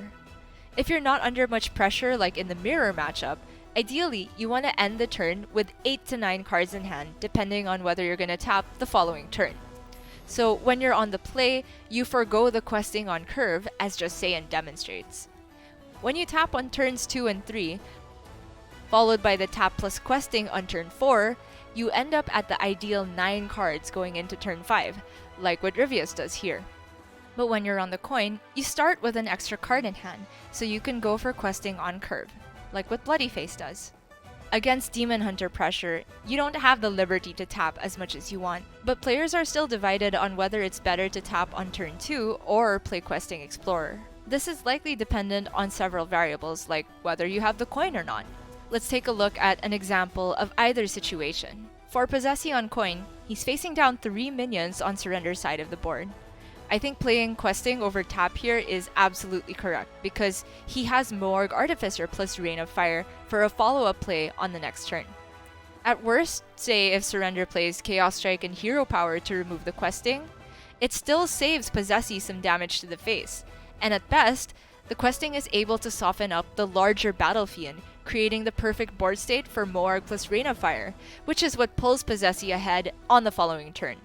Contrast this to Rivius' situation on the play. He has a Dark Skies in hand as his only AoE option, so he's incentivized to fill his hand, and thus taps over playing questing on turn 2.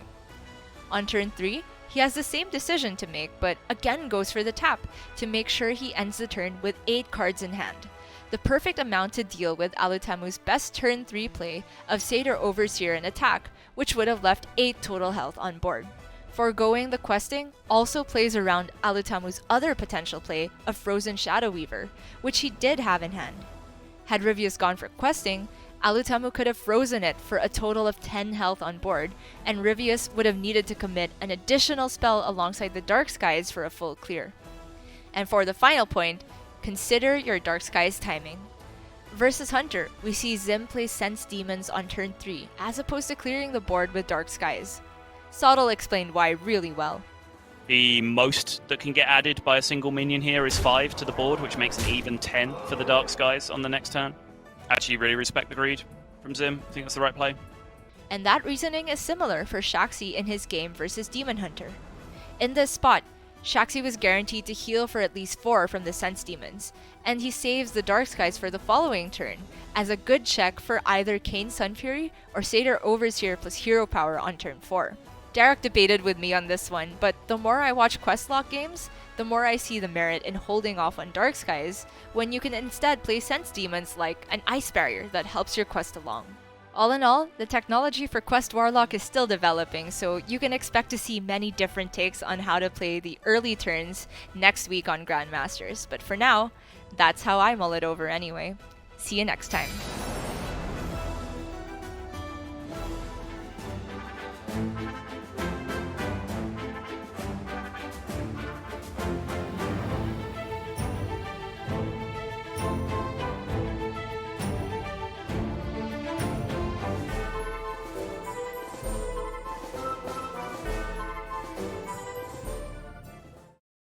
We are back and ready to continue our day with Bunny Hopper versus Boston. Boston just taking a win over Psycho means he is still alive and has a chance to book a spot on Sunday for the final playoff day to decide who gets a spot at Worlds in the European Hearthstone Grandmasters. Bunny Hopper wants to put a stop to Boston, though, as they're both vying for that spot with very similar lineups, Sottle.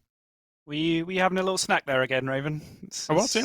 Yeah, it seems to be a recurring theme that we come back from this 8-minute break with Raven with a mouth half full of food. But it wasn't half full. Come on, it's a quarter full.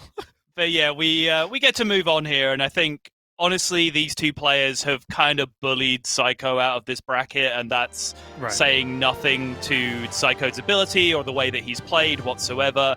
It's just they had the lineups. They had the lineups that just countered what Psycho had brought here, so it's no great surprise to see that these two players are now going to go head-to-head in what is a pretty close to mirror matchup between the two of them. Just slight differences in tech decisions in the Demon Hunter and the Hunter, and very slightly more distinct builds of the Rogue, I would say, between the two.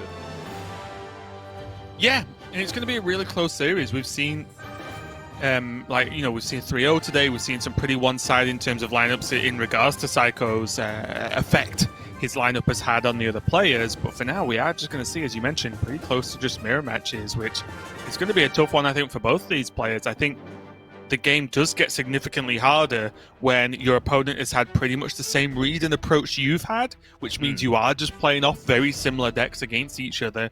It does come down to maybe just specific, turn-specific plays. Sometimes, of course, just you might just get the better end of the stick in terms of the card draw, but we are going to see how it is going to play out and who is going to queue into what, with the Demon Hunter here for Bunny Hopper looking pretty steady, although I am leaning more and more towards this Bone Chewer tech that we've seen from some of the other players. I think it's smart, but I do think it leans towards leaving Warrior up, and I don't know whether the card quite gets there. If you're not expecting to play against Warrior with your Demon Hunter, I think if you're expecting to play Demon Hunter mirrors, there's other decks that other techs that you could look at more, like Blowtorch Saboteur, for example, was we were playing in our fated mirror encounter where you were just farming me by making my hero power cost 3 mana turn after turn after turn. But yeah, I think overall, Demon Hunter Mirror is something that I'm always excited to watch. We did put a good deal of work into it in the lead up to this because I think it is probably the most interesting and most intricate mirror matchup that we have. And I think that's one thing that, I think we should speak to about Demon Hunter is, despite qualms and criticisms about its power level over the weeks and months that it's existed so far, I think the feel of the class and the intricacy of the class is just spot on, and I think it's a very hard deck to play. I think players feel rewarded when they do smart things, and I think just the actual feedback of doing smart things with this deck, where you just see your hand manipulate itself into this perfect outcast position that you set up 3 turns ago, and then just blow your opponent out, is a very rewarding feeling, and I think that is something that is very much front and center in the Demon Hunter Mirror as well.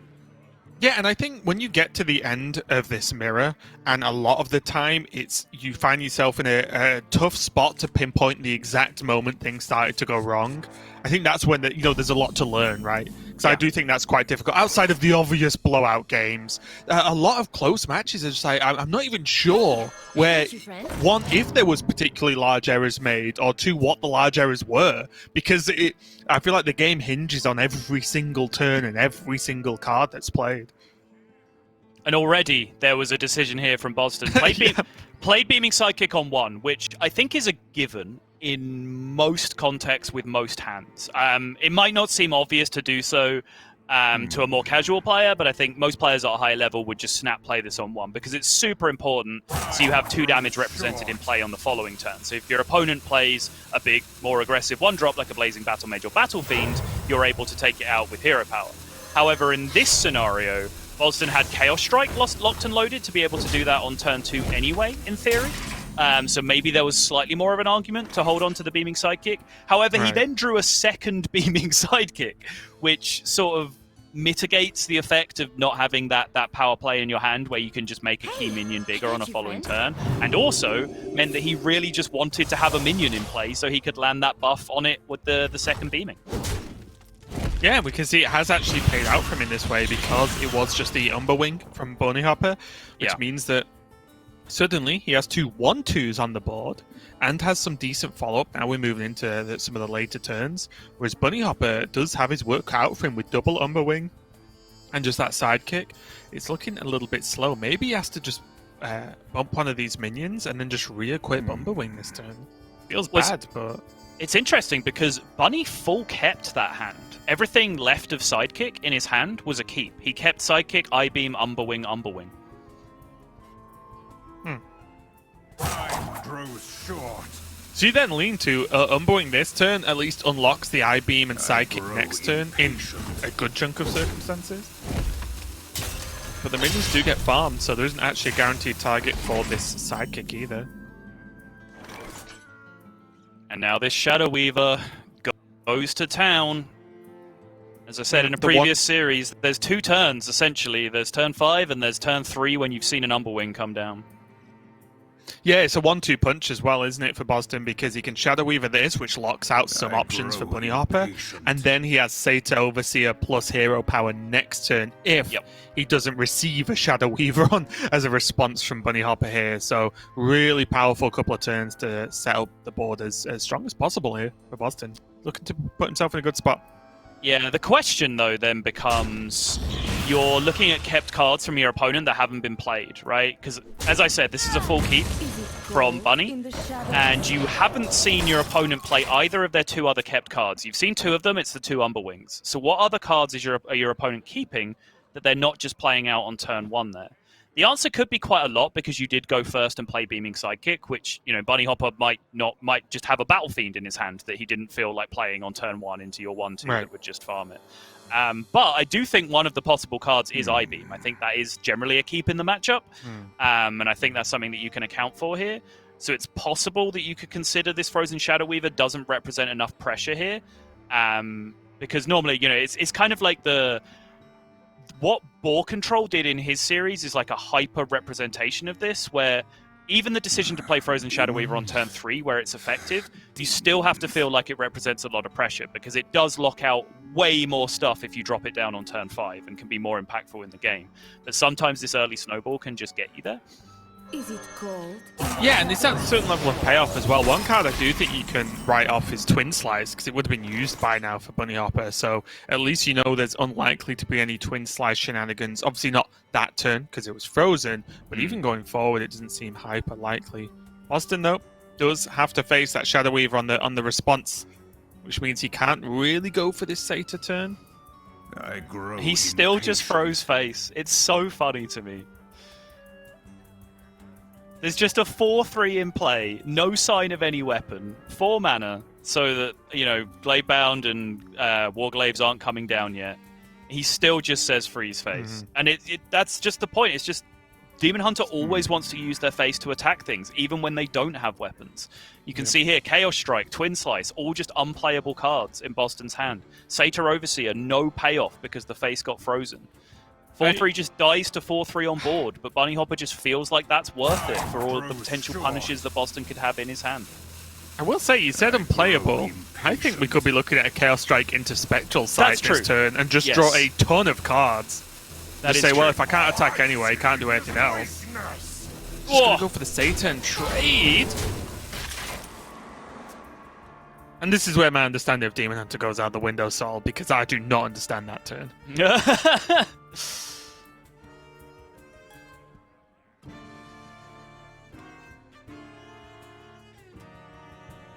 And this could be one of those turns I talked about. I said it's hard to pinpoint the moment a game really swings in one player's favor, but this might just be it. Bunny Hopper can clear off this Satyr. He has the I-Beam active. He's moving towards an Altreus, along with being able to just even draw with that Chaos Strike. Oof. Twin Slice looks fantastic with an Altreus in hand. Yeah. Hard to imagine it's not Twin Slice here. I have taken Blur before off this in a Demon Hunter mirror, but only when I had Warglaives in hand, because then you can just, you know, it's essentially just 5 mana, clear your opponent's board, take 0 damage, which is just insane. But I think with that hand, I would be stunned if Bunny ended up with something that wasn't Twin Slice.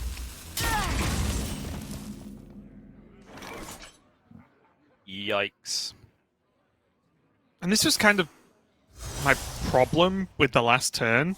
If you're going to sacrifice Satyr and your next turn is card draw anyway, was it not just better to have the card draw then and then go into a potential Satyr turn? Yeah. Or better. Or better with the card draw, obviously. It could have been a stronger turn. It quadrupled his chances of finding Warglaives or Gladebound for this turn, exactly. So you kind of... concede the board for one turn, because obviously what Boston did was better to the board immediately. Yes, yes. But you just concede that board state for one turn and just try and start swinging back on turn 5 by drawing 3 cards towards your turn 5 power plays. I think I would have gone with that too, for sure. It just goes to show how effective Bunny's play was, right? Which I'm sure looks weird to some people to just freeze face in that scenario, but it's just so correct in the Demon Hunter mirror. It locks out so many options. Yeah. I found one spot in one of our test games where I felt freezing a minion was better, and I'm pretty sure it still was. But like, and you even said it was not I'm gonna legal.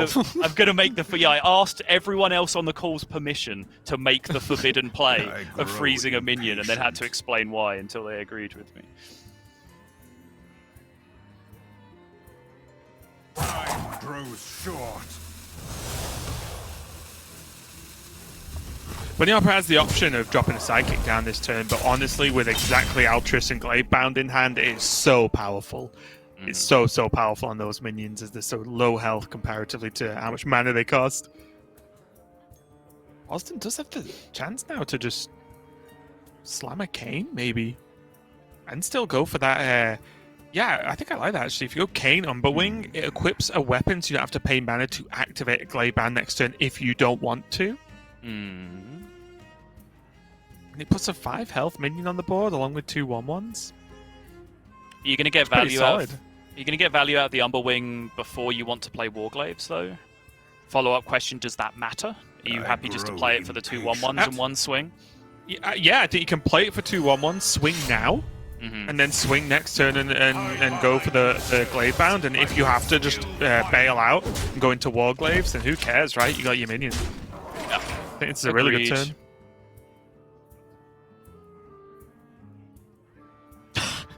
This card's so obnoxious. It's just the nuts. It's so good. Frozen Shadow Weaver on every turn of the game in so many matchups is just so powerful. Just ever. Yeah. I will say, I do think it's a card that's not really going anywhere in the foreseeable future of competitive Hearthstone. I think it's going to be we're going to see it pretty consistently in decks in the future.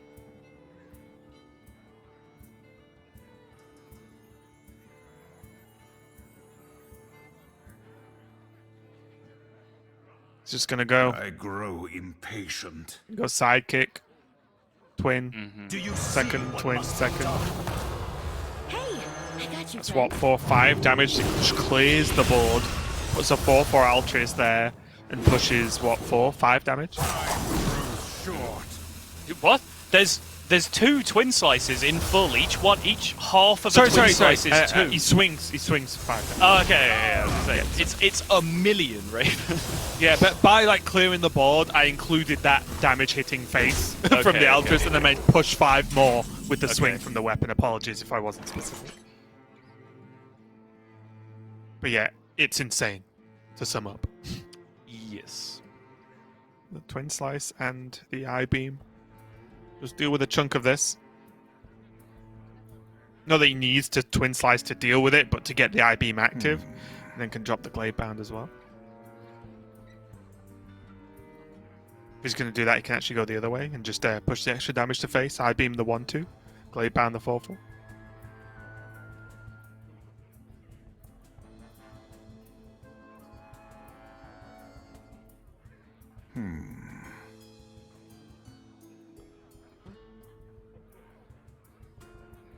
Yeah, I don't mind that. It leaves the remainder of his hand as Warglaives plus Satyr Overseer, which for next seems pretty good to me. Time grows short. Demons. Demons.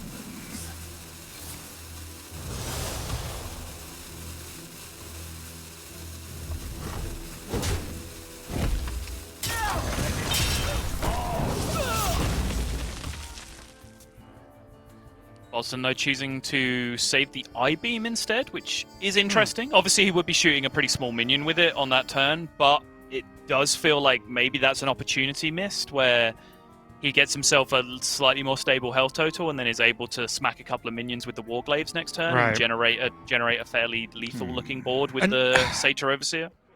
Yeah, and that's the point for me, because now if he wants to Warglaives and Satyr, he just can't I-Beam. the mana's just not there. So that's a little bit spicy for me.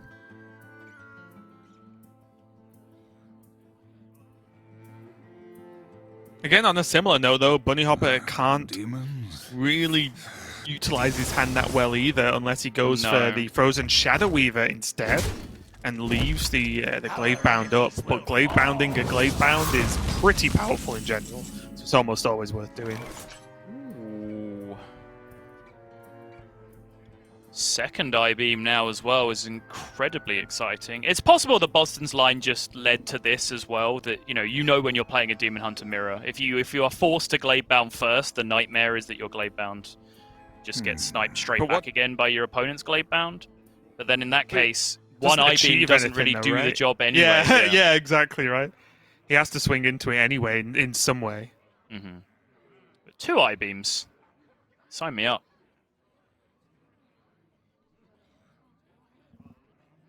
Can still have to twin slice though, right? Oh, unless it's just I-Beam, say to hero power face? Right, yeah, it's kind of what I was looking at. Okay. It's either that or the Warglave's turn with the Zeta, and again you just hold on to the I-Beams, but that's pretty terrifying. Oh my. Alright, terrifying it is. Just dead to meta. Yep. And there's a special sight in hand for Bunny Hopper. Would have to use some mana depending on what he draws off the top here. Whoa! Wow. Bunny Hopper's got time, even though there's a lot of damage on board. Poor Warlock. Interesting. Wow. That is very mediocre. At least he can play it all out and still push hero power to have 3 2/2s at the end of the turn. It's not like, at least on Bunny Hopper's view, it's not like Bunny Hopper can tank them all with his weapon, is it, right? Grow impatient. He'll just die. But the trades can just happen, and then Boston can just make a whole new board again because the 4/2's not dying.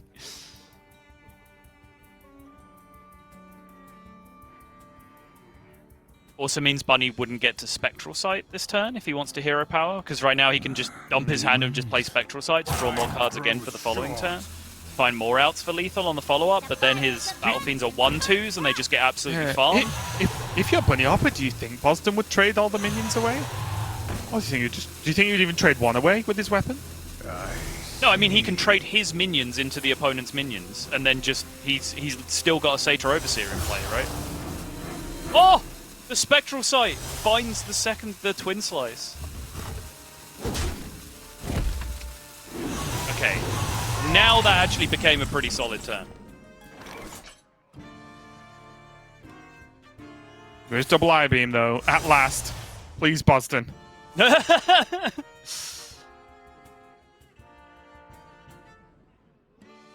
little bit of annoying. Maybe he can get away with 1 I-Beam here. He wants to trade everything and pop the skull. I mean, he's been walking the tightrope this long and hasn't fallen off yet. He's seen every card that was drawn that didn't kill him last turn, apart from 1. Demons. Demons. Alas, so there's 1 card in his hand that in his opponent's hand that he knows does not kill him for 5, and then 1 mystery card. Oh. Okay, well that's a lot of damage. Yep, he's just going to continue walking that tightrope, just the 1 I-Beam this turn. So he can double trade with the minions. Push 5 puts him to 12. Next turn he can push 3, 4, 5, 6, push 11. So maybe he trades 1. Oh no, because he can hero power. He can hero power. What am I talking about? Yeah, he can do 12 next turn from hand with the weapon swing. So 3, 4, 5, 6, 7, 12, yeah. Maths checks out to me. Don't know, it sounded weird to me, Sol. Numbers don't normally go 3, 4, 5, 6, 7, 12, as far as I'm concerned. They do when you're a demon hunter. Oh, well, okay. I wouldn't know. Demons. Demons. There is the freeze, though, from the Glaive Bound. From the Shadow Weaver. Yeah, and Boston knows. Didn't even have to see the card. He just saw it get pointed at his face. Bunny uses that to outcast the skull from the left-hand side of his hand as well. I-beam. Now his I-beam. As bad as the previous skull was, that one was just insane. Yeah. I don't really know what could have been better there. Honestly, he could even just play the Satyr now. Swing face. Build a board.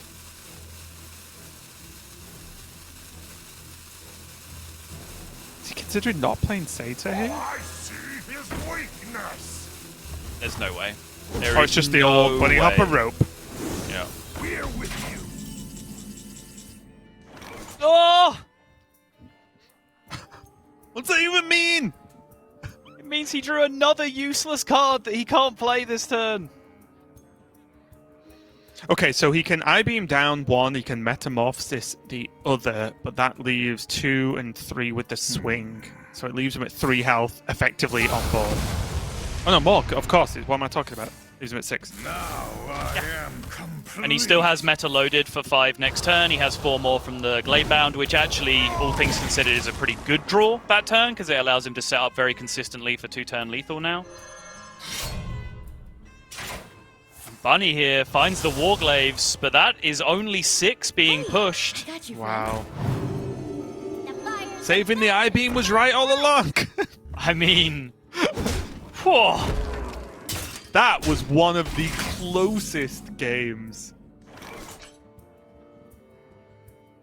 Do you see what must be done?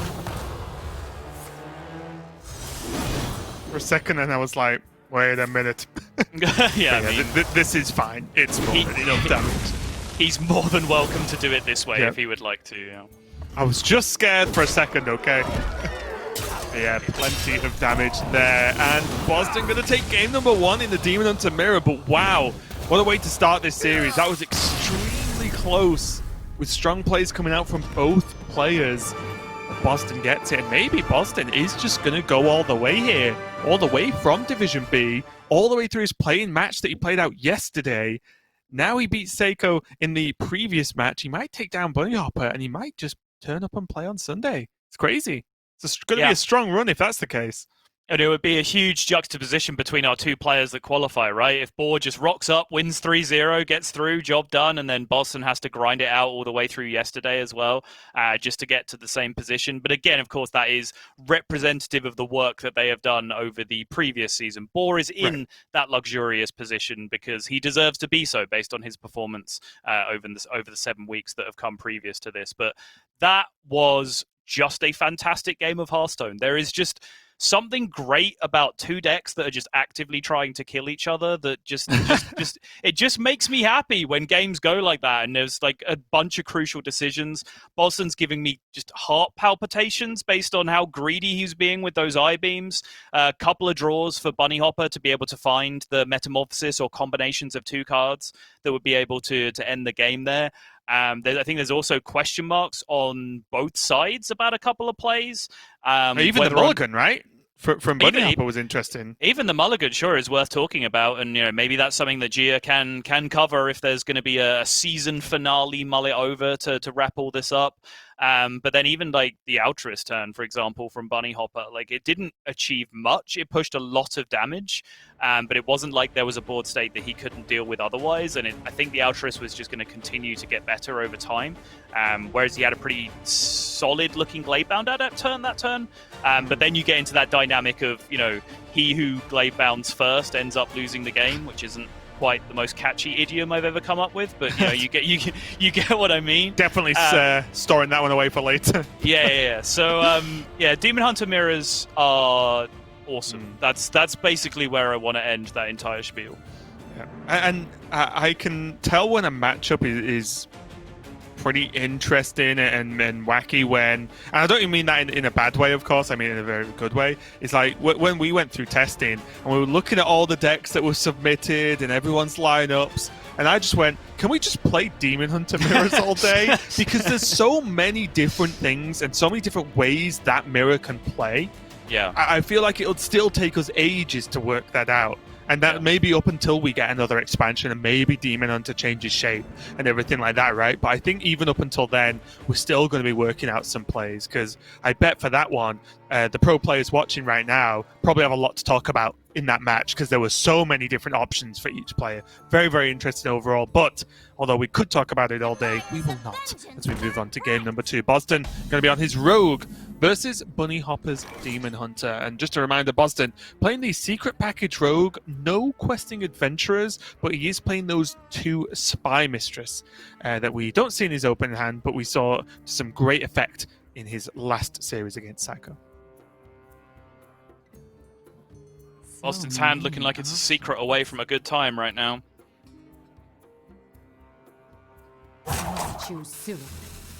Yeah, and he does. Again, it's all just very interesting to me, because I've seen players just play Blackjack Stunner out on turn 1. And maybe coupled with the backstab, that seems okay. It's kind of like a Demon Hunter opening against a Demon Hunter, when you're just playing whatever minion you can. And we are going to see Boston go for it. So now, yet again, I am already hyper interested in this game to see if that's even deemed the correct play for an open. Interesting. Yeah, I was considering whether we play it here with the Shadow Step in hand. I'm okay with playing it in a lot of circumstances, but I think when you have specifically Shadow Step, it's a card that gets really, really nutty if you just find a secret from your deck. This build of the deck does play less secrets than you might be used to, though, so that's something that you do have to think about. But I was also considering, like, if you're backstabbing the 2/2, whether you just praise it first, just to get the mana spent and the lackey in your hand, so you can react quicker to further board states now that your backstab has gone down, leading into, like, Dagger on turn 2.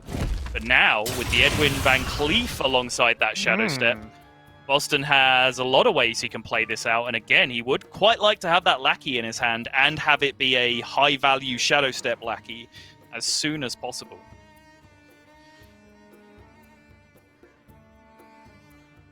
On the other side of the board, though, Bunny Hopper could just drop Satyr Overseer and start pumping out some minions.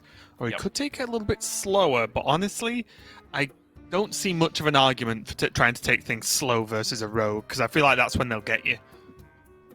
All I see is weakness. We're with you.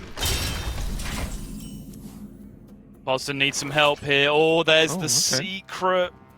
So do you think he should praise Galakron the 1/1 and then trade into it? And just go for the secret and try and pop off next turn? Yeah, I'm still really trying not to live in a results-oriented world where he praised on turn 1 and then had the lackey already and then could just, like, super pop off this turn and have a giant Edwin. Yeah. But I think was an option, because with the backstab, it made it safe. Yeah, exactly. But yeah, I think it's probably still proper to do so again now. Although now you don't necessarily need to. Because next turn you can do it all in one turn anyway. You can go praise, lackey, Shadow Step, replay lackey, coin Edwin. Yeah. Choose soon. It's really tough, isn't it? You could also just swing and re-equip Dagger, but that doesn't get the Dirty Tricks active, which upsets me. I think just getting these Dirty Tricks live. Ooh, coin Edwin! Brotherhood shall It's just going to make the Edwin straight up now with the Shadow Step. Okay, okay. Yeah.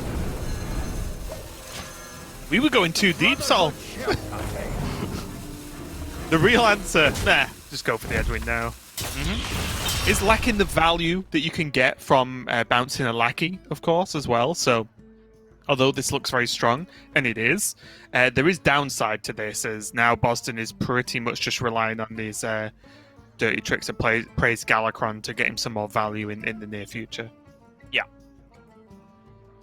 Yeah, I mean, this is always a possibility that turn. I think the debate over generating the lackey is, of course, you have the 1 in 7 for Kobold, which is the nuts, and then there's also Ethereal into Backstab, maybe Prep, so you can prep Dirty Tricks, but even then, if you're going down that line, you're not making the Edwin that turn immediately. So yeah, I think I'm fine with just making the 8/8 here, but there is a pretty big problem on the other side of the board that needs to be solved.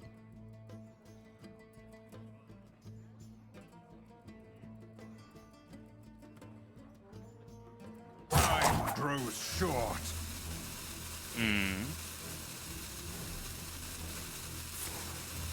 I don't think I'm trading with it here. I think you're... Oh. Yep, sorry about that. I was just talking about whether Van Cleef should be traded into here. He's going to do it. Wow. Okay, problem solved, I guess. Yeah, and that's the issue, right? Like well, not a problem because he could do both, but he could trade it. Obviously, he did, even without the draw of the twin slice there. But also, he could have just raced it and said, "Well, every time I attack, my board goes wider, so you have to kill the satyr." And if there isn't a spell or minion from hand that does that from Boston, then does he have to trade in the Van Cleef? It all starts to get a little bit crazy, doesn't it? But Bunny Hopper did just, I guess, blink, if you want to put it that way, and kill the Van Cleef and decide to continue the game in a little bit of a slower fashion. Yeah, I mean, the reason it's interesting to me, and Bunny Hopper might just be evaluating the situation differently, is that, like, I feel like that Edwin coming down that turn in the way that it did indicates that Boston didn't have an answer to the 4-2. So if he doesn't have an answer to the 4-2, is Boston just going to go face with his Edwin, or is he going to trade the 4-2 on the following turn? Right, like it felt like you just kind of did something your opponent wanted to do anyway. I mean, the wanted to do is the wrong way of putting it. They definitely did not want to put their 8/8 into a 4-2, but I think they might have had to in that scenario. Do you see what I've done? Now there is Altruis and Second Slice to clean up this along with that, of course.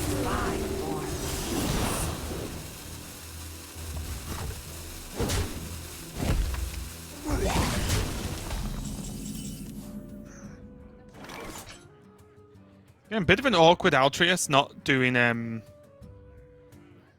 tons of work, and now very susceptible because it's not even got the benefit of a sidekick, say that it had last game, on it here. So 2 health, not really tons to ask. But right now, Boston does not have an answer, which means anything he plays is just gonna get killed most of the time, right? Right. And honestly, this is just the same indicator, right? If Boston wasn't able to kill a 4-2 from hand, he's probably still not able to kill a 4-2 from hand. So your Altruis might just end up sticking here.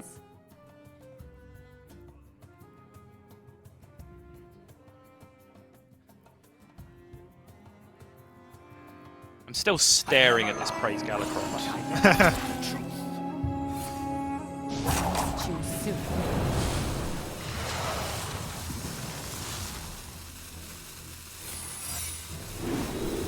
Yeah, Faceless Lackey is not the one there. Flame Ward could help out a lot, though. Could, but Boston's already just going to tank so much this turn.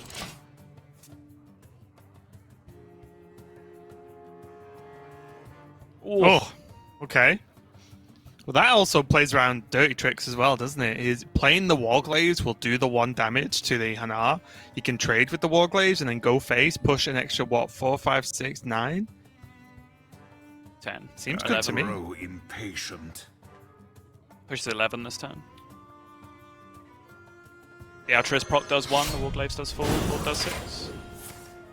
Oh, the hero power, yeah, I missed the hero power, yeah.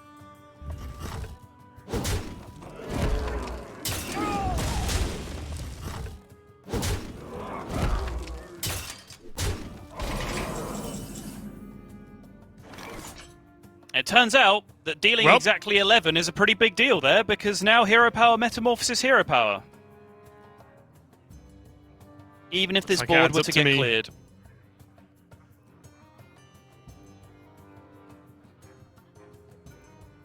So many options. I will act as your scapegoat.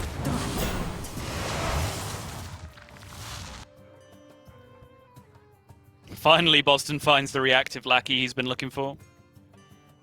Just no mana to really cash it in, is there? Nope. It's the only play, though. Rightly recognizing there was no way Flame Ward was going to keep him alive in that scenario. But Bunny finds his way over the line. Nice and comfortable.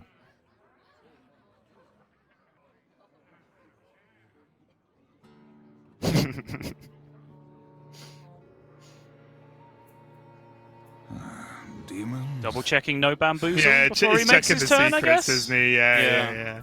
Just wants to triple check. These are not the games that you want to just have a bit of a blank mind for a second and forget they run a bamboozle there. Yeah. So don't mind Bunny Hopper at all for checking that. This is not the time to play a little bit loose here. He's got to take the win. And again, Demon Hunter get the victory. And I think I think we talked about this yesterday, maybe off stream, of course, but Demon Hunter feels like it always gets a win in a series, but I think that's because players seem to just queue it early on all the time, right? We saw then, like, obviously Demon Hunter mirror, someone has to win, someone has to lose, but then the requeue of Demon Hunter, and I don't know if it is just a players just wanting to queue it early in a match because they feel confident that it's going to get a win.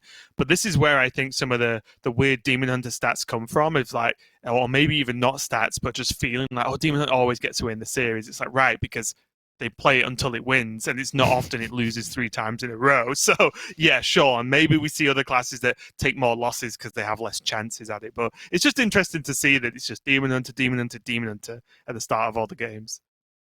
Yeah, I think that was a tough one for Boston. I will go all the way back to that turn 1, of course, and it's horribly results-oriented, but when I think 2 of his next 3 draws were Secret and Edwin Van Cleef, all of which, make it better to have not played Blackjack Stunner and also to have the Lackey in your hand immediately so you can make the faster, bigger Edwin.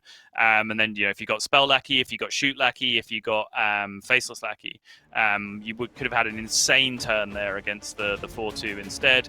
But obviously, his play plays to certain other draws as well and other certain scenarios, and just watching one game play out and saying, oh, well, look, it would have worked out better just doesn't mean anything, and it's not my job to do that, so I'm going to shut up about it.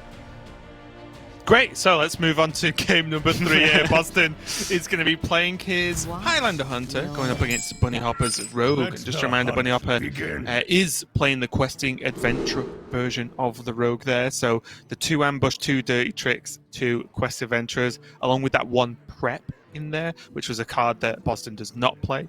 And it's going to be going up against Boston's Hunter, which again, we saw in the previous series, had that escaped mana save in there, that boom pistol bully, which actually got a good chunk of work done.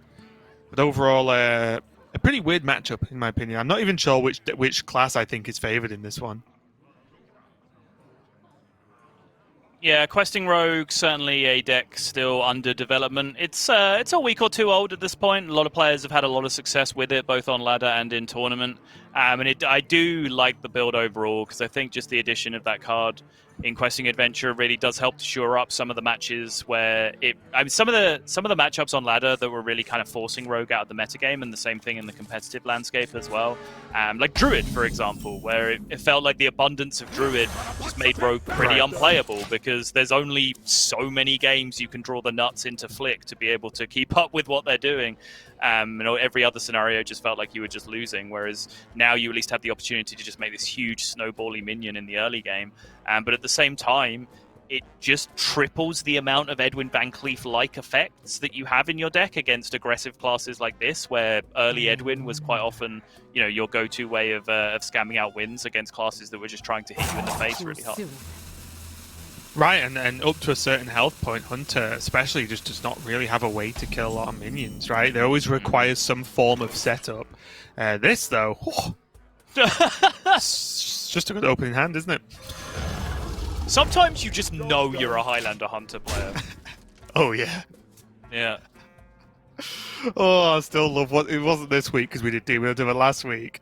I think I played that card 4 or 5 times in a row on turn 1 or turn 2, depending on whether I was on coin or not. Yeah. Oh, it was glorious. Sottle got upset.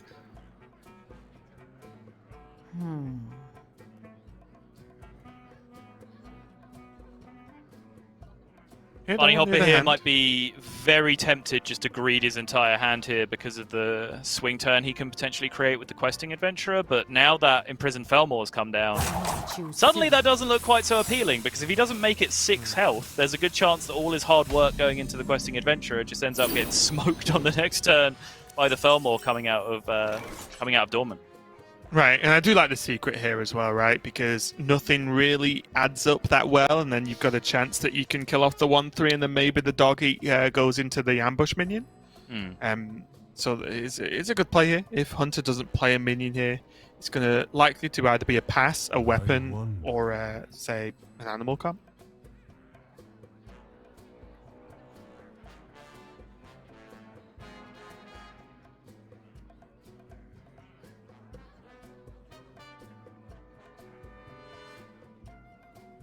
Yeah, the other option is just to Boston to say, I don't believe you, that's dirty tricks, and just play his minions and move on with his life.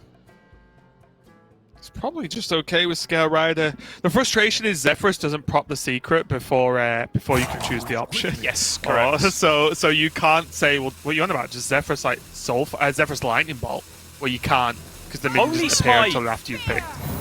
Holy Smite! I keep ignoring Holy Smite. We're months down the line and still no one remembers Holy Smite. I remember Holy Smite, so when it went face. Okay. Okay. That's how I want to remember Holy Smite.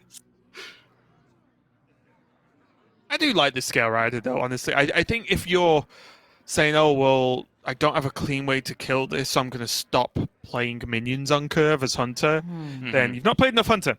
As you always want to play the minions on curve in general. And there does have to still be a good amount of stuff to punish this, right? Yeah, this is my number one fear, though. It's just the card Seal Fate just absolutely decimates your entire plan right now. Ooh, okay.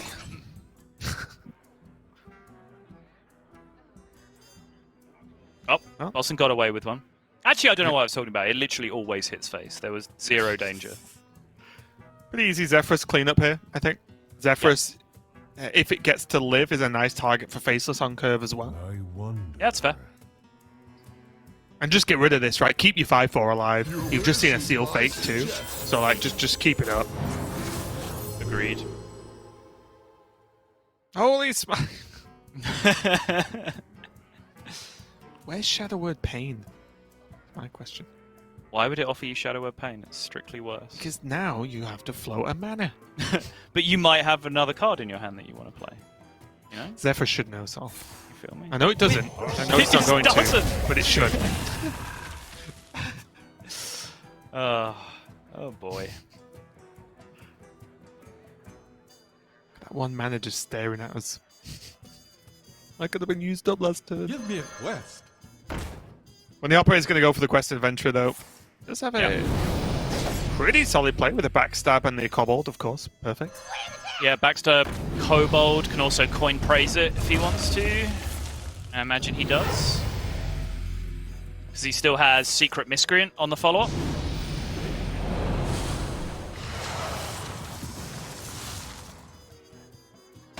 Consider that Kobold Lackey well and truly praised.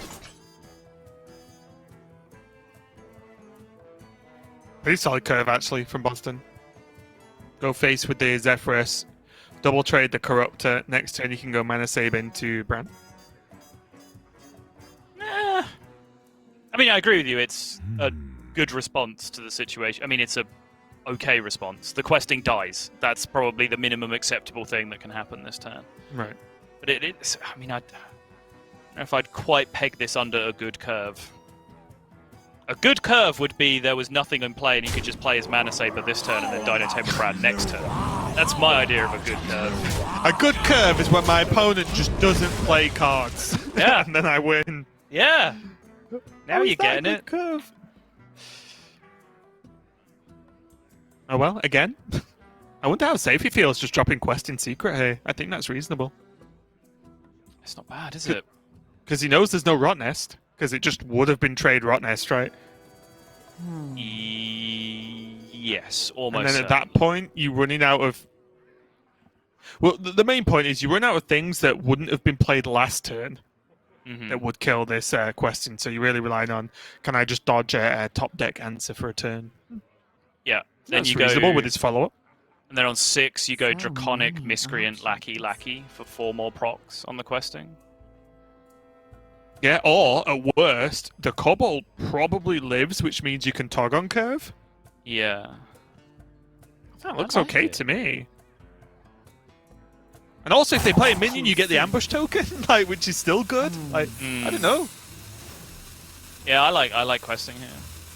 It seemed like a bit of a desperate way to kill a Quest Adventurer last turn. So although this one's obviously smaller, well, I don't know. I feel like it would have asked a lot.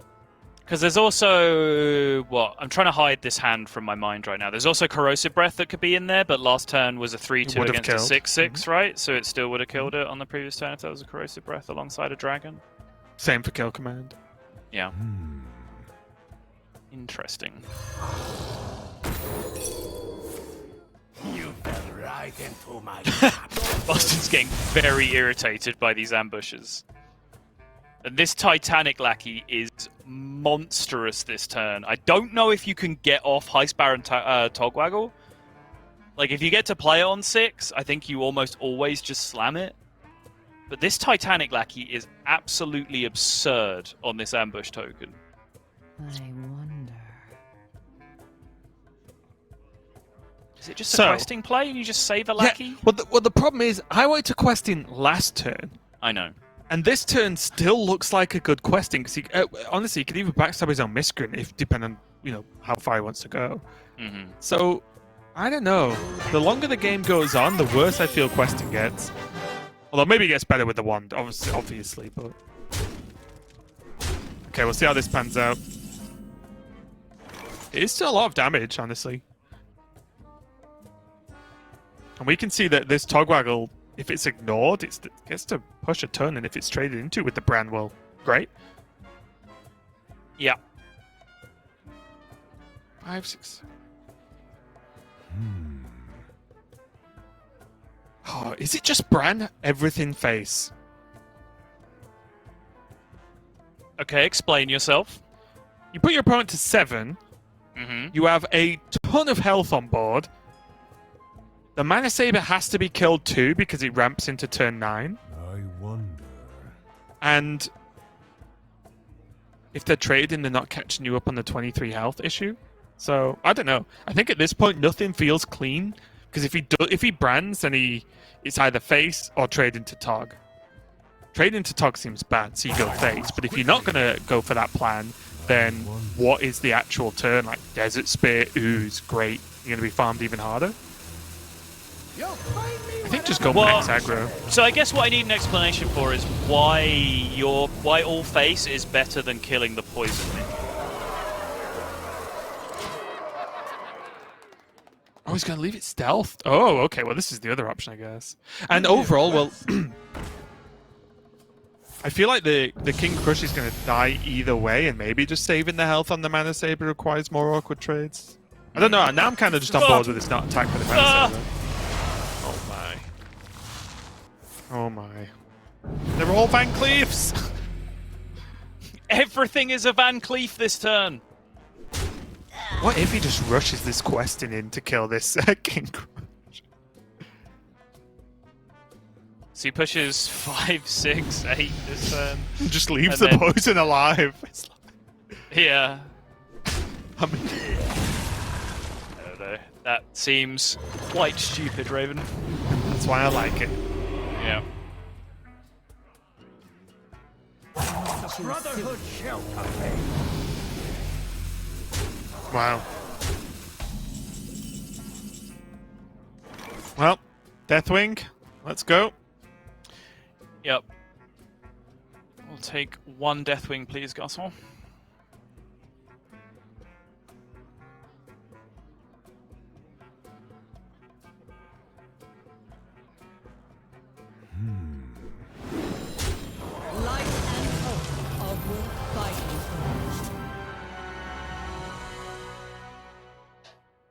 Unlucky. Does not do it. Crazy Netherwing gonna do a pretty bad job, honestly, dealing with this ball. And that's gonna be the game. Bunny Hopper goes to a 2-1 lead, and again, you just see. I feel like every time we see this quest rogue or questing rogue deck, I suppose is a better way to say it, not to confuse people. Is we we just see the value, right? Like every time Questing's played, it demands so much respect that we saw them, the Faceless go into it and just kind of just pass over the time, right? It's kind of tough. And again, even though the last one wasn't really needed, it was the playable card and not the crazy draws off the one that still made it a threat anyway. So that deck, that Rogue, I think is the way forward for the Rogue class at the moment. And I think maybe the players who didn't bring or who brought Rogue but not the question, maybe missed a trick this week. I mean, well, we've got to put Boston under that heading as well, right? Because he is one of those players. Yep. I think his list is also still very good. I do really like the inclusion of Spy Mistress. I think it's a good call. In a lot of the same matchups where, I was saying before, sometimes you can just get a big early questing and it reverses the tide in a aggressive matchup. Yeah. Well, sometimes you can just take control from turn 1 onwards by just playing Spy Mistress, and the tide is already flowing in your direction in an aggressive matchup because you played Spy Mistress. So I think both builds have a lot of merit to them. I think the real criticism would be if anyone showed up with a rogue list from like 3 weeks ago, because it's pretty clear that although I defended them, and I still think they were running around 50, sort of, adjusted for variance and adjusted for matchup spreads and all that kind of stuff. They were clearly not doing the job as well as they could have been, so I like that there's been refinement. Right. And I think, just because players have gone in different directions, we're going to see Hunter Ace later on, who's gone in yet another different direction with his rogue deck. And I think, they all have merit and they all have justifications for them. There's a Beaming Sidekick list that's running around on ladder that a few people are playing that we've seen recently in other high-level tournaments as well. So there are a lot of different directions you can take this rogue deck with or without questing adventurers. So I think the main thing is that we're seeing players continue to build and iterate on rogue, because it certainly wasn't working 3 or 4 weeks ago. Yep, and now we are going to go into the Highlander Hunter Bunny Hopper side versus Boston's Rogue, and there is a Spy Mistress and a Pharaoh Cat there, which means there's about as good a response to the openings of Hunter as it's ever really going to be for Boston's list. So we'll see how this plays off. Yeah, so Boar told me that the game ends when you play a Spy Mistress on one, and I believe Boar. He's a smart man. We'll see if this portrait does not explode after this has been played, then he's just a liar. Is it lethal? Just imagine. When the other's like, yeah, well, fair enough, you got me. Just concede you, like, whoa! Okay, I actually thought Salt was over-exaggerating here, but... GG. Well, I'm dead already. What is this, a Druid Mirror? You do see what it does straight away, though, right? Like, does Bunny Hopper even play a minion here? Does he just wait because he has Desert Spear? If he doesn't play a minion, then the Spy Mistress isn't going to be revealed, which means there's nothing to Desert Spear into. So it does provide many levels of frustration, in which I think the outcome is Bunny Hopper just says, okay, well, I've got to play something. And I did wonder whether it would have offered him Powered Shield on the Zephyrs, correct? I honestly do not know what the logic is on that. Sometimes you see it and sometimes you don't, and I cannot trace what the difference is between the two scenarios. Corporate need to tell the difference between these two pictures. Yeah, they're the same. Exact same picture. I do think it'll be an interesting play, though, right? Because then, okay, well, is there a dagger? Is there a Praise Galakron to then deal with this 3/4 instead of a 2 health or 3 health minion? Yeah.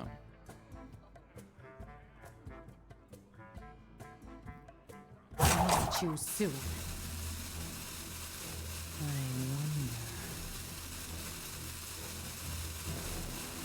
Feels like the trade is well worth it here, especially going into this next turn where Stormhammer can come down and get like a free swing.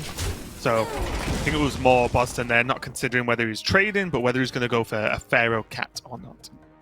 Absolutely, yeah. I think the trade was always happening, but he was considering Dagger versus Pharaoh Cat versus Pharaoh Cat Blackjack Stunner as well, just potentially loading as much power as he possibly could. We've already seen him play Blackjack Stunner out just as a minion in the early game in this series so far. It would not be surprised me if he was thinking about doing it again. But Pharaoh Cat there obviously has, Shotbot and Mummy and Mermy and all the other various options that he could be tempoing out immediately on that turn if he goes for it there. But for every example I give you, there's 2 or 3 other examples that mean that you're just playing a cat and passing that turn. Do you like just equipping the spear here? Just get it locked in. Because your turns get so much better when you have basically 2 damage on demand every turn. Yeah. Yeah, that happens. That's that downside I was talking about.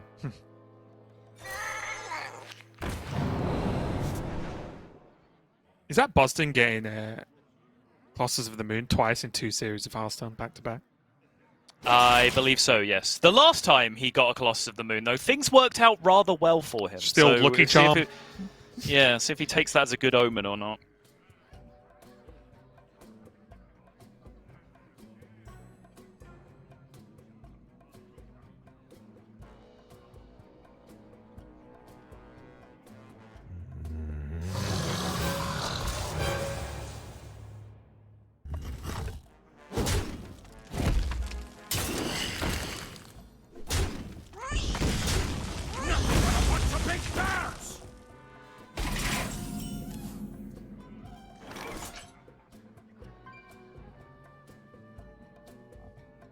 Still options with coin here, but because of the Bone Wraith, there's probably not much difference between Bone Wraith or coining out the Shield of Galakrond, except just utilizing that coin. So I think just Bone Wraith and then maybe bump into one of these minions could be quite good. Yeah, that's the only difference, right, is the shield would contest the Zixor. Whereas the Bone Wraith wouldn't, but you can just poke with the dagger preemptively to deal with that if you want to. You are then sort of taking unnecessary damage if there's alternate ways to deal with the taunt minion. We're just going to use the coin. One thing you always have to remember with Rogue when they're using an invoke is, even though this coin looks like, oh, well, you used it up still, now your next turn's worse, a lot of the time it isn't, because then it's still just Bone Wraith Lackey instead. So with the access to those Lackeys, they can always fill out little turns like that. Yikes. It's not a pretty looking turn. This may just have to be one of those Zephyrus to spend your mana kind of turns.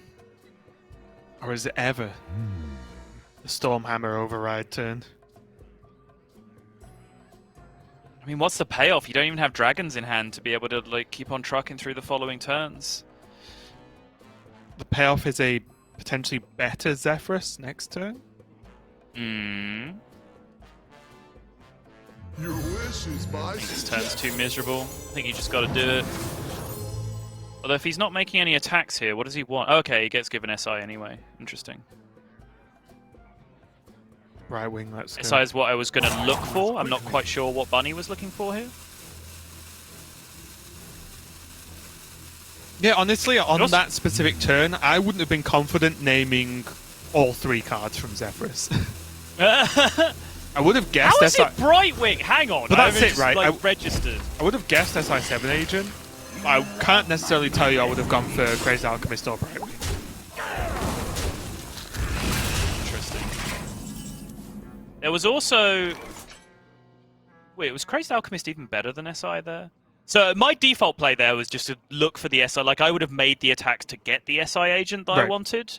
SI got given anyway, but then I'm also realizing you could have just hero powered it and then been given the Holy Smite. And then just pushed all your minions face.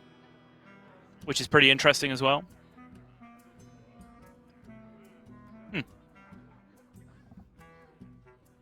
Love weird Zephyrus turns. Yeah,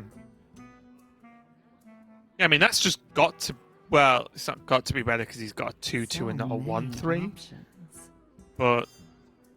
The 1-3 is pretty good, though. Yeah, I was going to say, the 1-3, I would say, is just better than this 2-2, right? So, yeah, I think it would have worked out better.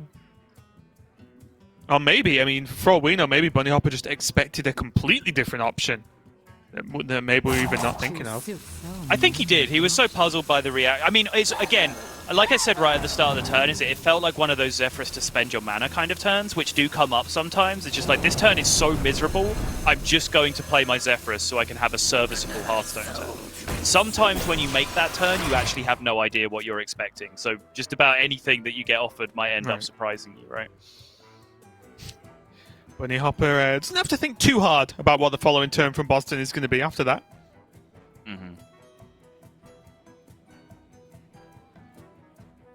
Just like get some pretty decent damage through. He can attack. Wait. Sorry, go on. Hang on. I might have the final answer, which is just smack it with the Desert Spear and then get execute. That might be my final answer. I think that was probably the Salt's final answer. I'll probably come back like 7 more times, but that's where that's my final answer for now, at least. But yeah, I like this turn overall. The Scale Rider, along with the swing of the Desert Spear, really helps pick that Bone Wraith apart, and then you just have the Bunny Hopper has the mana to lock in that Storm Hammer and get it cooking for the future. Because now, well, okay, have you Togwaggle, but there's what, 15 damage coming back the other way? Yeah. And that's just from Boston's view. Obviously, we can see there's going to be a little bit more than 15.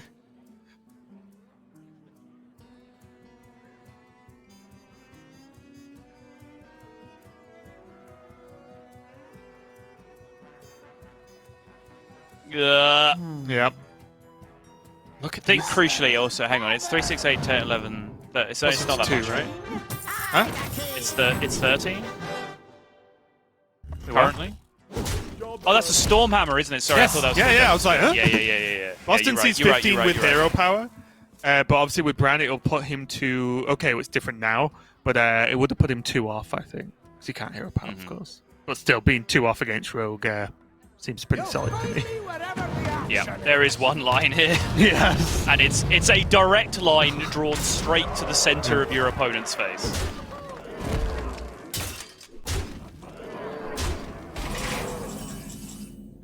Good luck, God bless. Yep. Hope your wand is kind. I said Colossus of the Moon was the lucky charm. Oh, there's the Kronks. Okay. Imagine 2 games, two Galakron into Kronks off wand. Whoa. But that looks like it's going to be it. Without the Galakron, there's no way to get out of range of just hero power. Never mind deal with this board. Although if there was Galakron, you can start to see the Galakron into trade into Kronk's AoE. Suddenly there's some life in the Rogue yet. But Boston did not get it. And unless he has seen something I do not, there is no way for him to stop Bunny Hopper just pressing that hero power. He's going to find the make your opponent's hero power cost 9 secret. Of course. So you think it makes it cost 10? But, okay. Yeah, I think what you can see now glowing yellow is one of the true issues in this specific game, is these blackjack stunners just sitting there, not really doing anything right. Only just active at the very end. Boston just utilising his time in the most efficient manner of just self-bouncing his minions. Did he have... No, there's no way, right? He only had the secret up. Did he draw the secret off the wand? I'm just trying to think if there was an out. If there was an out, because he had a 6-drop in play, right? So he had the Evolve Lackey also in play. And then, so with Blackjack Stunners, he can bounce his Evolve Lackey multiple times and hit Walking Fountain? Is that ever an out? I don't think that works, right? That's probably too much mana in the long run after you've already spent 3 on the wand. But yeah, regardless, he was super dead in just about every single world in that scenario. Maybe there's some ridiculous Evolve thing that could have happened, but I think in the long run, Bunny Hopper executed a pretty strong game plan, and actually Ball Control lied to me, and Spy Mistress on 1 is not just lethal against Hunter. Strictly incorrect statement, but congratulations to Bunny Hopper. He is going to make it out of Group A along with Ball Control, of course. They're going to be playing on Sunday, and going to be joining 2 players from the Group B, which will be lead out tomorrow, just to see who is going to make it to that world spot, who's going to get it. I think 1 player out of the European region, 1 from each region per season is the way it goes. But just want to say commiserations for Boston. I think he pulled back a very tough season and almost made it to the last day there. So I think he worked pretty hard and he played pretty well overall. Just unfortunate, especially in that last game where he kind of just got steamrolled by the Hunter there. Yeah, for sure. But again, shout out to everyone that even made it this far, because anyone that you have seen on stream today has put in the work, whether it be through Division A or Division B. You know, if they made it here through Division A, sure, they were, given a lot of luxuries, but they were luxuries that they had earned through their performance in the first 3 weeks. If they made it here through Division B, sure, they might have got off to a slower start, but it means that with all of the pressure heaped on them in a division where everyone was still facing relegation on the last couple of weeks of the season, they managed to hold their nerves and actually, turn a pretty negative-looking season into a pretty positive-looking one for them.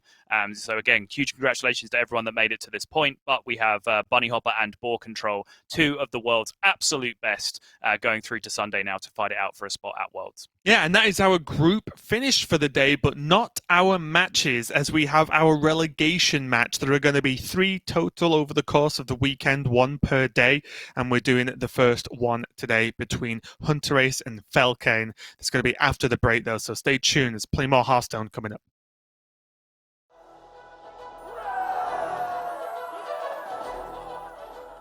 Hello, everybody. I'm TJ. I'm joined by America's Grandmaster, as well as Masters Tour Bucharest champion Eddie. There was an unfortunate incident after you won Masters Tour Bucharest where a trophy malfunctioned in your very hands, and you dropped it. You dropped it. Winner of Masters Tour Bucharest. Really? Okay, so really. Eddie, how you doing, Eddie? I'm doing okay. Today, my goal is to make sure that never happens to you again. I improved since then already. I won the World University Cyber Games in China. If you make it to the global finals, I just want to make sure that you are prepared. So, what I've done is I've assembled a collection of trophies. And we're going to make sure that you've dropped your last trophy. I'll need you to put on this poncho. Are you frightened? Yes. I don't care. And we're back. Eddie, looking good? Clothes all protected? Feeling good? Yeah. Are you ready to start the training? No. Okay. I have all these trophies here. See if you can catch some and hold on to them. You ready? Okay. We'll start easy. One trophy. Okay. Where are all these things? Don't worry about it. Next one. Nice. Next one. We're gonna get harder now. 2 at a time. Let's go. There you go. There you go. Coming at you. All right, last one. This one's broken. Well, sometimes trophies are broken, Eddie. You should know that. All right, now it's time. What are you doing? For your final test. What are you doing? You know, Eddie, when you play a Hearthstone tournament, calm down, calm down. Don't do this. You never know how Don't big do this. and heavy your trophies are going to be. My training camp is almost complete. Wow!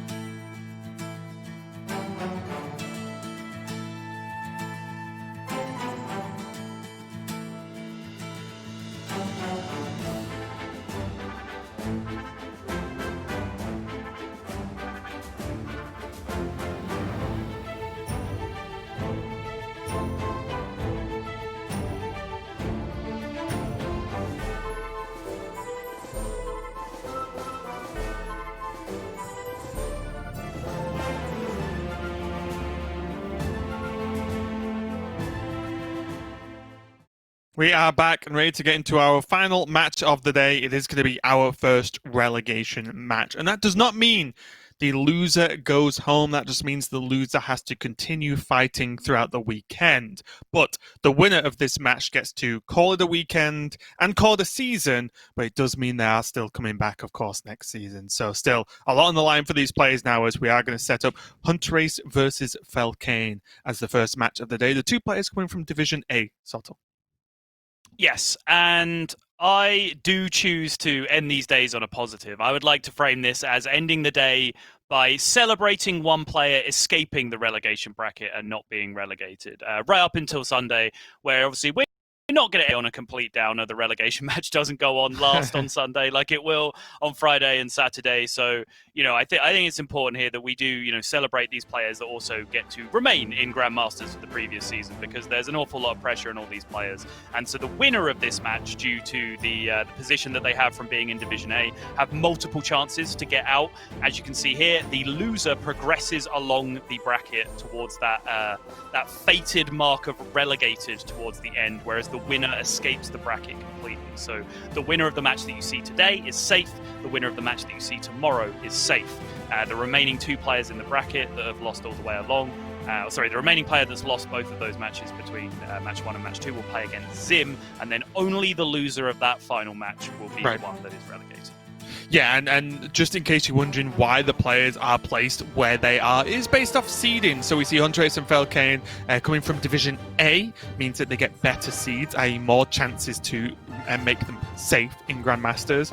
And then next up will be Tice, who had a slightly higher seed than Zim, who basically has one single match to decide his Grandmaster's life, whereas the other players get over one match. But we'll see how it plays out here as we get into our match number 1, Huntrace versus Felkane. Again, just a reminder, the winner becomes safe, the loser has to continue fighting tomorrow.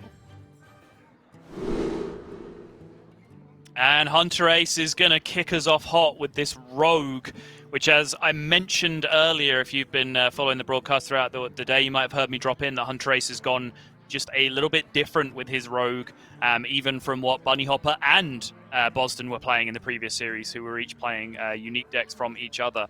Huntrace is playing a single copy of Prep. He's playing a single Questing Adventurer, but then he is also playing those 2 copies of Spy Mistress that Boston was trying to get to. And, Huntrace really has gone through the ringer this season, where he's been questioning a lot of things, and he's really been unsure on lineups. He's been unsure on a lot of plays. Obviously, when someone as smart and dedicated as Huntrace is in the position that he's in, it's a weird statement, but he's almost too good to think that it's not at least partly his fault.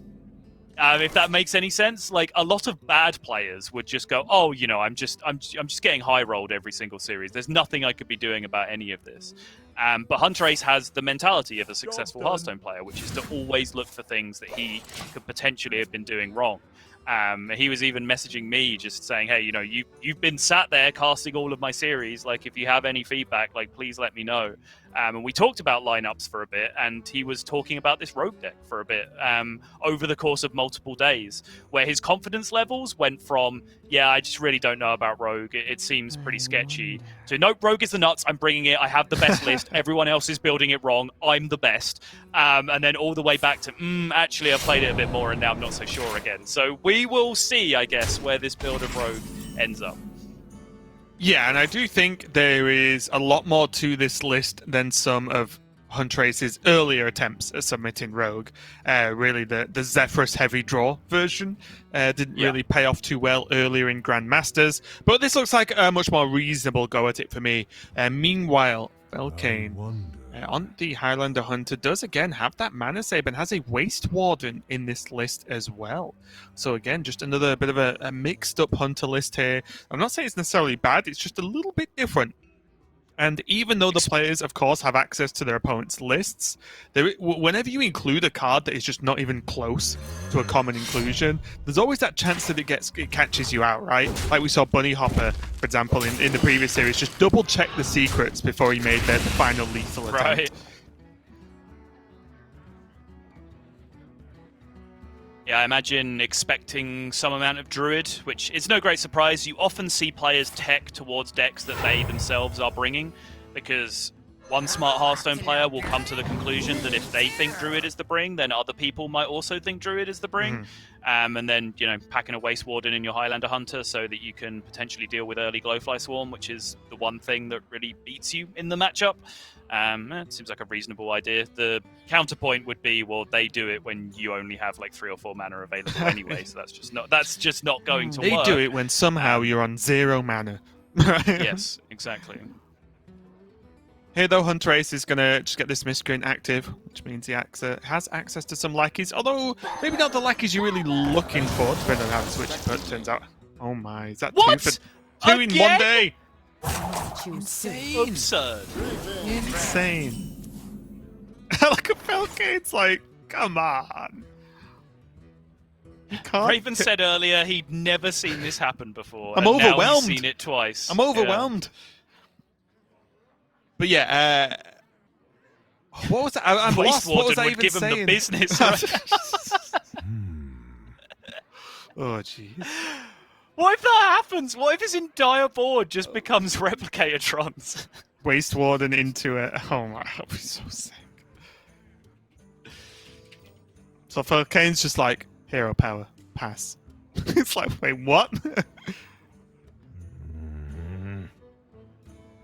I mean, it just has to be Mana Saber, right? I guess, yeah. I think there's a worry that Falcane overdoes it with these minions. I don't think he should really go crazy about this. I think he should stay steady, go for the Mana Saber, and then deal with it next turn. Next turn you'd have 6 available, so you can do combinations of Corrosive Breath, Kill Command, 6-or, whichever, like 2 of those options you want. Right. Potentially Dwarven Sharpshooter alongside the Desert Spear. So, please, it's tracking into Waste Warden, of course. Sorry, you're absolutely right. Please. You are absolutely correct. I'm sorry. I don't know why I even considered any other line of play except attack, tracking, Waste Warden. You are 100% on point. It's so confident you just definitely attack the face. You don't even trade with them. Yeah, 100%. Imagine if Tracking's like Zephyrus. You've just got to use your attacks to show it what's up. So you attack face. Yep. Just to let the tracking know you're looking for that Waste Warden. Now Andres is like, wait, what do these things do again? And what should I play? It only works on the minions they're touching, though, right? Like the adjacent minions. So you can like play around this by doing this basically. So like giving a bumper between the minion you want to stay as that minion. So for example, exactly. So see, you can also just have that happen. Yeah, where the neighbor right. they choose to transform is just the other Replicator-tron anyway, so the 1/1 doesn't get transformed. Oh, now maybe tracking to Waste Warden is not as good because it would still be good.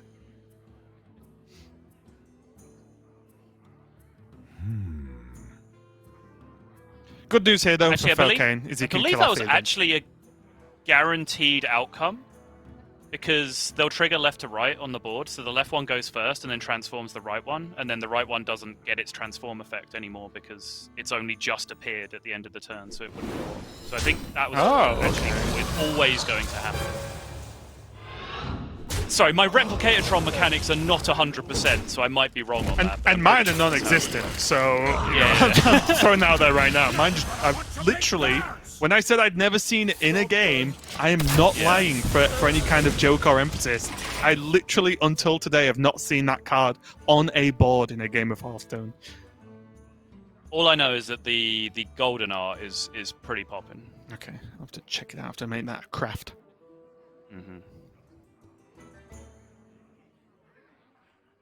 Already though, Huntress falling behind a little bit, at least on board, but the Restless Mummy is going to do a pretty good job, as it often does, at cleaning up some board here. We got the backstab here, show some respect for their sharpshooter. Yep, I like it. Now that we have survived through that nonsense, we can get back to some good old-fashioned Hearthstone. Right. Big old Whelp actually pretty solid, but I think Falcane does go for the tracking regardless here. Because he has no follow-up, right?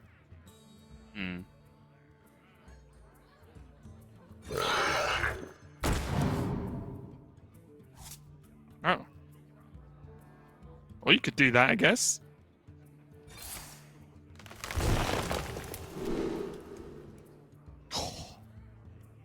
Nag Grand Slam. Nag Grand Slam. Do it, Falcon. You never did give me a straight answer on whether you thought it was better than Dragon Queen Alexstrasza or not, and yet now here we are, Raven. Well, these guys are in relegation bracket. What do they know, eh? Okay.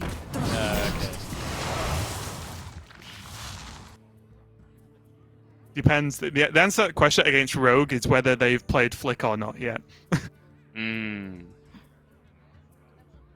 Home in the shadows. Honestly, we've got a little distracted by how ridiculous the opening to this game was, but Huntrace is actually in a pretty solid position here overall. Yeah. Anytime you've got to turn 6 and you're at 29, you've got to be feeling pretty good about your life. He is way behind on Invokes. That's the first one that he's landed now with the Shield of Galakrond on turn 5, so he's some way away just blowing out the game. But the fact that that's now an option and the fact that the rest of his deck is pretty stacked with Invoke cards at this point, he's at least developing a game plan. But he is a couple of draws away from really making anything impactful happen. He has Twilight Drake and a Dream right now. Everything else in his hand kind of just needs more support from the top of his deck. There was and there was a big point, right? So when Felkane cleared off that board and had, you know, the Mana Saber and everything else on there, it looked pretty good for Felkane. That was the first point in which Felkane even had the board in the game. Hence the lack of damage to Huntrace's face. But Huntrace instantly cleaned that up. So yeah, that was a really big turn there for Huntrace to stay ahead, at least in terms of health total, and being able to just keep control of the game and not let Felkane run away with it. Because if he didn't have a good answer, then suddenly that Mana Saber board was actually going to get some work done. Right. But now Felkane's kind of doing it again. Here's another very awkward board. It's another Invoke, and maybe just, not for this turn of course, but maybe for next turn, just 2 Invokes is just going to have to be good enough for Huntrace. Yeah, I mean, that is a huge pickup just to get him over the barrier to the second Invoke Stage 2 Galakrond, because now it at least becomes playable. And if he doesn't find any other options off the top... That's a big deal! Wow. That is actually a huge deal. Rush on the Twilight Drake is insane here. It literally changes everything! And he can just evolve it afterwards? He can make a 5-2 into a 5-drop. Sign me up. And he kills off the Faceless as well. This just reduces all of the board presence down.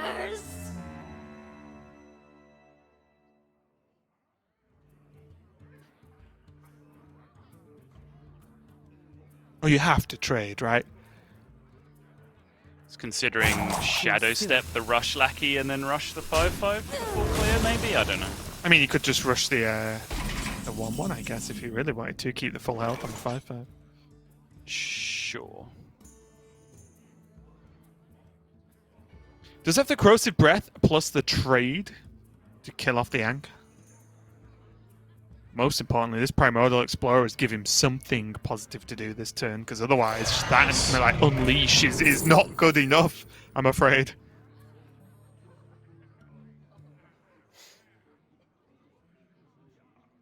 Fairy Dragon does pair with the Corrosive Breath this turn. It's reasonable against the board state. The other option is just to skip the Corrosive Breath altogether and just drop Big Old Whelp this turn. I guess you can take Big Old Whelp and just do this instead. Yeah, I think for me, it was this and Big Old Whelp for the post-Alexstrasza turn. Sorry, post-Alexstrasza turn to keep the card draws rolling, because this is definitely not a game where I think Felkane's thinking this Alexstrasza is going to seal the deal here, because he knows Huntrace has still got some cards left. He knows what Rogue can do against a slightly slower game plan here. I absolutely hate it when this happens. Every fiber of my being knows that it's correct to play Galakrond in this situation, but when the game hands you Invoke number 3 off the top, where that's your intention, like you just like, it's just one more, maybe I can wait. No, you absolutely cannot wait. Oh, okay, disconnect issues. We should be fine here, thanks to the friendly challenge fix that came in a little while ago. Should mean that whoever's problem this is should be able to get back into whatever the game state was when they left off. Yeah, really big deal as well. There's Kobold Lackey there, which will clear up the 2-1. and then Tog for 0. That is a huge turn overall. Yep. It's absolutely massive here. And again, we are just going to wait until they can get a reconnect, or if it's an internet drop or anything like that. Oh, yep, there we go. Easy as that. And we are back in. Oh, I love the reconnect feature so much. I know, it's great, isn't it? Remember like 3 years ago when that was just a regame? Was sorry, I guess we just have to start the whole series all over again. There we are. Tog did come down for the wand. Here comes Alex Straza.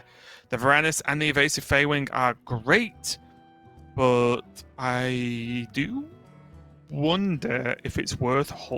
It sounds weird because he's got another one, but if it's ever worth just holding the 0 mana Varanus for a bit more of a flexible turn next, because if you're expecting wand into craziness, then although you do have the 6 mana Varanus, maybe the 0 mana just opens up some more options.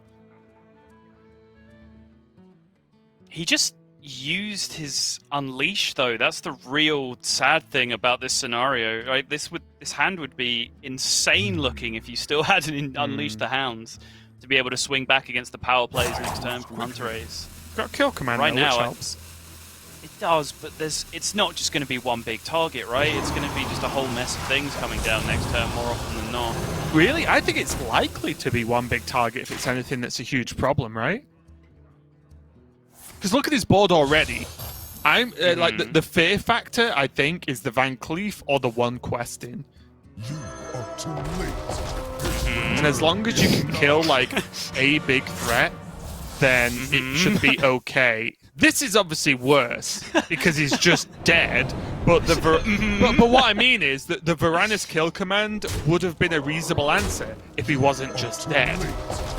Well, sure. I mean, okay, like, if it was, like, Kronks to sweep the board, plus play Flick, plus play other minions, right? Like, it's a reasonable outcome when 0 mana cards get drawn that they're able to just swing the board state and leave 2 or 3 guys in play. Like, even if they're just medium-sized things, Shielded Galacrons, Flick, all of that kind of nonsense. Evil Miscreant gets drawn, and then suddenly there's lackeys all over the place as well. Like, it seemed unlikely that the swing turn was going to be that effective. I think in general with the second one in hand as well, because I think particularly like if it was just one big minion that needed to be dealt with, he still had real Varanus plus kill command to be able to do that anyway, right? So I think just 0 mana 7/6 that turn, even though it was being faced down by a 5/1 after the fact, and that feels kind of miserable. I think it just ends up being pretty justifiable there, but that was a rogue game. Sometimes that just happens. Hunter Ace drew some 0 mana cards. The first one just gave him Tog for free, essentially, and then the second lot just gave him lethal, essentially. Like that's sometimes just how rogue goes.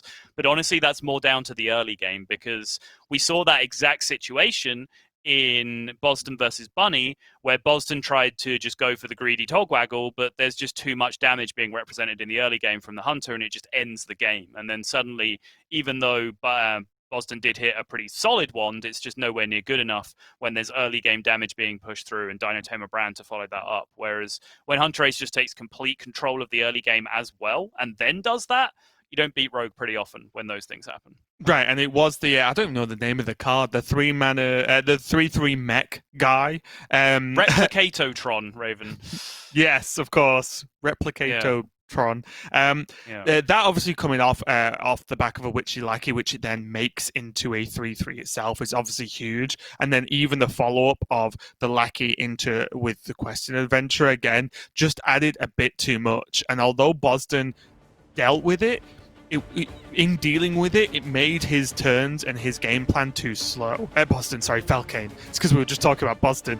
Although Felkane dealt with it, it made him a little bit too slow, which, as you said, then bought the time. So it did come off the back of a fortunate outcome for Hunter Ace, but he had that questing as the backup sort of extra push that really made it super awkward. But Hunter Ace is going to be leading the series 1-0, and Sottle, I hope we have another spicy Demon Hunter mirror, because we're about to get into it with these players. The last one set some impossibly high standards to live up to between Boston and Bunny Hopper, at least in terms of drama, with Boston just absolutely walking the tightrope in terms of the healing that he needed from his I-beams and just allocating as much possible mana to tempo each turn and refusing to heal wherever possible, and was able to get over the line in the end. But this one incredibly crucial, and I think you can start to see certainly what this is meaning to Felkane, as there was almost a meditative intake of breath there at the start of that game as he's trying to compose himself and make sure that he can think clearly for this this crucial game to pull himself back square in the series. Yeah, and just for a second, like, let's just imagine, right? One, we've got Huntrace, one of the best players, if not the best player in the world. Right? Incredible legacy. We have Felkane, a fairly new player, but one with an exceptional performance as of late. Both going to Division A after three Swiss tournaments in their season of Grandmasters. Feeling pretty comfortable, feeling pretty happy, very likely to get a playoff spot. Fast forward a few weeks, they're now fighting to stave off relegation. And imagine what has to go wrong for one of these players to be relegated. Not only have they finished bottom in their division, they now have to lose 3 matches in a row. So not only do they get relegated and feel terrible for being relegated, no doubt, but the way they got relegated is just an ultimate downward spiral and so generally unlikely. The pressure that these two must be feeling must be absolutely just insane right now. So a lot on the line for these players, and if it goes wrong and we do see one of these players relegated at the end of the weekend, it'll honestly be a disaster for them, and it'll be a real shame. But let's just go back into this game there and focus on what's going on here. Felkane is going to be running the 2 Sightless Watchers and only 1 I-Beam list with the double Vampira Scoundrel. Huntrace, on the other hand, ever the Maverick, running 1 Crimson Sigil Runner, 2 Mana Burn, 1 Bone Chewer Brawler, and 1 Spectral Sight. So a bit of a mix in terms of these 2 decks, although the obviously archetype is the same. That was a lot of the word one that you just said, and it upset me. But it is Huntrace. Does that help? Yeah. Oh, not really. Wow. It's a 2 Mana Burns, though. How about that? Yeah.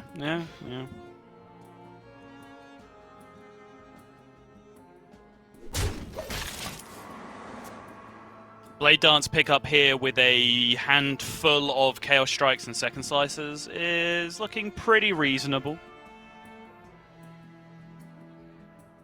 Vampira Scoundrel kind of coming in clutch here just as something to do on the turn where you get your face frozen, because as we mentioned in the previous series, it does just seem to lock out basically every play that you want to make. Yeah, it's what's interesting about the Blowtorch as well, right?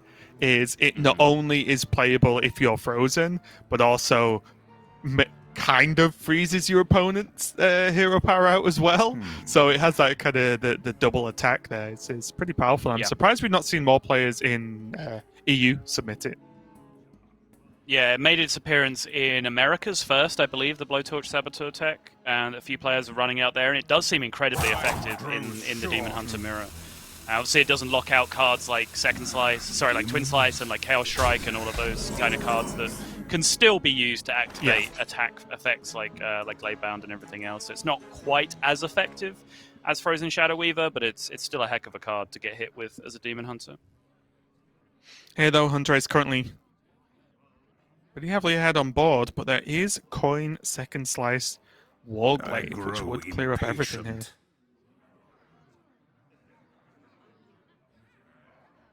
And it would require that Huntrace have a Twin Slice of his own and the Gladebound Adept.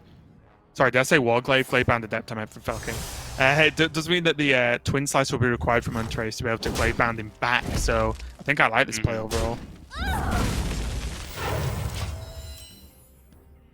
Does the trades in the right order to take the least down? You don't think? Makes sense.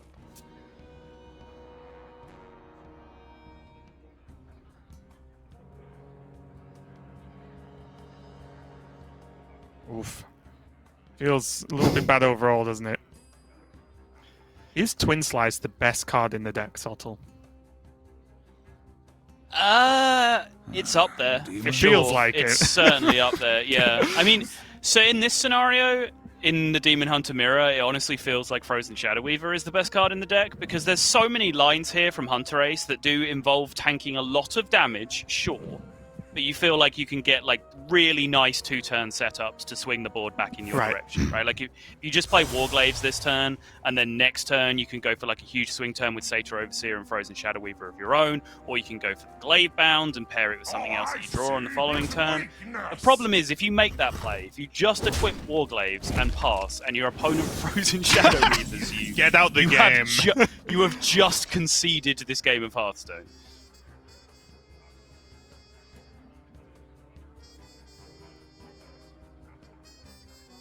Valkane does have Twin Slice and Glidebound number 2, but funnily enough, that doesn't really achieve a good enough job, and maybe we're going to see Chaos Strike Blade Dance here, just to keep things clean. Can still play a 1-drop as well, push some damage, get the Battle Fiend down. Yeah. Draw cards. Checks a lot of boxes from where I'm sat, Sottle. So use Twin Slice instead. Oh, he is going for it, okay. Enemies will fall.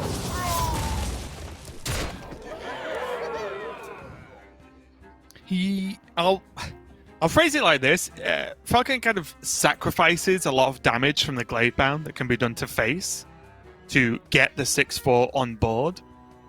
And I guess as long as he does keep Chaos Strike, then Blade Dance is almost always going to be at least decent in the future. It just worries me that if this gets cleaned up by a Warglaives, he might be in a bit of trouble. By a Warglaives, you say?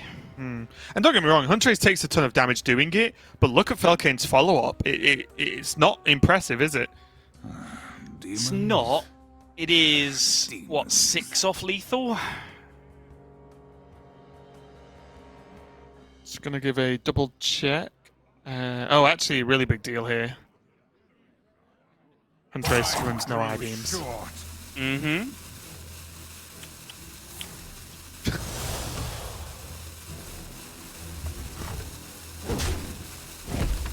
Our enemies will fall. Gonna go for the one guy. Yeah, I mean, I honestly feel, and it appears certainly the Huntress feels the same, that just 12 was just way too much to spend your whole turn tanking there with no I-beams in your deck.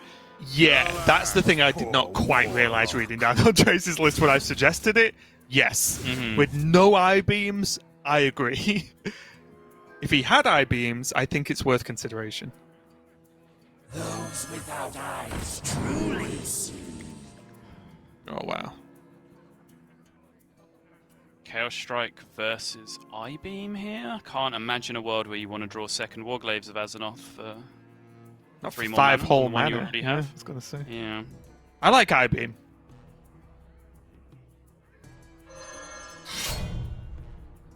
Yeah, I'm just wondering how juicy he wants this Blade Dance to get potentially on the following turn. But he wouldn't necessarily be able to fit it all in with all the Chaos Strikes, even if he did pick it. I'm also just wondering about how much damage he can just slam into his opponent's face if he just takes Chaos Strike and just plays it all next turn. Because he's not dying this turn, so if Chaos Strike were to set up a reliable lethal, which with Warglaives at 3, 5, 7, 10, 11, 12, no, not getting there. It's fine. I-beam seems okay. I'd also raise you a Shadow Weaver question. Of if you do go that deep and then they Shadow Weave you, are you just in massive trouble? Yes. Whereas I think Felkane's hand is more than good enough to get there, as long as he doesn't get the game maybe stolen from Alfred. So I think the I-beam is such a nice little security card. If he's gone for it, he might not. But I didn't actually see to me what he actually picked. I'm pretty sure it was I-beam. Yeah, pretty sure it was I-beam. This is a huge potential Altruist turn now for Huntress, though, to be able to clean up some of this damage and push in counter-lethal.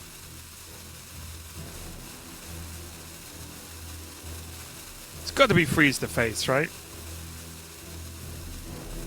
Is it cold in the shadows? Okay, gonna freeze the minion now. This does kind of force more damage if the trades have to happen on the minions with a weapon. Right. I think that's probably the theory, is that Huntress is just pushing for immediate counter-lethal here. He's not necessarily scared of dying. If he can lock out all face damage or all minion damage here, he's extremely unlikely to die. So he's just trying to maximize the damage his minions do to face here to try and secure his own lethal. in which case doing so by locking out the minion is more effective. But there is this blade dance that Huntrace certainly will not have been plotting around. And the cheap warglaives as well to get all of this done.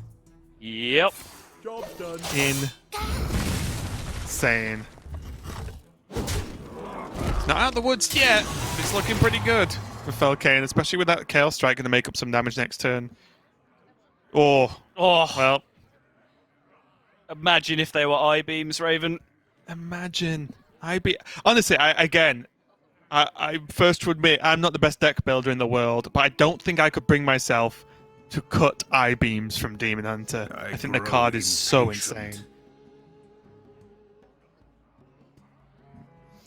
I believe it's as simple as that's 2 Frozen Shadow Weavers that have been played. There's 0 I-beams in the deck.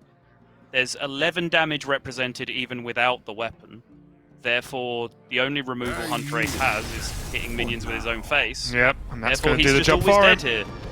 Yeah. Okay, going to even this up off the back of that Blade Dance, honestly. A really big choice in the earlier game, and I said that there were times when you could have used it as well to clear some damage. And obviously, you don't necessarily know the ripple effect of saying, well, if he'd used it earlier, would he have lost because he couldn't have used it then? Maybe he wouldn't have needed it then. But regardless, a heads-up pick from Felkane, and it paid off for him there. As again, just another very close Demon Hunter mirror. I could honestly cast this mirror all day, Sol. Honestly, it's so crazy. But still, it does even up this series as well, with Huntrace on Warlock and Demon Hunter left, and Felkane on Hunter and Druid left over now.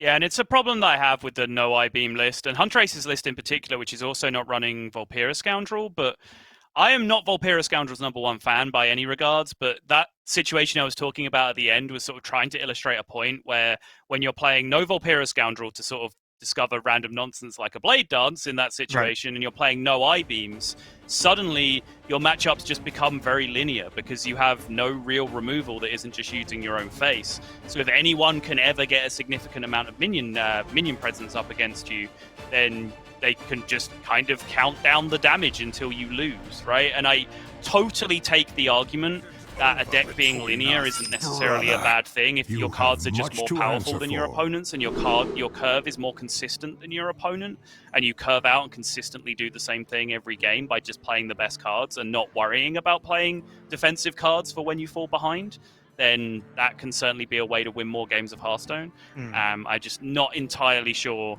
when you're going to be playing Demon Hunter mirrors extremely often, where your opponent just gets to do the same thing with all the same incredibly powerful cards, whether I-beam is a card that you need to fall back on.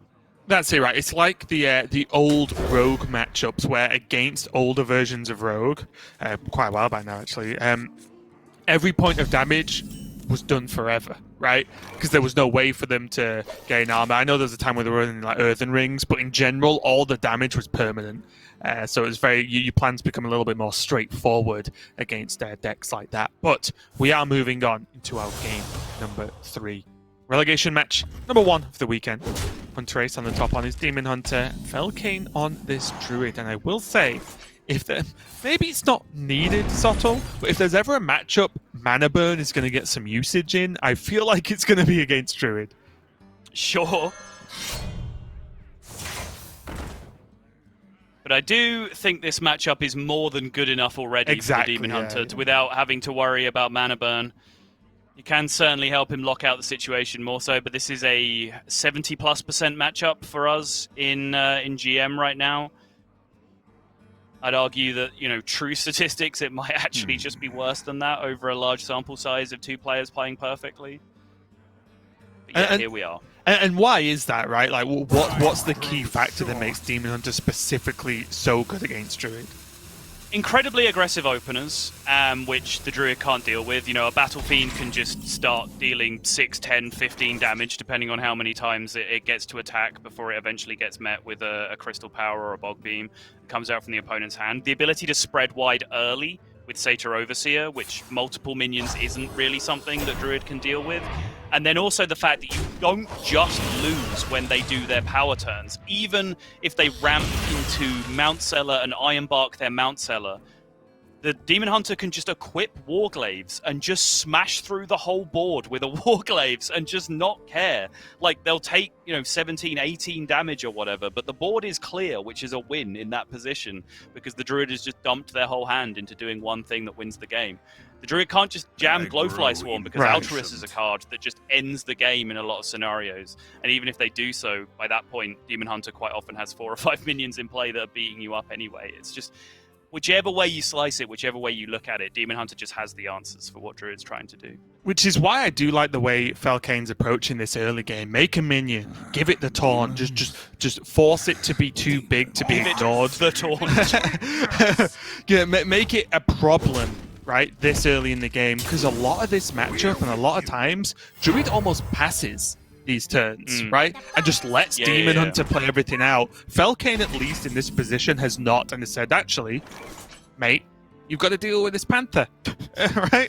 And it's caused Excuse me, mate, but my Panther has the taunt. You have to deal with it. Exactly, right? So it means that at least now, although it looks like a kind of bad trade, well, the Panther could kill this Satyr to at least stop Huntrace going super wide. And a lot of times, as I mentioned, this just doesn't happen, right? You don't get to do this as Druid. So again, even this Savage Roar, this Crystal Power, all just removing all the big threats and prolonging the game. So maybe Felkane can get to some ramp, maybe he can get to an overflow and start really working on the follow-up here.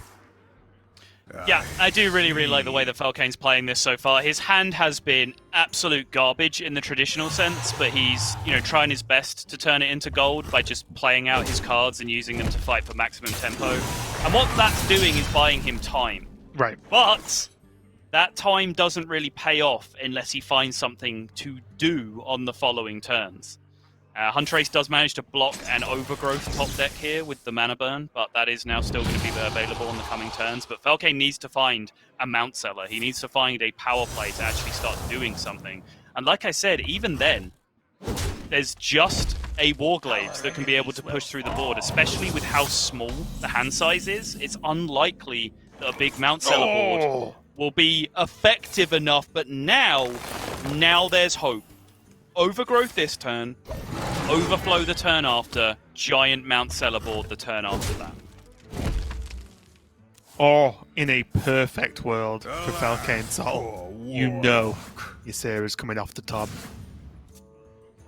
Sure. In the shadows? Imagine. Imagine.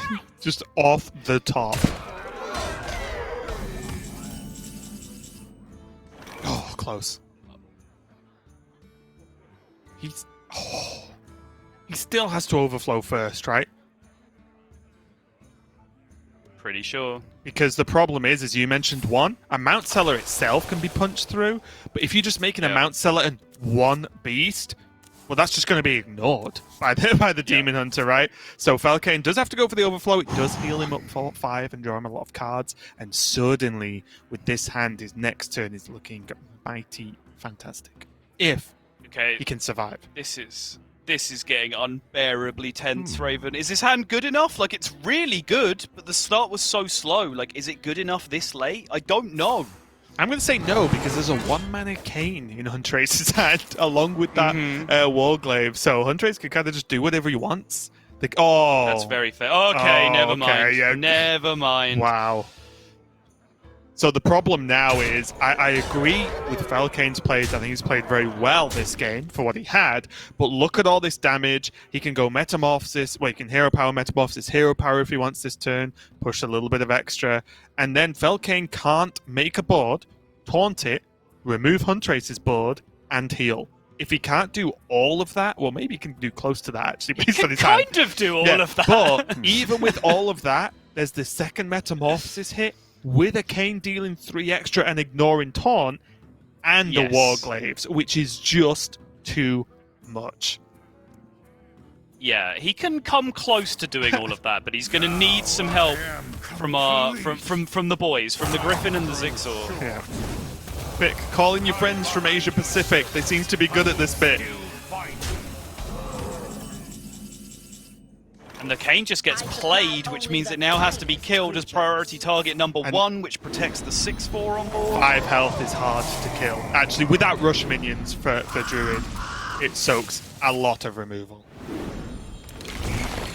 Uncle Fortunes gets ripped. These 3 draws are enormously important. That doesn't matter. That is nothing. Kane's got to go down. Yeah, and if he went for Wild Growth to draw an extra card, then he won't be able to Crystal Power. Yes, Crystal Power is essential here. He just absolutely needs a Diving Griffin. It is now that simple. Look at Falcane's face. I'm not laughing at him, it's just very funny that it's just pulling some great faces at how tense it is. That's an IB cowl, shaking the head. That's going to be the game. And honestly, congratulations to Huntrace winning that game, but fair play to Falcane. I think with such a terrible hand in a terrible matchup, he played, especially for me, the early game very well. I think a lot of players, maybe not pro players, but just a lot of general players would have tried to say, okay, I need to save stuff to draw or get my ramp going. It's like, no, you need to put a stop to the early Demon Hunter aggression, and I think Falcane did a great job of that. Yeah, it was very nicely done. It just turns out that weird scenario with the mana burn locked out the overgrowth, which then locked out the overflow off the top. Imagine, like, you know, I gave mana burn a hard time in the last game. In that game it was pretty clutch, because if that mana burn did not happen and Falcane was able to overgrowth and then he just drew the overflow off the top the next turn, you can accelerate that entire game by 1 whole turn, which makes an enormous difference potentially in Falcane's favor. Yeah, and it's huge, and that's why I said, although it may not be needed against Druid specifically, because Demon Hunter is so good in that matchup anyway, but Druid has very telegraphed power turns, right? They're very, very obvious. So that's why Huntrace, you said it then, like, yeah, Mana Burn locked out an overgrowth draw.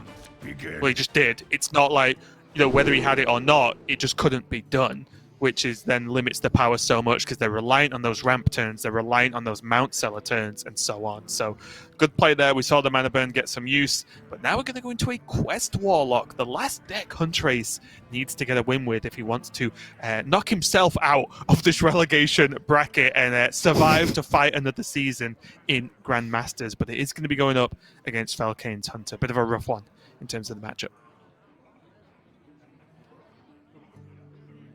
It does mean that if Huntrace doesn't get over the line here at the first port of call, the remaining matchup would now be Quest Warlock versus Druid, which if you haven't seen the results of the recent show match, does not seem to be that good for Warlock based on our medium-ish size sample in the show match that was played out between RDU and Bloodyface, European Grandmaster, and America's Grandmaster.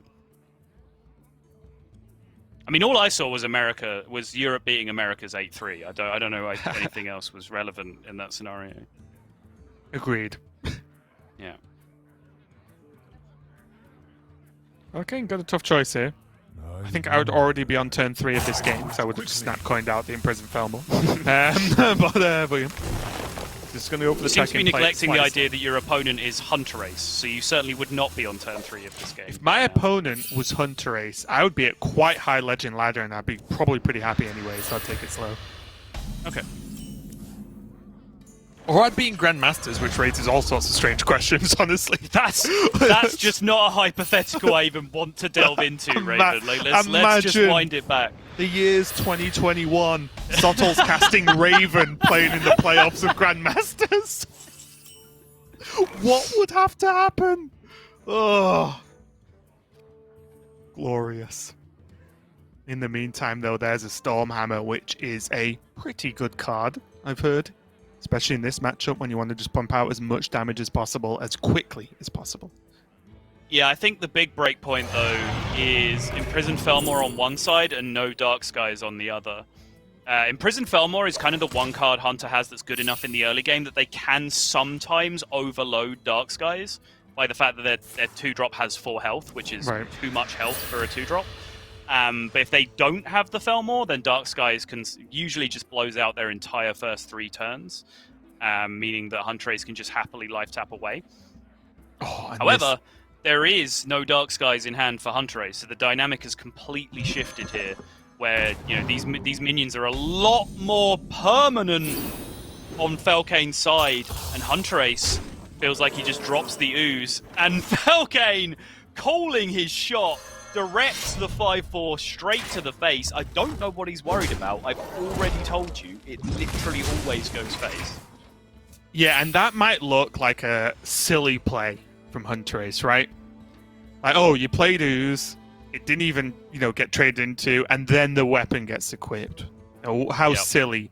Well, Hunter Ace can't Nether Breath the 2-3 because he needed to wait to try and Nether Breath the 5-4. Right? That's the issue, and that's the issue with the dormant timing. Kind of messed Hunter Ace up a lot. He does have now Moag Artificer and Nether Breath and Coil. Coil doesn't kill off the 2-3, unfortunately for Hunter Ace, but he can recover a good chunk of his health. It's just unfortunate that it was Ooze was the card he had to play to try and contest this turn. If that was a Questing Explorer, for example, that would have been way better.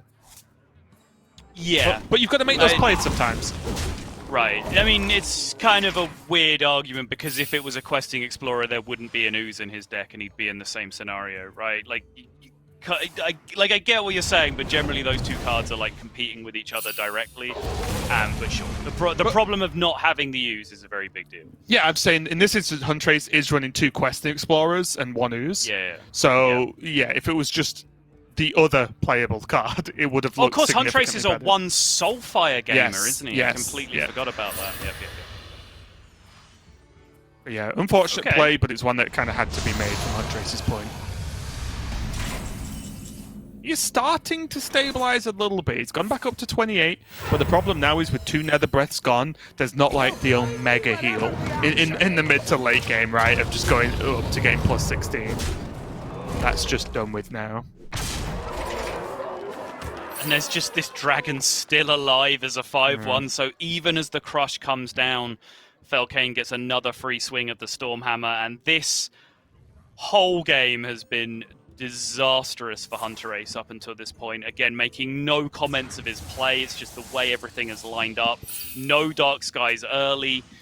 The Felmore in the opener for Felkane, the Felmore then goes face.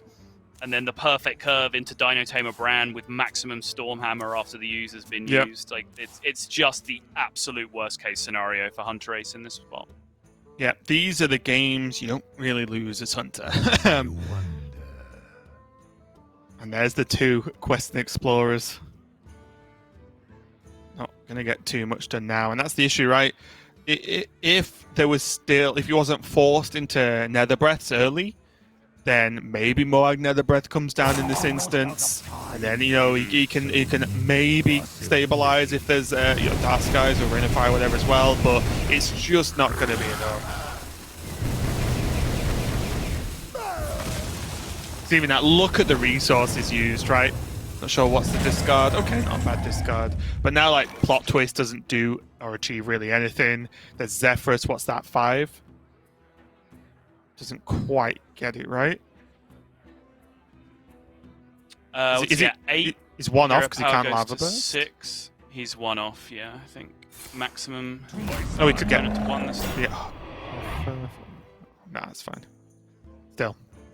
Now he's seen double Nether Breath, and he's a mana away from playing out Alexstrasza to go back up to 15. Not that it would necessarily save him.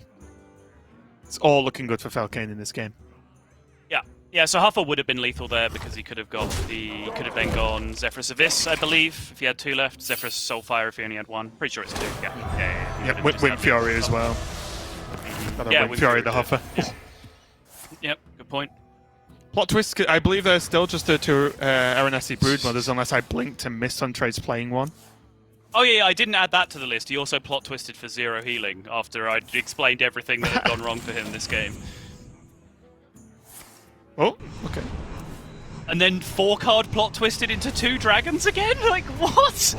What is this game? One, you don't want to be the Warlock in Soul, that's what it is. That's absurd. And that, with the help of Zephyrus, is going to be lethal here for Felkane. And that means we're going, maybe fittingly, to a Game 5 for this relegation match. You wish Really tough though in this situation for these players, well for Hunter-Ace, is just getting a, I think it's fair to say, just an unwinnable game of Hearthstone. It almost just didn't really matter what Hunter-Ace did in that game, you just aren't winning those, are you? Yeah, I mean, the ooze is the only thing we can really talk about where that was an actual decision that he made, which backfired on him. That's not to say it's right, it's not to say it was wrong. You know, he didn't see Stormhammer on 3. Stormhammer was recently drawn from Felkane, so there was no real indication of whether it was in hand or not at that point. But I do think Stormhammer is nigh on unbeatable in that matchup if you're not able to ooze it. If they just have the Stormhammer, they just get to push 5 every turn. Like, right. You know, imagine you're drawing an Arnassi Broodmother every turn and you're still losing 1 health. You know, like that's how ridiculous that gets at that point. So, you know, maybe you can go back and look at that decision, but outside of that, yeah, everything did just seem to be stacked up against him in that particular game. Well, that does mean we are moving on into our game number 5, and there was a show match. Sothel and I have mentioned it. The matchup is not good for the Warlock here. And it's going to be spicy. The winner of this does survive into next season of Grandmasters. The loser has to keep fighting tomorrow and then maybe the day after as well. And I'll just reiterate, what a story/tragedy/ whatever word you want to use to describe it, it would be if a player from Division A ended up getting that last relegation spot and actually falling out of Grandmasters. It is so unlikely, but obviously possible. It would be tough, right? It would just be a shame, honestly, just because of how unlikely it would be. And don't get me wrong, this matchup is by no means unwinnable from the Druid side. The problems that Druid presents is just wave after wave after wave of threats, which means that you have to draw all your removal in a timely fashion for Warlock. Also, the fact that the threats come down very, very fast means that often there's a board that only Twisting Nether will remove before you have Twisting Nether mana as the Warlock. But also, the fact they can make their board so sticky with Soul of the Forest. Quite often, a full Glowfly Swarm board plus Soul of the Forest is nigh on unremovable without combinations of 3 or 4 cards from the Quest Warlock side. However, you can still win, where, you know, if Soul of the Forest is buried, there's only 1 copy in Felkane's deck. If Ramp is missed, or if you yourself, as the Warlock player, have like a turbo quest completion, I'm talking like, you know, tap, plot twist on turn 4, draw the second plot twist, and just get your quest done immediately. And then just start 0 mana life tapping and playing huge 0 mana cards every turn, that can overwhelm the Druid. So there are ways this can be done. Hunter-Ace is certainly not out of this just yet, but he is now the player in the unfavorable position. Felkane, in my mind, is odds on to be surviving relegation this season. And it is starting to line up, honestly, because not only was there the Fungal Fortunes with both Mount Sellers already in hand, there's then straight into Wild Growth. Now there's an Innovate, there's an Overflow, there's a ton of spells available. And this is the issue, right? On the surface level, and I've done this before as Quest Warlock, my opponent has gone Mount Seller, spell. No Soul of the Forest. So I'm like, okay, no problem, I've got Twisted Nether in hand, I'll just play it. Oh wait, I'm on 5 mana. Oh no, and then I'm just dead. So this is the real issue, as you mentioned earlier, right? Is the Warlock having access to enough mana to actually clear the boards post Druid Ramp is a huge problem. This is a huge plot twist. The potential to pick up the second one here and actually just have the quest completed as early as now. Okay, that's Quest Adventurer. Explorer, sorry. First mistake of the day. Of course it's First mistake of the day, okay. You mean all mistakes, right? Not just that specific mistake? That's literally the first mistake you've made all day? Yes. Okay.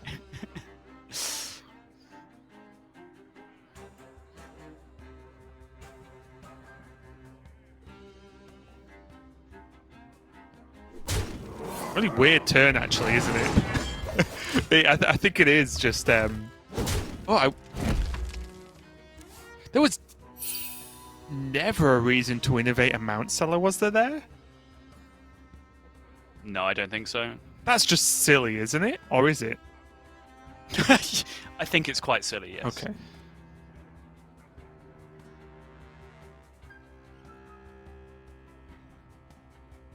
So many possibilities. Untrace now. And this is the issue, right? He's going into what we could see. Obviously, Felkane's going to be a power turn, right? You've got to be scared of 7 mana turns from Druid, especially with a hand this big. If only he had 1 more mana so he could play an Abyssal, but Druid just ramps too fast. If he could get something reasonable on board against this Mount Cell turn, maybe there's a chance. But right now it's so slow, and then you're going to be facing down a huge board. And as I mentioned, well, Twisted Nether's in hand. Great. Enjoy that in 3 turns time. Miserable turn as Hunter Ace just has to tap. He has to complete quest. He has to fish for answers for the big board that he knows is coming. No Caladan in hand. No Netherwing in hand. Could Bug Beam his Owl now, maybe? Oh, he's going to do this and then Crystal Power his own. Crystal Power his own. Yep. Fine. 3 Owls. Ooh.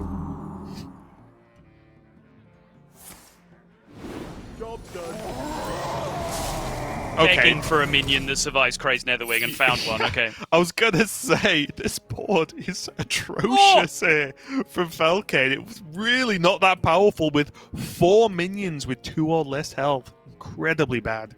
But the Mukla might have saved the day. Might have done, yeah. Total health also, what, 2, 3, 4, 6? It was only 14 before the Mukla came down. So even then, you'd just be looking at like Rain of Fire, Dark Skies or something, just to clear the whole board without the extra 5 health from the Mukla. Yeah, there's also a chance that the Moag fits in, right, and just makes that even cleaner or safer, I don't know. Crazy. But there is also, as well, just a small note, Felkane does run double Savage Draw, so a lot of the time, even if this Crazed Netherwing comes down, it's still close to lethal at that point, right? It's not too far away. Like, what's the long-term plan here? You know, you can Netherwing and clear up most of it, but then what's your plan for next turn? The plan is to just, I think, maybe Sense Demons to try and Sense Demons into Nether Breath and then Twisted Nether. It's just got to be it, right? And just hope that Twisted Nether's just enough, and maybe the Abyssals then start to secure some board. If your opponent makes a decent-sized board here, and then all you do next turn is just Nether Breath 1 minion, your opponent can just 30 you. I'm not saying it's a on good the plan, on the turn after. Whoa, I want to find something I just better. said it's a plan. Yeah. Look at this, though. The second Crystal Power again, just upping the health.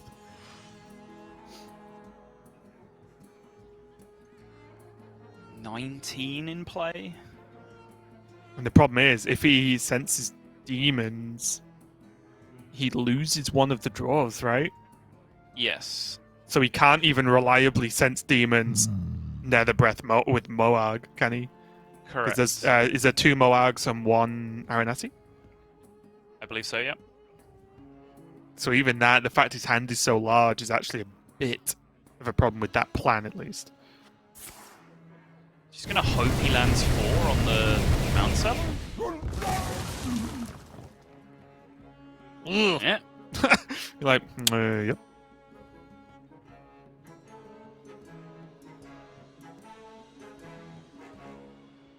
He's now down to 9, so even if he does Sense Demons here, he's still gonna burn a card off the top next turn. Just look at Felkane as well. He's just like, don't clear the board. Don't clear the board. He has double Savage Draw, which is a ton of damage. Yeah.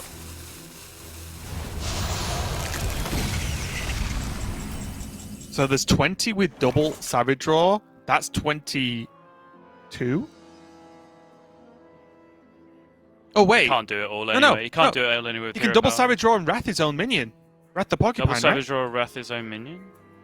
So hang on, 7 plus 6 plus 6 is 19. And then the Porcupine would have how much attack? 6? 6. So wrapping it for 1 would be lethal, yeah. That's lethal.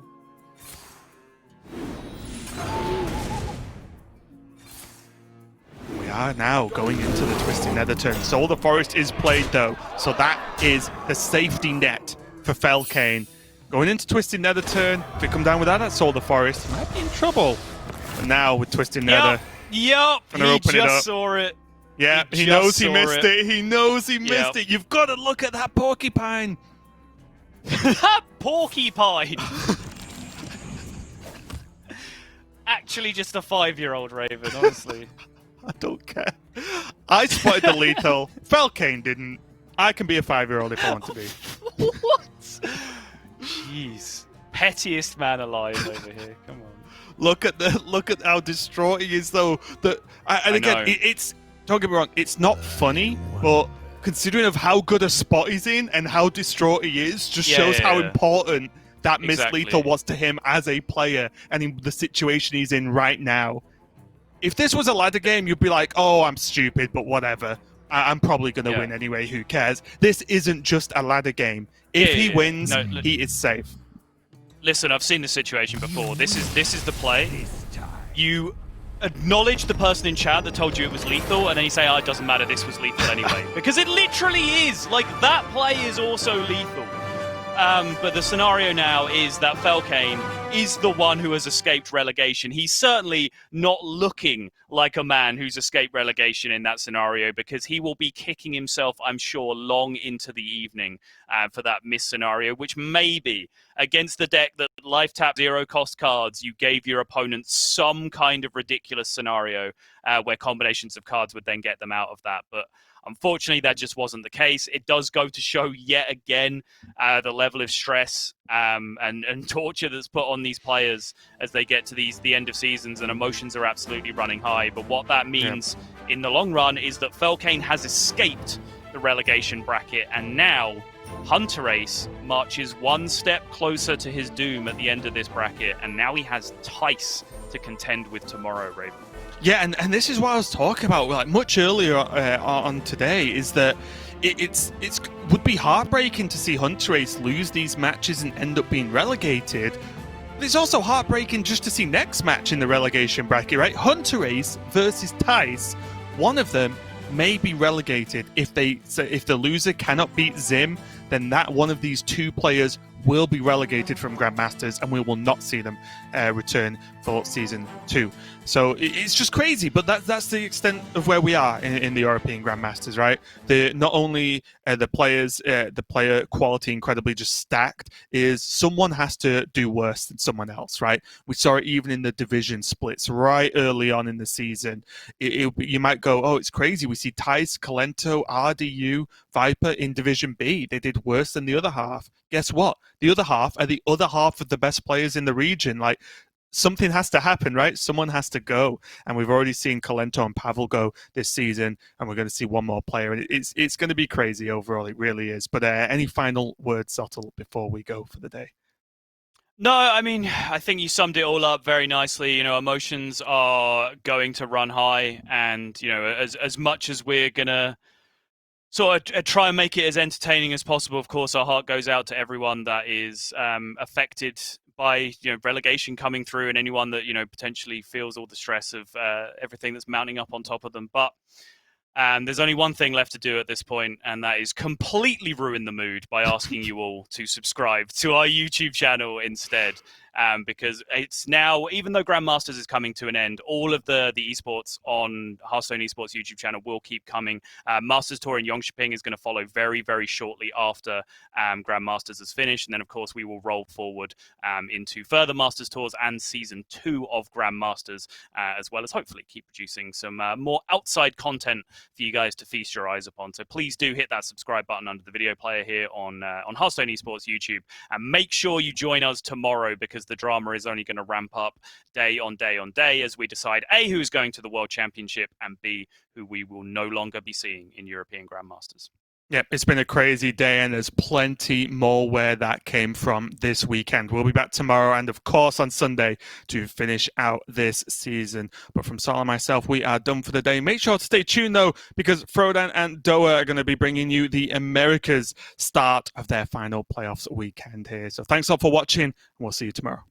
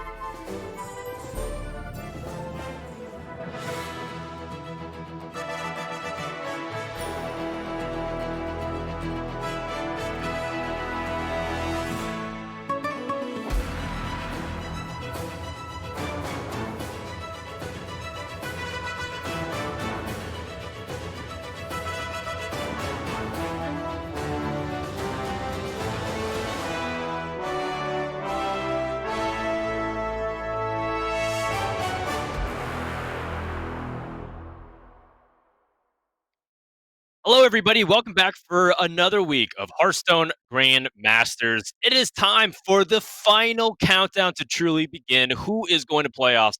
Who is going to be able to stay with us for another season of Grandmasters? My name's Frodan. I'm joined by, once again this week, with Doa because TJ still in the process of post-recovery since he successfully had delivered his second child along with his wife. Well, not him specifically doing it, but his family is nice. Yeah, it wasn't quite like that Arnold Schwarzenegger movie situation where like TJ was the one actually delivering the baby. I mean, I don't know for sure, but I would imagine that's what it is. But you know, babies tend to be a lot of work, so hopefully I can do justice to these awesome matches we have this weekend. I'm excited to be back. Either way, I think we've got a lot to look forward to. Right, it's no longer a round robin portion of the broadcast anymore. We're now going to brackets. And within the brackets that you'll be seeing for the next couple of days, there's two kinds. There's one that qualifies for playoffs, and there's one where players are fighting for their livelihoods, as Grandmasters will be relegating a third player per region. So far, 2 have been guaranteed for every single of the 3 regions, but now we'll have to find out after a few days of play who else will be joining them. So the first one we're going to be showing you is Group A bracket, which does look a little bit different for people who are used to their traditional double group elimination style from the World Championship. But we're going to be having players who have played in the bracket and then go through the losers portion to challenge the players who are high seeded. To start things off, we had Group A, Firebat versus Muzzy. Firebat will be going up against Muzzy in the play-in stage, and then he was able to advance by going to that loser's bracket. Yep, that's right. And of course, we got Eddie all the way on top, getting that bye onto the next round of winners, which kind of brings us to our first match of today, which is going to be Empanizado versus Language Hacker. That winner of that will go on to face Eddie, and you can kind of see how it breaks down from there, right? The loser of Empanizado versus Language Hacker goes down to face Firebat, and we'll figure out in the end, you know, who's going to get to the finals. But let's take a look at kind of how we got to this stage so far. That's right. So, as mentioned before, you know, we had Firebat play Muzzy from Division B. Muzzy took an early lead in the series, finding lethal off a timely Skull of Gul'dan as Firebat was beginning to stabilize with his Hunter deck. And then from there, the series swung in Firebat's favor as Muzzy took painfully inefficient turns in the early game of the Hunter versus the Warlock matchup. Yep, that's right. Ultimately, it was Firebats in a Grand Slam that got him across the finish line as the card proved worth against Warlock yet again. Pretty strong card.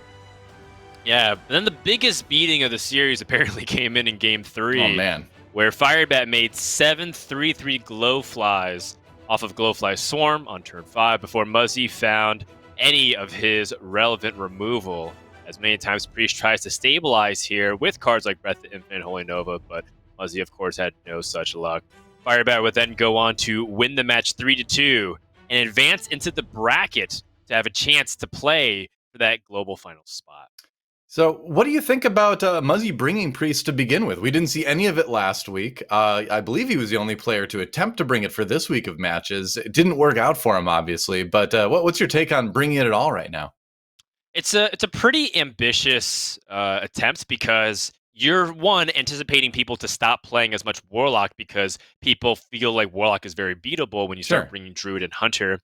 And then you're also trying to see if you can corner decks like perhaps not the Priest, the Warrior with the Priest. But it's risky because, as we know, Warrior can still get the win anyways. So I appreciate the risk, and it's one of those things where if it worked out for him, Muzzy would have looked really smart. And now that it didn't, people can kind of point and say, "See, like this is why you shouldn't be doing that."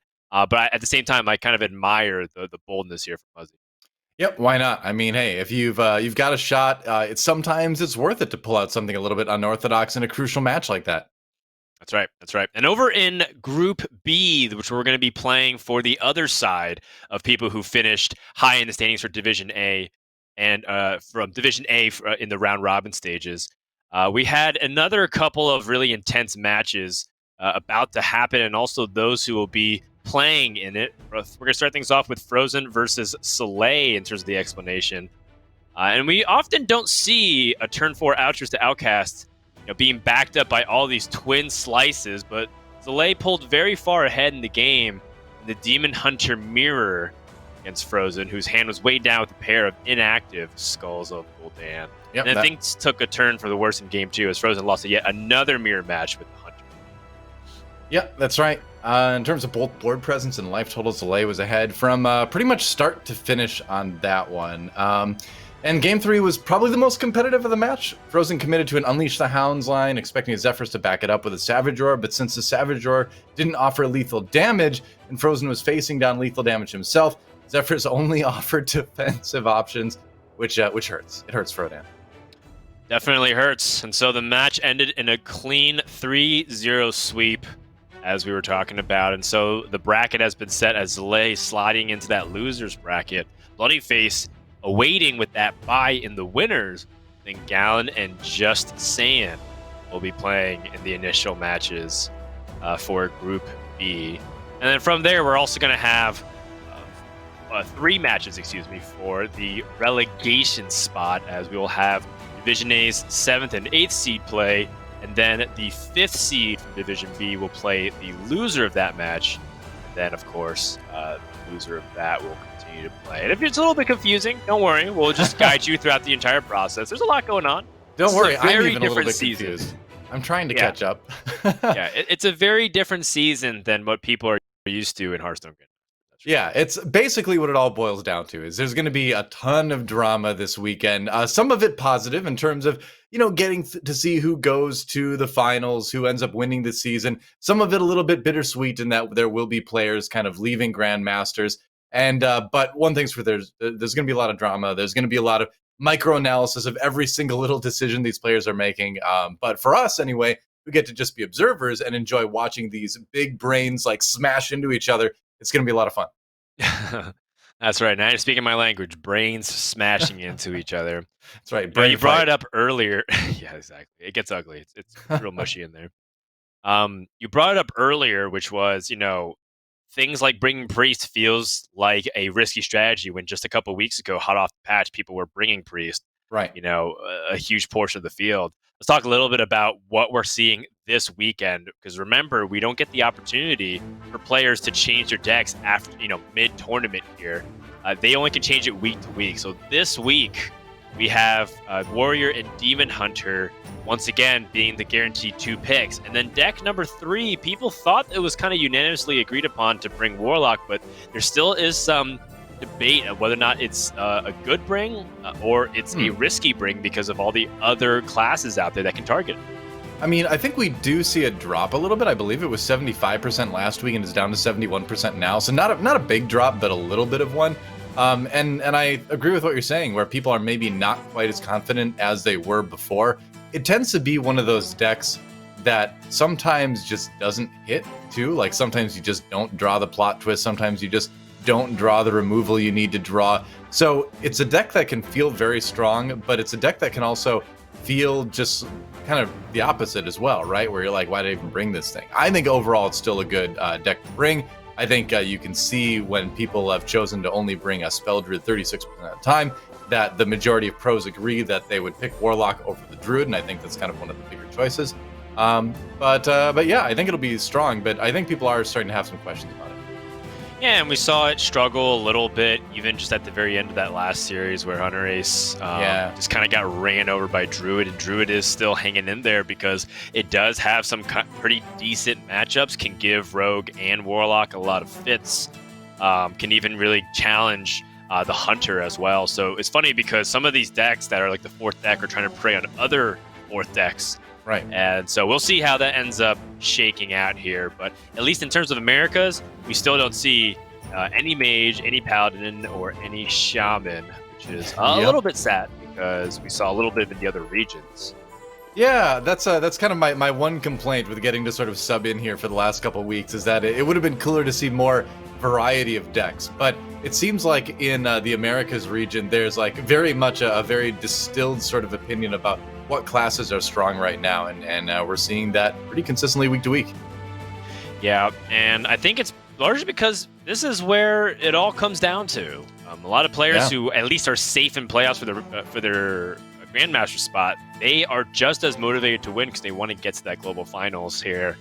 So even though we have 16, or rather 14 players competing this week instead of 16, you can bet all of them still play as if it might be their last Hearthstone series. Yep, that's right. And for some of these players, it might be. So yeah, you need to bring what you're absolutely going to be confident with. Should be fun. Still, Warrior and Demon Hunter 100% bring rate. No big surprise there. One of those two decks will be banned for each one of these players, but that means you still get to play one of these incredibly powerful decks right now in the meta. That's right. So let's go ahead and take a focus on one of the decks that we've been talking about, which is Quest Warlock. This once again is going to be a big X factor in a lot of lineups. Right. So this is your T-Mobile deck spotlight here.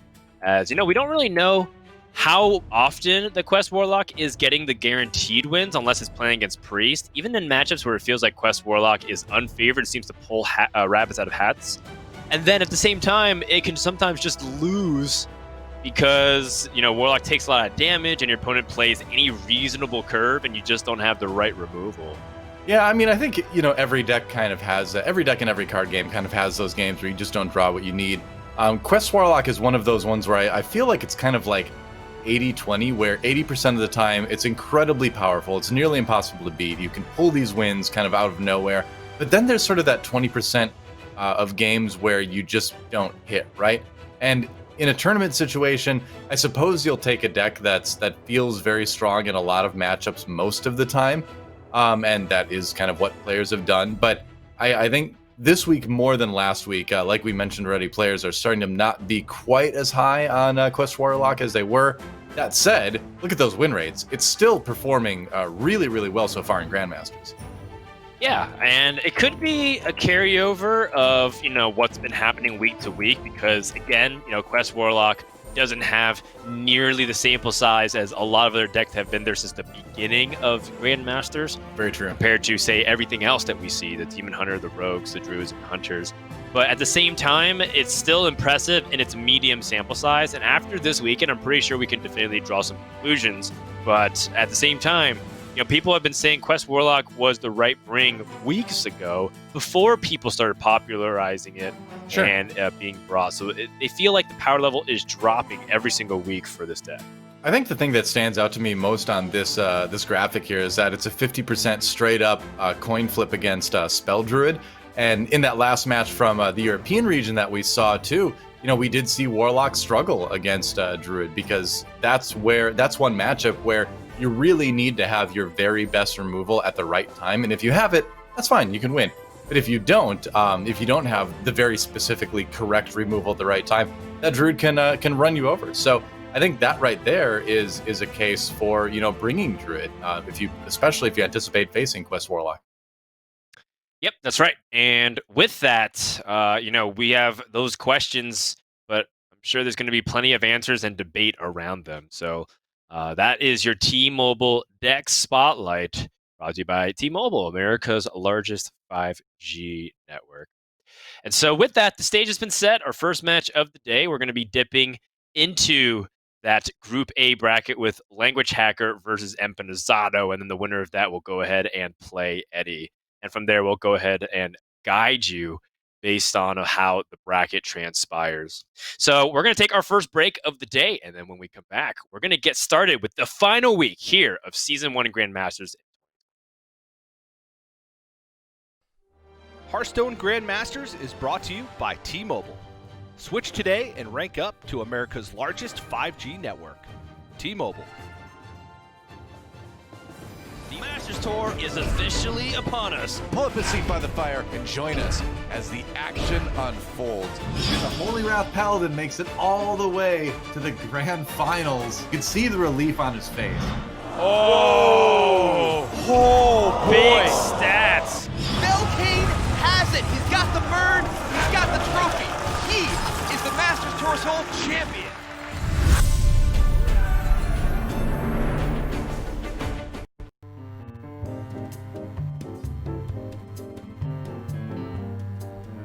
My favorite smell. I haven't really thought about this. Oh my goodness. That's so hard. Oak. That's stupid. My favorite smell is probably pizza, because that means there's pizza nearby in the vicinity and I can probably eat or steal some of it. I'm thinking of like a cookout, but not so much the food, more like burning wood. I love the smell of fresh laundry. Guava and green apples? Mi olor favorito es el de las cosas nuevas y también el de un muy buen empanizado. Let me think. What is in my shampoo? It's like a lavender scent. I like the smell of water. Alright. I honestly like when it smells like nothing. I guess freshly mown grass smells pretty good. I think I like the smell of strawberries. Smell of Korean barbecue, because it just makes me so hungry and Vanilla candles. No. They're too expensive.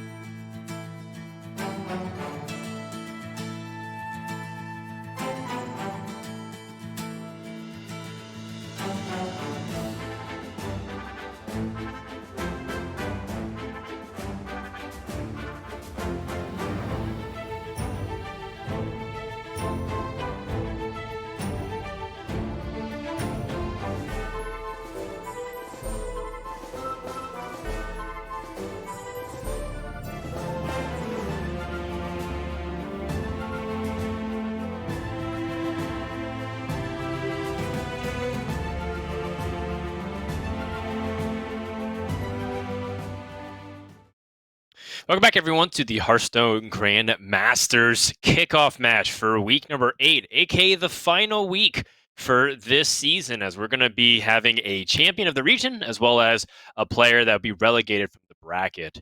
So coming up next, we have Language Hacker versus Empanizado with some pretty standard lineups and standard bans. doesn't seem like there's any high risk choices here coming out from this first match. Yep, both players banning warriors, so no big shocks there. Some players have opted to ban the demon hunter, but I really feel like warriors you want to go for in a lot of cases. Other than that, we have identical lineups: warlock, demon hunter, druid for both sides. So might run into some mirrors. Let's take a look at what Language Hacker is bringing specifically. We just kind of talked about it a little bit, but like you mentioned, honestly, pretty standard stuff. I think the big question people might have is maybe is it better to bring hunter or rogue rather than spell druid? Both these players picking druid. Yeah, and I think that, well, druid makes a lot of sense for Language Hacker. He's been bringing druids since the very beginning of the Grandmasters program, which basically started right after the expansion. Sure. And, you know, it's been working out for him pretty well over the course of the few weeks. And then when other people stopped bringing druid, Language Hacker still brought it every now and then. So it makes sense that once more, he's very familiar with it. He's been slightly teching it every single time. And I think that it's a good choice to bring for this week, especially if you anticipate Quest Warlock. I am your nightmare. I think one of the interesting things is, as we have a Warlock mirror start, but one of the interesting things with the Druids for these players specifically, that we'll get into more later, is that they're running different lists, and Panizzato actually bringing the Twin Tyrant in his as well as the Alex Straza. But anyway, we'll get to that in the future. Game number 1, Language Hacker versus Empanizzato, and we have Quest Warlock versus Quest Warlock. And this is one of the mirror matchups that Frodan, like, I'm still really trying to kind of like wrap my brain around. What's your take on it right now? It's so new. It just reminds me, it reminds me a lot of Freeze Mage Mirrors, which is essentially just draw as much as you can of your deck to prepare combo, and just make sure that you manage your hand space really well. Yeah, I can see that. If you're able to maximize those two factors, you'll be in a pretty decent spot. Identical lists for both players in the series here, so a lot of it will come down to whoever can complete that quest first. So just life taps abounding right now. Or Panizzato and Language Hacker. Yeah. And it's almost looking like a Control Warrior mirror from back in the day where it's just hero power, hero power, hero power for like the first 2 or 3 turns. Yeah, I mean, we see a lot of these kinds of mirrors develop like that if they tend to be aligning in their strategy. Right. They want to hero power a lot. In Tempo Demon Hunter mirrors, they hero power a lot as well. So the general idea is that they want to just draw as much as they can here, which is why I compare it to Freeze Mage. I think that's a pretty apt comparison, given that a lot of the times people have historically just been playing combo deck mirrors draw heavy, draw centric. And you can see how important things like Sense Demons are, so that way you can just get the draw one card deeper than your opponent. And this might be a matchup where having the coin is a really big advantage because you get to draw one card deeper and get another chance to get plot twist, because I don't know if going first has as significant of an impact compared to an aggressive mirror where being able to take the initiative is a huge deal with how you choose to attack versus defend. I mean, yeah, you're absolutely right. There's just kind of the simple fact that whoever plays a card first is suddenly one card down to their opponent too, right? So you want to be the person sort of like saving those resources in a slower mirror like this, where, like you mentioned, in a more aggressive one, you want your opponent to be responding to the early threats that you're playing. So it's going to be a plot twist from Panizzato, and that's going to get him pretty far ahead in terms of drawing. There is one in the hand of Language Hacker too, though.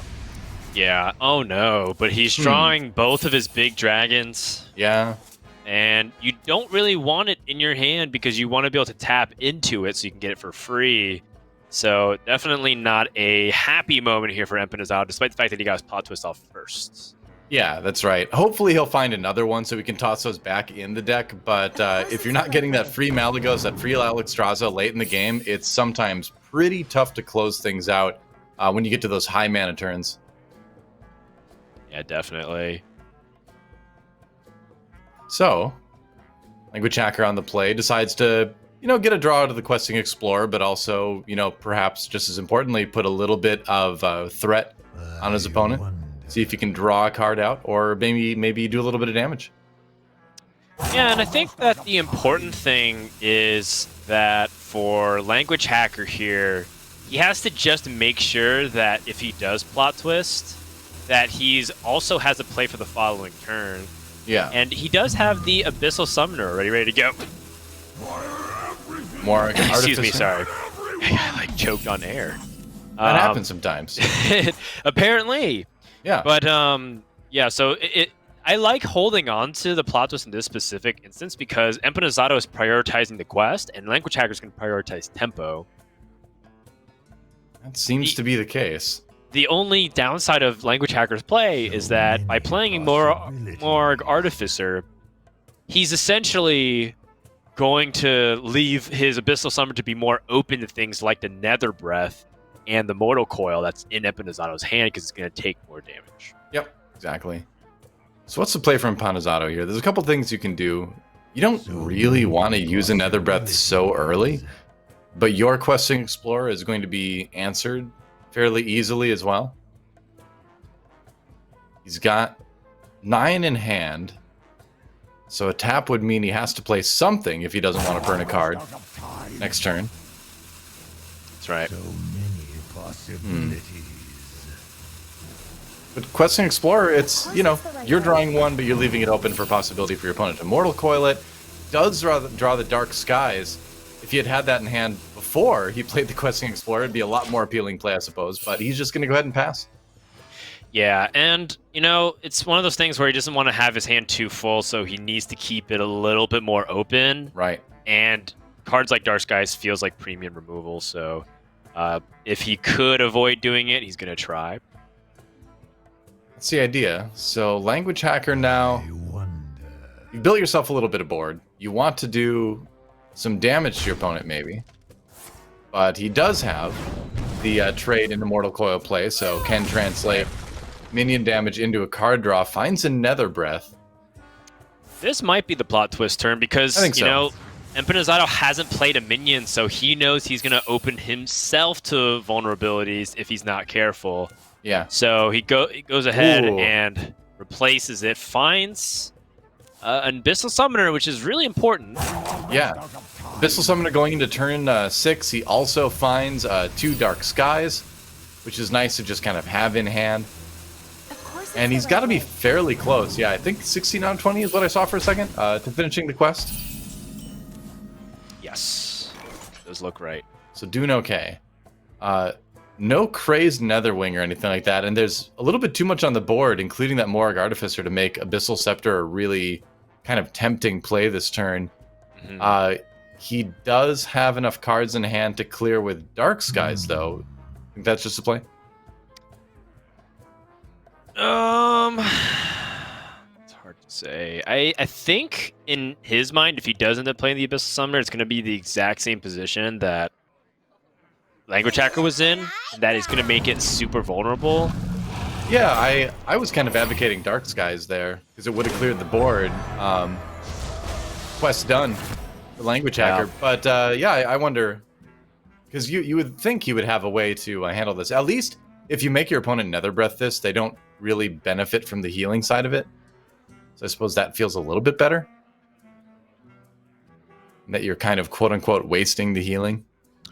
Yeah, the healing, I mean, it can be a big thing, but it's often not a position where you're trying to gain a bunch of... Like, you're not trying to utilize the healing as your primary win condition. It's like a secondary effect that is really good if you need to extend the length of the game. Yeah, I'm trying to think of the silver lining here for Empanizado. When his huge demon gets immediately Nether Breath. Right. That does make sense. At least, like, you know, Language Hacker doesn't get that 8 healing later, but he already is at full life. He can go ahead and tap here and play Acidic Swamp Ooze if he has no other play. Finds a Keladon. Okay. Free Keladon is decent. Not too helpful this turn in particular when Keladon is the strongest. Interesting. And the health total, like you mentioned, is not quite as important in this matchup, since a lot of games come down to Alex Straza into, you know, burst from a Malagos play to finish the game anyway. Right, right. So it's going to be Hacker, sorry to interrupt. Language Hacker keeping the Moarg Artificer on board does intrigue me, because it just makes Empanizado's removal options still easier, but I think he's interpreting that Empanizado did not play the Abyssal Summoner unless he had to. And so maybe he's making the read that Empanizado doesn't have remove on the hand when Empanizado very much does. He could just Rain of Fire Mortal Coil. But he does float 5 mana at that point, which he can't play Abyssal Summoner. So it's actually a fairly clever setup here by Language Hacker, saying if he does have like the very nice clean removal tools, he still can't develop big behind it. Sure enough. And I suppose Empanizado can, is trying to look at that Abyssal Summoner last turn as possible, quote-unquote removal, because if your opponent trades their minions into it, instead of using cards in hand, then you don't have to use your cards in hand. And that's, probably the logic behind the second one here is saying, all right, trade your minions into this so that I don't have to use cards to remove them. Oh, man, he draws the Alexstrasza, but not with the hero power. Yeah, there's actually a couple different lines here that Language Hacker can take right now. The first is to set up tempo and then just use Alexstrasza when you have a board established. It's a very common thing for Highlander mages to do, which is just have 15 power on the board and then Alexstrasza and hit them for 15. Right. And he can try to build that line by playing Abyssal Summoner this turn, and then like Keladon, the 9/9, and just start to push damage. The issue with that is it's still like a turn away from Alexstrasza, so it's not guaranteed yet. So I do want to use this hero power every turn I can. And he finds a Twisting Nether, which is honestly just as good. It's just because you don't really anticipate this board to live very much. When you start to get hit turn 8 onwards, you anticipate your opponent to be able to clear off every board you play. Yeah, you think so. It is nice to have a pocket free 8 mana spell. And yeah, he's just gonna go ahead and play Keldon. All right. Quest completed for Empanizado, so now he is online with his draws as well, but still has that Malygos and Alexstrasza in his hand. I believe he's got another Plot Twist in his deck somewhere, so there's a chance of maybe getting them back in there to turn them into 0 mana minions in the future. Yeah, he might have to as well. I think so. There's just too many important cards. Like you could, Rain of Fire is all right. So Rain of Fire times 2 with Malygos is 12 damage, assuming you don't kill yourself in the process. Yeah. So like even discounting Nether Breath to 0 sometimes is totally fine because you can have Malygos, Soulfire, Nether Breath, and you still like get there.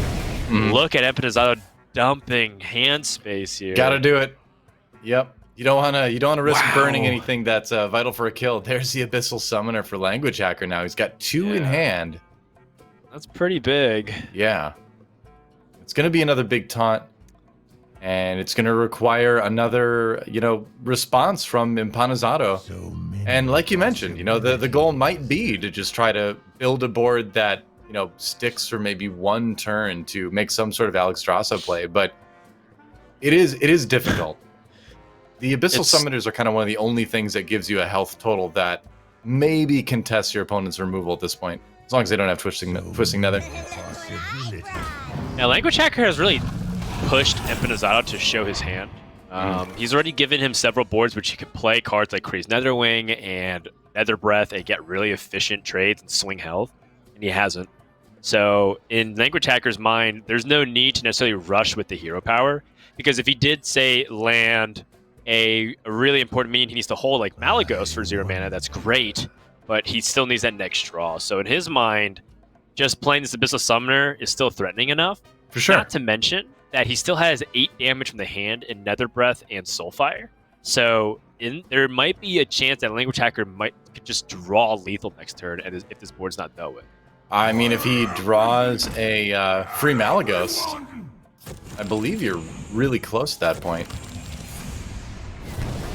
I don't know if that quite would be, but either way. All right, Dark Skies comes in. Yeah, this is guaranteed clear. Yep. And then he drew the Arnasi Broodmother, which is just pretty good development. Yeah. The nice thing is that when it comes to dealing with taunts, you've always got this free Twisting Nether. It's thinking about using it right now. Yeah, he needs to card dump so that he can hero power. He doesn't want to fall too far behind on reading the tome. Sure.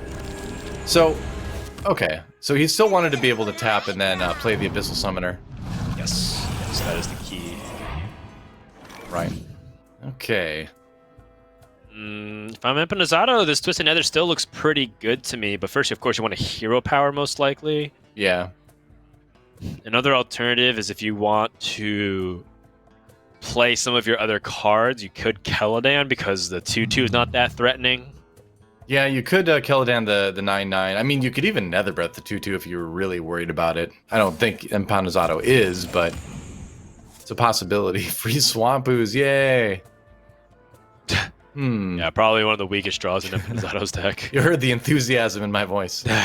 Swamp It's Ooze. infectious. Sometimes you can get excited about a Swamp Ooze draw, but not this time. Yeah. All right, yeah, kill that the 9/9. And Right. put a little bit more pressure out on the board with the free Swamp Ooze. Yay! So this is where things start to get really messy because if Empanazato has a card in his hand and he's not playing it for free, well, I guess he did show his Acidic Swamp Ooze played for free. The amount of cards that are held in hand that are discounted to 0 start to really intimidate you because you're worried about combo damage. Normally, you're like, oh, I'm at 26, I should be safe. But you think, what if, he has Malagos plus 3 free spells? It's like, am I really that safe? And not really at that point. Yeah, very true. That Netherwing draw is actually pretty decent because the thing is, Language Hacker also could tap into a Malagos at this point. He is 6 cards away and no Malagos in the hand. Yeah. I'd be very incentivized to try and hero power once more from Language Hacker to try and get that. Let me go ahead and Rain of Fire to do a little bit of damage here. Oh, hate to see it. Oh no. Free coin, Nice. yay. Alright. That's a less enthusiastic yay than the Swamp Ooze. Free. It's awkward on both sides here, right? Now Totally. Empanazato draws the other Morag Artificer, so I think he's out of Demons that draw with Sense Theme. That's just a dead card now. Yeah. I think he's still got a plot twist though. Somewhere in his deck.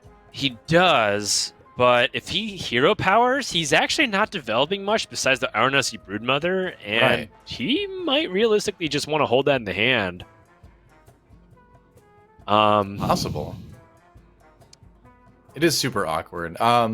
Maybe is there a world where you Morg Nether Breath the 5/5? Just to get rid of it. There might be. I still think that in the end you might just want to play the Broodmother because that's still the best play. But yeah, it is scary because if your opponent removes that 4/6 and pushes damage, you might end up just dying. So yeah, I don't think that it's a bad play at all here. Empanazato wants to go defensive here. It's more like because we're at that range of the game where like you almost can guarantee that your opponent's holding Malagos. Like probability does just favor that. Right. Likely it's in the hand and he's holding free cards. You just don't want to risk that. So even if you're at 20, it still doesn't feel safe. The kill combo is almost certainly there. Zephyrus a draw for Language Hacker. Okay. And I mean, yeah, you're definitely not super pleased about gaining health because it's going to get taken away by Alexstrasza anyway. But does Zephyrus open up any sort of interesting lines here for Language Hacker?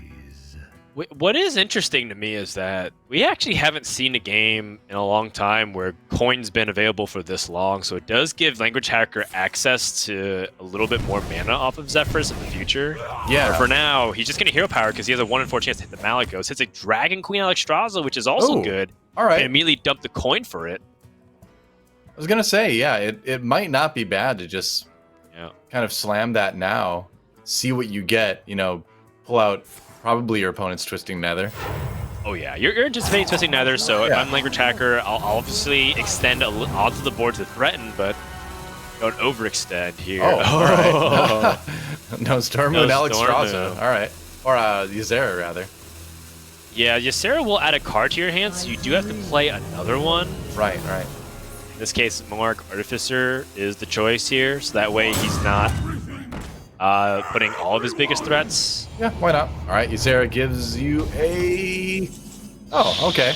Ysera awakens. I mean, that's burst damage, so he's Yeah. got 4 from the Soulfire, 1 from the Rain of Fire, 5 from the Ysera Awakens. Yeah. And 4 from the Nether Breath. So that's a lot of burst already in hand, plus Zephyrus. I wonder. What do you think about Twisting Nether Plot Twist, just to try to put a couple of those dragons back in your deck? Because you don't really have a kill right now because you don't have a discounted Malagos or Alexstrasza, so it might not seem ideal, but is that maybe one of his only outs? He's going to tap instead. Okay. Oh Free my dragon. god, but he doesn't have, he has duplicates in his deck. Oh yeah, you're right. You're right. Wow, it's so crazy. He's only got 5 cards remaining. What could that be? I don't think he's played a single Crazy Netherwing. I think that must be it. I think you're right. Oh, Language Hacker has so much burst from hand, he could legitimately just Alexstrasza's opponent right now. And he could just Sarah Awakens, Nether Breath, Soulfire, Rain of Fire, and if he needs to, Zephyrus for like Eviscerate or Lava Burst, if I just count my mana. Or yeah, so he could just go ahead and just play all that and have like 19-20 burst on the following turn. And I think Language Hacker is really trying to convince himself that might be it, because right now he also has a 50-50 on the Malagos if he chooses to just tap and gets it. Right. And he gets the Malagos. And I think that might be lethal. Possibly. Let's see. So if he plays Malagos, yeah, I was gonna say. Okay, so he's got the Nether Breath for a lot of damage, Rain of Fire as well. And then Ysera Unleashed. Yep. Sarah Awakens. Deals 10 damage, and then Soulfire. It's very much lethal, and just see. Oh wow. Man. Ooh, well, wait. that was scary. Yeah. Sequencing. But, well, he needed to, because I think if the Ysera Awakens went off, would he have enough damage after Malagos died to kill? Good point. Yeah. All right. Either way, Language Hacker getting the win in the Warlock mirror, and those games get a little bit crazy towards the end, because you do have like we just saw some pretty huge, like kind of wild lethal combos with mostly based around Malagos. But props to Language Hacker for putting that together and getting a win in game number 1. Yeah. I think you were right, though, in that if he had played just Sarah Awakens, he would have had the guaranteed lethal. So there was actually a moment where I think he accidentally set himself up to potentially let his opponent live. My math could have been wrong, but I think he maybe could have done the other order. Yeah. Because he would have dealt the 10 damage and killed his own Malagos, but his opponent would have still been left at like 3 life or something like that. Either way, Language Hacker was in a pretty dominant position, having that Malagos played for 0. And he's up 1-0 now in this series. An important one too, because I feel like Quest Warlock incidentally might be the deck that struggles to have gotten out, because Druid would have beaten it potentially. Demon Hunter has been good at pressuring the Quest Warlocks and getting the wins.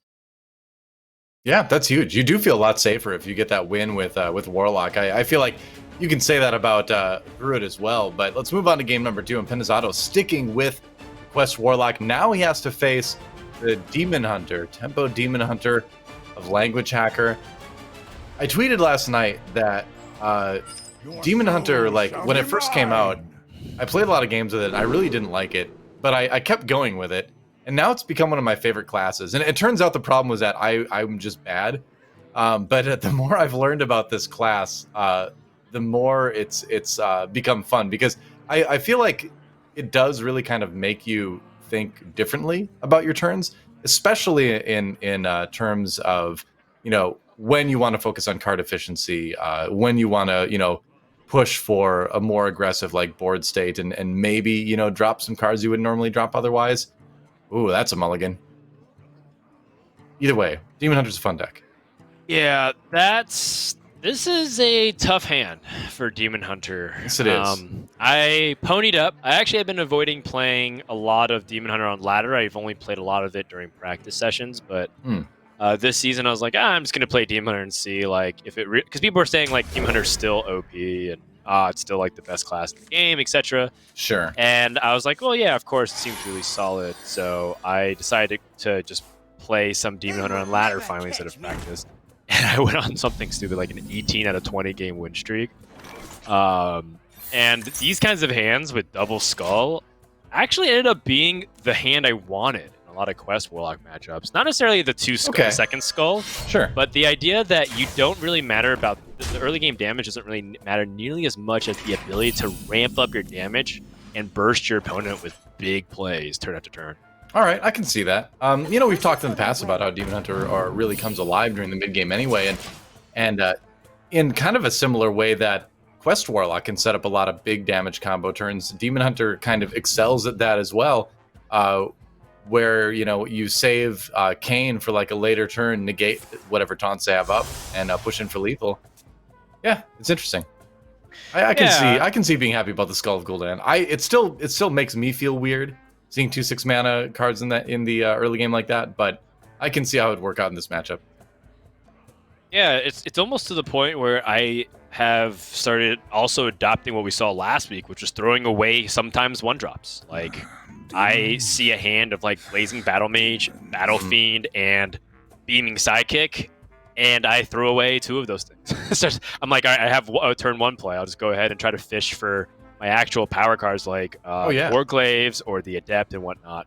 And my win rate starts improving after I started doing that, which was a very interesting discovery that I Yeah, I had kind of a similar experience in that I was watching a lot of better Demon Hunters play the game, and I was noticing that happening, and I'm like, when you think about it, one of the frustrations I felt when I was learning Demon Hunter is that I felt like I was just running out of steam way too fast in like every game, and I'm like, what is going on here? Like, where is like my momentum going? And I think a lot of it was keeping a really super cheap hand, because you kind of get yourself in sort of a face hunter mentality, and then you just run out of cards way too fast. And the early Demon Hunter minions tend to be pretty easy to deal with, right?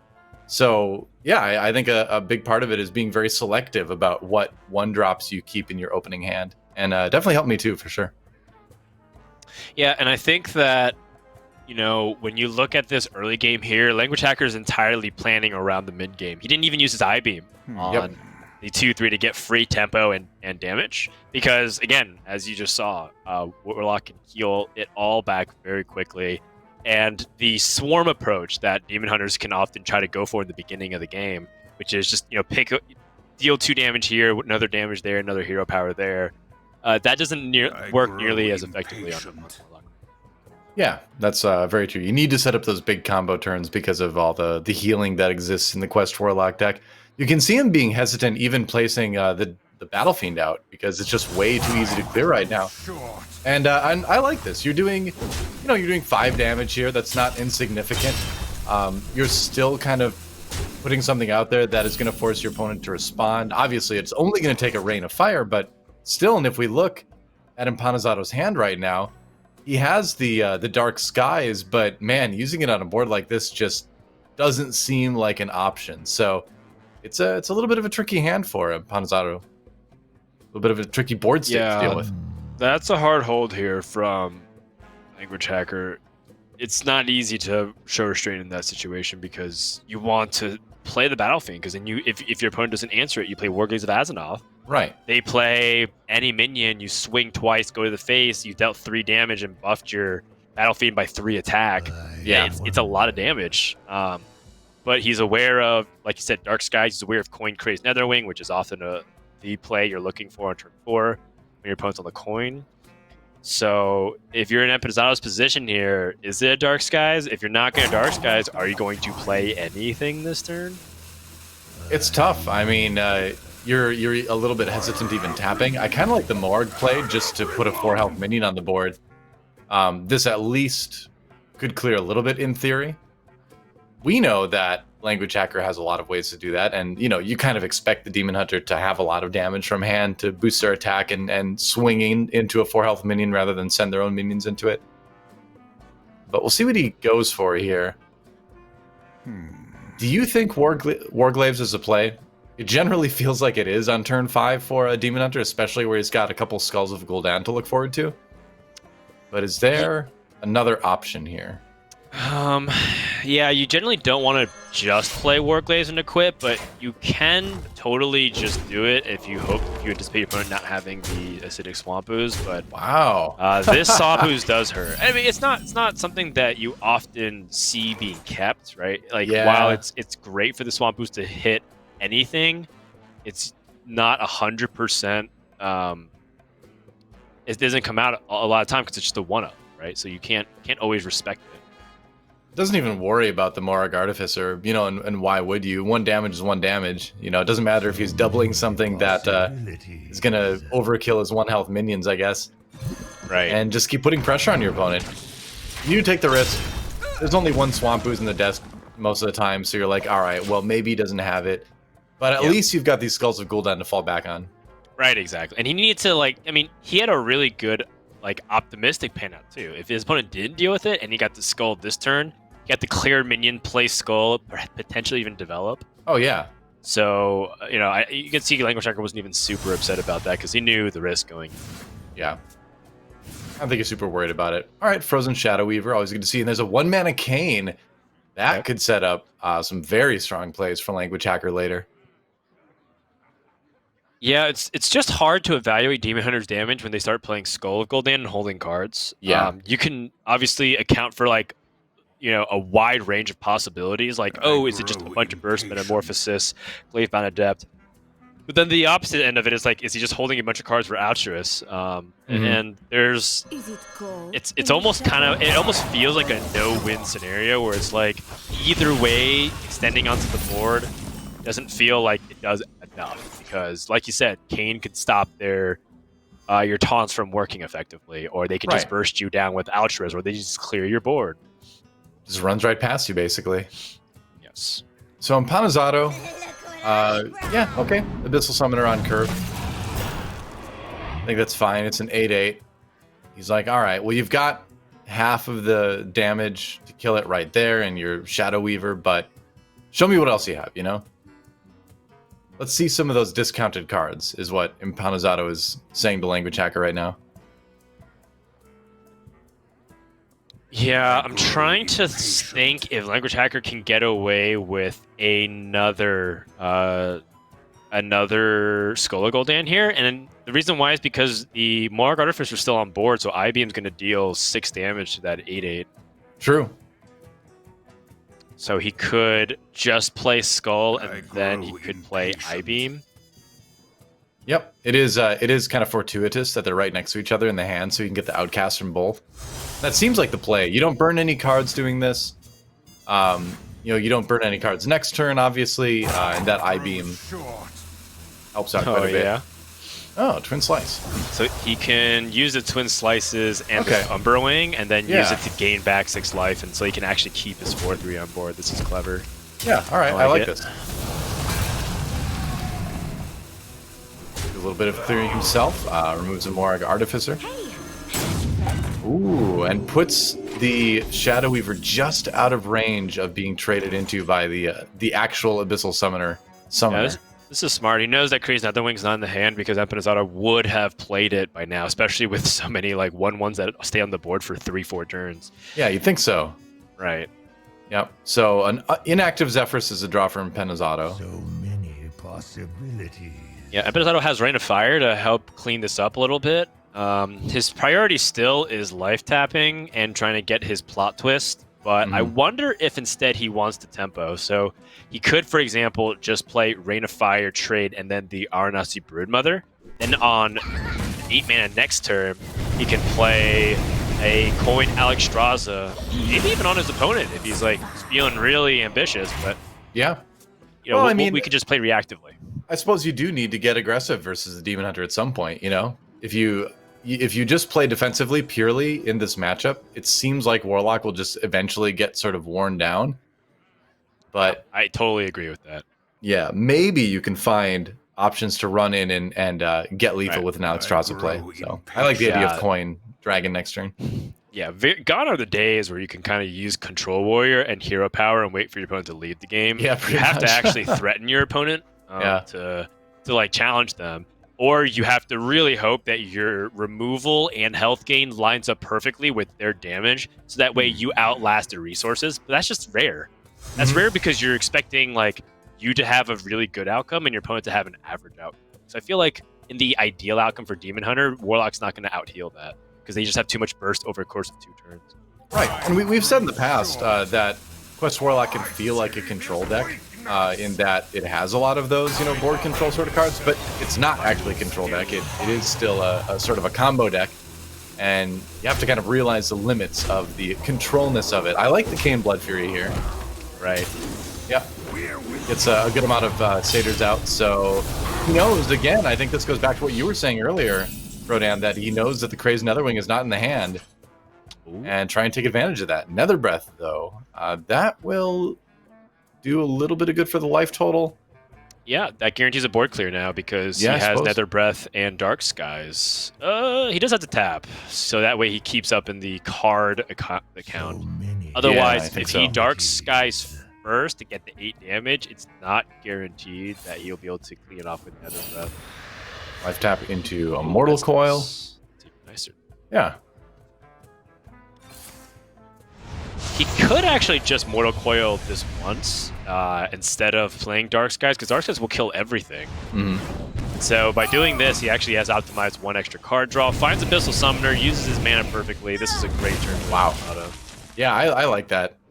I think that Mortal Coil play is something that a lot of people would have missed. Maybe not any of the people in Grandmasters, but a lot of players in general.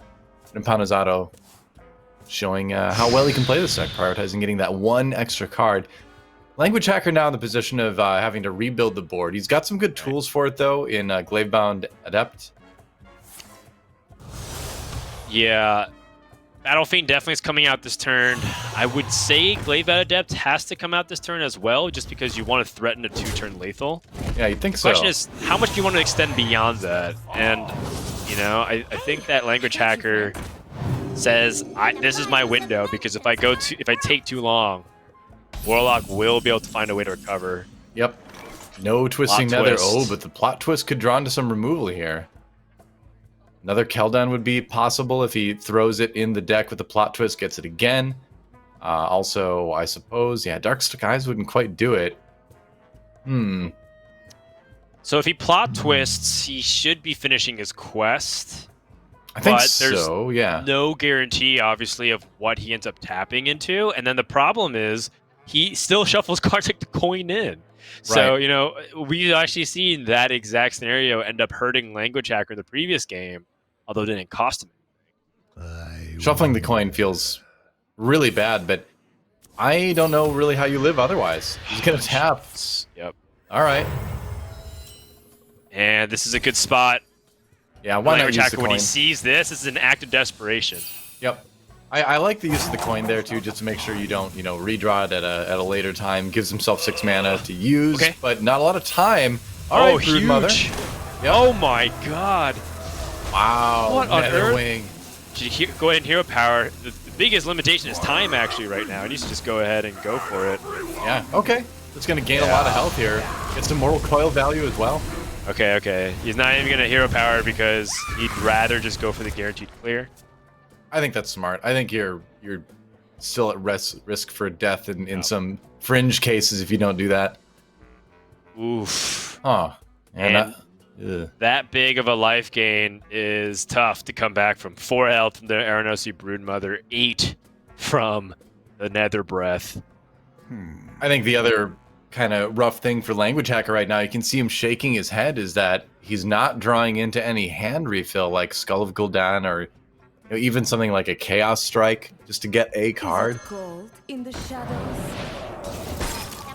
Just gonna try to push as much damage as he can here.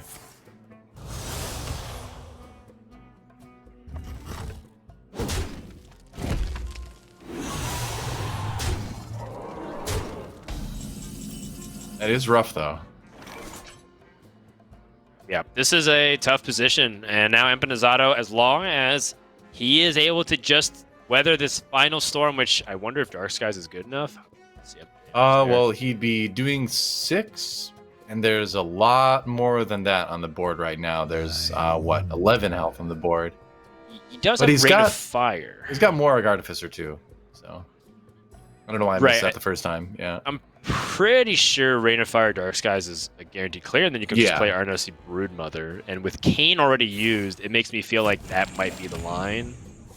Oh, wow. Wow. That's even better, actually. Yeah, that definitely works. It's going to be a little bit smaller because you're going to have to use the removal, but still, that feels pretty good.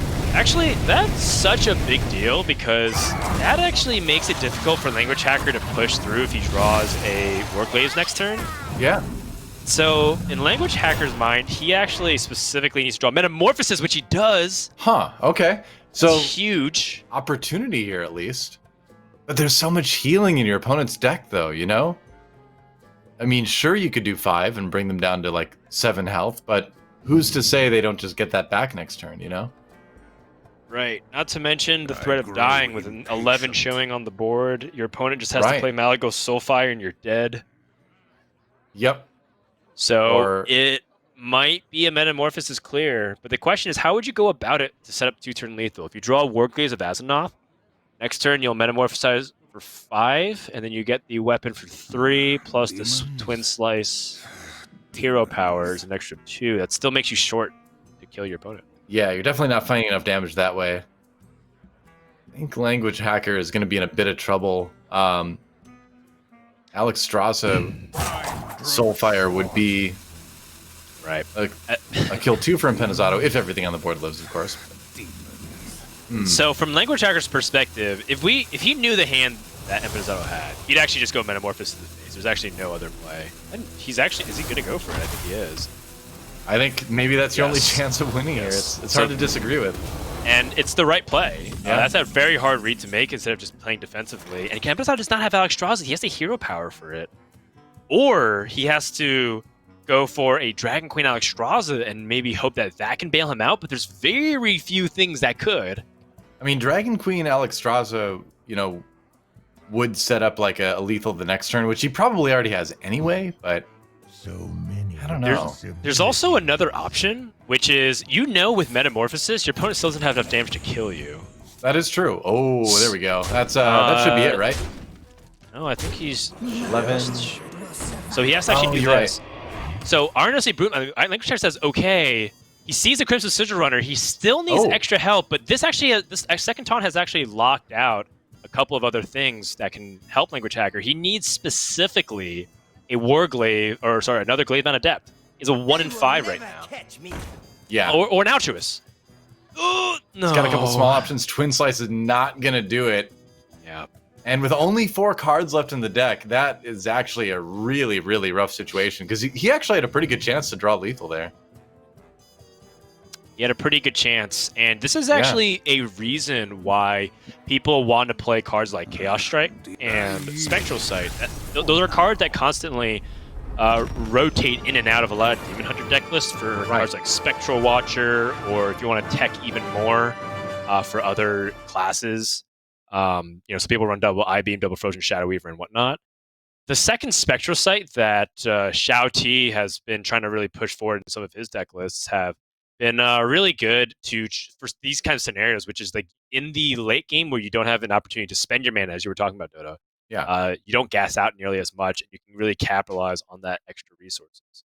Yeah, it's when you're looking at these Tempo Demon Hunter lists, it seems like you're always walking that line between being, putting in a bunch of tech stuff for like the slower matchups, but also leaving enough in there to be able to be a tempo deck to begin with, right? And I suppose that kind of changes every day a little bit on the ladder, depending on what you're running into. But in a tournament situation like this, where you have to basically choose one deck to play the entire weekend, theoretically, then you're going to run into situations where it's like, all right, now I'm just trying to read like what the most likely brings are going to be, right? And so I don't know. Does it seem a little bit too dangerous to go to sort of like late game heavy in this tournament situation?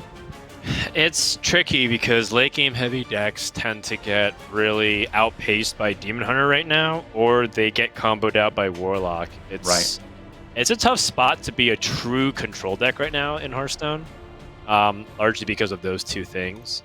And also because the classes that are best equipped at doing that there's better must be variants of this. Like, for preserved. example, there are control warrior decks out there. Like, you can play a control bomb warrior. Right. But it feels like so much better to just play the egg tempo warrior instead. Yeah. There's like the good old wrench caliber stuff out there, but yeah, it's hard not to bring the warrior deck instead. That is either going to get banned or you're going to pretty much guarantee you get a win with. Right. So Druid versus Druid now, our second mirror of the match. Saw the Warlock one earlier, now we see the Druid one. But unlike the Warlock mirror, these are decks with some differences. Are you kidding me? Breath of Dreams, and he just mulligans and hits the Ysera. That's so sick. Nice to have the dragon in the hand starting off. Yeah. Now, at the same time, Language Hacker has a... Oh, wow. He just lands the Fungal Fortunes. All right. Another Soul of the Forest and a Claw. Ooh, okay. Oh, no. Not the end of the world. Still doesn't feel good, though. All right, Wild Growth. Okay. This is going to get really explosive super quick. So, Empanizado hits the Breath of Dreams, draws a card, which is really a big deal, by the way. Language Hacker gets that Wild Growth, but the thing is, Empanizado also has Ramp, and then Language Hacker has Glowfly Swarm, and then Empanizado has stuff to do as well, like the exotic Mount Seller. Yeah. So this is going to escalate really quickly here. Definitely will. Wild Growth for Empanizado this turn. Yep. And Language Hacker got the Glowfly Swarm. So the funny thing is we're seeing like this deck hit in kind of two different ways right now. One just being able to make that big board early on, another one being able to ramp really fast early on. Breath of Dreams again. Yeah, but in a way, Language Hacker's happy to see that because he's not spending his mana removing. Like, he didn't go for, you know, the Mount Seller and then a bunch of cheap free spells. Sure. He didn't play a lot of, like, Actually, he didn't even clear off more than just one. Actually, he cleared off two of these. Yeah, he had to use a Moonfire to do it. So the Mount Seller is suddenly less effective. But I guess with that hand size and that mana already in the game, you're worried about big lethal combos. Right. All right. I think Soul of the Forest is reasonable here. I do also like an Iron Bark here. I know that Iron Bark becomes free next turn. But you get the damage now, and it also just makes your board sturdier, which is harder for Empanizado to remove. Druid isn't a class that actually has a lot of good AoE options, especially this Dragon Ramp variant of Spell Druid. Dude, like, that would not be a sentence you could have said, like, a year ago. It would be like, what about Swipe? What about Starfire? There's tons of stuff. It's just not in this deck now. Yeah. And Language Hacker not happy to see that Ysera, and also he's going to see that Iron Bark. Yep. Very problematic. Yep. Because he has to get through, so now it's not even like a Savage Roar top deck lethal. Finds another Bog Beam. Okay. It's really not the end of the world here, though, for Language Hacker, because he gets to get his Overflow off first. And then he has two Bog Beams. Let's see. 6 plus 3, 9 plus... So he's got just enough to kill the Ysera with the two Bog Beams and everything on the board. Is that right? Yeah, that makes me feel like he's incentivized to actually not Overflow this turn, instead to double Bog Beam, trade, and then Soul the Forest afterwards. That's what I was kind of thinking is if you do that and then you just make sure your Treants can come back again. But he is going to opt for the Overflow. Yeah, if he picks up like another Mount Seller, it just becomes so much better what his hand does, rather. True. Does it feel like you're opening yourself up to too much risk here by leaving this board without the Death Rattle to bring everybody back again? Sort of. You anticipate your opponent to actually be drawing cards next turn, not necessarily clearing the board, because they just played the Ysera, so you think that they're just going to try to draw a card. That's sure. All right, so he manages to save the Death Rattle on one of these at least by using Claw. I like this as well because he knows if Overflow gets played, then Empanizado will heal him. Dragon gets summoned right off the top. It's a Deathwing. Oh my goodness. What's another one? All right. Holy cow. That's scary as well. All right. Well, if he just draws another portal, this might be it. So much damage. Iron Bark on that Deathwing as well. Oh man. Or maybe you don't. Maybe you just put on the Twin Tyrant instead. That's a little bit smaller of a dragon. Right. That's a large dragon, but it's in your hand. Huh. Interesting. I mean, I like this Ironbark here. Yeah. I actually think if I'm Empanizado, I might just draw again with the Rising Winds just to see if I can get even more board presence. And then from there, clear off the board with Ironbark and Bog Beam. Yeah, totally. Why not press your advantage right now? Right. You know your opponent is not really going to have a way to handle all of this. So why not, just do a little bit of a win more play, Yeah, I mean, it's not even necessarily just a question of whether or not you should or shouldn't. It actually sets up 2-turn lethal by doing that because you have Alex Straza in hand. And you set your opponent down to 15, and you just have to hit with Deathwing plus another minion. That's true, yeah. So I would taunt up the Twin Tyrant just to make it difficult for Language Hacker to get through. Right. And then reserve that 12 damage. He ends up saving this Bog Beam so that he could chew through a taunt. But there's not going to be any taunt here. Language Hacker probably has the Fungal Fortunes here. But what could he really even draw out of that Fungal Fortunes that would bail him out of this scenario? And there's not many. At this point, you're looking at using things like Savage Roar for board clear, which means you're not going to have it to try to win the game with. And maybe with Ysera Unleashed, you can find some dragons to kind of create your own board like the one you're facing. But even if he does, use like a Savage Roar or draws a little bit more damage from Fungal Fortunes, can you even really clear this enough? We have to get through 25 health in just the taunt and the Deathwing. I mean, ideally, yes, but you probably have to just start compromising certain things. You say, okay, well, let's just forget about clearing Deathwing. Can we just even get past this Twin Tyrant reliably? Yeah. Soul the Forest, okay. So you're doing what you can to preserve that board and do as much clearing as you can. Yeah. He does actually refill his board in terms of the size, but it's kind of like what you're saying. It doesn't feel good. No. Not really. And you still leave that 12-12 out there, so it's 15 damage. Plus the hero power, so he's dead. Should GG. be, yeah. Alex Straza coming down probably for Empanizado. Let's see. Bring it to 15, so 13 needs 3 more damage from hand. He's just got the Innervate hero power here. Right. So that's going to do it for game number 3. Language Hacker already concedes. Didn't even have to concede it, even though maybe he was a little bit faster than us in the spectator client. But yeah, Empanizado up 2-1 in position to advance to play Eddie in the upper bracket. Yeah, the Druid getting a win in the mirror. It's been some kind of interesting mirror matchups today with the Warlock and the Druid, but now Empanizado only needs a win with Demon Hunter, and just saying that kind of makes Empanizado sound a little bit favored for this one, because you basically get 2 more chances to get a win with your Demon Hunter against another Demon Hunter and against a Druid. So it's definitely looking like it's going Empanizado's way. You never know what's going to happen, but Language Hacker going to try to get this win with the Druid. You got to do it at some point, and then go down to the Demon Hunter mirror. We'll see if he can come back here. Yep, so, Druid versus Demon Hunter is a tough matchup. This is probably what Language Hacker was most afraid of. I think it's the most polarized matchup, just because I think Demon Hunter is way too fast for the Druid in the early game. Druid really can't keep up. And it actually is not necessarily just because of the threat of certain cards like Cedar Overseer and Battlefiend. I think it's because of cards like Beaming Sidekick. If you land Battlefiend and Beaming Sidekick, that alone pressures sometimes the Druids so much that they can't really respond to it unless they have 2 cards of removal. Right, because it's not like the good old days when Druid always has Swipe. Sometimes they've got Starfire. You're kind of missing some of that removal that can deal with those higher health minions.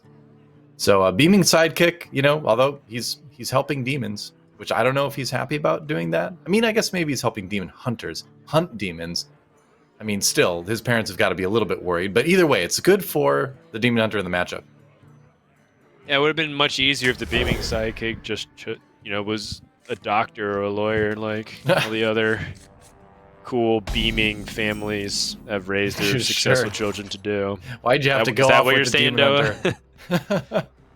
Could have chose a safer profession, like a cheese seller in Stormwind or something, you know? Hey, Yeah. I got you, friend. No, leading the Exactly. charge is the beaming sidekick, actually. Yeah, having board Brave. presence is sometimes just good enough. Language Hacker can immediately think about if he wants to leave this up or he wants to claw. He could actually do both and just hear, or he could split the difference and just wait and react if his opponent chooses to play another beaming sidekick. Right. I think that he does have Bog Beam in hand, so he's not. He wouldn't be wrong for using Claw here just to get that 1 damage off the board, but he could afford to wait for sure. Props to this beaming sidekick, though. I mean, not many youths in Azeroth would really like have the bravery to take on Malfurion Stormrage 1v1. I appreciate that. That's right. You gotta shoot your shot, man. That's right. You miss 100% of the shots you don't take. Illidan Stormrage. Well, I mean, you got the Illidan versus Malfurion. That is true. Matchup. That is true. It's very Battle of lore the brothers appropriate. there.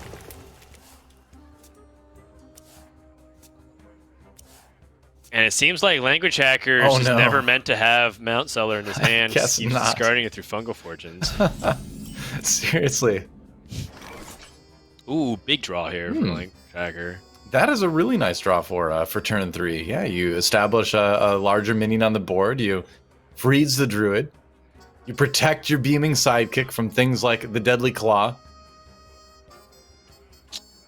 Yeah, I think Language Hacker still probably ends up bog beaming this because he's not exactly ramping into anything. Sure, why not? So it's, I mean, a lot of people would just be like, Wild Growth, and I'll like bog beam afterwards so I can get the mana crystal in, but don't take that 4 damage if you don't have to. Yeah, I think it's worth. Speaking of just putting out damage, would you ever just throw the Outrus here and deal 4 damage? I feel like this is a conversation that comes up with Demon Hunter all the time. Like when you have Twin Slice and Altruist in your hand, like do you do that exact thing? Do you just push the damage, put out Altruist? I don't know. It seems visually so indicating risky. that it would look cool because you have the Twin Slices on both ends. You have the Outrus Right. at center. It's a hand tailor made for that, but that play is I think so seldom good, especially when you know there's going to be a bunch of perhaps 2 health minions on the board later. Like you want to be able to save that Altruist to handle the Glowfly turns, Soul the Forest or not, Right. Language Hacker has Wild Growth on his mind, but he did pick up Fungal Fortunes, and I think that does complicate it just a little bit more. Because he could he discover ramp if he overgrowths? He can. I mean, you kind of, I kind of like the wild growth here right now because I feel like Language Hacker is thinking forward to being like, all right, how can I get my Ysera Unleashed out as fast as possible, and then use a bit of draw to overwhelm the Demon Hunter with high health minions, Yeah, Claw here is really efficient, but Yeah. I think Fungal Fortunes has to wait. The only thing about this Wild Growth play is he still can't play Ysera next turn. That's the only thing about it. Yeah, it'll be a couple turns. Okay. So this is a setup turn here for Empinizado, and he has 2 choices. I know it might sound ridiculous to just play Metamorphosis on 5. It would be the play if you didn't have this Warglaves, and I think Warglaves is pretty superior because you already know that Language Hacker doesn't have a Ooze in his deck. Right. But, there is sometimes merit to evaluate if you want a Metamorphosis on 5. It's just that he doesn't have that kill potential just yet. Well, I think the other thing too is that you want the Warglaves out there because if you Metamorphosis, and then on turn 6 you would have needed the Warglaves plus the hero power to clear some like 4 health minions. You're gonna wish you would have played the Warglaves, so it's probably the smarter play, and that's who he's going with. Yeah, super slow. I think Language Hacker Ooh. might anticipate a Skull of Gul'dan the next turn. Yeah, certainly could be, depending on what Empanizado draws, of course. And it's not going to be a 0-mana spell because he's already got 2 Twin Slices in the hand. But as a druid, I suppose you're always wondering about that going into turn 6 against a Demon Hunter. Glowfly Swarm just seems so risky right here, doesn't it? It does, because your opponent's been holding so many cards and passing for a while, so it makes me think so. I think I'd rather just draw cards, because you still, again, have a chance to hit Overgrowth, which would be huge. True.